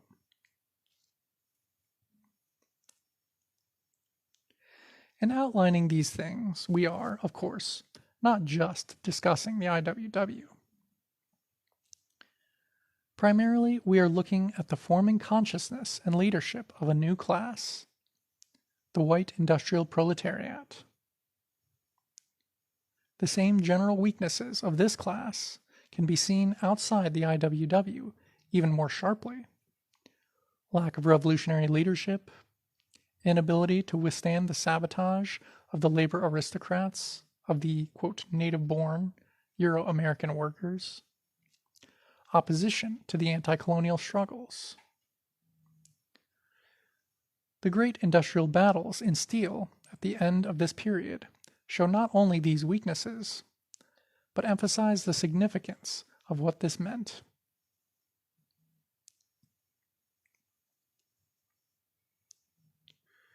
This was evident in the 1919 steel strike, for example, in which for the first time 15 AFL unions called an industry-wide strike. On September 22, 1919, some 365,000 steelworkers walked out. But while the mass of non-unionized immigrant European laborers held firm, The unionized Euro-American skilled workers were a weak element. Capitalist repression had an effect, most notably in Gary, Indiana, where a division of U.S. Army troops broke the strike. But the defeat was due to the incredibly bad leadership and the betrayal by the better-paid settler workers. The disaster of the strike shows why even the inadequate politics of the IWW looked so good to the proletarians of that day.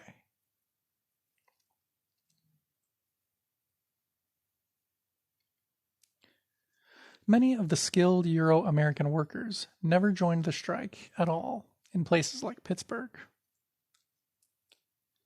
And many who had struck started trickling back to work, afraid of losing their good jobs. In early November, their union, the Amalgamated Association of Iron and Steel Workers, broke from the strike and started ordering its members back to work. By late November, the mills had 75 to 80% of their workforce back. On January 2nd, 1920, the strike was officially declared over. Some of the most determined militants had to leave the industry or return to Europe.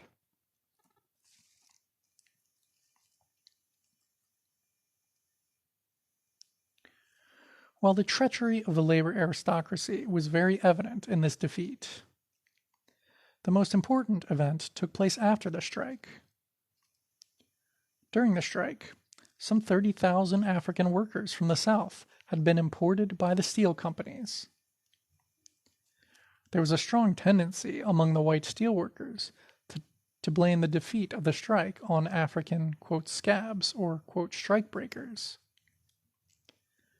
And all the more so because the 10% of the northern steel workforce that was African refused to join the strike. The bourgeoisie was guiding the white workers in this. Company officials passed the word that, quote, niggers did it. In Pittsburgh, one mill boss announced, quote, the nigger saved the day for us.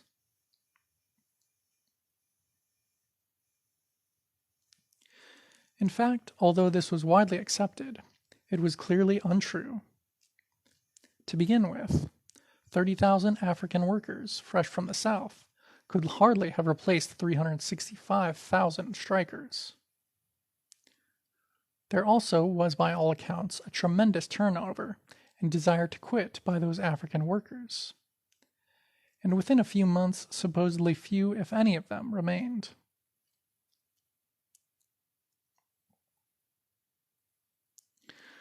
The reason is that most of them were not, quote, strikebreakers, but workers who had been systematically deceived and brought to the mills by force. That's why they left as soon as they could. The testimony during the strike of 19-year-old Eugene Stewart of Baltimore illustrates this. He was recruited, along with 200 others, including whites, to work in Philadelphia for $4 per day. But once inside the railroad car, they found the doors locked and guarded by armed company police.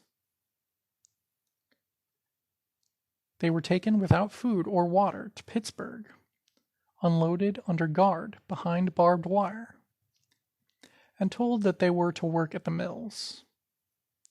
Seeing that a strike was going on, many of them wanted to quit.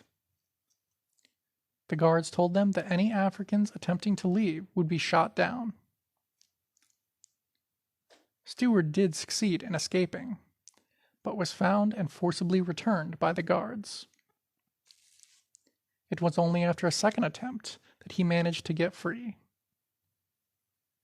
It is obvious that the African, quote, strikebreakers were deliberate propaganda set up by the capitalists and swallowed wholesale by the white workers.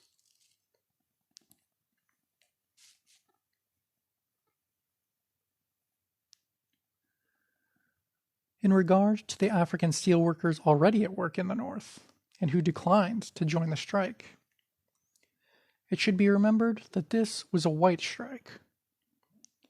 Many of the striking AFL unions did not admit Africans. Those that did so, solely to get Africans to honor their strikes, usually kept Africans in, quote, seg locals. The Euro-American leadership of the strike had promised Africans nothing, and plainly meant to keep their promise. That is, this strike had a definite oppressor nation character to it, and was wholly white supremacist.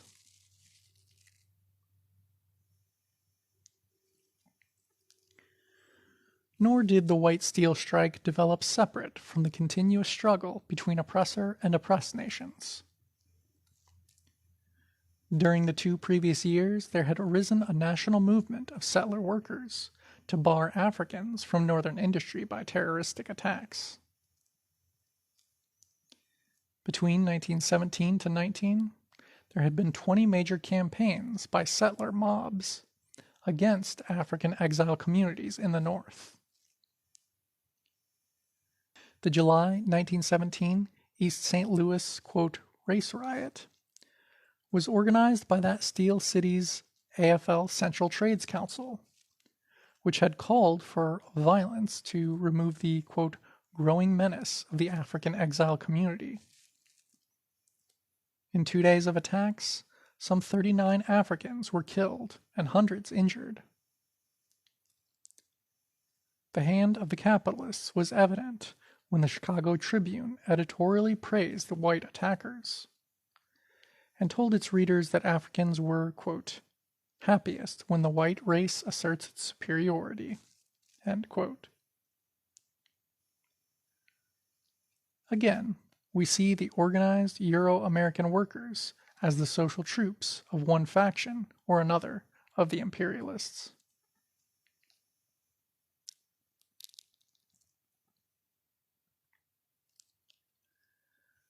As the steel campaign was gathering steam throughout 1919, the terroristic attacks on Africans increased as well.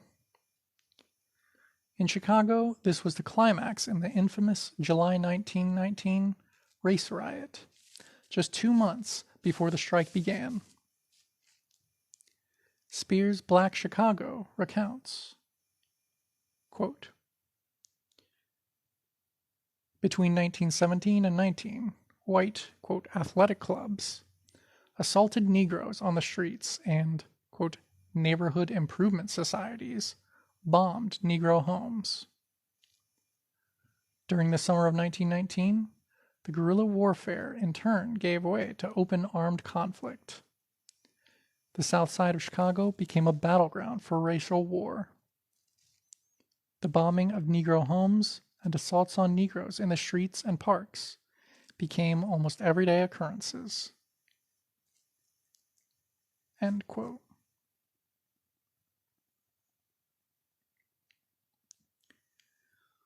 On July 27, 1919, an African teenager was stoned to death on the 29th Street beach, and after Africans attacked his murderers, generalized fighting broke out.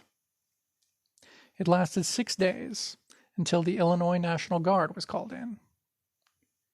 23 Africans were killed and 342 wounded, with over 1,000 homeless after arson attacks. White losses were 15 killed and 178 wounded. Africans were temporarily trapped in the, quote, Black Belt, unable to go to work or obtain food. Assisted by the police, Irish, Italian, and other white workers would make night raids into the, quote, Black Belt. Homes were often attacked. When Africans gathered, police would begin firing into the crowds.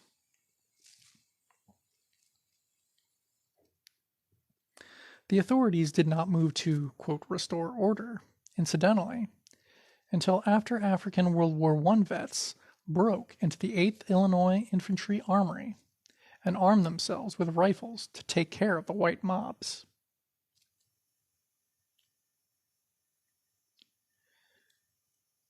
This was the vigorous, quote, warm-up for the steel strike.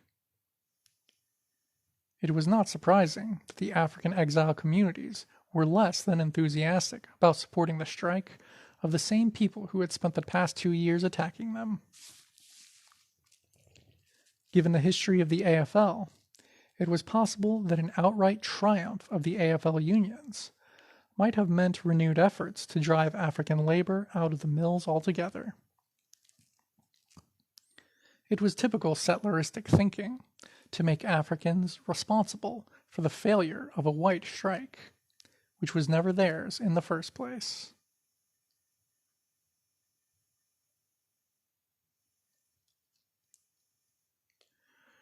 Both the strike leadership and the bourgeoisie cleverly promoted this hatred, encouraging the European immigrant and, quote, native-born settler alike to turn all their anger and bitterness onto the African nation.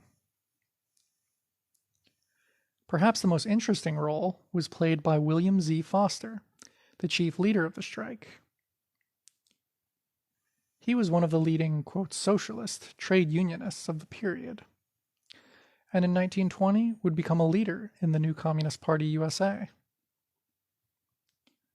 From then on until his death, he would be a leading figure of settler, quote, communism.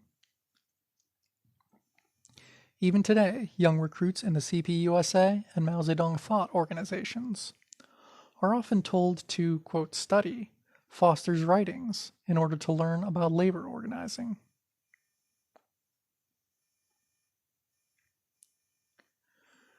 William Z. Foster had, as the saying goes, pulled defeat out of the jaws of victory. Foster based the strike on the AFL unions, despite their proven record of treachery and hostility towards the proletarian masses. That alone guaranteed defeat. He encouraged white supremacist feeling, and thus united the honest elements with the most reactionary. Despite the great popular support for a nationwide strike, and the angry sentiments of the most exploited steelworkers, Foster and the other AFL leaders so sabotaged the strike that it went down to defeat. The one, quote, smart thing he did was to cover up his opportunistic policies by following the capitalists and using Africans as the scapegoats.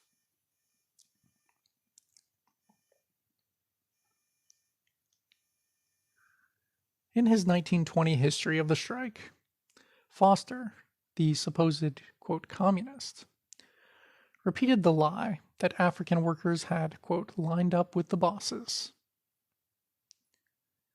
In fact, Foster even said that in resolving the differences between Euro-American and African labor, quote, the Negro has the more difficult part, since the African worker was becoming, quote, a professional strikebreaker. And militant white workers knew what they were supposed to do with a, quote, professional strikebreaker.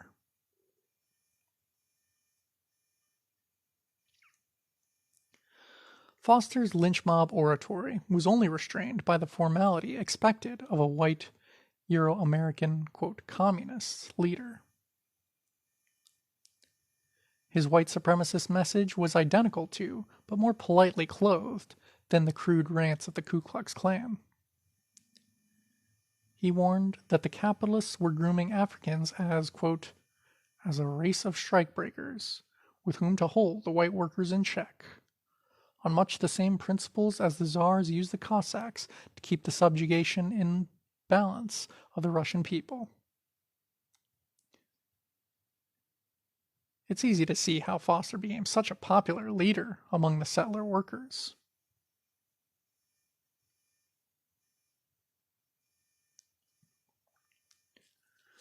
No longer was it just a question of some Africans not following the orders of the white labor. Now, Foster was openly saying that the entire African, quote, race was the enemy. Could the imperialists have asked for more than to have the leading, quote, communist trade union leader help them whip up the oppressor nation masses to repress the African nation?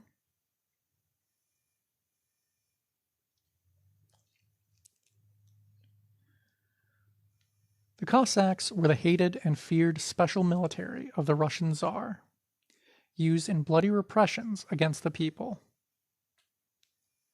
Only the most twisted, clan-like mentality would have so explicitly compared the oppressed African nation to those infamous oppressors. And was this message not an incitement to mob terror and genocide? For the poor immigrants from Eastern Europe, much of which was under the lash of Tsarist tyranny, to kill a Cossack was an act of justice, of retribution. The threat was easy to read.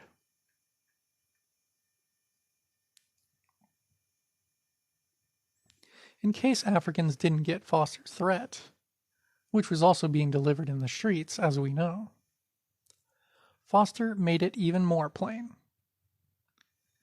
He said that if Africans failed to obey the decisions of settler labor, quote, it would make our industrial disputes take on a more and more the character of race wars, a consummation that would be highly injurious to the white workers and eventually ruinous to the blacks. End quote.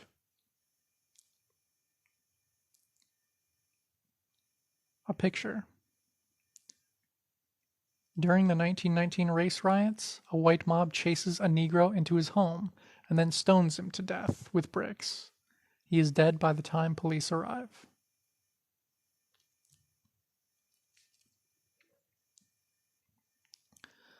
The threat of a genocidal, quote, race war against Africans, unless they follow the orders of settler labor, makes it very clear just what kind of, quote, unity Foster and his associates had in mind.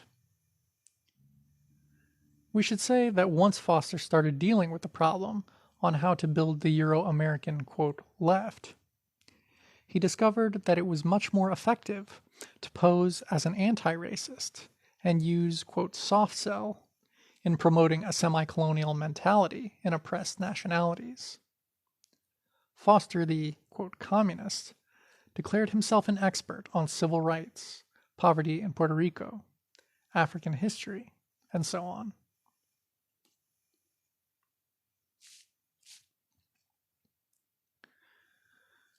The tragic failure of the new white industrial proletariat to take up its revolutionary tasks, its inability to rise above the level of reform, is not just a negative.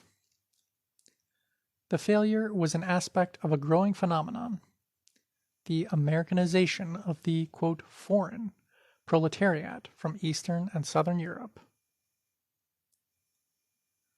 By the later part of World War I, it was possible to see that these immigrants were starting to climb upwards towards becoming settlers. Revolutionary fervor, as distinct from economic activity, declines sharply among them from this point on.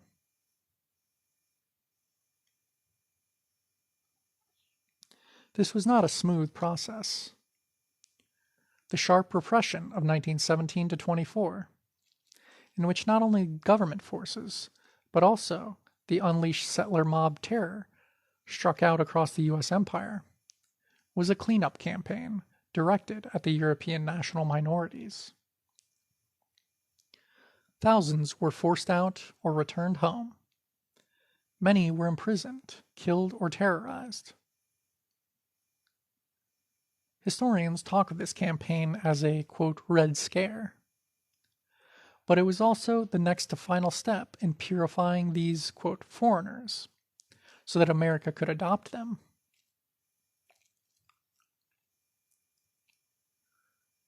The chairman of the Iowa Council of Defense said, quote, we are going to love every foreigner who really becomes an American, and all the others we are going to ship back home, end quote.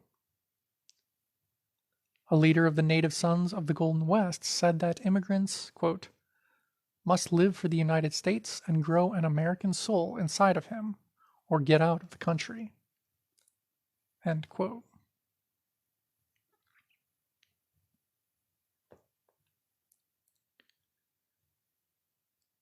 The offer was on the table. The, quote, hunky and, quote, dago could become, quote, white, though barely, through Americanization if they pledged their loyalty to the U.S. empire. In the steel mills, World War I meant wholesale Americanization campaigns.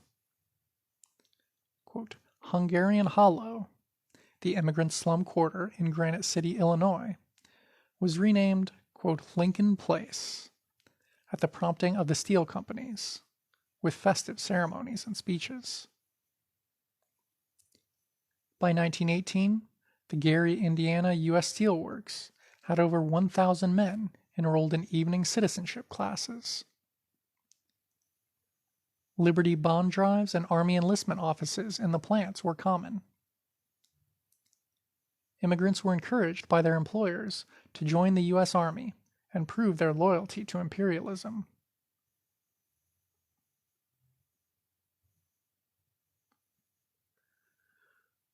Americanization was not just a mental process. To become a settler was meaningless unless it was based on the promise of privileges and the willingness to become parasitic. As, quote, native-born, Euro-Americans continued to leave the factories. The immigrant Europeans could now advance, and the importation of hundreds of thousands, soon to be millions, of Mexicano, African, Puerto Rican, and other colonial workers into northern industry gave the Americanized Europeans someone to step up on in his climb into settlerism.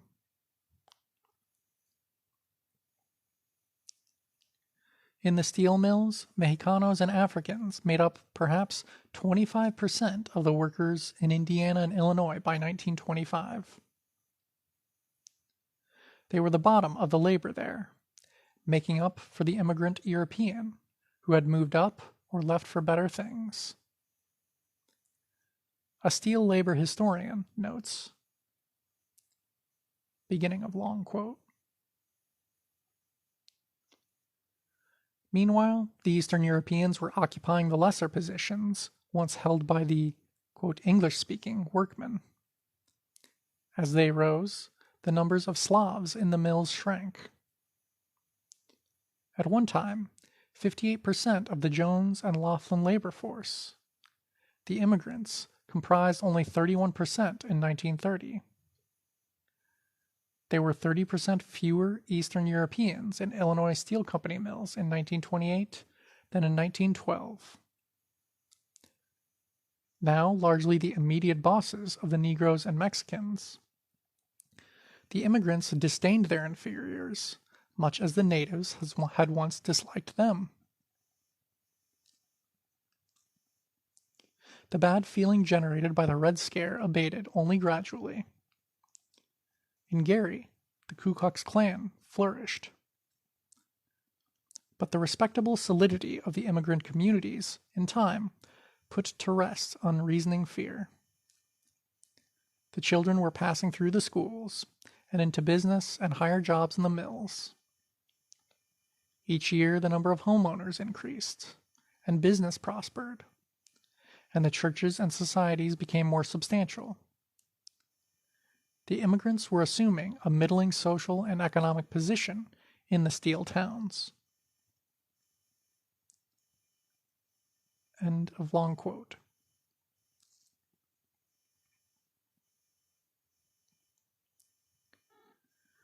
The U.S. empire could afford gradually expanding the privileged strata because it had emerged as the big winner in the First Imperialist World War. Scott Nearing pointed out how, in 1870, the U.S. was the fourth-ranked capitalist economy. In 1922, the U.S. had climbed to number one, quote, more than equal to the wealth of Britain, Germany, France, Italy, Russia, Belgium, and Japan combined. End quote. Successful imperialist war was the key to Americanization.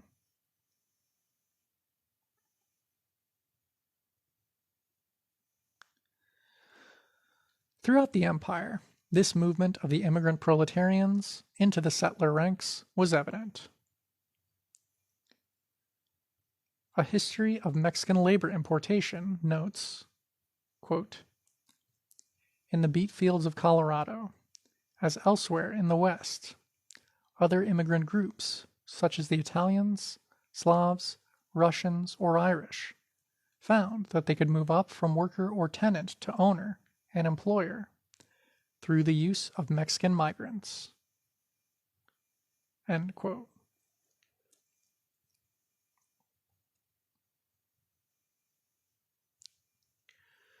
This point marks a historic change. Never again would white labor be anti-American and anti-capitalist. Although it would organize itself millions strong into giant unions and wage militant economic campaigns, the white labor from that time on would be branded by its servile patriotism to the U.S. empire.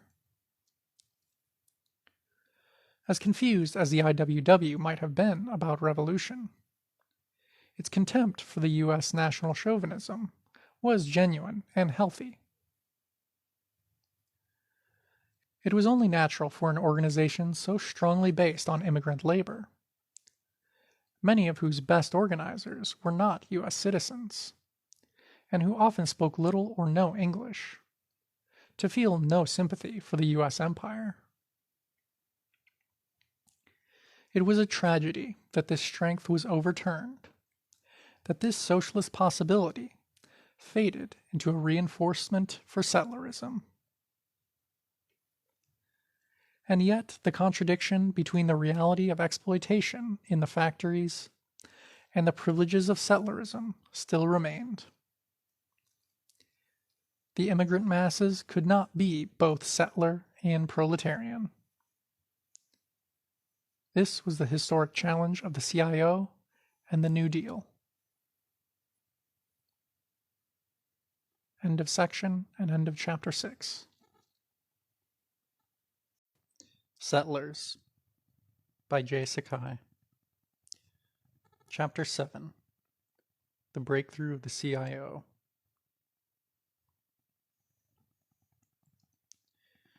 It is a revealing comparison that during the 1930s, the European imperialists could only resolve the social crisis in Italy, Germany, Spain, Poland, Finland, Romania, and so on, by introducing fascism, while in the US, the imperialists resolved the social crisis with the New Deal. In Germany, the workers were hit with the Gestapo, while in America, they got the CIO industrial unions. In that decade, the white industrial proletariat unified itself, pushed aside the dead hand of the old AFL labor aristocracy, and in a crushing series of sit-down strikes, won tremendous increases in wages and working conditions. For the first time, the new white industrial proletariat forced the corporations to surrender their despotic control over industrial life.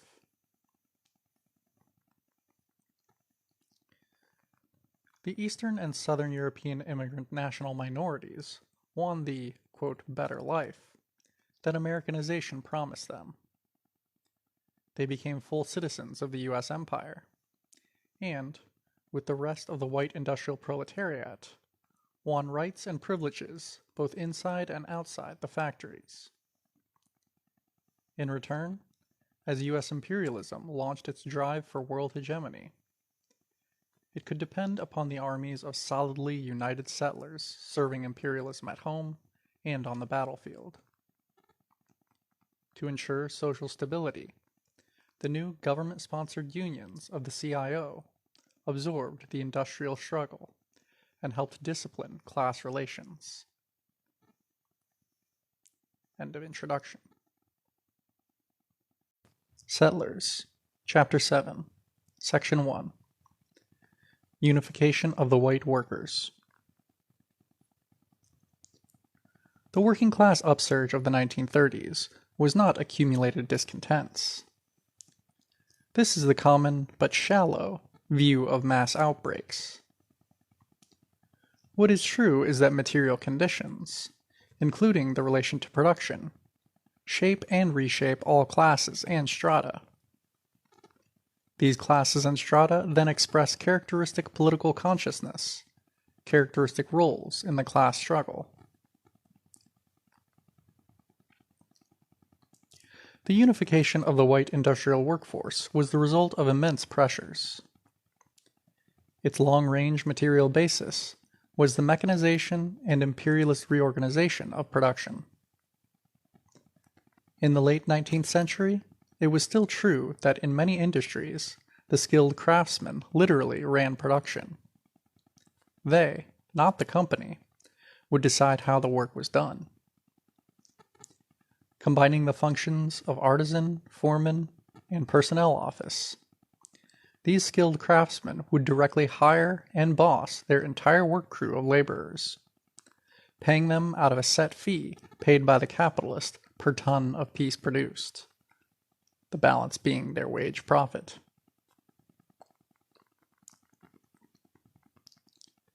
The master roller in the sheet metal rolling mill, the puddler in the iron mill, the beauty in the coal mine, the carriage builder in the early auto plant, all exemplified this stage of production.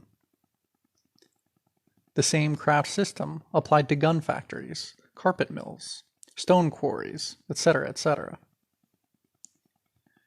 It was these highly privileged settler craftsmen who were the base of the old AFL unions.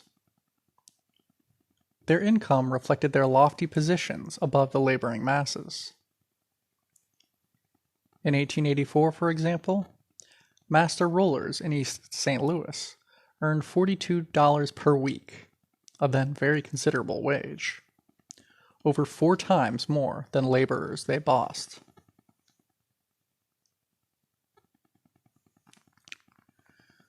This petty bourgeois income and role gradually crumbled as capitalists reorganized and seized ever tighter control over production. A survey by the U.S. Bureau of Labor found that the number of skilled steel workers earning 60 cents an hour fell by 20% between 1900 and 1910. Mechanization cut the ranks of craftsmen, and even where they remained, their once powerful role in production had shrunk. The AFL, Amalgamated Association of Iron and Steel Workers, whose 24,000 members in 1891 accounted for 2/3 of all craftsmen in the industry, had dwindled to only 6,500 members by 1914. Mechanization also wiped out whole sections of the very bottom factory laborers, replacing shovels with mechanical scoops, wheelbarrows with electric trolleys and cranes. Both top and bottom layers of the factory workforce were increasingly pulled into the growing middle stratum of semi-skilled production line assemblers and machine operators. In the modern auto plants of the 1920s, some 70% were semi-skilled production workers, while only 10% were skilled craftsmen and 15% laborers. The political unification of the white workers thus had its material roots in the enforced unification of labor in the modern factory.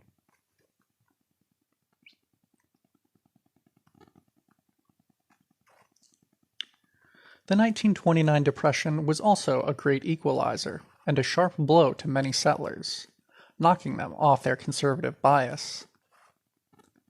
During the 1930s, roughly 25% of the U.S. empire was unemployed. Office clerks, craftsmen, and college students rubbed shoulders with laborers and farmers in the relief lines.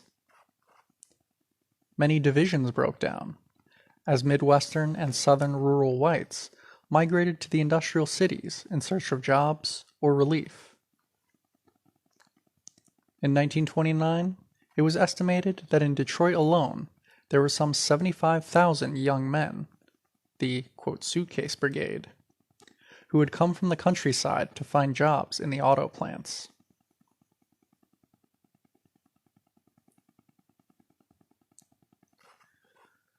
The Depression not only helped unite the settler workers, but the social catastrophe pushed large sections of other settler classes towards more sympathy with social reform. Small farmers were being forced wholesale into bankruptcy and were conducting militant struggles of their own. professionals, intellectuals, and even many small businessmen felt victimized by corporate domination of the economy. Militancy and radicalism became temporarily respectable. When white labor started punching out, it would not only be stronger than before, but much of settler society would be sympathetic to it. End of section 1. Settlers, Chapter 7, Section 2. Labor Offensive from Below. Citizenship in the empire had very real but still limited meaning, so long as many white workers remained, quote, industrial slaves of the corporations. The increasing centralization of monopoly capitalism repeated aspects of feudalism on a higher level. Both inside and outside the factory gates, the settler workers were subject to heightened regimentation. During the 1920s, it was not unusual for the persistent speed-up by management to double production per worker, even without taking mechanization into account.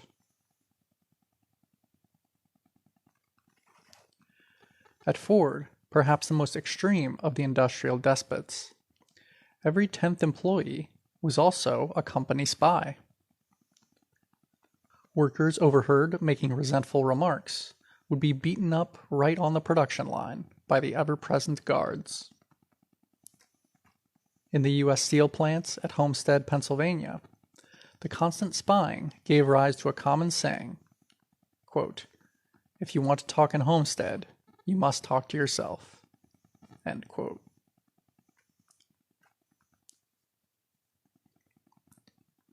The Depression and the massive unemployment only threw more power into corporate hands.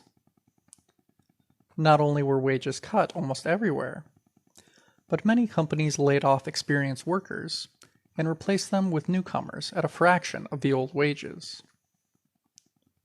Ford Motor Company, which advertised that it was the highest-paying company in the U.S., allegedly paid production workers a minimum of $7 per day, with inflation less than it paid in 1914. On the contrary, some thousands of Euro-American Ford employees in the 30s found their pay down as low as $1.40 per day. That was roughly what African women domestics had earned in Chicago. It takes no genius to see that settler workers would not passively accept being reduced to a colonial wage. Companies in Detroit, Pittsburgh, etc. advertised widely in the South for workers, wishing even larger pools of jobless to intimidate and discipline their employees.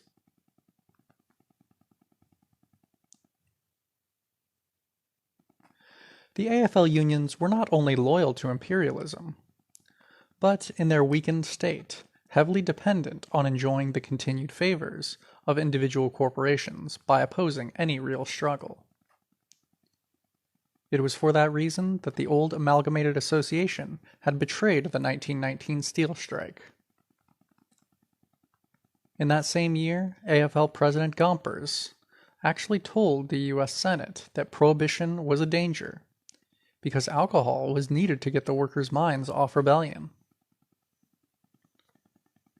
In the new auto industry, the AFL was receiving hundreds of thousands of dollars in bribes from the auto manufacturers, usually via expensive advertisements in labor newspapers or, quote, donations to anti-communist campaigns.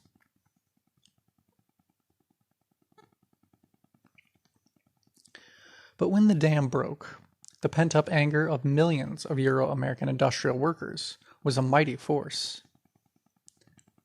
New organizing drives and new strikes had never completely stopped, even during the repressive 1920s. Defeat was common. But in 1934, 2 citywide general strikes in San Francisco and Minneapolis, and a near-general strike in Toledo, stunned capitalist America.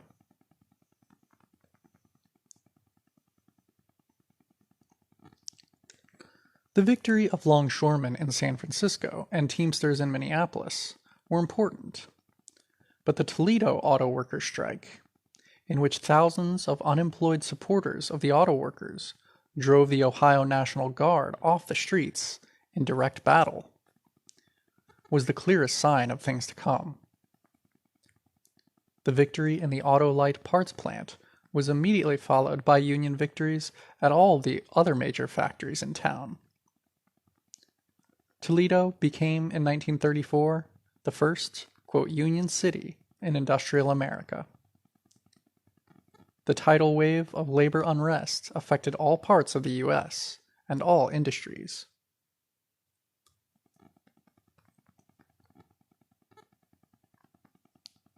The new sit-down strikes became a rage. It was customary strategy for employers to break strikes by keeping the plants going with scabs, while hired thugs and police repressed the strike organization. But in the sit-downs, the workers simply seized and occupied the plants, not only stopping production, but threatening the bosses with the physical destruction of their factories if they tried any repression. After so much abuse and powerlessness, militant young workers discovered great pleasure in temporarily taking over. In some strikes, unlucky bands of foremen and company officials trapped in plant offices would become Union prisoners for a few hours or days.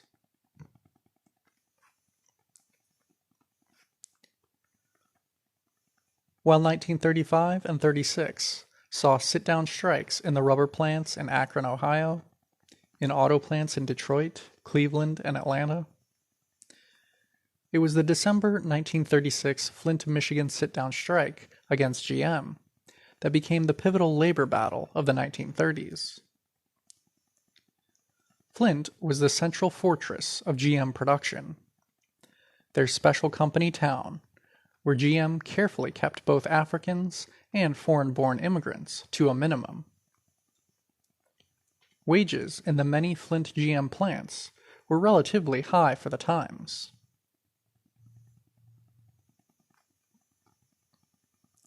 Still, many enthusiastic Flint auto workers organized themselves around the new CIO, United Auto Workers Union, and seized both Fisher Body No. 1 and Chevy No. 4 plants. Thousands of CIO militants from all over Michigan demonstrated in the streets as the sit-downers, armed with crowbars and bats, barricaded themselves into the plants. Since the first plant was the only source of Buick, Olds, and Pontiac bodies, and the second plant was the only source of Chevrolet engines, the CIO sit-down strangled all GM car production.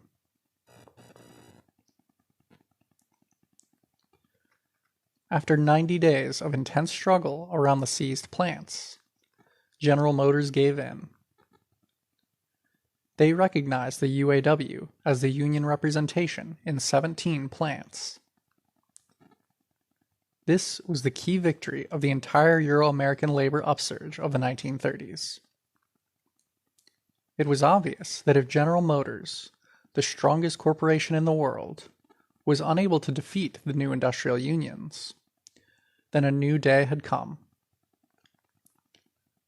Practical advances by workers in auto, steel, rubber, electronics, maritime, meatpacking, trucking, and so on proved that this was so. A picture of workers with their faces covered, holding signs. Ford workers at the 1935 New Jersey CIO convention, masked to avoid recognition by company spies.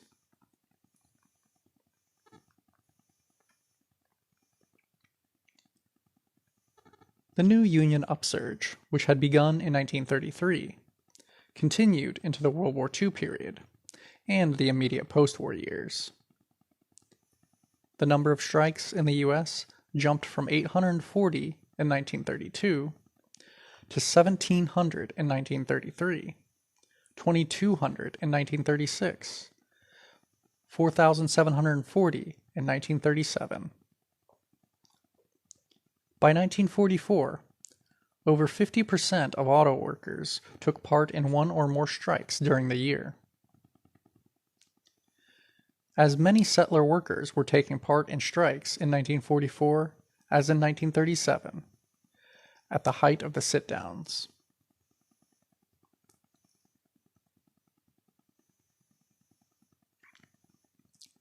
The defiant mood in the strongest Union centers was very tangible.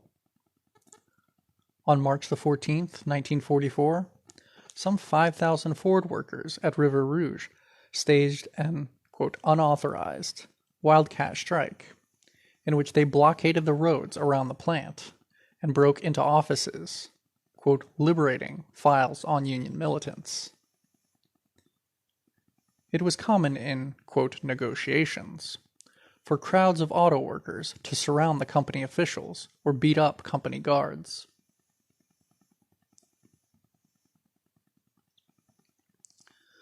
The substantial increases in wages and improvements in hours and working conditions were, for many, secondary to this newfound power in industrial life. In the great 1937 Jones and Laughlin Seal Strike in Aliquippa, Pennsylvania, a company town ruled over by a near-fascistic company dictatorship, one striker commented on his union dues after the victory. Quote, "It's worth $12 a year to be able to walk down the main street of Aliquippa, talk to anyone you want about anything you like, and feel that you are a citizen." End quote.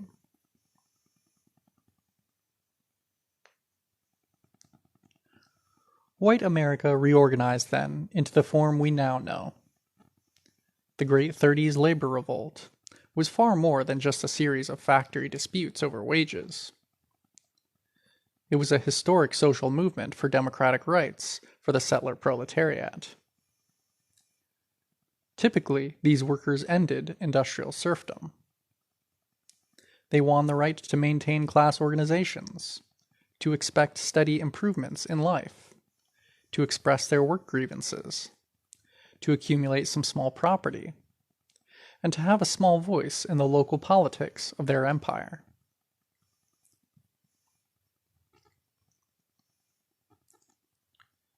In the industrial North, the CIO movement reformed local school boards, sought to monitor draft exemptions for the privileged classes, ended company spy systems, replaced anti-union police officials, and in myriad ways worked to reorganize the U.S. empire so that the Euro-American proletariat would have the life they expected as settlers.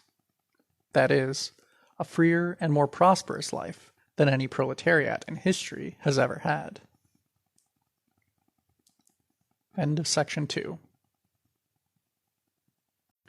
Settlers, Chapter 7, Section 3. New Deal and Class Struggle. The major class contradictions, which had been developing since industrialization, were finally resolved. The European immigrant proletariat wanted to fully become settlers, but at the same time was determined to unleash class struggle against the employers. Settler workers as a whole, with the Depression as a final push, were determined to overturn the past. This growing militancy made a major force of the settler workers. While they were increasingly united, quote, native-born, Euro-American, and immigrant alike, the capitalists were increasingly disunited. Most were trying to block the way to needed reform of the U.S. empire.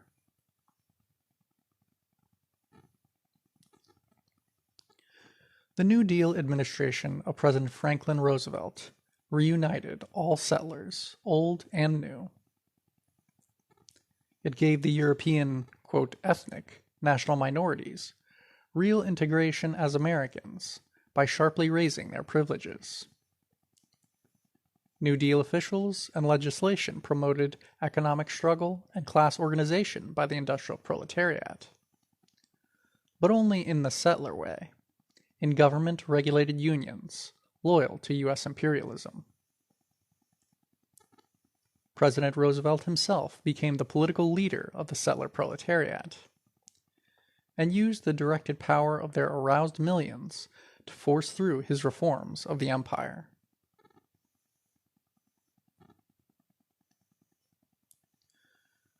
Most fundamentally, it was only with this shake-up, these modernizing reforms, and the homogenized unity of the settler masses, that U.S. imperialism could gamble everything on solving its problems through world domination. This was the desperate preparation for World War. The global economic crisis after 1929 was to be resolved in another imperialist war, and the U.S. empire intended to be the victor.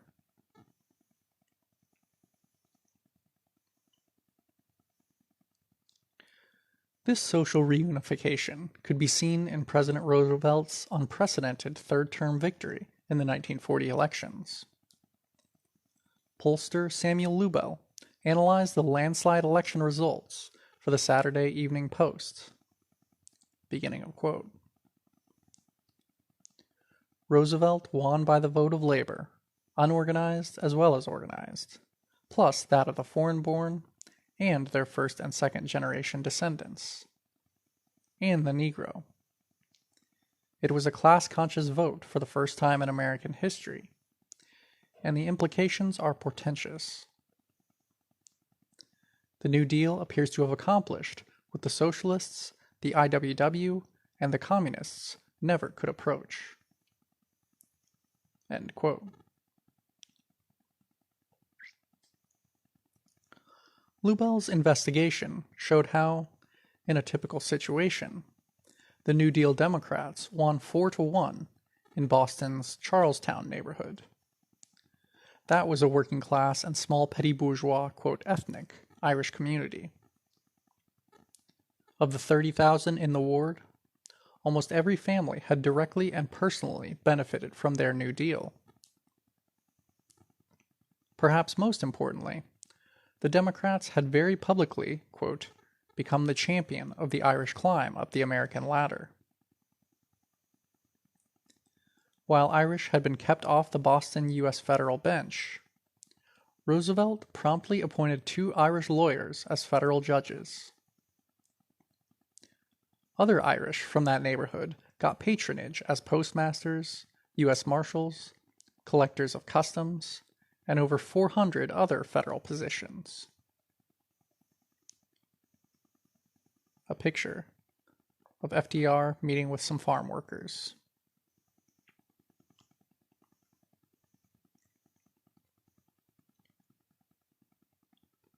Irish workers in the neighborhood got raises from the new federal minimum wage and hours law. Unemployment benefits went to those who were still jobless. 300 to 500 Irish youth earned small wages in the National Youth Administration, while thousands of adult jobless were given temporary Works Progress Administration, WPA, jobs. 40% of the older Irish were on U.S. old age assistance. 600 families got ADC. Many received food stamps. Federal funds built new housing and paid for park and beach improvements. The same process was taking place with Polish, Italian, Jewish, and other European national minority communities throughout the North.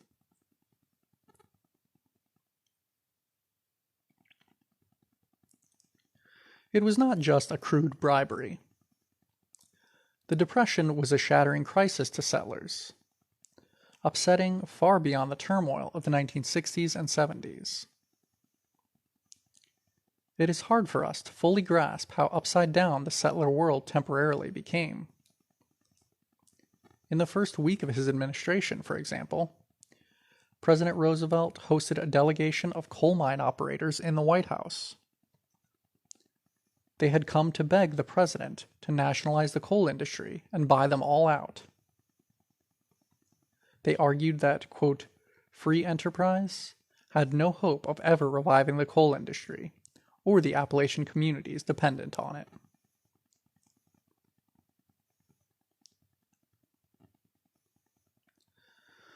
Millions of settlers believed that only an end to traditional capitalism could make things run again. The new answer was to raise up the U.S. government as the coordinator and regulator of all major industries. To restabilize the banking system, Roosevelt now insured consumer deposits and also sharply restricted many former speculative bank policies. In interstate trucking, in labor relations, in communications, in every area of economic life, new federal agencies and bureaus tried to rationalize the daily workings of capitalism by limiting competition and stabilizing prices. The New Deal consciously tried to imitate the sweeping corporate state economic dictatorship of the Mussolini regime in Italy.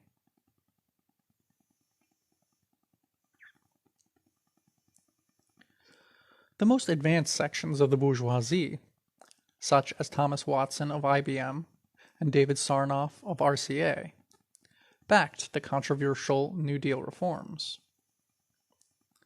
But for most, the reaction was heated. The McCormick family's Chicago Tribune editorially called for Roosevelt's assassination. Those capitalists who most stubbornly resisted the changes were publicly denounced by the New Dealers, who had set themselves up as the leaders of the anti-capitalist mass sentiment.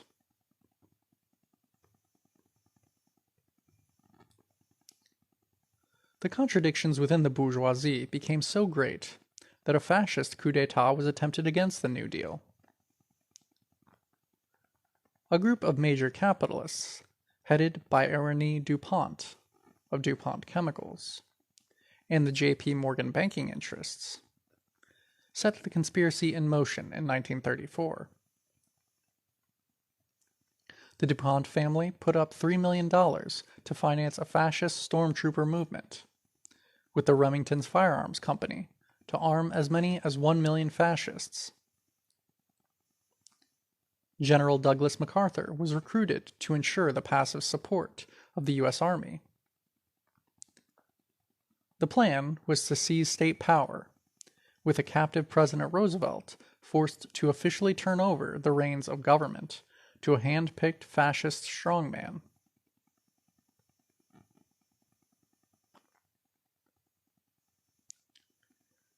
As their would-be American Führer, the capitalists selected General Smedley Butler, twice winner of the Congressional Medal of Honor, and retired commandant of the U.S. Marine Corps. But after being approached by J.P. Morgan representatives, General Butler went to Congress and exposed the cabal.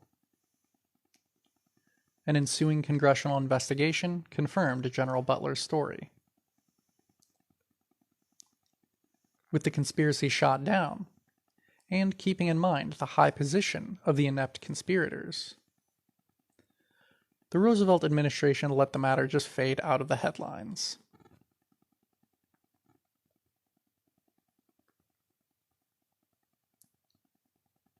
During the 1936 election campaign, one observer recorded the New Deal's open class appeal at a Democratic Party rally in Pittsburgh's Forbes Field.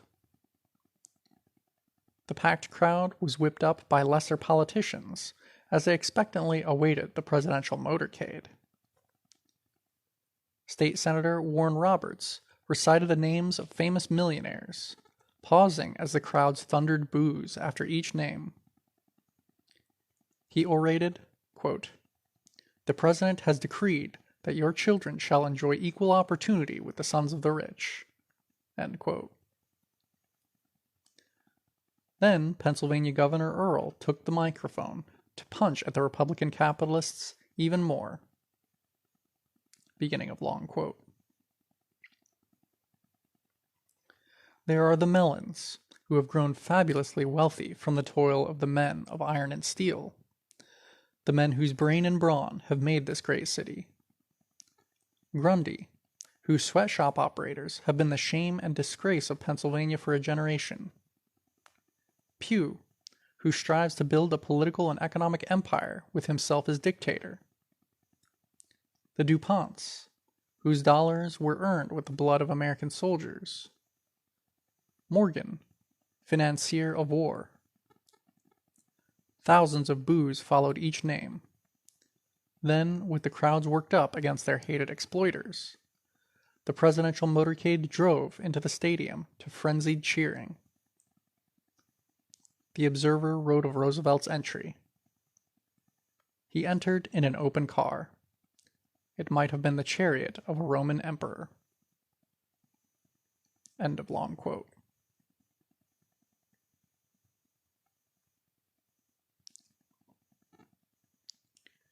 So it was not just the social concessions that the government made.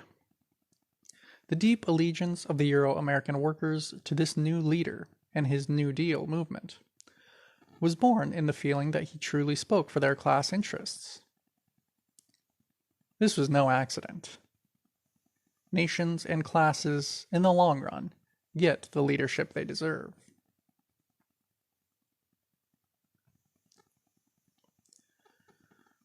In order to end the company town feudalism of their communities, the CIO unionists took their newfound strength into the bourgeois political arena. The massed voting base of the new unions was the bedrock of the New Deal in the industrial states. The union activists themselves merged into and became part of the imperialist New Deal.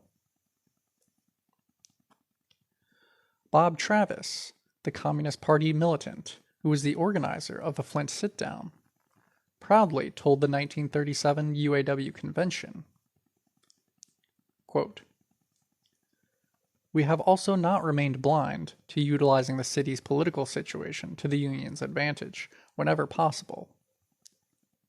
In this way, for 5 months after the strike, we were able to consolidate a 5-4 pro-labor majority bloc in the city commission, get a pro-labor city manager appointed, and bring about the dismissal of a vicious police chief, notorious as a strikebreaker." End quote.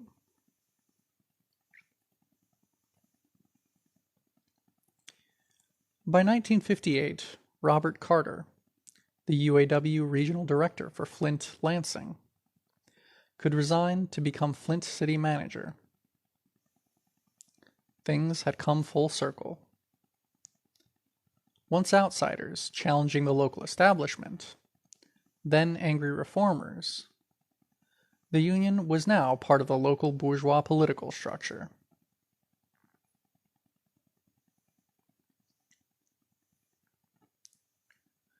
This was the universal pattern in the industrial areas. In Anderson, Indiana, the auto workers at GM Guide Lamp took over the plant in a 1937 sit-down. By 1942, strike leader Riley Etchison was a member of the local draft board. Another sit-downer was the new sheriff. John Mullen, the steelworkers union leader at U.S. Steel's Clairton, Pennsylvania works, went on to become the mayor, as did steelworkers local leader Elmer Malloy in Duquesne, Pennsylvania. Everywhere, the young CIO activists integrated into the local Democratic Party as a force for patriotic reform.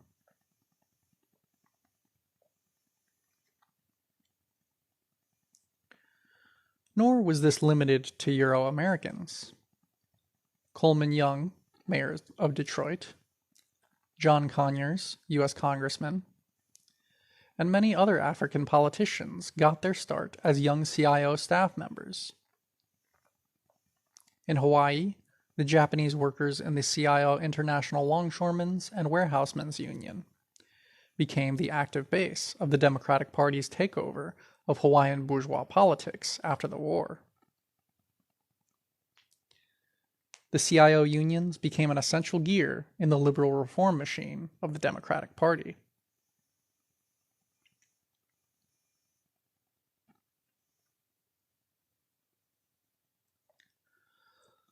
A significant factor in the success of the 1930s union organizing drives was the U.S. government's refusal to use armed repression against it.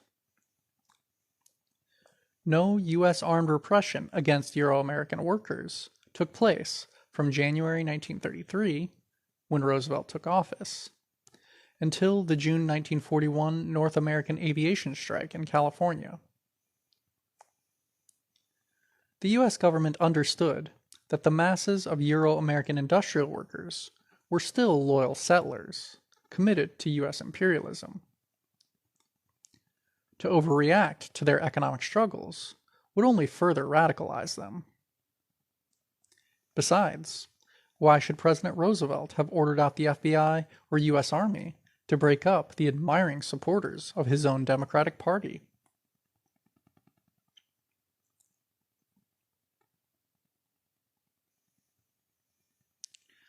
Attempts by the reactionary wing of the bourgeoisie to return to the non-union past by wholesale repression were opposed by the New Deal.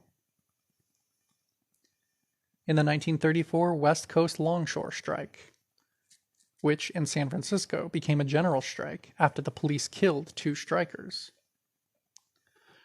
President Roosevelt refused to militarily intervene, despite the fact that the governors of Oregon and Washington requested that he do so.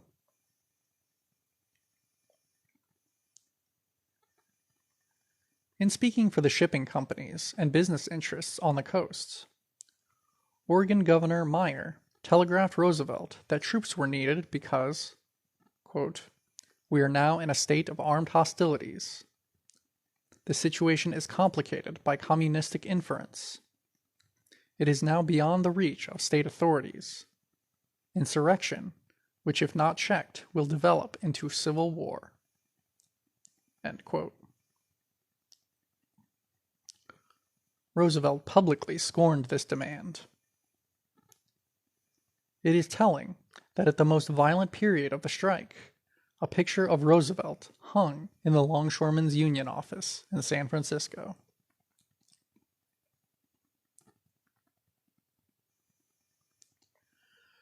President Roosevelt privately said in 1934 that there was a conspiracy by, quote, "the old conservative crowd," to provoke general strikes as a pretext for wholesale repression.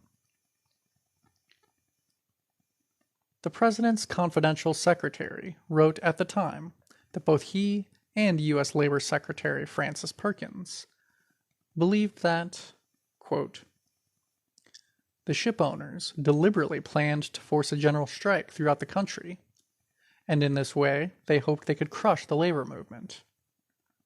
I have no proof, but I think the ship owners were selected to replace the steel people who originally started out to do this job." End quote.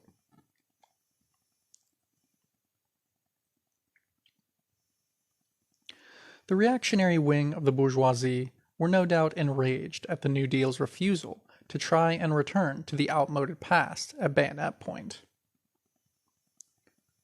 Almost 3 years later, in the pivotal labor battle of the 1930s, the New Deal forced General Motors to reach a deal with their striking Flint, Michigan employees.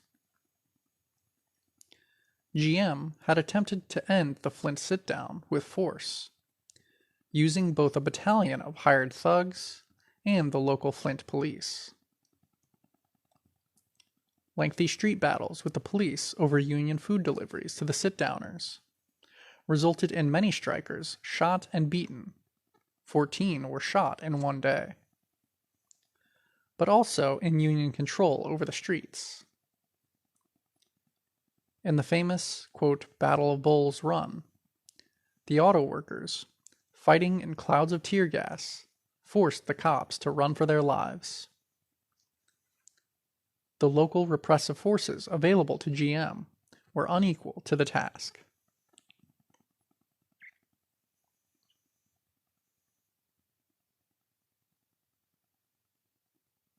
From the second week of the strike, GM had officially asked the government to send in the troops. But both the state and federal governments were in the hands of the New Deal.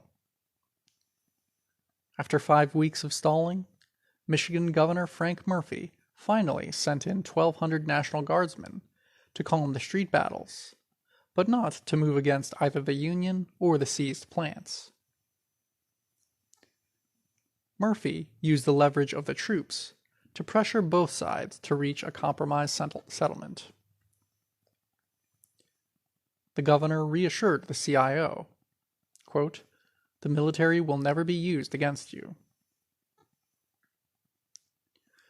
The National Guard was ordered to use force, if necessary, to protect the sit-down from the local sheriff and any right-wing vigilantes.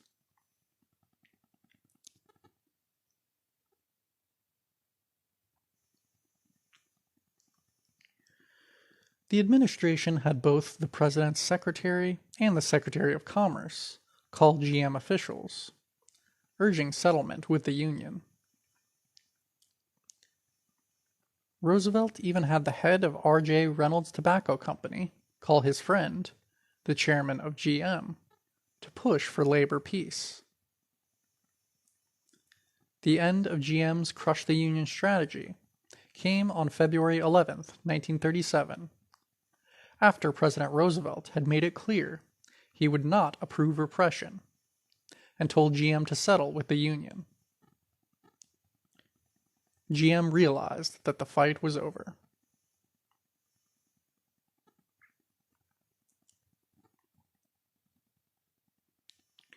The important effect of the pro-CIO national strategy can be seen if we compare the 30s to earlier periods.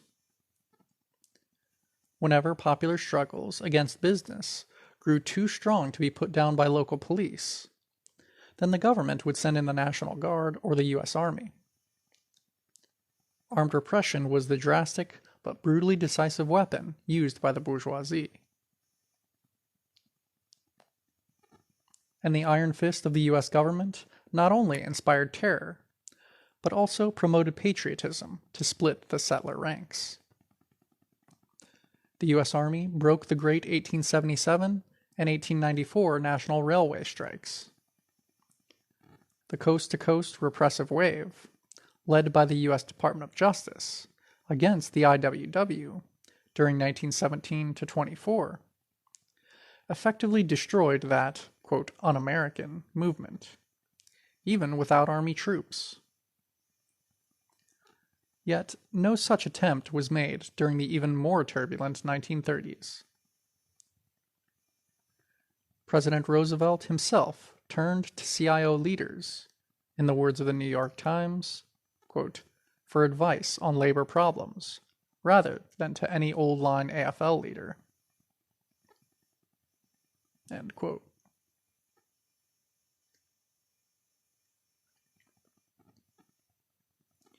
There was a heavy split in the capitalist class, with many major corporations viewing the CIO as the Red Menace in their backyards, and desperately using lockouts, company unions, and police violence to stop them.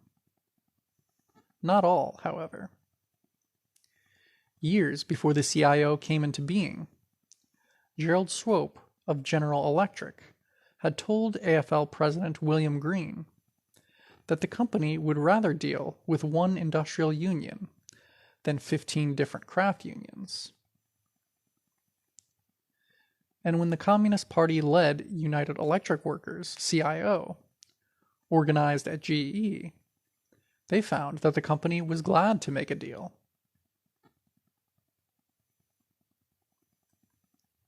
While some corporations, such as Republic Steel, tolerated unionization only after years of bloody conflict, others wised up very quickly.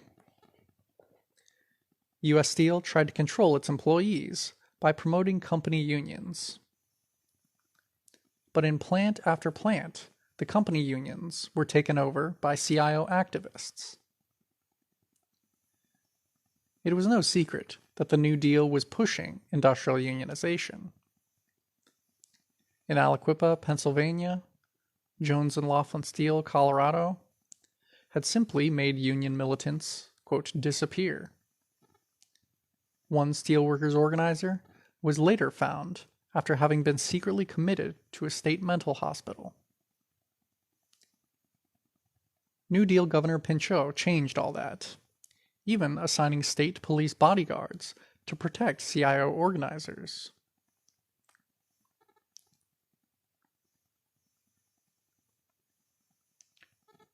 A picture of a CIO bulletin. Caption. In Homestead, where no public labor meeting had been held since 1919, 2,000 steelworkers and miners gathered in 1936 in a memorial to the pioneering 1892 Homestead strike against U.S. Steel. The memorial rally was protected by state police, and Lieutenant Governor Kennedy was one of the speakers. He told the workers that the state police would help them if they went on strike against U.S. Steel. End of caption.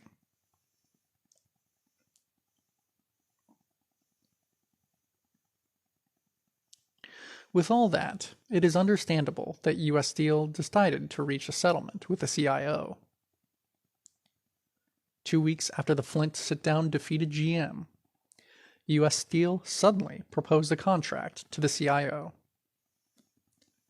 On March 2, 1937, the Steelworkers Union became the officially accepted bargaining agent at U.S. steel plants.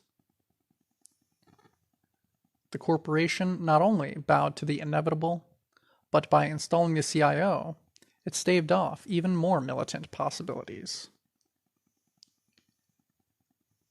The CIO bureaucracy was unpopular in the mills. Only 7% of the U.S. Steel employees had signed union membership cards. In fact, Lee Pressman, the Communist Party lawyer for the Steelworkers Union, said afterwards that they just didn't have the support of the majority. Quote, "There is no question that we could not have filed a petition through the National Labor Relations Board or any other kind of machinery asking for an election. We could not have won an election." End quote.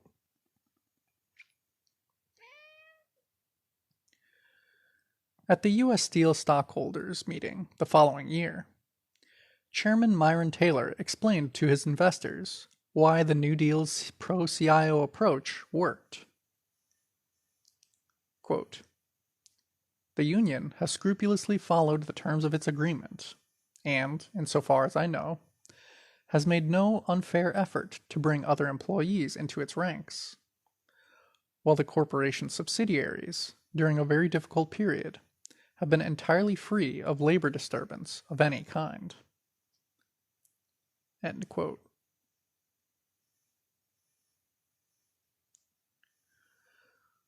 By holding back the iron fist of repression, by encouraging the CIO, the New Deal reform government cut down, quote, labor disturbance among the Euro-American proletariat.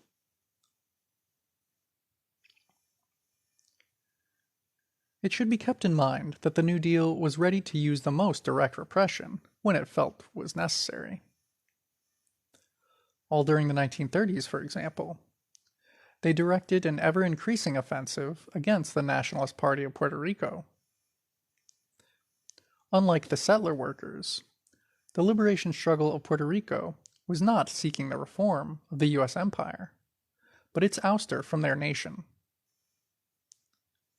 The speed with which the nationalist fervor was spreading through Puerto Rican masses alarmed U.S. imperialism.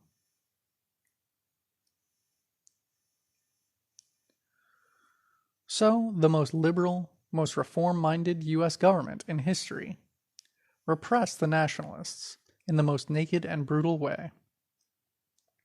By 1936, the tide of pro-independence sentiment was running high, and Don Albizu Campos, president of the Nationalist Party, was without doubt the most respected political figure among both the intellectuals and the masses.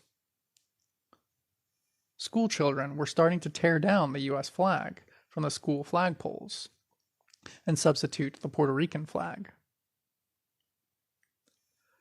In the city of Ponce, the school principal defied a police order to take the Puerto Rican banner down. The New Deal response was to directly move to violently break up the nationalist center.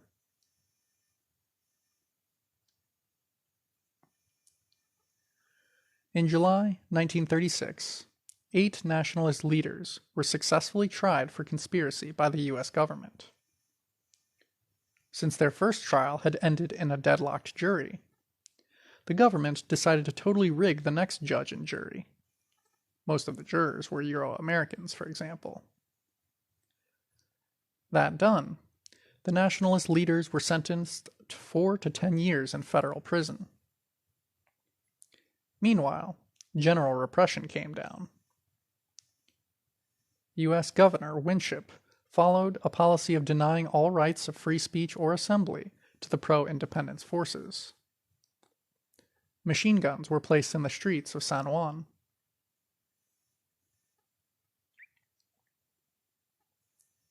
On Palm Sunday, 1937, 1 month after President Roosevelt refused to use force against the Flint sit-down strike, the Ponce massacre took place.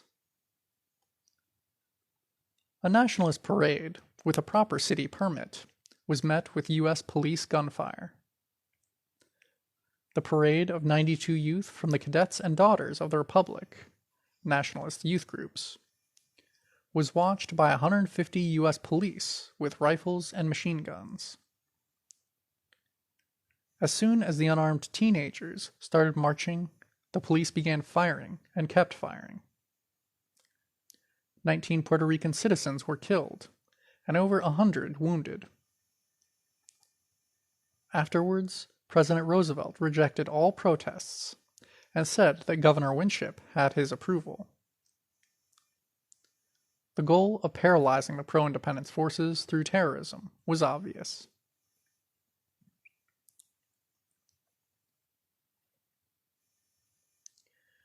Similar pressures, although different in form, were used by the New Deal against Mexicano workers in the West and Midwest.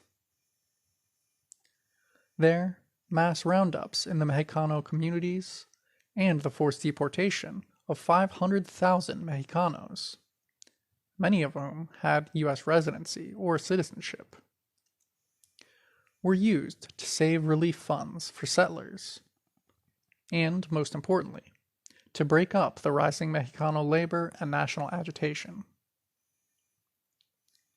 In a celebrated case in 1936, miner Jesus Pelares was arrested and deported for the, quote, crime of leading the 8,000-member La Liga Obrera de Habla Española in New Mexico.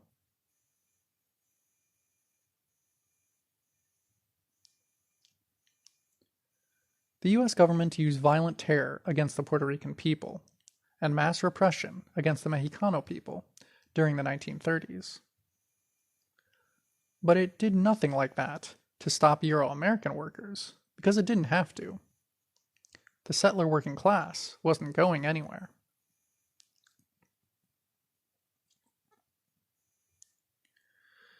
In the larger sense, they had little class politics of their own anymore. President Roosevelt easily became their guide and patron saint, just as Andrew Jackson had for the settler workmen of almost exactly 1 century earlier. The class consciousness of the European immigrant proletarians had gone bad, infected with the settler sickness. Instead of the defiantly syndicalist IWW, they now had the capitalistic CIO.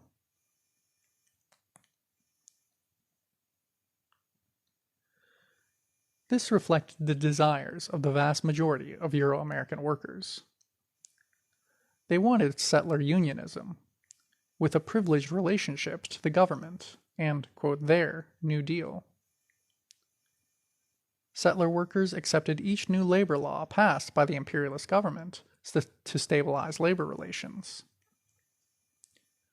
But unions regulated, supervised, and reorganized by the imperialists are hardly the free working-class organizations called by that name in the earlier periods of world capitalism.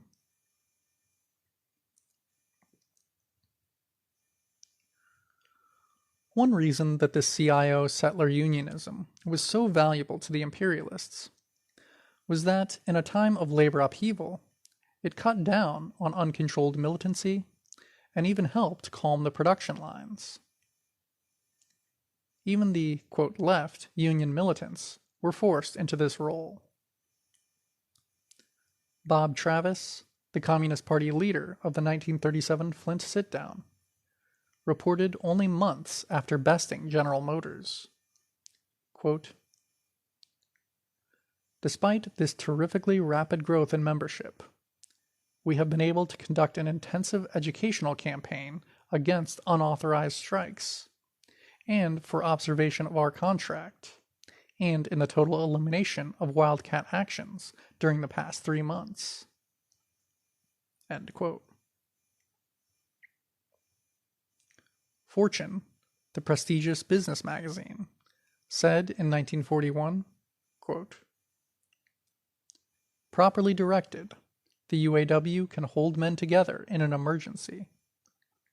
It can be made a great force for morale.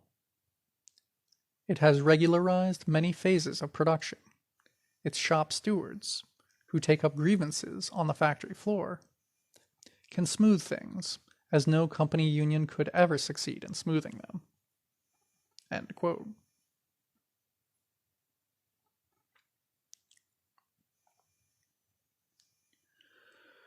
The Euro-American proletariat during the 30s had broken out of industrial confinement, reaching for freedoms and a material style of life no modern proletariat had ever achieved. The immense battles that followed obscured the nature of the victory. The victory they gained was the firm positioning of the Euro-American working class in the settler ranks, re-establishing the rights of all Europeans here to share the privileges of this oppressor nation. This was the essence of the equality that they won. This bold move was, in the settler tradition, sharing the American pie with more European reinforcements, so that the empire could be strengthened. This formula had partially broken down during the transition from the America of the frontier to the industrial America. It was the brilliant accomplishment of the New Deal to mend this break.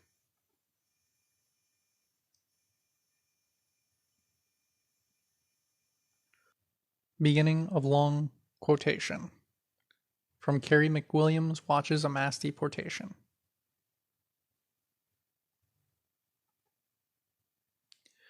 I watched the first shipment of, quote, repatriated Mexicans leave Los Angeles in February 1931. The loading process began at 6 o'clock in the morning. Repatriados arrived by the truckload, men, women, and children, with dogs, cats, and goats, half-open suitcases, rolls of bedding, and lunch baskets. It cost the city of Los Angeles It cost the county of Los Angeles $77,249.29 to repatriate one trainload, but the savings in relief amounted to $347,468 for this one shipment. In 1932 alone, over 11,000 Mexicans were repatriated from Los Angeles. The strikes in California in the 30s, moreover, were duplicated wherever Mexicans were employed in agriculture.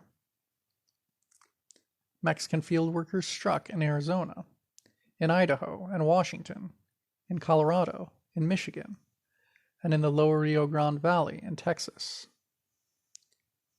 When Mexican sheep shearers went on strike in West Texas in 1934, one of the sheepmen made a speech in which he said, quote, "We are a pretty poor bunch of white men if we are going to sit here and let a bunch of Mexicans tell us what to do." End quote.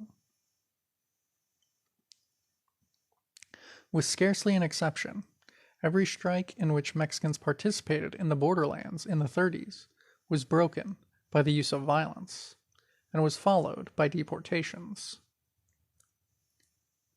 In most of these strikes, Mexican workers stood alone. That is, they were not supported by organized labor. For their organizations, for the most part, were affiliated neither with the CIO nor the AFL. End of Long Passage, from Carrie McWilliams, North from Mexico. End of Section 3. Settlers, Chapter 7, Section 4.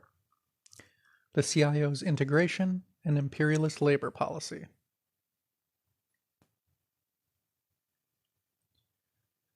The CIO played an important role for U.S. imperialism in disorganizing and placing under supervision the nationally oppressed. For the first time, masses of Third World workers were allowed and even conscripted into the settler trade unions. This was the result of a historic arrangement between the U.S. Empire and nationally oppressed workers in the industrial North.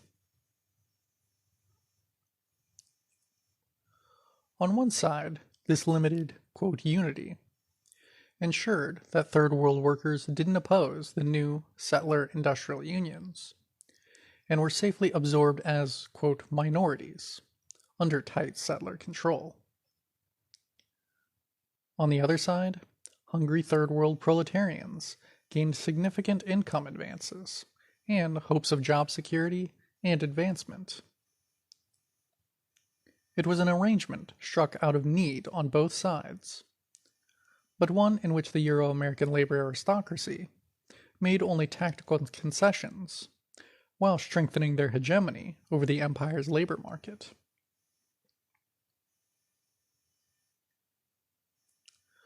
So while the old AFL craft unions had controlled Third World labor by driving us out of the labor market, by excluding us from the craft unions, or by confining us to small, quote, seg locals, the new CIO could only control us by absorbing us into their settler unions. The imperialists had decided that they needed colonial labor in certain industries.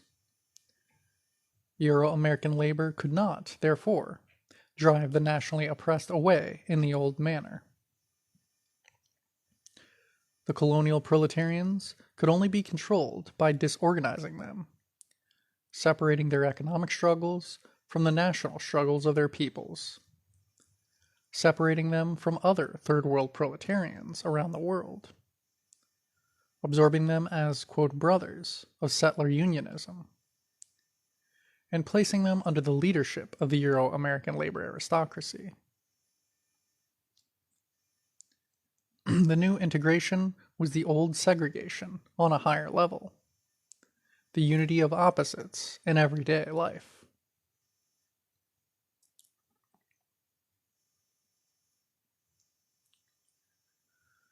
We can see how this all worked by reviewing the CIO's relationship to African workers.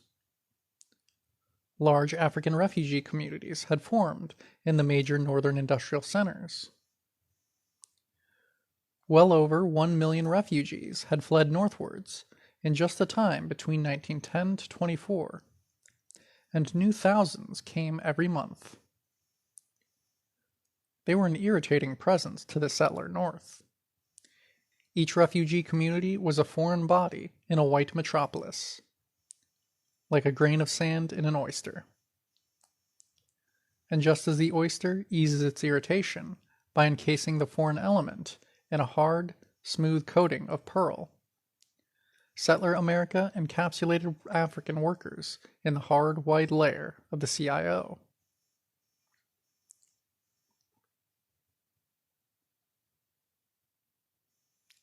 Despite the, quote, race riots and the hostility of Euro-Americans, the African refugees streamed to the north in the early years of the century. After all, even the troubles of the north seemed like lesser evils to those fleeing the terroristic conditions of the occupied national territory. Many had little choice, escaping the revived Ku Klux Klan. Increasingly forced off the land, barred from the new factories in the South. Africans were held down by the terroristic control of their daily lives.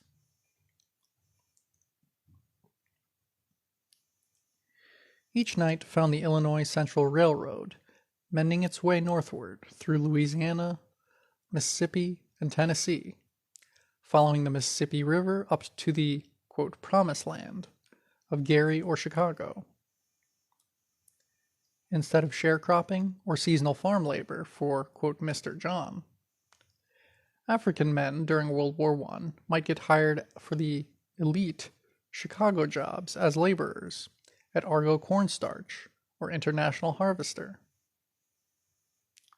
Each week, the Chicago Defender, in the 1920s, the most widely read, quote, race newspaper, even in the South, urged its readers to forsake hellish Mississippi and come northward to, quote, freedom. One man remembers the long Mississippi nights tossing and turning in bed, dreaming about the fabled North. Quote, you could not rest in your bed at night for Chicago. End quote.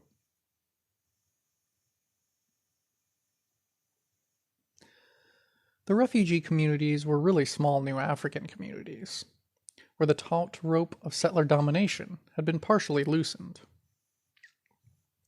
Spear's Black Chicago says, quote, in the rural South, Negroes were dependent upon white landowners in an almost feudal sense. Personal supervision and personal responsibility permeated almost every aspect of life. In the factories and yards of the North, on the other hand, the relationship with the boss was formal and impersonal, and supervision limited to working hours. End quote.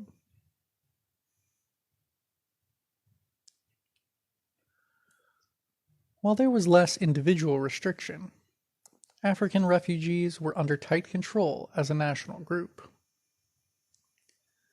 The free bourgeois labor market of Euro-Americans didn't really exist for Africans. Their employment was not individual, not private. They got work only when a company consciously decided to use African labor as a group. So that African labor in the industrial North still existed under colonial conditions, driven into specific workplaces and specific jobs.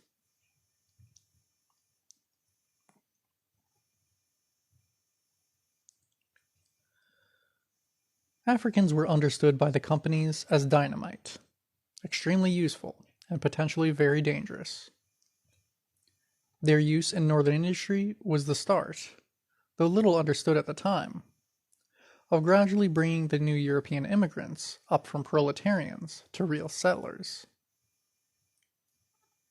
Imperialism was gradually releasing the, quote, hunky and, quote, dago from laboring at the very bottom of the factories. Now, even more Euro-Americans were being pushed upward into the ranks of skilled workers and supervisors.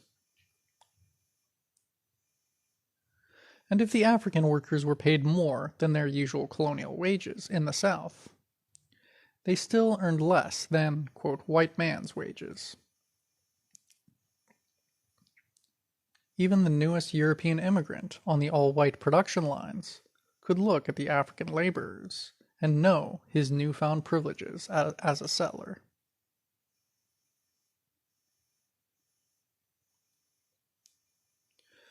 The capitalists also knew that too many Africans might turn a useful and super profitable tool into a dangerous force.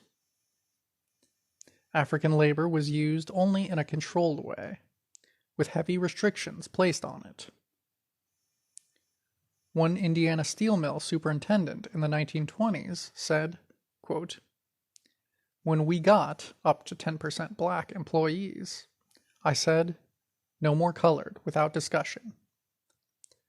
I got the colored pastors to send colored men whom they could guarantee would not organize and were not Bolsheviks. End quote.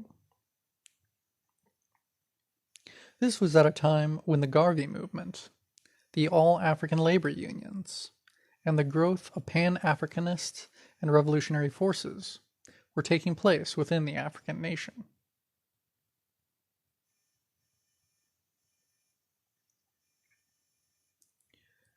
The northern factories placed strict quotas on the number of African workers, not because they weren't profitable enough, not because the employers were, quote, prejudiced, as the liberals would have it, but because the imperialists believed that African labor could most safely be used when it was surrounded by a greater mass of settler labor.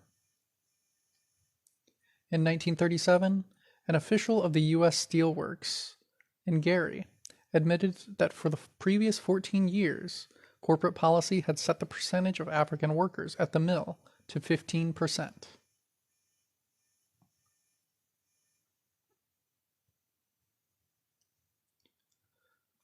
The Ford Motor Company had perhaps the most extensive system of using African labor under plantation-like control, with Henry Ford acting as the planter.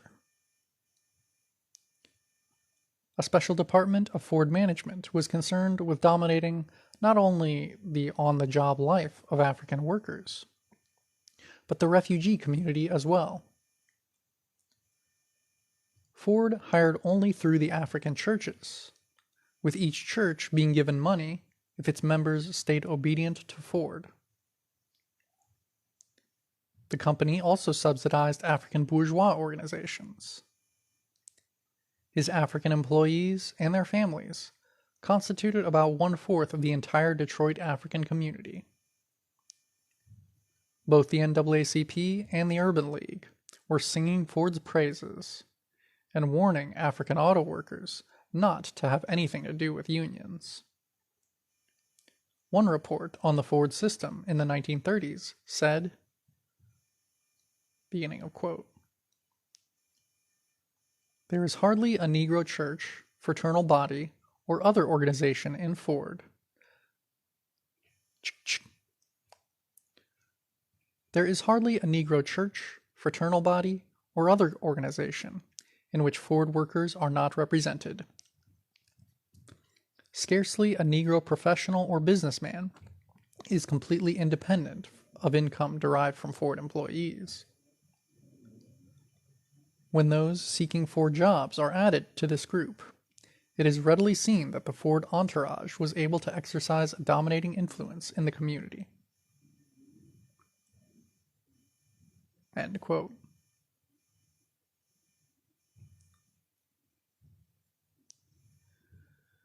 The African refugee communities, extensions of an oppressed nation, became themselves miniature colonies, with an African bourgeois element acting as the local agents of the foreign imperialists. Ford's system was unusual only in that one capitalist very conspicuously took as his role that which is usually done quietly by a committee of capitalists through business, foundations, and their imperialist government.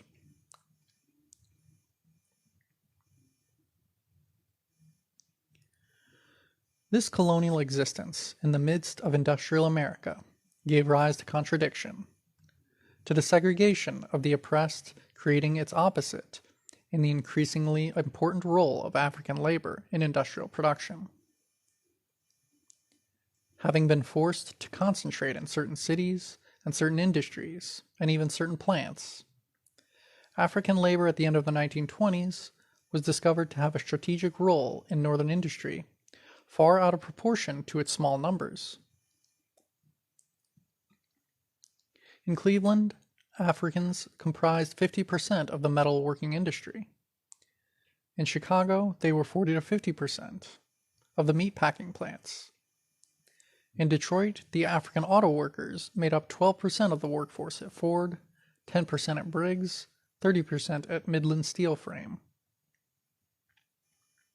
A picture of some Africans traveling from the South, just arrived in Chicago.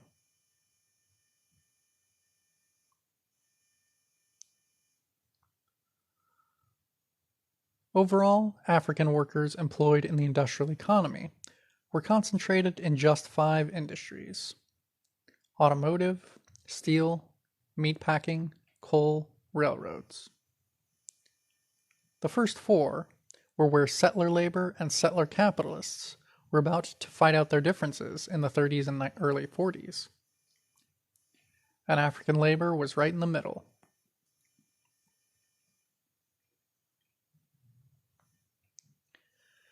In a number of industrial centers, then, the CIO unions could not be secure without controlling African labor. And on their side, African workers urgently needed improvement in their economic condition. A 1929 study of the automobile industry comments, beginning of quote, as one Ford employment official has stated, many of the Negroes are employed in the foundry and do work that nobody else would do. The writer noticed in one Chevrolet plant that Negroes were engaged on the dirtiest, roughest, and most disagreeable work, for example, in the painting of axles. At the Chrysler plant, they are used exclusively on paint jobs. And at the Chandler Cleveland plant, certain dangerous emery wheel grinding jobs were given only to Negroes. End quote.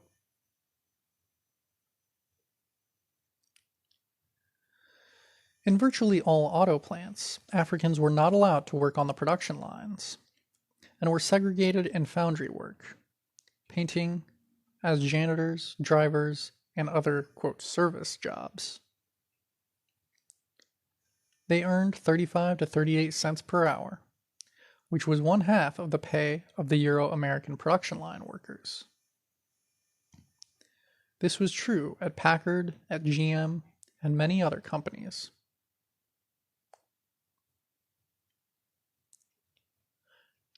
The CIO's policy then became to promote integration under settler leadership, where African labor was numerous and strong, such as the foundries, the meatpacking plants, etc., and to maintain segregation and Jim Crow in situations where African labor was numerically lesser and weak.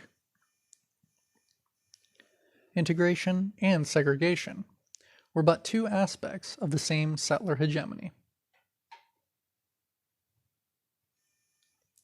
Three other imperatives shaped CIO policy. 1. To maintain settler privilege in the form of reserving the skilled crafts, more desirable production jobs, and the operation of the unions themselves to Euro-Americans. 2. Any tactical concessions to African labor had to conform to the CIO's need to maintain the unity of Euro-Americans. 3. The CIO's policy on African labor had to be consistent with the overall colonial labor policy of the U.S. Empire. We should underline the fact that rather than challenge U.S. imperialism's rules on the status and role of colonial labor, the CIO, as settler unions, loyally followed those rules. End of list.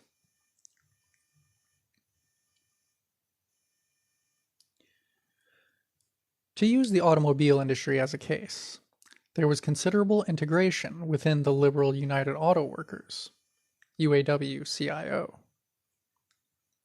That is, there was considerable recruiting of African labor to help Euro-American workers advance their particular class interests. The first Detroit sit-down was at Midland Steel Frame in 1936. The UAW not only recruited African workers to play an active role in the strike, but organized their families into the CIO support campaign. Midland Frame, which made car frames for Chrysler and Ford, was 30% African. There, the UAW had no reasonable chance of victory without commanding African forces, as well as its own.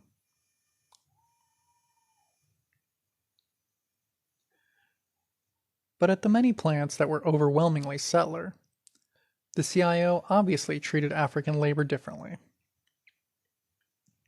In those majority of the situations, the new union supported segregation.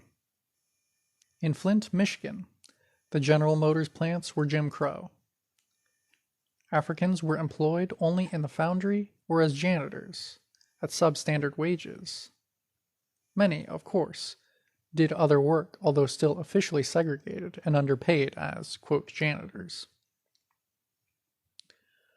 Not only skilled jobs, but even semi-skilled production line assembly work was reserved for settlers.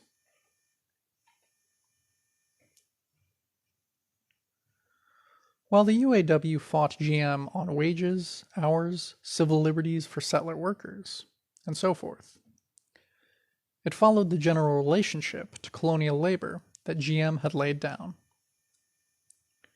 so that the contradiction between settler labor and settler capitalists was limited, so to say, to their oppressor nation, and didn't change their common front towards the oppressed nations and their proletariats.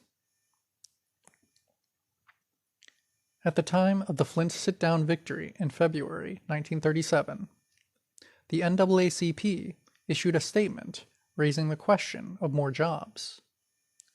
Quote, "Everywhere in Michigan, colored people are asking whether the new CIO union is going to permit Negroes to work up into some of the good jobs, or whether it's just going to protect them in the small jobs they already have in General Motors." End quote.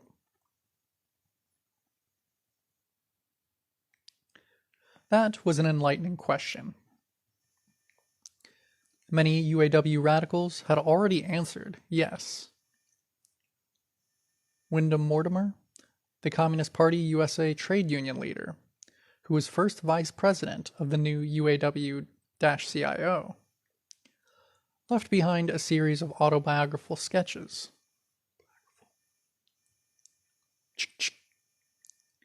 Wyndham Mortimer, the Communist Party USA trade union leader, who was first vice president of the new UAW-CIO, left behind a series of autobiographical sketches of his union career when he died. Beacon Press, the publishing house of the liberal Unitarian Universalist Church, has printed this autobiography under the stirring title, Organize. In his own words, Mortimer left us an inside view of his secret negotiations with African auto workers in Flint. Mortimer had made an initial organizing trip to Flint in June 1936 to start setting up the new union. Anxious to get support from African workers for the coming big strike, Mortimer arranged for a secret meeting. Beginning of long quote. A short time later, I found a note under my hotel room door. It was hard to read because so many grimy hands had handled it. It said, "Tonight at midnight," followed by a number on Industrial Avenue. It was signed Henry. Promptly at midnight, I was at the number he had given. It was a small church and was totally dark. I rapped on the door and waited. Soon the door was opened, and I went inside. The place was lighted by a small candle, carefully shaded to prevent light showing. Inside there were 18 men, all of them Negroes, and all of them from the Buick foundry. I told them why I was in Flint, what I had hoped to do in the way of improving conditions and raising their living standards. A question period followed.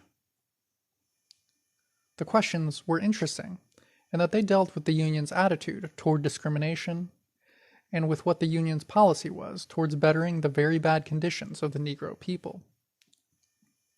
One of them said, quote, "You see, we have all the problems and worries of the white folks, and then we have one more. We are Negroes." End quote. I pointed out that the old AFL leadership was gone.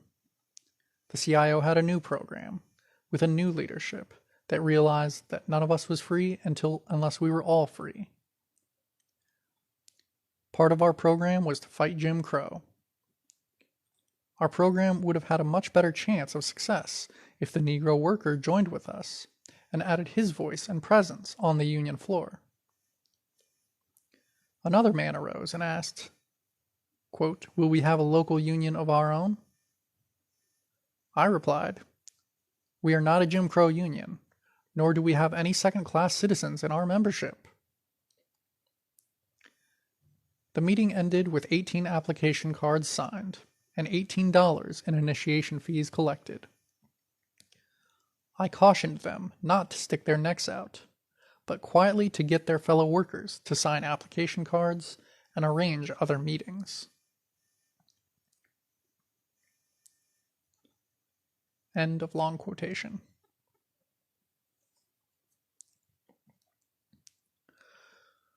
Mortimer's recollections are referred to over and over in Euro-American, quote, left articles on the CIO as supposed fact. In actual fact, there was little African support for the Flint sit-down. Only 5 Africans took part in the Flint sit-down strike, nor was that an exception. In the 1937 sit-down at Chrysler's Dodge Main in Detroit, only 3 African auto workers stayed with the strike. During the critical organizing years of the UAW, African auto workers were primarily sitting out the fight between the settler labor and settler corporations. It was not their nation, not their union, and not their fight. And the results of the UAW-CIO victory proved their point of view.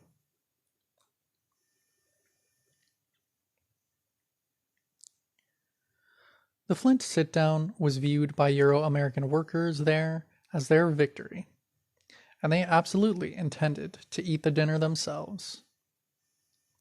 So at Flint's Chevrolet No. 4 factory, the first UAW and GM contract after the sit-down contained a clause on, quote, non-interchangeability, reaffirming settler privilege. The new union now told the African workers that the contract made it illegal for them to move up beyond being janitors or foundry workers. That was the fruit of the Great Flint Sit-Down, a Jim Crow labor contract.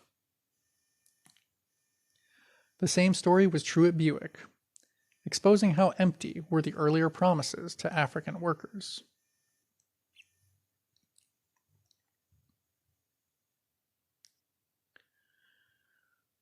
This was not limited to one plant or one city. A history of the UAW notes, quote, as the UAW official later conceded, in most cases the earliest contracts froze the existing pattern of segregation and even discrimination. End quote. At the Atlanta GM plant, whose 1936 sit-down strike is still pointed to by the settler, quote, left, as an example of militant Southern labor history. Only total white supremacy was good enough for the CIO workers. The victorious settler auto workers not only used their newfound union power to restrict African workers to being janitors, but did away altogether with even the pretense of having them as union members. For the next 10 years, the Atlanta UAW was all white.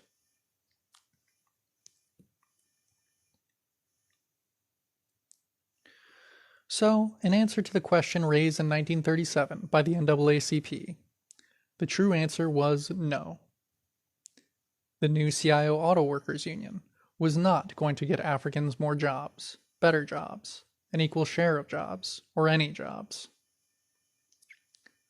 This was not a, quote, sellout by some bureaucrat, but the nature of the CIO. Was there a big struggle by union militants on this issue? No. Did at least the Euro-American, quote, left, there being many members in Flint, for example, of the Communist Party USA, the Socialist Party, and the various Trotskyists, back up their African, quote, union brothers in a principled way? No.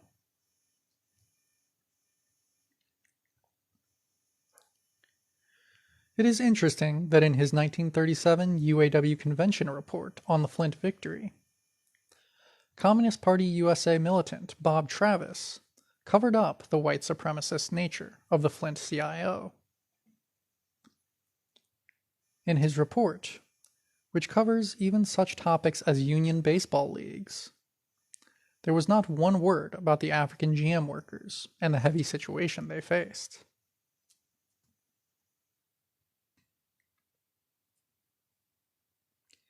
And if that was the practice of the most advanced settler radicals, we can well estimate the political level of the ordinary Euro-American worker.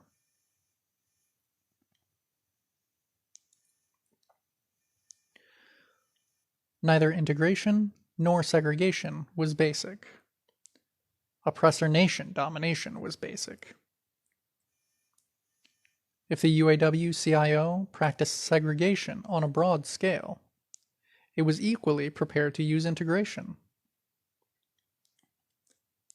When it turned after cracking GM and Chrysler to confront Ford, the most strongly anti-union of the big three auto companies, the UAW had to make a convincing appeal to the 12,000 African workers there. So special literature was issued.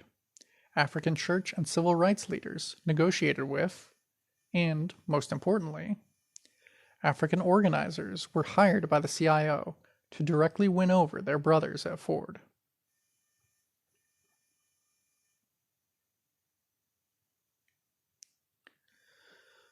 The colonial labor policy for the U.S. Empire was, as we previously discussed, fundamentally reformed in the 1830s. The growing danger of slave revolts and the swelling African majority in many key cities led to special restrictions on the use of African labor. Once the mainstay of manufacture and mining, Africans were increasingly moved out of the urban economy. When the new factories spread in the 1860s, Africans were kept out in most cases. The general colonial labor policy of the U.S. Empire has been to strike a balance between the need to exploit colonial labor and the safeguard of keeping the keys to modern industry and technology out of colonial hands.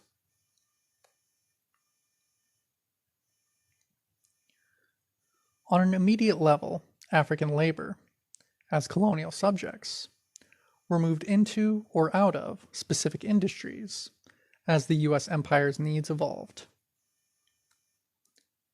The contradiction between the decision to stabilize the empire by giving more privilege to settler workers, ultimately by deproletarianizing them, and the need to limit the role of African labor was just emerging in the early 20th century.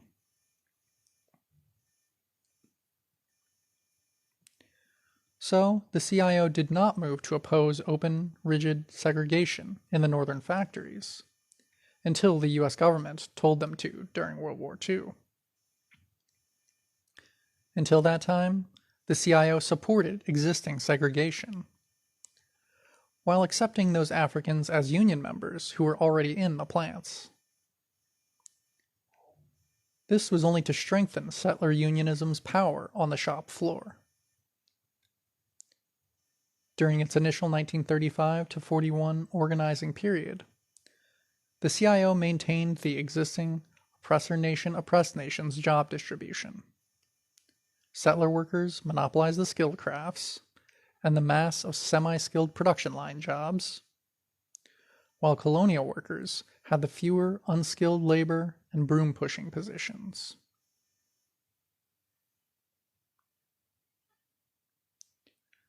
For its first 7 years, the CIO not only refused to help African workers fight Jim Crow, but even refused to intervene when they were being driven out of the factories.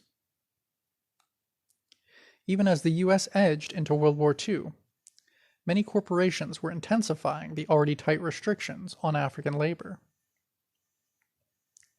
Now that employment was picking up with the war boom, it was felt not only that Euro-Americans should have the new jobs, but that Africans were not yet to be trusted at the heart of the imperialist war industry.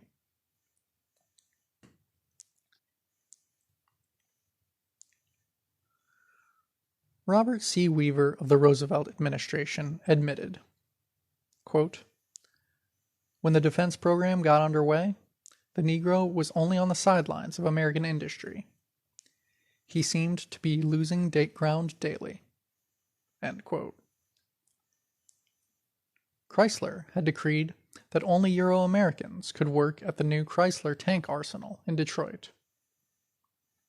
Ford Motor Company was starting many new all-settler departments, while rejecting 99 out of 100 African men referred to Ford by the U.S. Employment Service. And up in Flint, the 240 African janitors at Chevrolet No. 4 plant learned that GM was going to lay them off indefinitely.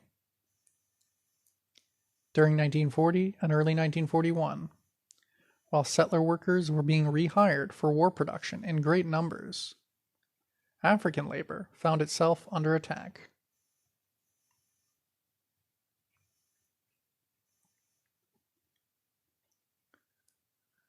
Those African workers employed in industry could not defend their immediate class interests through the CIO, but had to step out of the framework of settler unionism just to defend their existing jobs.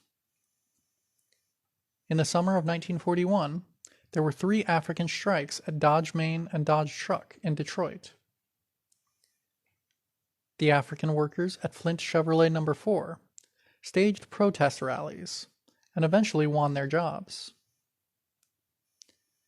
As late as April 1943, some 3,000 African workers at Ford went out on strike for 3 days to protest Ford's hiring policies.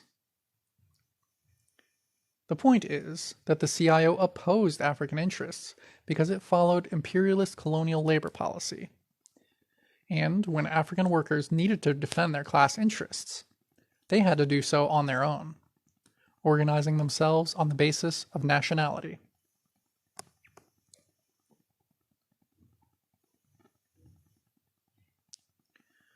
It was not until mid-1942 that the CIO and the corporations, maneuvering together under imperialist coordination, started tapping African labor for the production lines.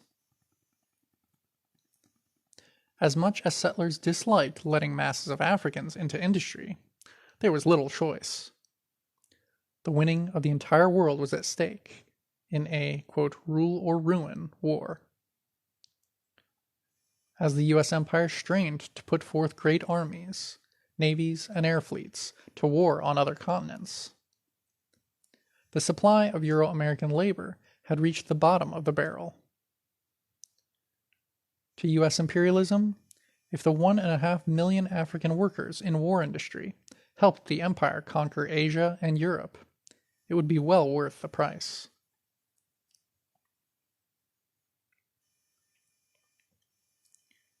The U.S. War Production Board said, quote, "We cannot afford the luxury of thinking in terms of white men's work." End quote. So the numbers of African workers on the production lines tripled to 8.3% of all manufacturing production workers. Now the CIO unions, however unhappily, joined the corporations in promoting Africans into new jobs, even as hundreds of thousands of settler workers were protesting in, quote, hate strikes. The reality was that settler workers had government-led imperialist unions, while colonial workers had no unions of their own at all.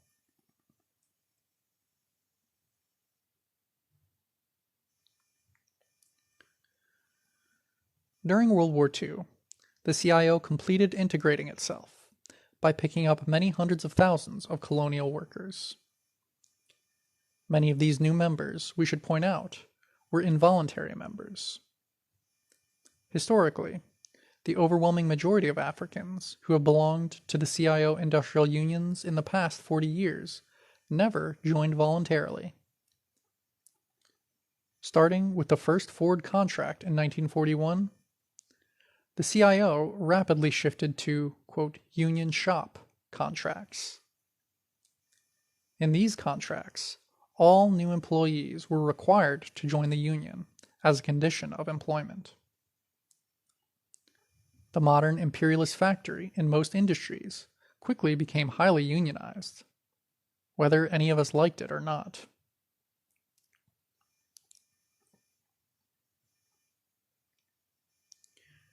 The U.S. government, depending on the CIO as a key element in labor discipline, encouraged the, quote, union shop. The U.S. War Labor Board urged corporations to thus force their employees to join the CIO. Quote, too often, members of unions do not maintain their membership because they resent discipline of responsible leadership. End quote. While this applied to all industrial workers, it applied most heavily to colonial labor.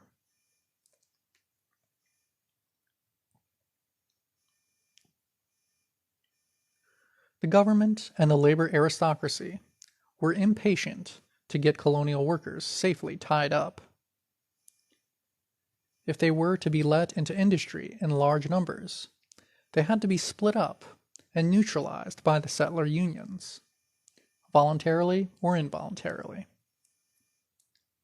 In the Flint Buick plant, where 588 of the 600 African workers had been segregated in the foundry, despite earlier CIO promises, the union and GM expected to win them over by finally letting them work on the production lines. To their surprise, as late as mid-1942, the majority of the African workers still refused to join the CIO. The African civil rights organizations, the labor aristocracy, and the liberal New Deal all had to, quote, educate resisting workers like those to get in line with the settler unions.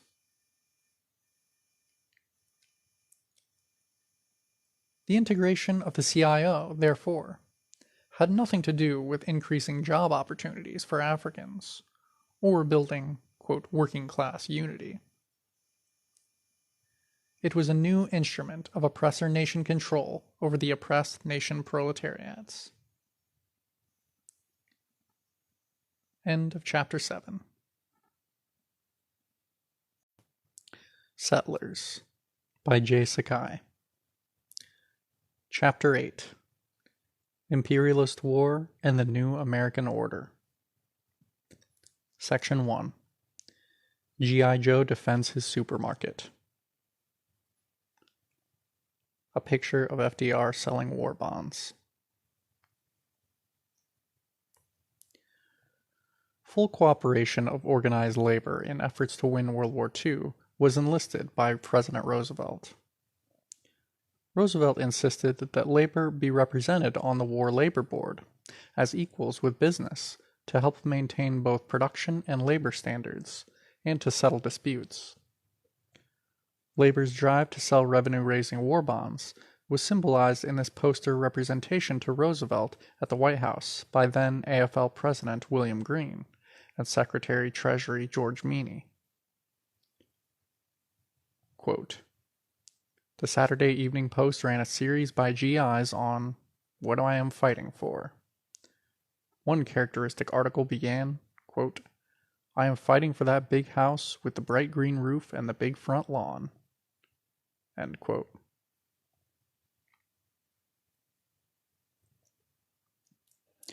World War II was the answer to every settler's prayer: renewed conquest and renewed prosperity. The New Deal's domestic reforms alone could not get capitalism going again. And even though the CIO had won large wage increases in basic industry, the peacetime economy was incapable of providing enough jobs and profits. As late as early 1940, the unemployment rate for Euro-American workers was still almost 18%. Expansion of the empire was the necessary basis of new prosperity. Although wars are made of mass tragedy and sacrifice, this most successful of all American wars was a happy time for most settlers. That's why they look back on it with so much nostalgia and fondness, even with a pathological TV comedy about, quote, fun in a Nazi POW camp. We could say that this was their last big frontier. Historian James Stokesbury notes in his summation of the war, beginning of long quote, "One of the great ironies of the American war effort was the way it was borne disproportionately by relatively few people.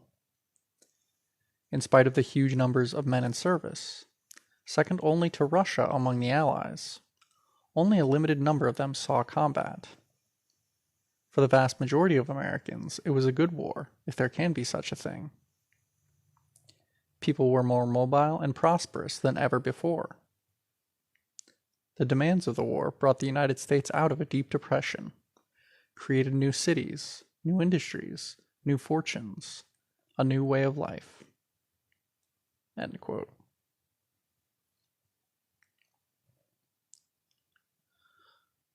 Isolated in its Western Hemispheric empire, far from the main theaters of fighting, U.S. imperialism suffered relatively little.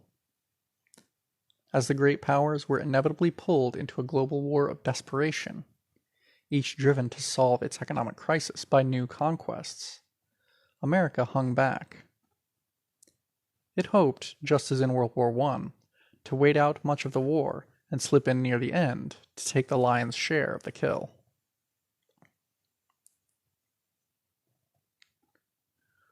The millions of civilians who died from bombing raids, disease, and famine in war-torn Europe, Asia, North Africa, and the Middle East have never been fully counted. The full death toll is often put at an unimaginable 60 million lives. America was spared all this, and emerged triumphant at the war's end with citizenry, colonies, and industry completely intact. Even U.S. military forces suffered relatively lightly compared to the rest of the world. Military deaths for the major combatants are revealing. Germany, 7 million. Russia, 6 million. Japan, 2 million. China, 2 million. Great Britain, 250,000. USA, 400,000. More Russian soldiers died in the Battle of Stalingrad alone than total U.S. military casualties for the whole war.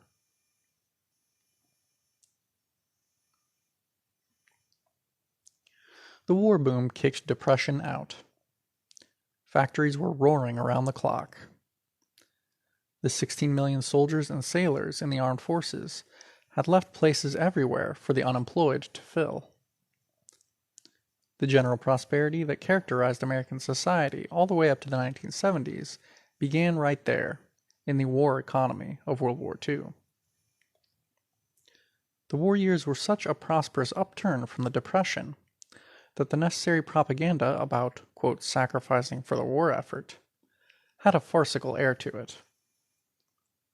Lucky Strike, the biggest selling cigarette, caught the settler mood perfectly when it changed its package color from green to white, and then announced nonsensically in big ads, "Lucky Strike Green is going off to war."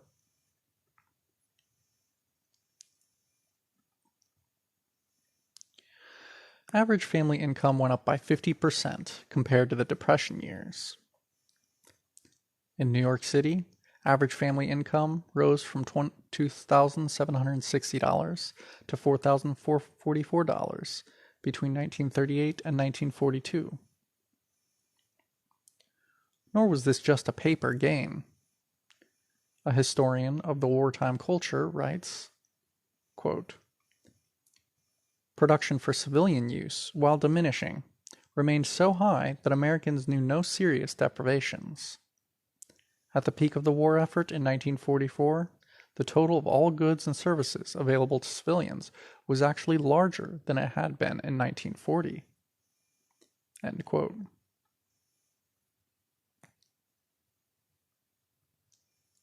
The number of supermarkets more than tripled between 1939 and 1944. Publishers reported book sales up by 40% by 1943. The pari-mutuel gambling take at the racetracks skyrocketed 250% from 1940 to 1944. Just between 1941 and 1942, jewelry sales were up 20 to 100% by areas. By 1944, the cash and bank accounts held by the U.S. population reached a record $140 billion. That same year, Macy's department store in New York City had a sale on Pearl Harbor Day, which produced their most profitable business day ever. Once again, the exceptional life of settler America was renewed by war and conquest. This is the mechanism within each American cycle of internal conflict and reform. The New Deal was Hiroshima and Nagasaki as well. Consumeristic America was erected on top of the 60 million deaths of World War II. End Section 1. Settlers. Chapter 8, Section 2. The political character of the war. Quote, by George Jackson. In the U.S., World War II was the principal cause of the total breakdown of the working class movement and its revolutionary consciousness. Resistance to the war would have seemed like simple common sense. If Stalin gave the order to support the U.S. war effort, he was a fool. In any case, the old vanguard's support should have been for the people's struggle inside the U.S. End quote. In its March 29, 1939 issue, the Pittsburgh Courier, one of the major African newspapers, ran an editorial on the coming World War that summed up what most colonial peoples in the world thought about it. Beginning of long quote. The democracies and the dictatorships are preparing to do battle in the near future. The referee is imperialism, who stands ready to award the decision to the victor. The stake is the right to exploit the darker peoples of the world. The audience consists of the vast majority of those who happen to be non-whites. They have no favorite because it makes no difference to them which party wins the fight. They are only interested in the bout taking place as soon as possible. The audience knows that the destruction of white civilization means the emancipation of colored people, and that explains why they eagerly await the opening gong. The democracies which now control the dark world have never extended democracy to the dark world. Their meaning of democracy is for white people only, and just a few of them. The dictatorships frankly declare that if they win, they will do as the democracies have done in the past. The democracies, as frankly, declare that if they win, they will continue to do as they have been doing. End of quote. This remarkable editorial was accurate, however unscientific its way of putting it, as to the real-world situation. The, quote, war to save democracy was an obvious lie to those who had none, whose nations were enslaved by U.S. imperialism. While there was no real support for either German or Japanese imperialism, there was considerable satisfaction among the oppressed at seeing the arrogant Europeans being frightened out of their wits by their supposed, quote, racial inferiors. One South African Boer historian recalls, quote, it seemed possible that the Japanese might capture Madagascar and that South Africa itself might be attacked. The Cape colored people were not at all alarmed at the prospect. Indeed, they viewed the Japanese victories with almost open jubilation. Their sympathies and hopes were with the little yellow-skinned men who had proved too smart for the British and Americans. End quote. Nor was this feeling just in Africa. In colonial India, the site of the British, quote, master, suddenly begging his subjects to help save him from the Japanese armies, revealed to many that their oppressor was a, quote, paper tiger. The British generals soon learned that their Indian colonial troops were more and more unwilling to fight for the British Empire. The Communist Party USA was so alarmed at African disinterest in fighting Asians that it issued a special pamphlet for them recounting the crimes of the Japanese Empire against Ethiopia, urging Africans to honor, quote, the allegiance of the Negro people with the progressive sections of the white population, end quote.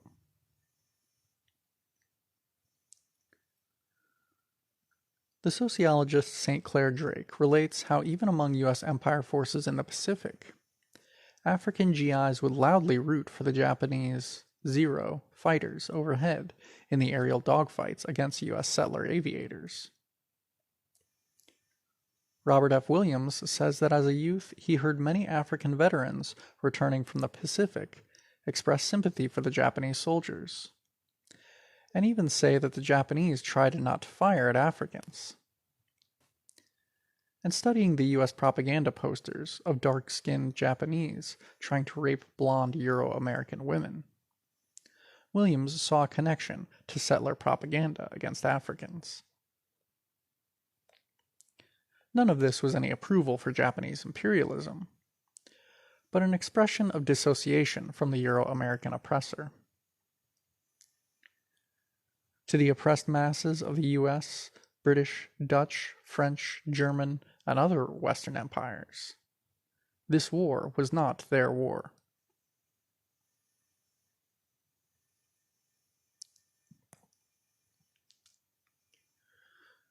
It is important to deal with the nature of U.S. involvement in the war. Outside of the shallow and obviously untrue, quote, war for democracy propaganda, the two main arguments for the war were, 1. It was a war for European freedom to defeat the Nazis and save the Soviet Union. 2. It was a just war of self-defense after the U.S. military was attacked by the Japanese Empire at Pearl Harbor, the main U.S. naval base in its Hawaiian colony. Both lines were often used together, particularly by the settler radicals.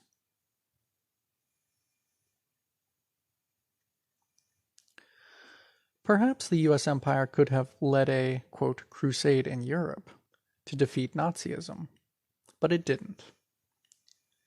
In strict fact, German fascism was defeated by the Russian people. U.S. global strategy clearly called for stalling as long as possible in fighting Hitler, in hopes that Germany and Soviet Russia would ruin and exhaust each other.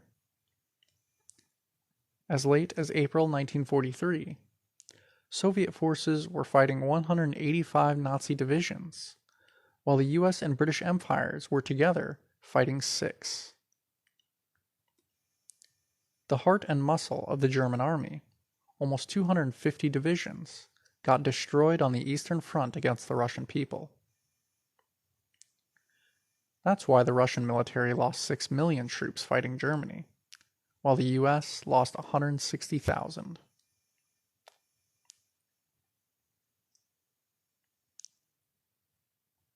The Soviet Union's burden in the alliance against German imperialism was so visibly disproportionate that some Western imperialists were concerned.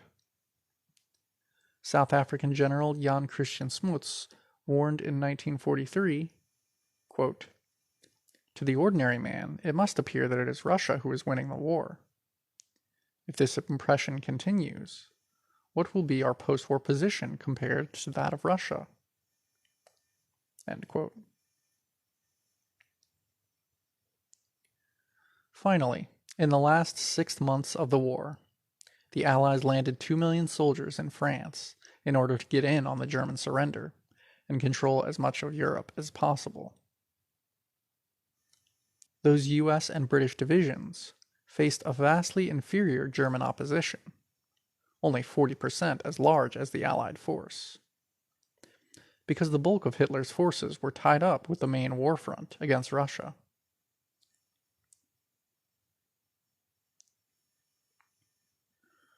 During the war, the Allies kept paratroop divisions in England, ready to be airdropped into Berlin if Russia finished off the Nazis before Allied armies could even get into Germany. U.S. imperialism's main concern was not to, quote, liberate anyone, but to dominate as much of Europe as it could once the Russian people had, at such terrible cost, defeated Hitler.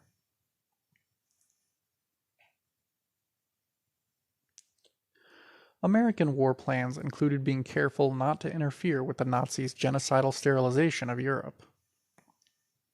Indeed, Washington and London appreciated how convenient it was to let Hitler do their dirty work for them, getting rid of millions of undesirable Jews, communists, socialists, trade unionists, and dissenters. This cleaned up Europe from the imperialist point of view, and Hitler took the weight.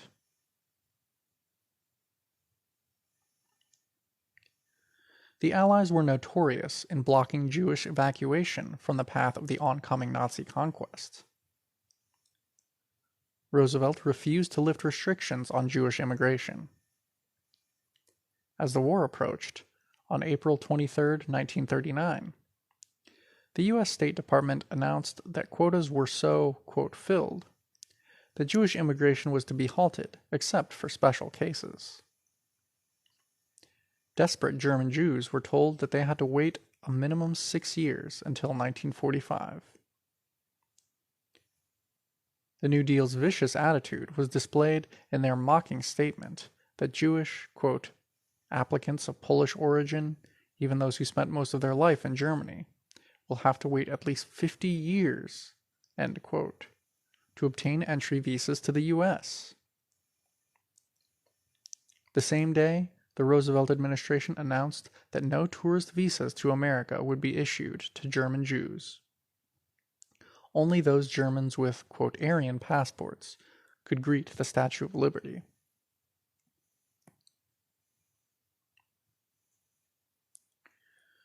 During the war, the U.S. rejected pleas from the Jewish underground that they use bombers to knock out the rail lines to the death camps, and even knock out the ovens themselves.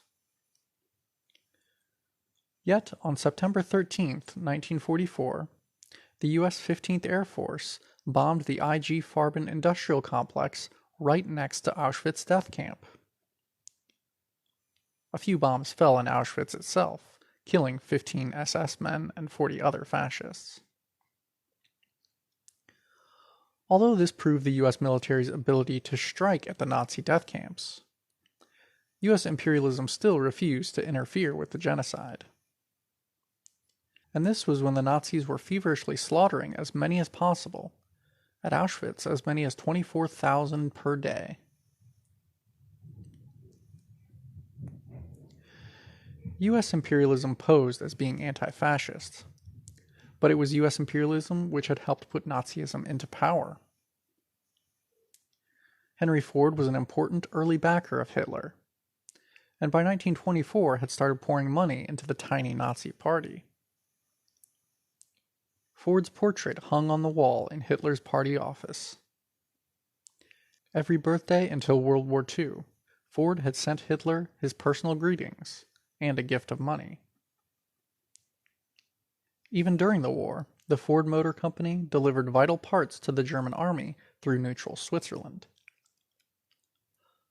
On October 20th, 1942, the U.S. Embassy in London complained to Washington that Ford was using his plants in Switzerland to repair 2,000 German army trucks.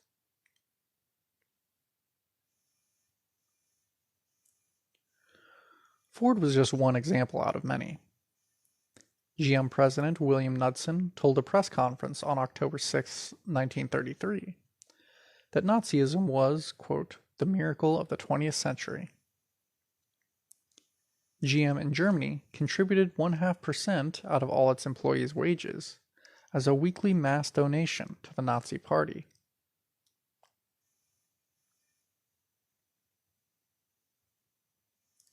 While the Allied powers wanted to defeat Germany, it had nothing to do with being anti-fascist. Both President Roosevelt and British Prime Minister Winston Churchill favored Mussolini and his fascist regime in Italy. even after the European War broke out in 1939. Roosevelt privately urged Mussolini to be neutral and try to mediate a British-German détente. Churchill, for his part, wanted to preserve the Mussolini fascist regime since, quote, the alternative to his rule might well have been a communist Italy. End quote. Churchill saw fascist Italy as a possible ally. He later wrote regretfully about Mussolini. Quote, he might well have maintained Italy in a balancing position, courted and rewarded by both sides and deriving an unusual wealth and prosperity from the struggles of other countries. Even when the issue of the war became certain, Mussolini would have been welcomed by the Allies. End quote.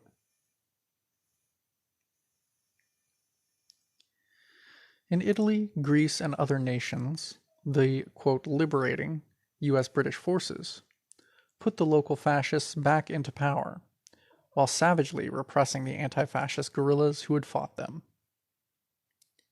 In Greece, the British had a problem, since the German army had pulled out in September 1944, harassed by guerrillas who had installed a new, democratic Greek government.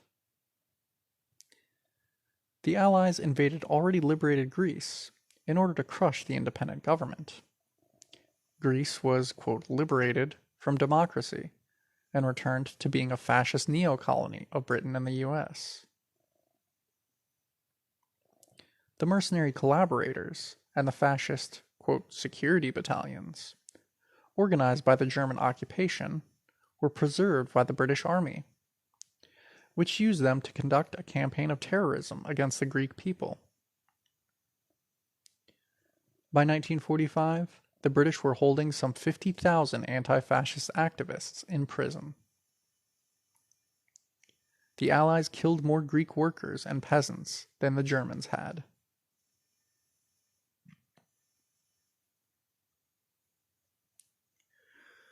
The main focus of America's military interests had nothing to do with democratic or humanitarian concerns, but with expanding the empire at the expense of its German and Japanese rivals. Not only was a stronger position over Europe aimed at, but in the Pacific a showdown was sought with Japanese imperialism.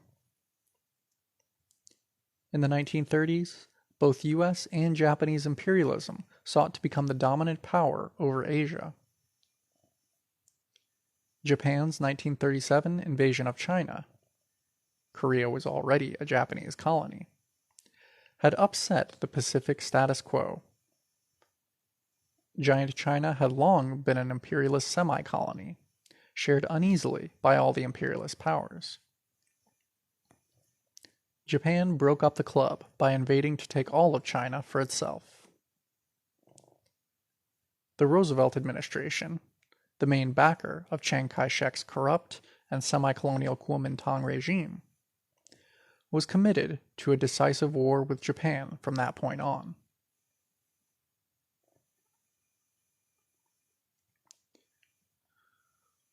Both the U.S. Empire and the Japanese Empire demanded in secret negotiations the partial disarmament of the other and a free hand in exploiting China. The Roosevelt administration and the British had secretly agreed in mid-1941 for a joint military offensive against Japan, the centerpiece of which was to be a new U.S. strategic bomber force to dominate the Pacific. We know that President Roosevelt's position was that all-out war in the Pacific was desirable for U.S. interests. His only problem was, quote, the question was how we should maneuver them into the position of firing the first shot. End quote. Political necessities demanded that Roosevelt be able to picture the war as innocent, quote, self-defense.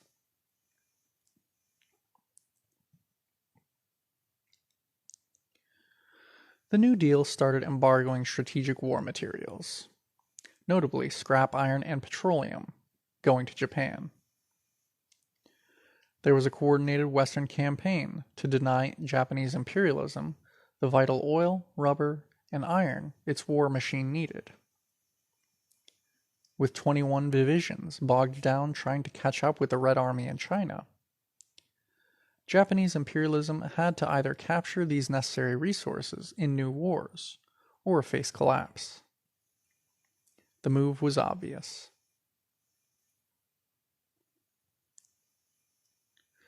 To make sure that this shove would work, Roosevelt asked U.S. Admiral Stark to prepare an intelligence assessment of the probable Japanese response.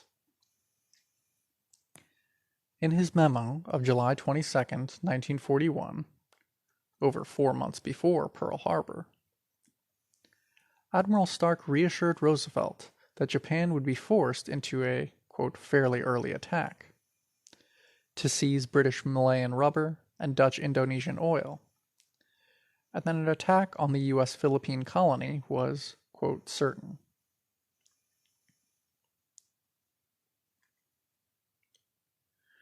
The New Deal wanted and expected not only an all-out war for the Pacific, but a, quote, surprise Japanese attack as well. Their only disappointment on December 7, 1941, was that instead of concentrating on the Philippines, the Japanese military struck first at Hawaii. There was no question of, quote, self-defense there. The Pacific War was the mutual child of imperialist competition and imperialist appetites.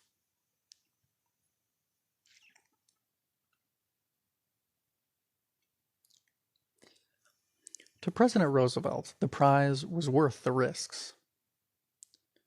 China was his first goal, just as it was for Japanese imperialism. A friend of the president recalls, quote, "At the White House, the making of FDR's China policy was almost as great a secret as the atom bomb." End quote. Roosevelt saw that the sun had set on the old European colonial rule in Asia, and that the dynamic expansion of the small Japanese empire proved how weak and rotten European power was. In his mind, he saw that if China were nominally free, but under U.S. hegemony, via the Kuomintang regime, it could be the center for American takeover of all Asia. Footnote: FDR was always appreciative of China's potential value because of his family's direct connection. Roosevelt often mentioned his family's long, quote, friendship with China.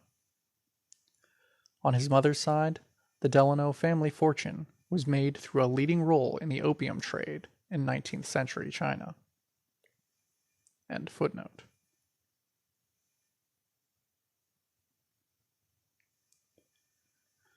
British Prime Minister Winston Churchill, after meeting with Roosevelt and his staff, wrote a British general in some alarm, quote, "I must enlighten you about the American view. China bulks as large in the minds of many of them as Great Britain." End quote.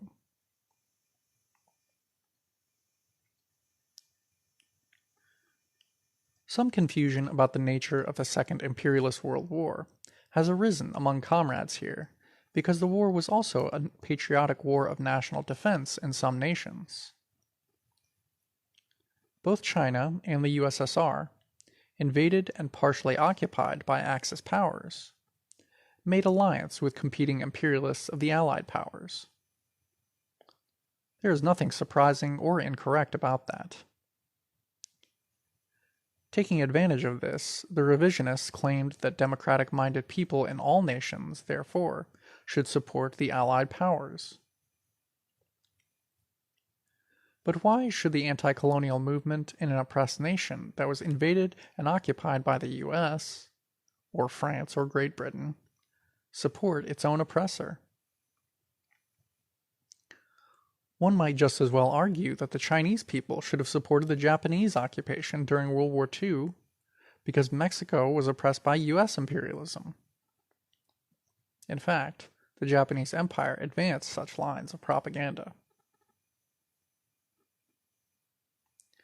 Contrary to the revisionists, World War II was not a war of, quote, democracy versus fascism, but a complex struggle between imperialist powers and between capitalism and socialism.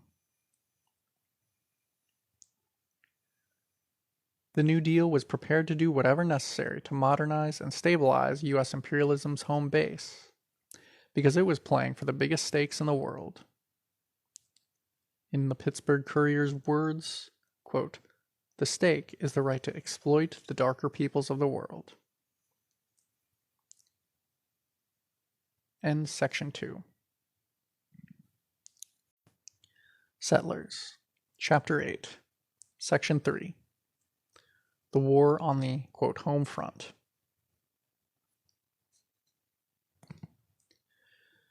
As Euro-American settlers gathered themselves to conquer Asia, Europe, Africa, and hold on to Latin America, they started their war effort by attacking the oppressed closest at hand, those already within the U.S. empire.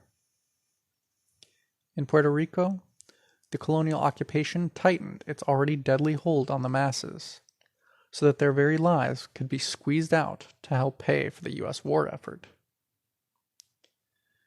It is to the eternal honor of the Nationalist Party, already terribly wounded by repression, that it resisted this imperialist mobilization as best it could.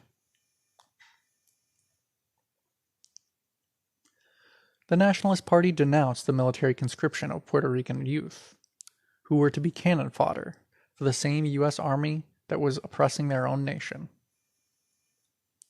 On the eve of selective service registration in 1940, the Nationalist Party declared, quote, "If Puerto Ricans are the first line of defense of democracy in America, we claim the right to fight in the front line, and for that reason we demand that democracy be a reality in Puerto Rico, recognizing our national sovereignty." End quote. The newspapers on the island were afraid to print nationalist statements for fear of U.S. prosecution, a fear that the U.S. government said was well founded.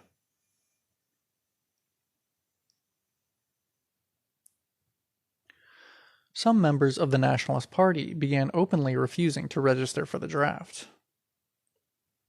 Juan Estrada Garcia told the jury when he was tried that his concern was for, quote, "the masses who live dying of malaria, hookworm, and tuberculosis for lack of food," end quote. This was a just concern. Puerto Ricans had the highest death rate in the Western Hemisphere, thanks to the, quote, Yankee occupation that robbed them of everything needed for life. Every year, 3,000 died from tuberculosis alone, out of a population of 2 million. Over half were totally destitute, on relief. 80% of the population had hookworm, and the life expectancy was only 46 years. Small wonder, when even those lucky ones who had jobs didn't earn enough to ensure survival. In 1941, the jibaros, sugarcane workers, labored for an average of only 14 cents per hour.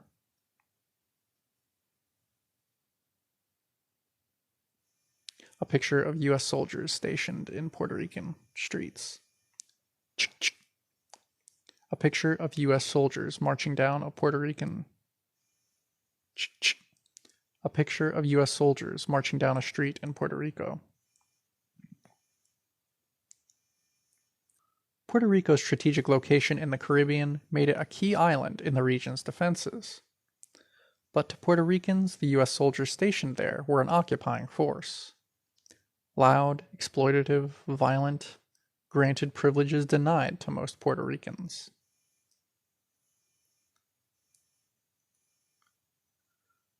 The war effort only intensified the misery.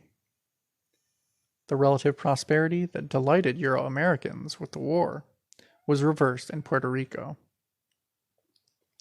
Starvation grew much worse. The New Deal WPA jobs program closed down in 1942. Unemployment more than doubled. with food shipments deliberately restricted. Prices soared 53% in 1 year. A Presbyterian woman missionary wrote Eleanor Roosevelt, the U.S. president's wife, in despair from Mayagüez, quote, "The children in this region are slowly starving." U.S. Governor Winship made it clear that the New Deal's policy was not only to help subsidize the war effort out of the misery of the Puerto Rican people, but to use starvation to beat them into political submission.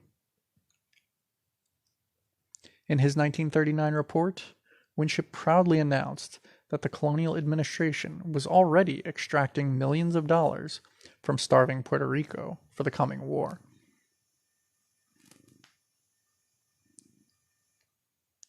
$10 million worth of valuable land had been given by the puppet colonial legislature free to the U.S. Navy for a naval base. Puerto Ricans had paid for dredging out San Juan Harbor so that it was deep enough for U.S. battleships. New U.S. Navy repair docks in San Juan were also paid for involuntarily by the Puerto Rican people. Further, local taxes had also paid for the construction of new U.S. military airships on Culebra, Isla Grande, Mona Island, and elsewhere.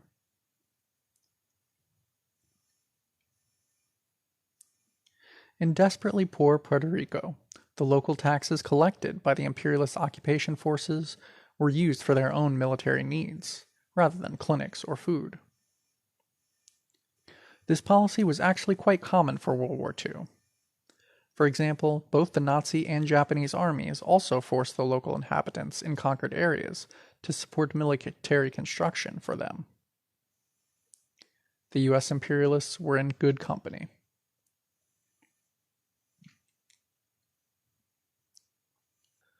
While it may have seemed like bad propaganda to so obviously increase misery among the Puerto Rican people, the New Deal believed otherwise. It was economic terrorism. U.S. military officials said that the nationalist resistance to the draft had been broken. They admitted that the reason hungry Puerto Ricans were submitting to the draft was that even army rations were, quote, pay and food exceeding prevailing island wages, end quote. It appeared to the military, however, that only 1/3 of the eligible men could be used due to widespread physical debilitation from disease and malnutrition.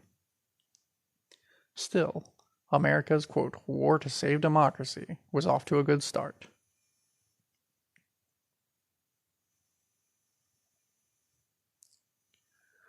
The war further accelerated the trend towards settler reunification.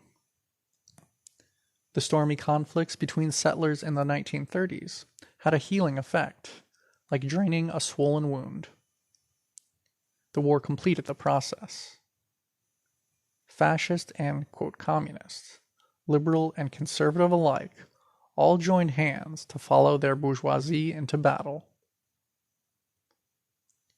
In one small California town, the press discovered that the first man in line to register for the draft was James Romoschiaretta, a veteran of Mussolini's fascist blackshirts, who proudly told everyone that he was now 100% American.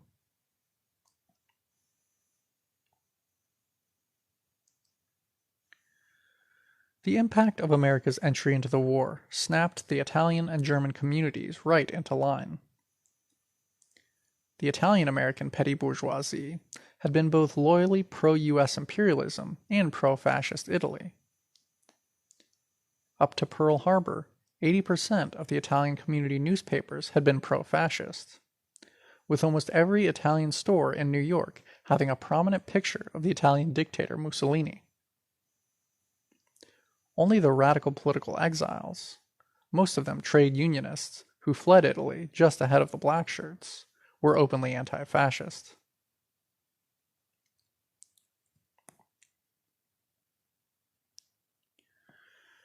But once the U.S. empire declared war on the Axis, every Italian community newspaper became, quote, anti-fascist overnight.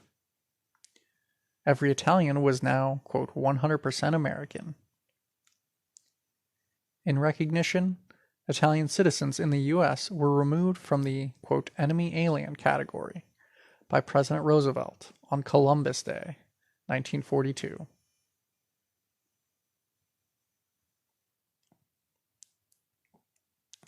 This growing settleristic unity promoted by the war sharply increased attacks on the nationally oppressed. This was one of the major social trends of the war period. While the tightened oppression of the Puerto Rican masses was a policy of the imperialists, these attacks came from all classes and sectors of settler society, from top to bottom.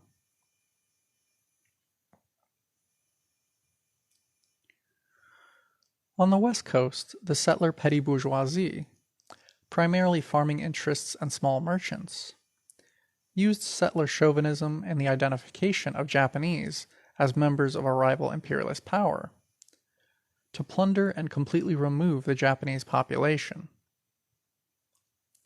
Just as the Chinese had been robbed and driven out of mining, agriculture, and industry in the 19th century, so now Japanese would be driven out. As everyone knows, some 110,000 of us were forcibly, quote, relocated into concentration camps by the U.S. government in 1942.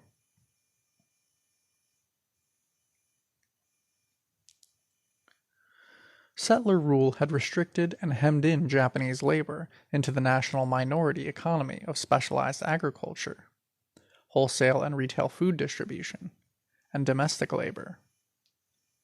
In 1940, these three categories accounted for 84% of all Japanese employment.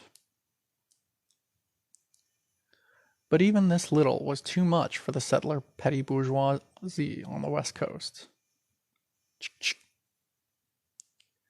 But even this little was too much for the settler petty bourgeoisie on the West Coast.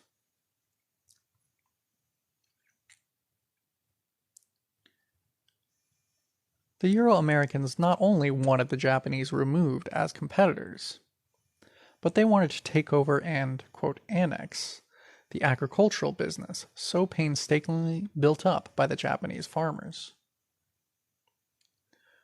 The typical Japanese farm of the period was very small, averaging only 42 acres each, less than 1/5 of the average size of Euro-American farms in California. But these intensively developed lands, which comprised only 3.9% of California's farmland, produced fully 42% of the state's fresh fruits and vegetables.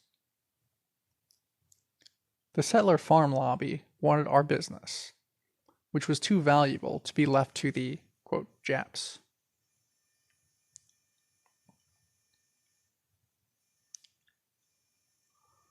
Austin E. Anson, representative of the Shipper-Grower Association of Salinas, told the public, quote, "We're charged with wanting to get rid of the Japs for selfish reasons.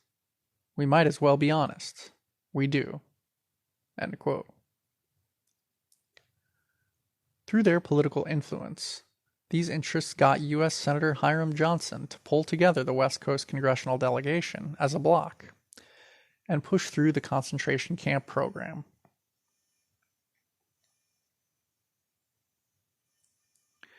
By military order, enforced by the U.S. Army, the whole Japanese population was forced to leave or sell at giveaway prices all we had: houses, land, businesses, cars, refrigerators, tools, furniture, etc. The Federal Reserve Bank loosely estimated the direct property loss alone at $400 million 1942 dollars. The real loss was in the many billions, and in lives. It was no loss to settlers, who ended up with much of it. West Coast settlers had a festive time, celebrating the start of their war by greedily dividing up that $400 million in, quote, Jap property. It was a gigantic garage sale held at gunpoint. This was just an early installment in settler prosperity from World War.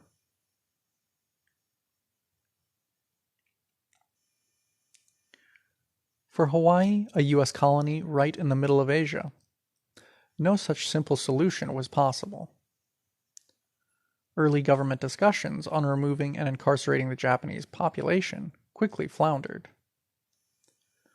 Over one-third of the working population there was Japanese, and without their labor, the island's economy might break down. The U.S. Army said that, quote, "The labor shortage make it a matter of military necessity to keep the people of Japanese blood on the islands." End quote.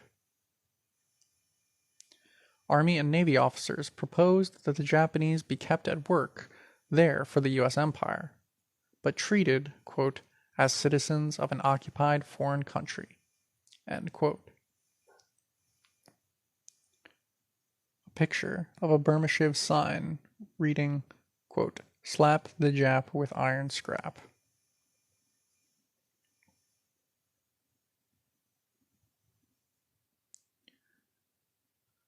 The patriotic American war spirit congealed itself into the usual racist forms. Chinese were encouraged to wear self-protective placards or buttons reading, quote, "I'm no Jap," to avoid being lynched. The Kuomintang-dominated Chinese communities were lauded by the settlers as now, quote, "good Asians." Life ran an article on, quote, "how to tell your friends from the Japs." The Chinese expression is likely to be more placid, kindly, open. The Japanese more positive, dogmatic, arrogant. Japanese walk stiffly erect, Chinese more relaxed, sometimes shuffle. End quote.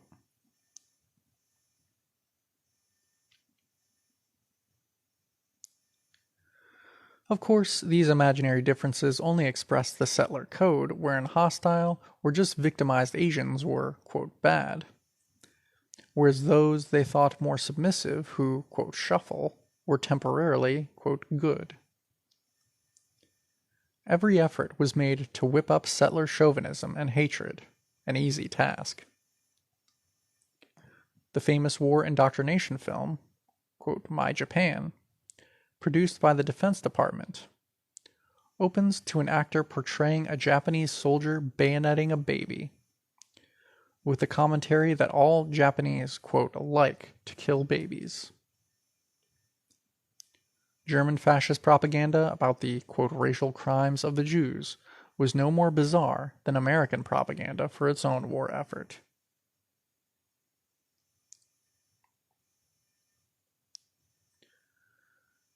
The Euro-American working class, now reinforced by unions and the New Deal, brought the war, quote, "home" themselves in their massive wave of, quote, "hate strikes." These were strikes whose only demand was the blocking of African employment or promotion. They were a major feature of militant industrial life in the war period, a reaction to the increased wartime employment of Africans by U.S. imperialism.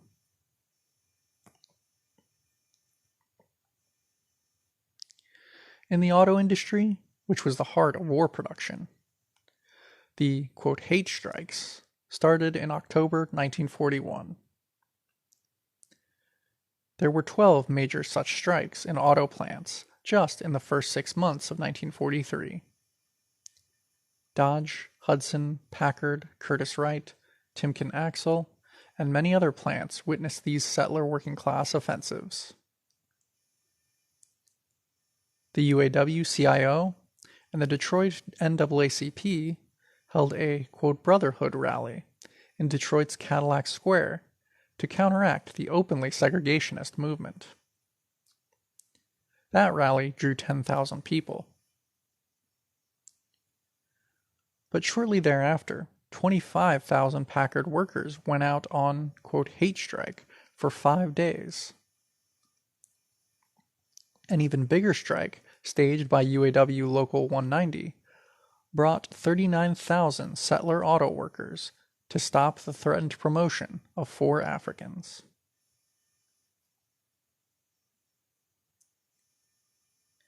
These, quote, hate strikes took place coast to coast in a wave that hit all industries. In Baltimore, Bethlehem Steel's Sparrows Point plant went out in July 1943. In that same area, a major Western electric plant was so solidly closed down by its December 1943 hate strike that the U.S. Army finally had to take it over. The same thing happened when Philadelphia municipal transit workers closed down the city for 6 days in August 1944 to block the hiring of 8 African motormen. 5,000 U.S. Army troops were needed to get transit going again.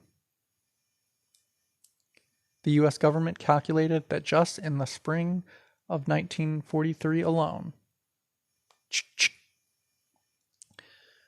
the U.S. government calculated that just in the 3 spring months of 1943 alone, some 2.5 million man-hours of industrial production were lost in hate strikes.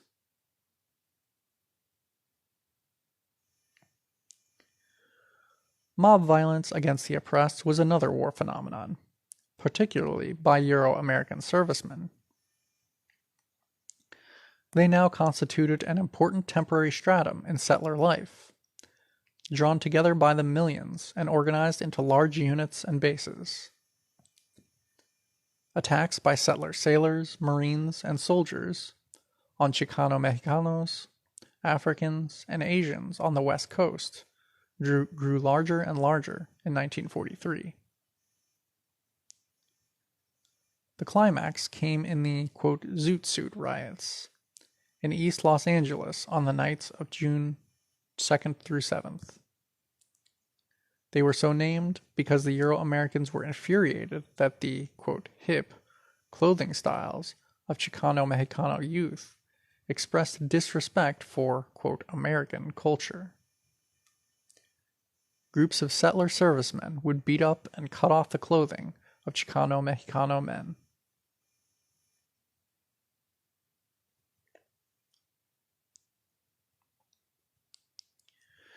The June 7th climax involved thousands of settler GIs, who, with the protection of the Los Angeles police and their military commanders, invaded the barrio, destroying restaurants and taking movie theater goers captive. Streetcars were seized, and one African who was pulled off had both eyes cut out. Finally, the social chaos and the intensely angry wave of anti-U.S. feeling in Mexico grew so large that the U.S. military ordered their troops to stop.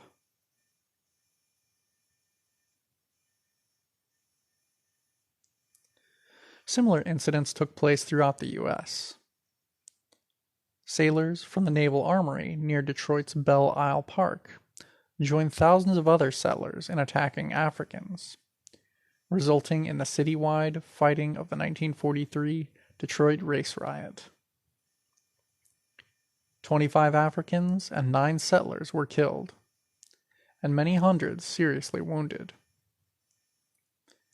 The growing African resistance and community self-defense there was also seen in the August 1st, 1943 Great, quote, Harlem Race Riot.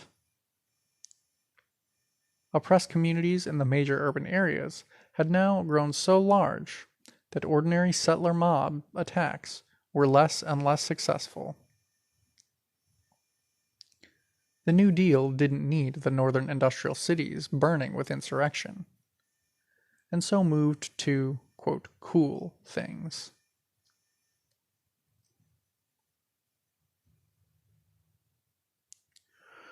Bourgeois historians, in writing about the various multi-class settler offensives on the home front, invariably relate them to the, quote, tension and uncertainty of the war. But these government-sponsored attacks and repressions were not random explosions of, quote, tension. They had a clear direction.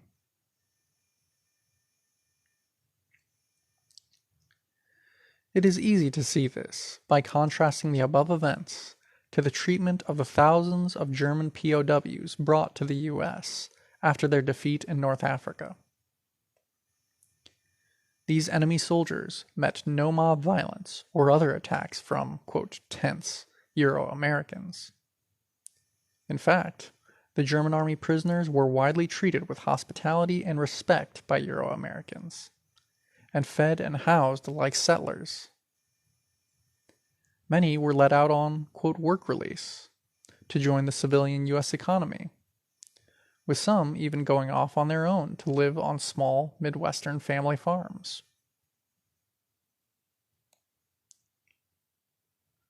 While overseas, they were enemies. Here in America, they became honorary settlers, since they were fellow citizens.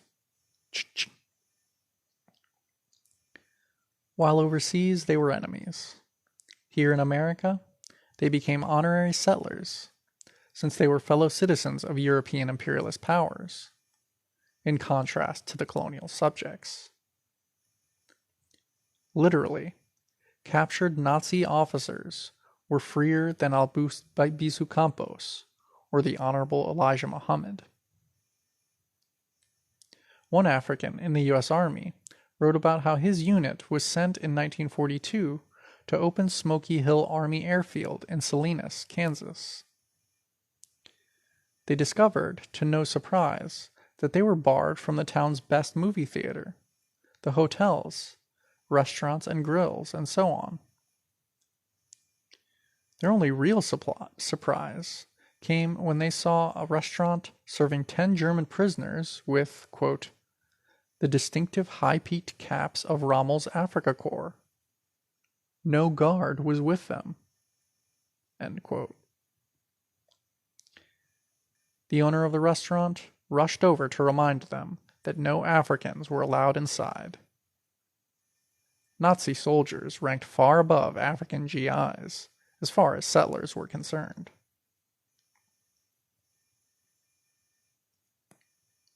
The, quote, race riots were the war, just on the, quote, home front.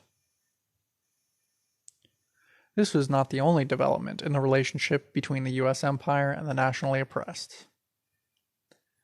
Underneath the violent surface, not separated from the violence, but drawing power from it, there grew a trend of neocolonialism within the U.S. Empire. End of Chapter 8.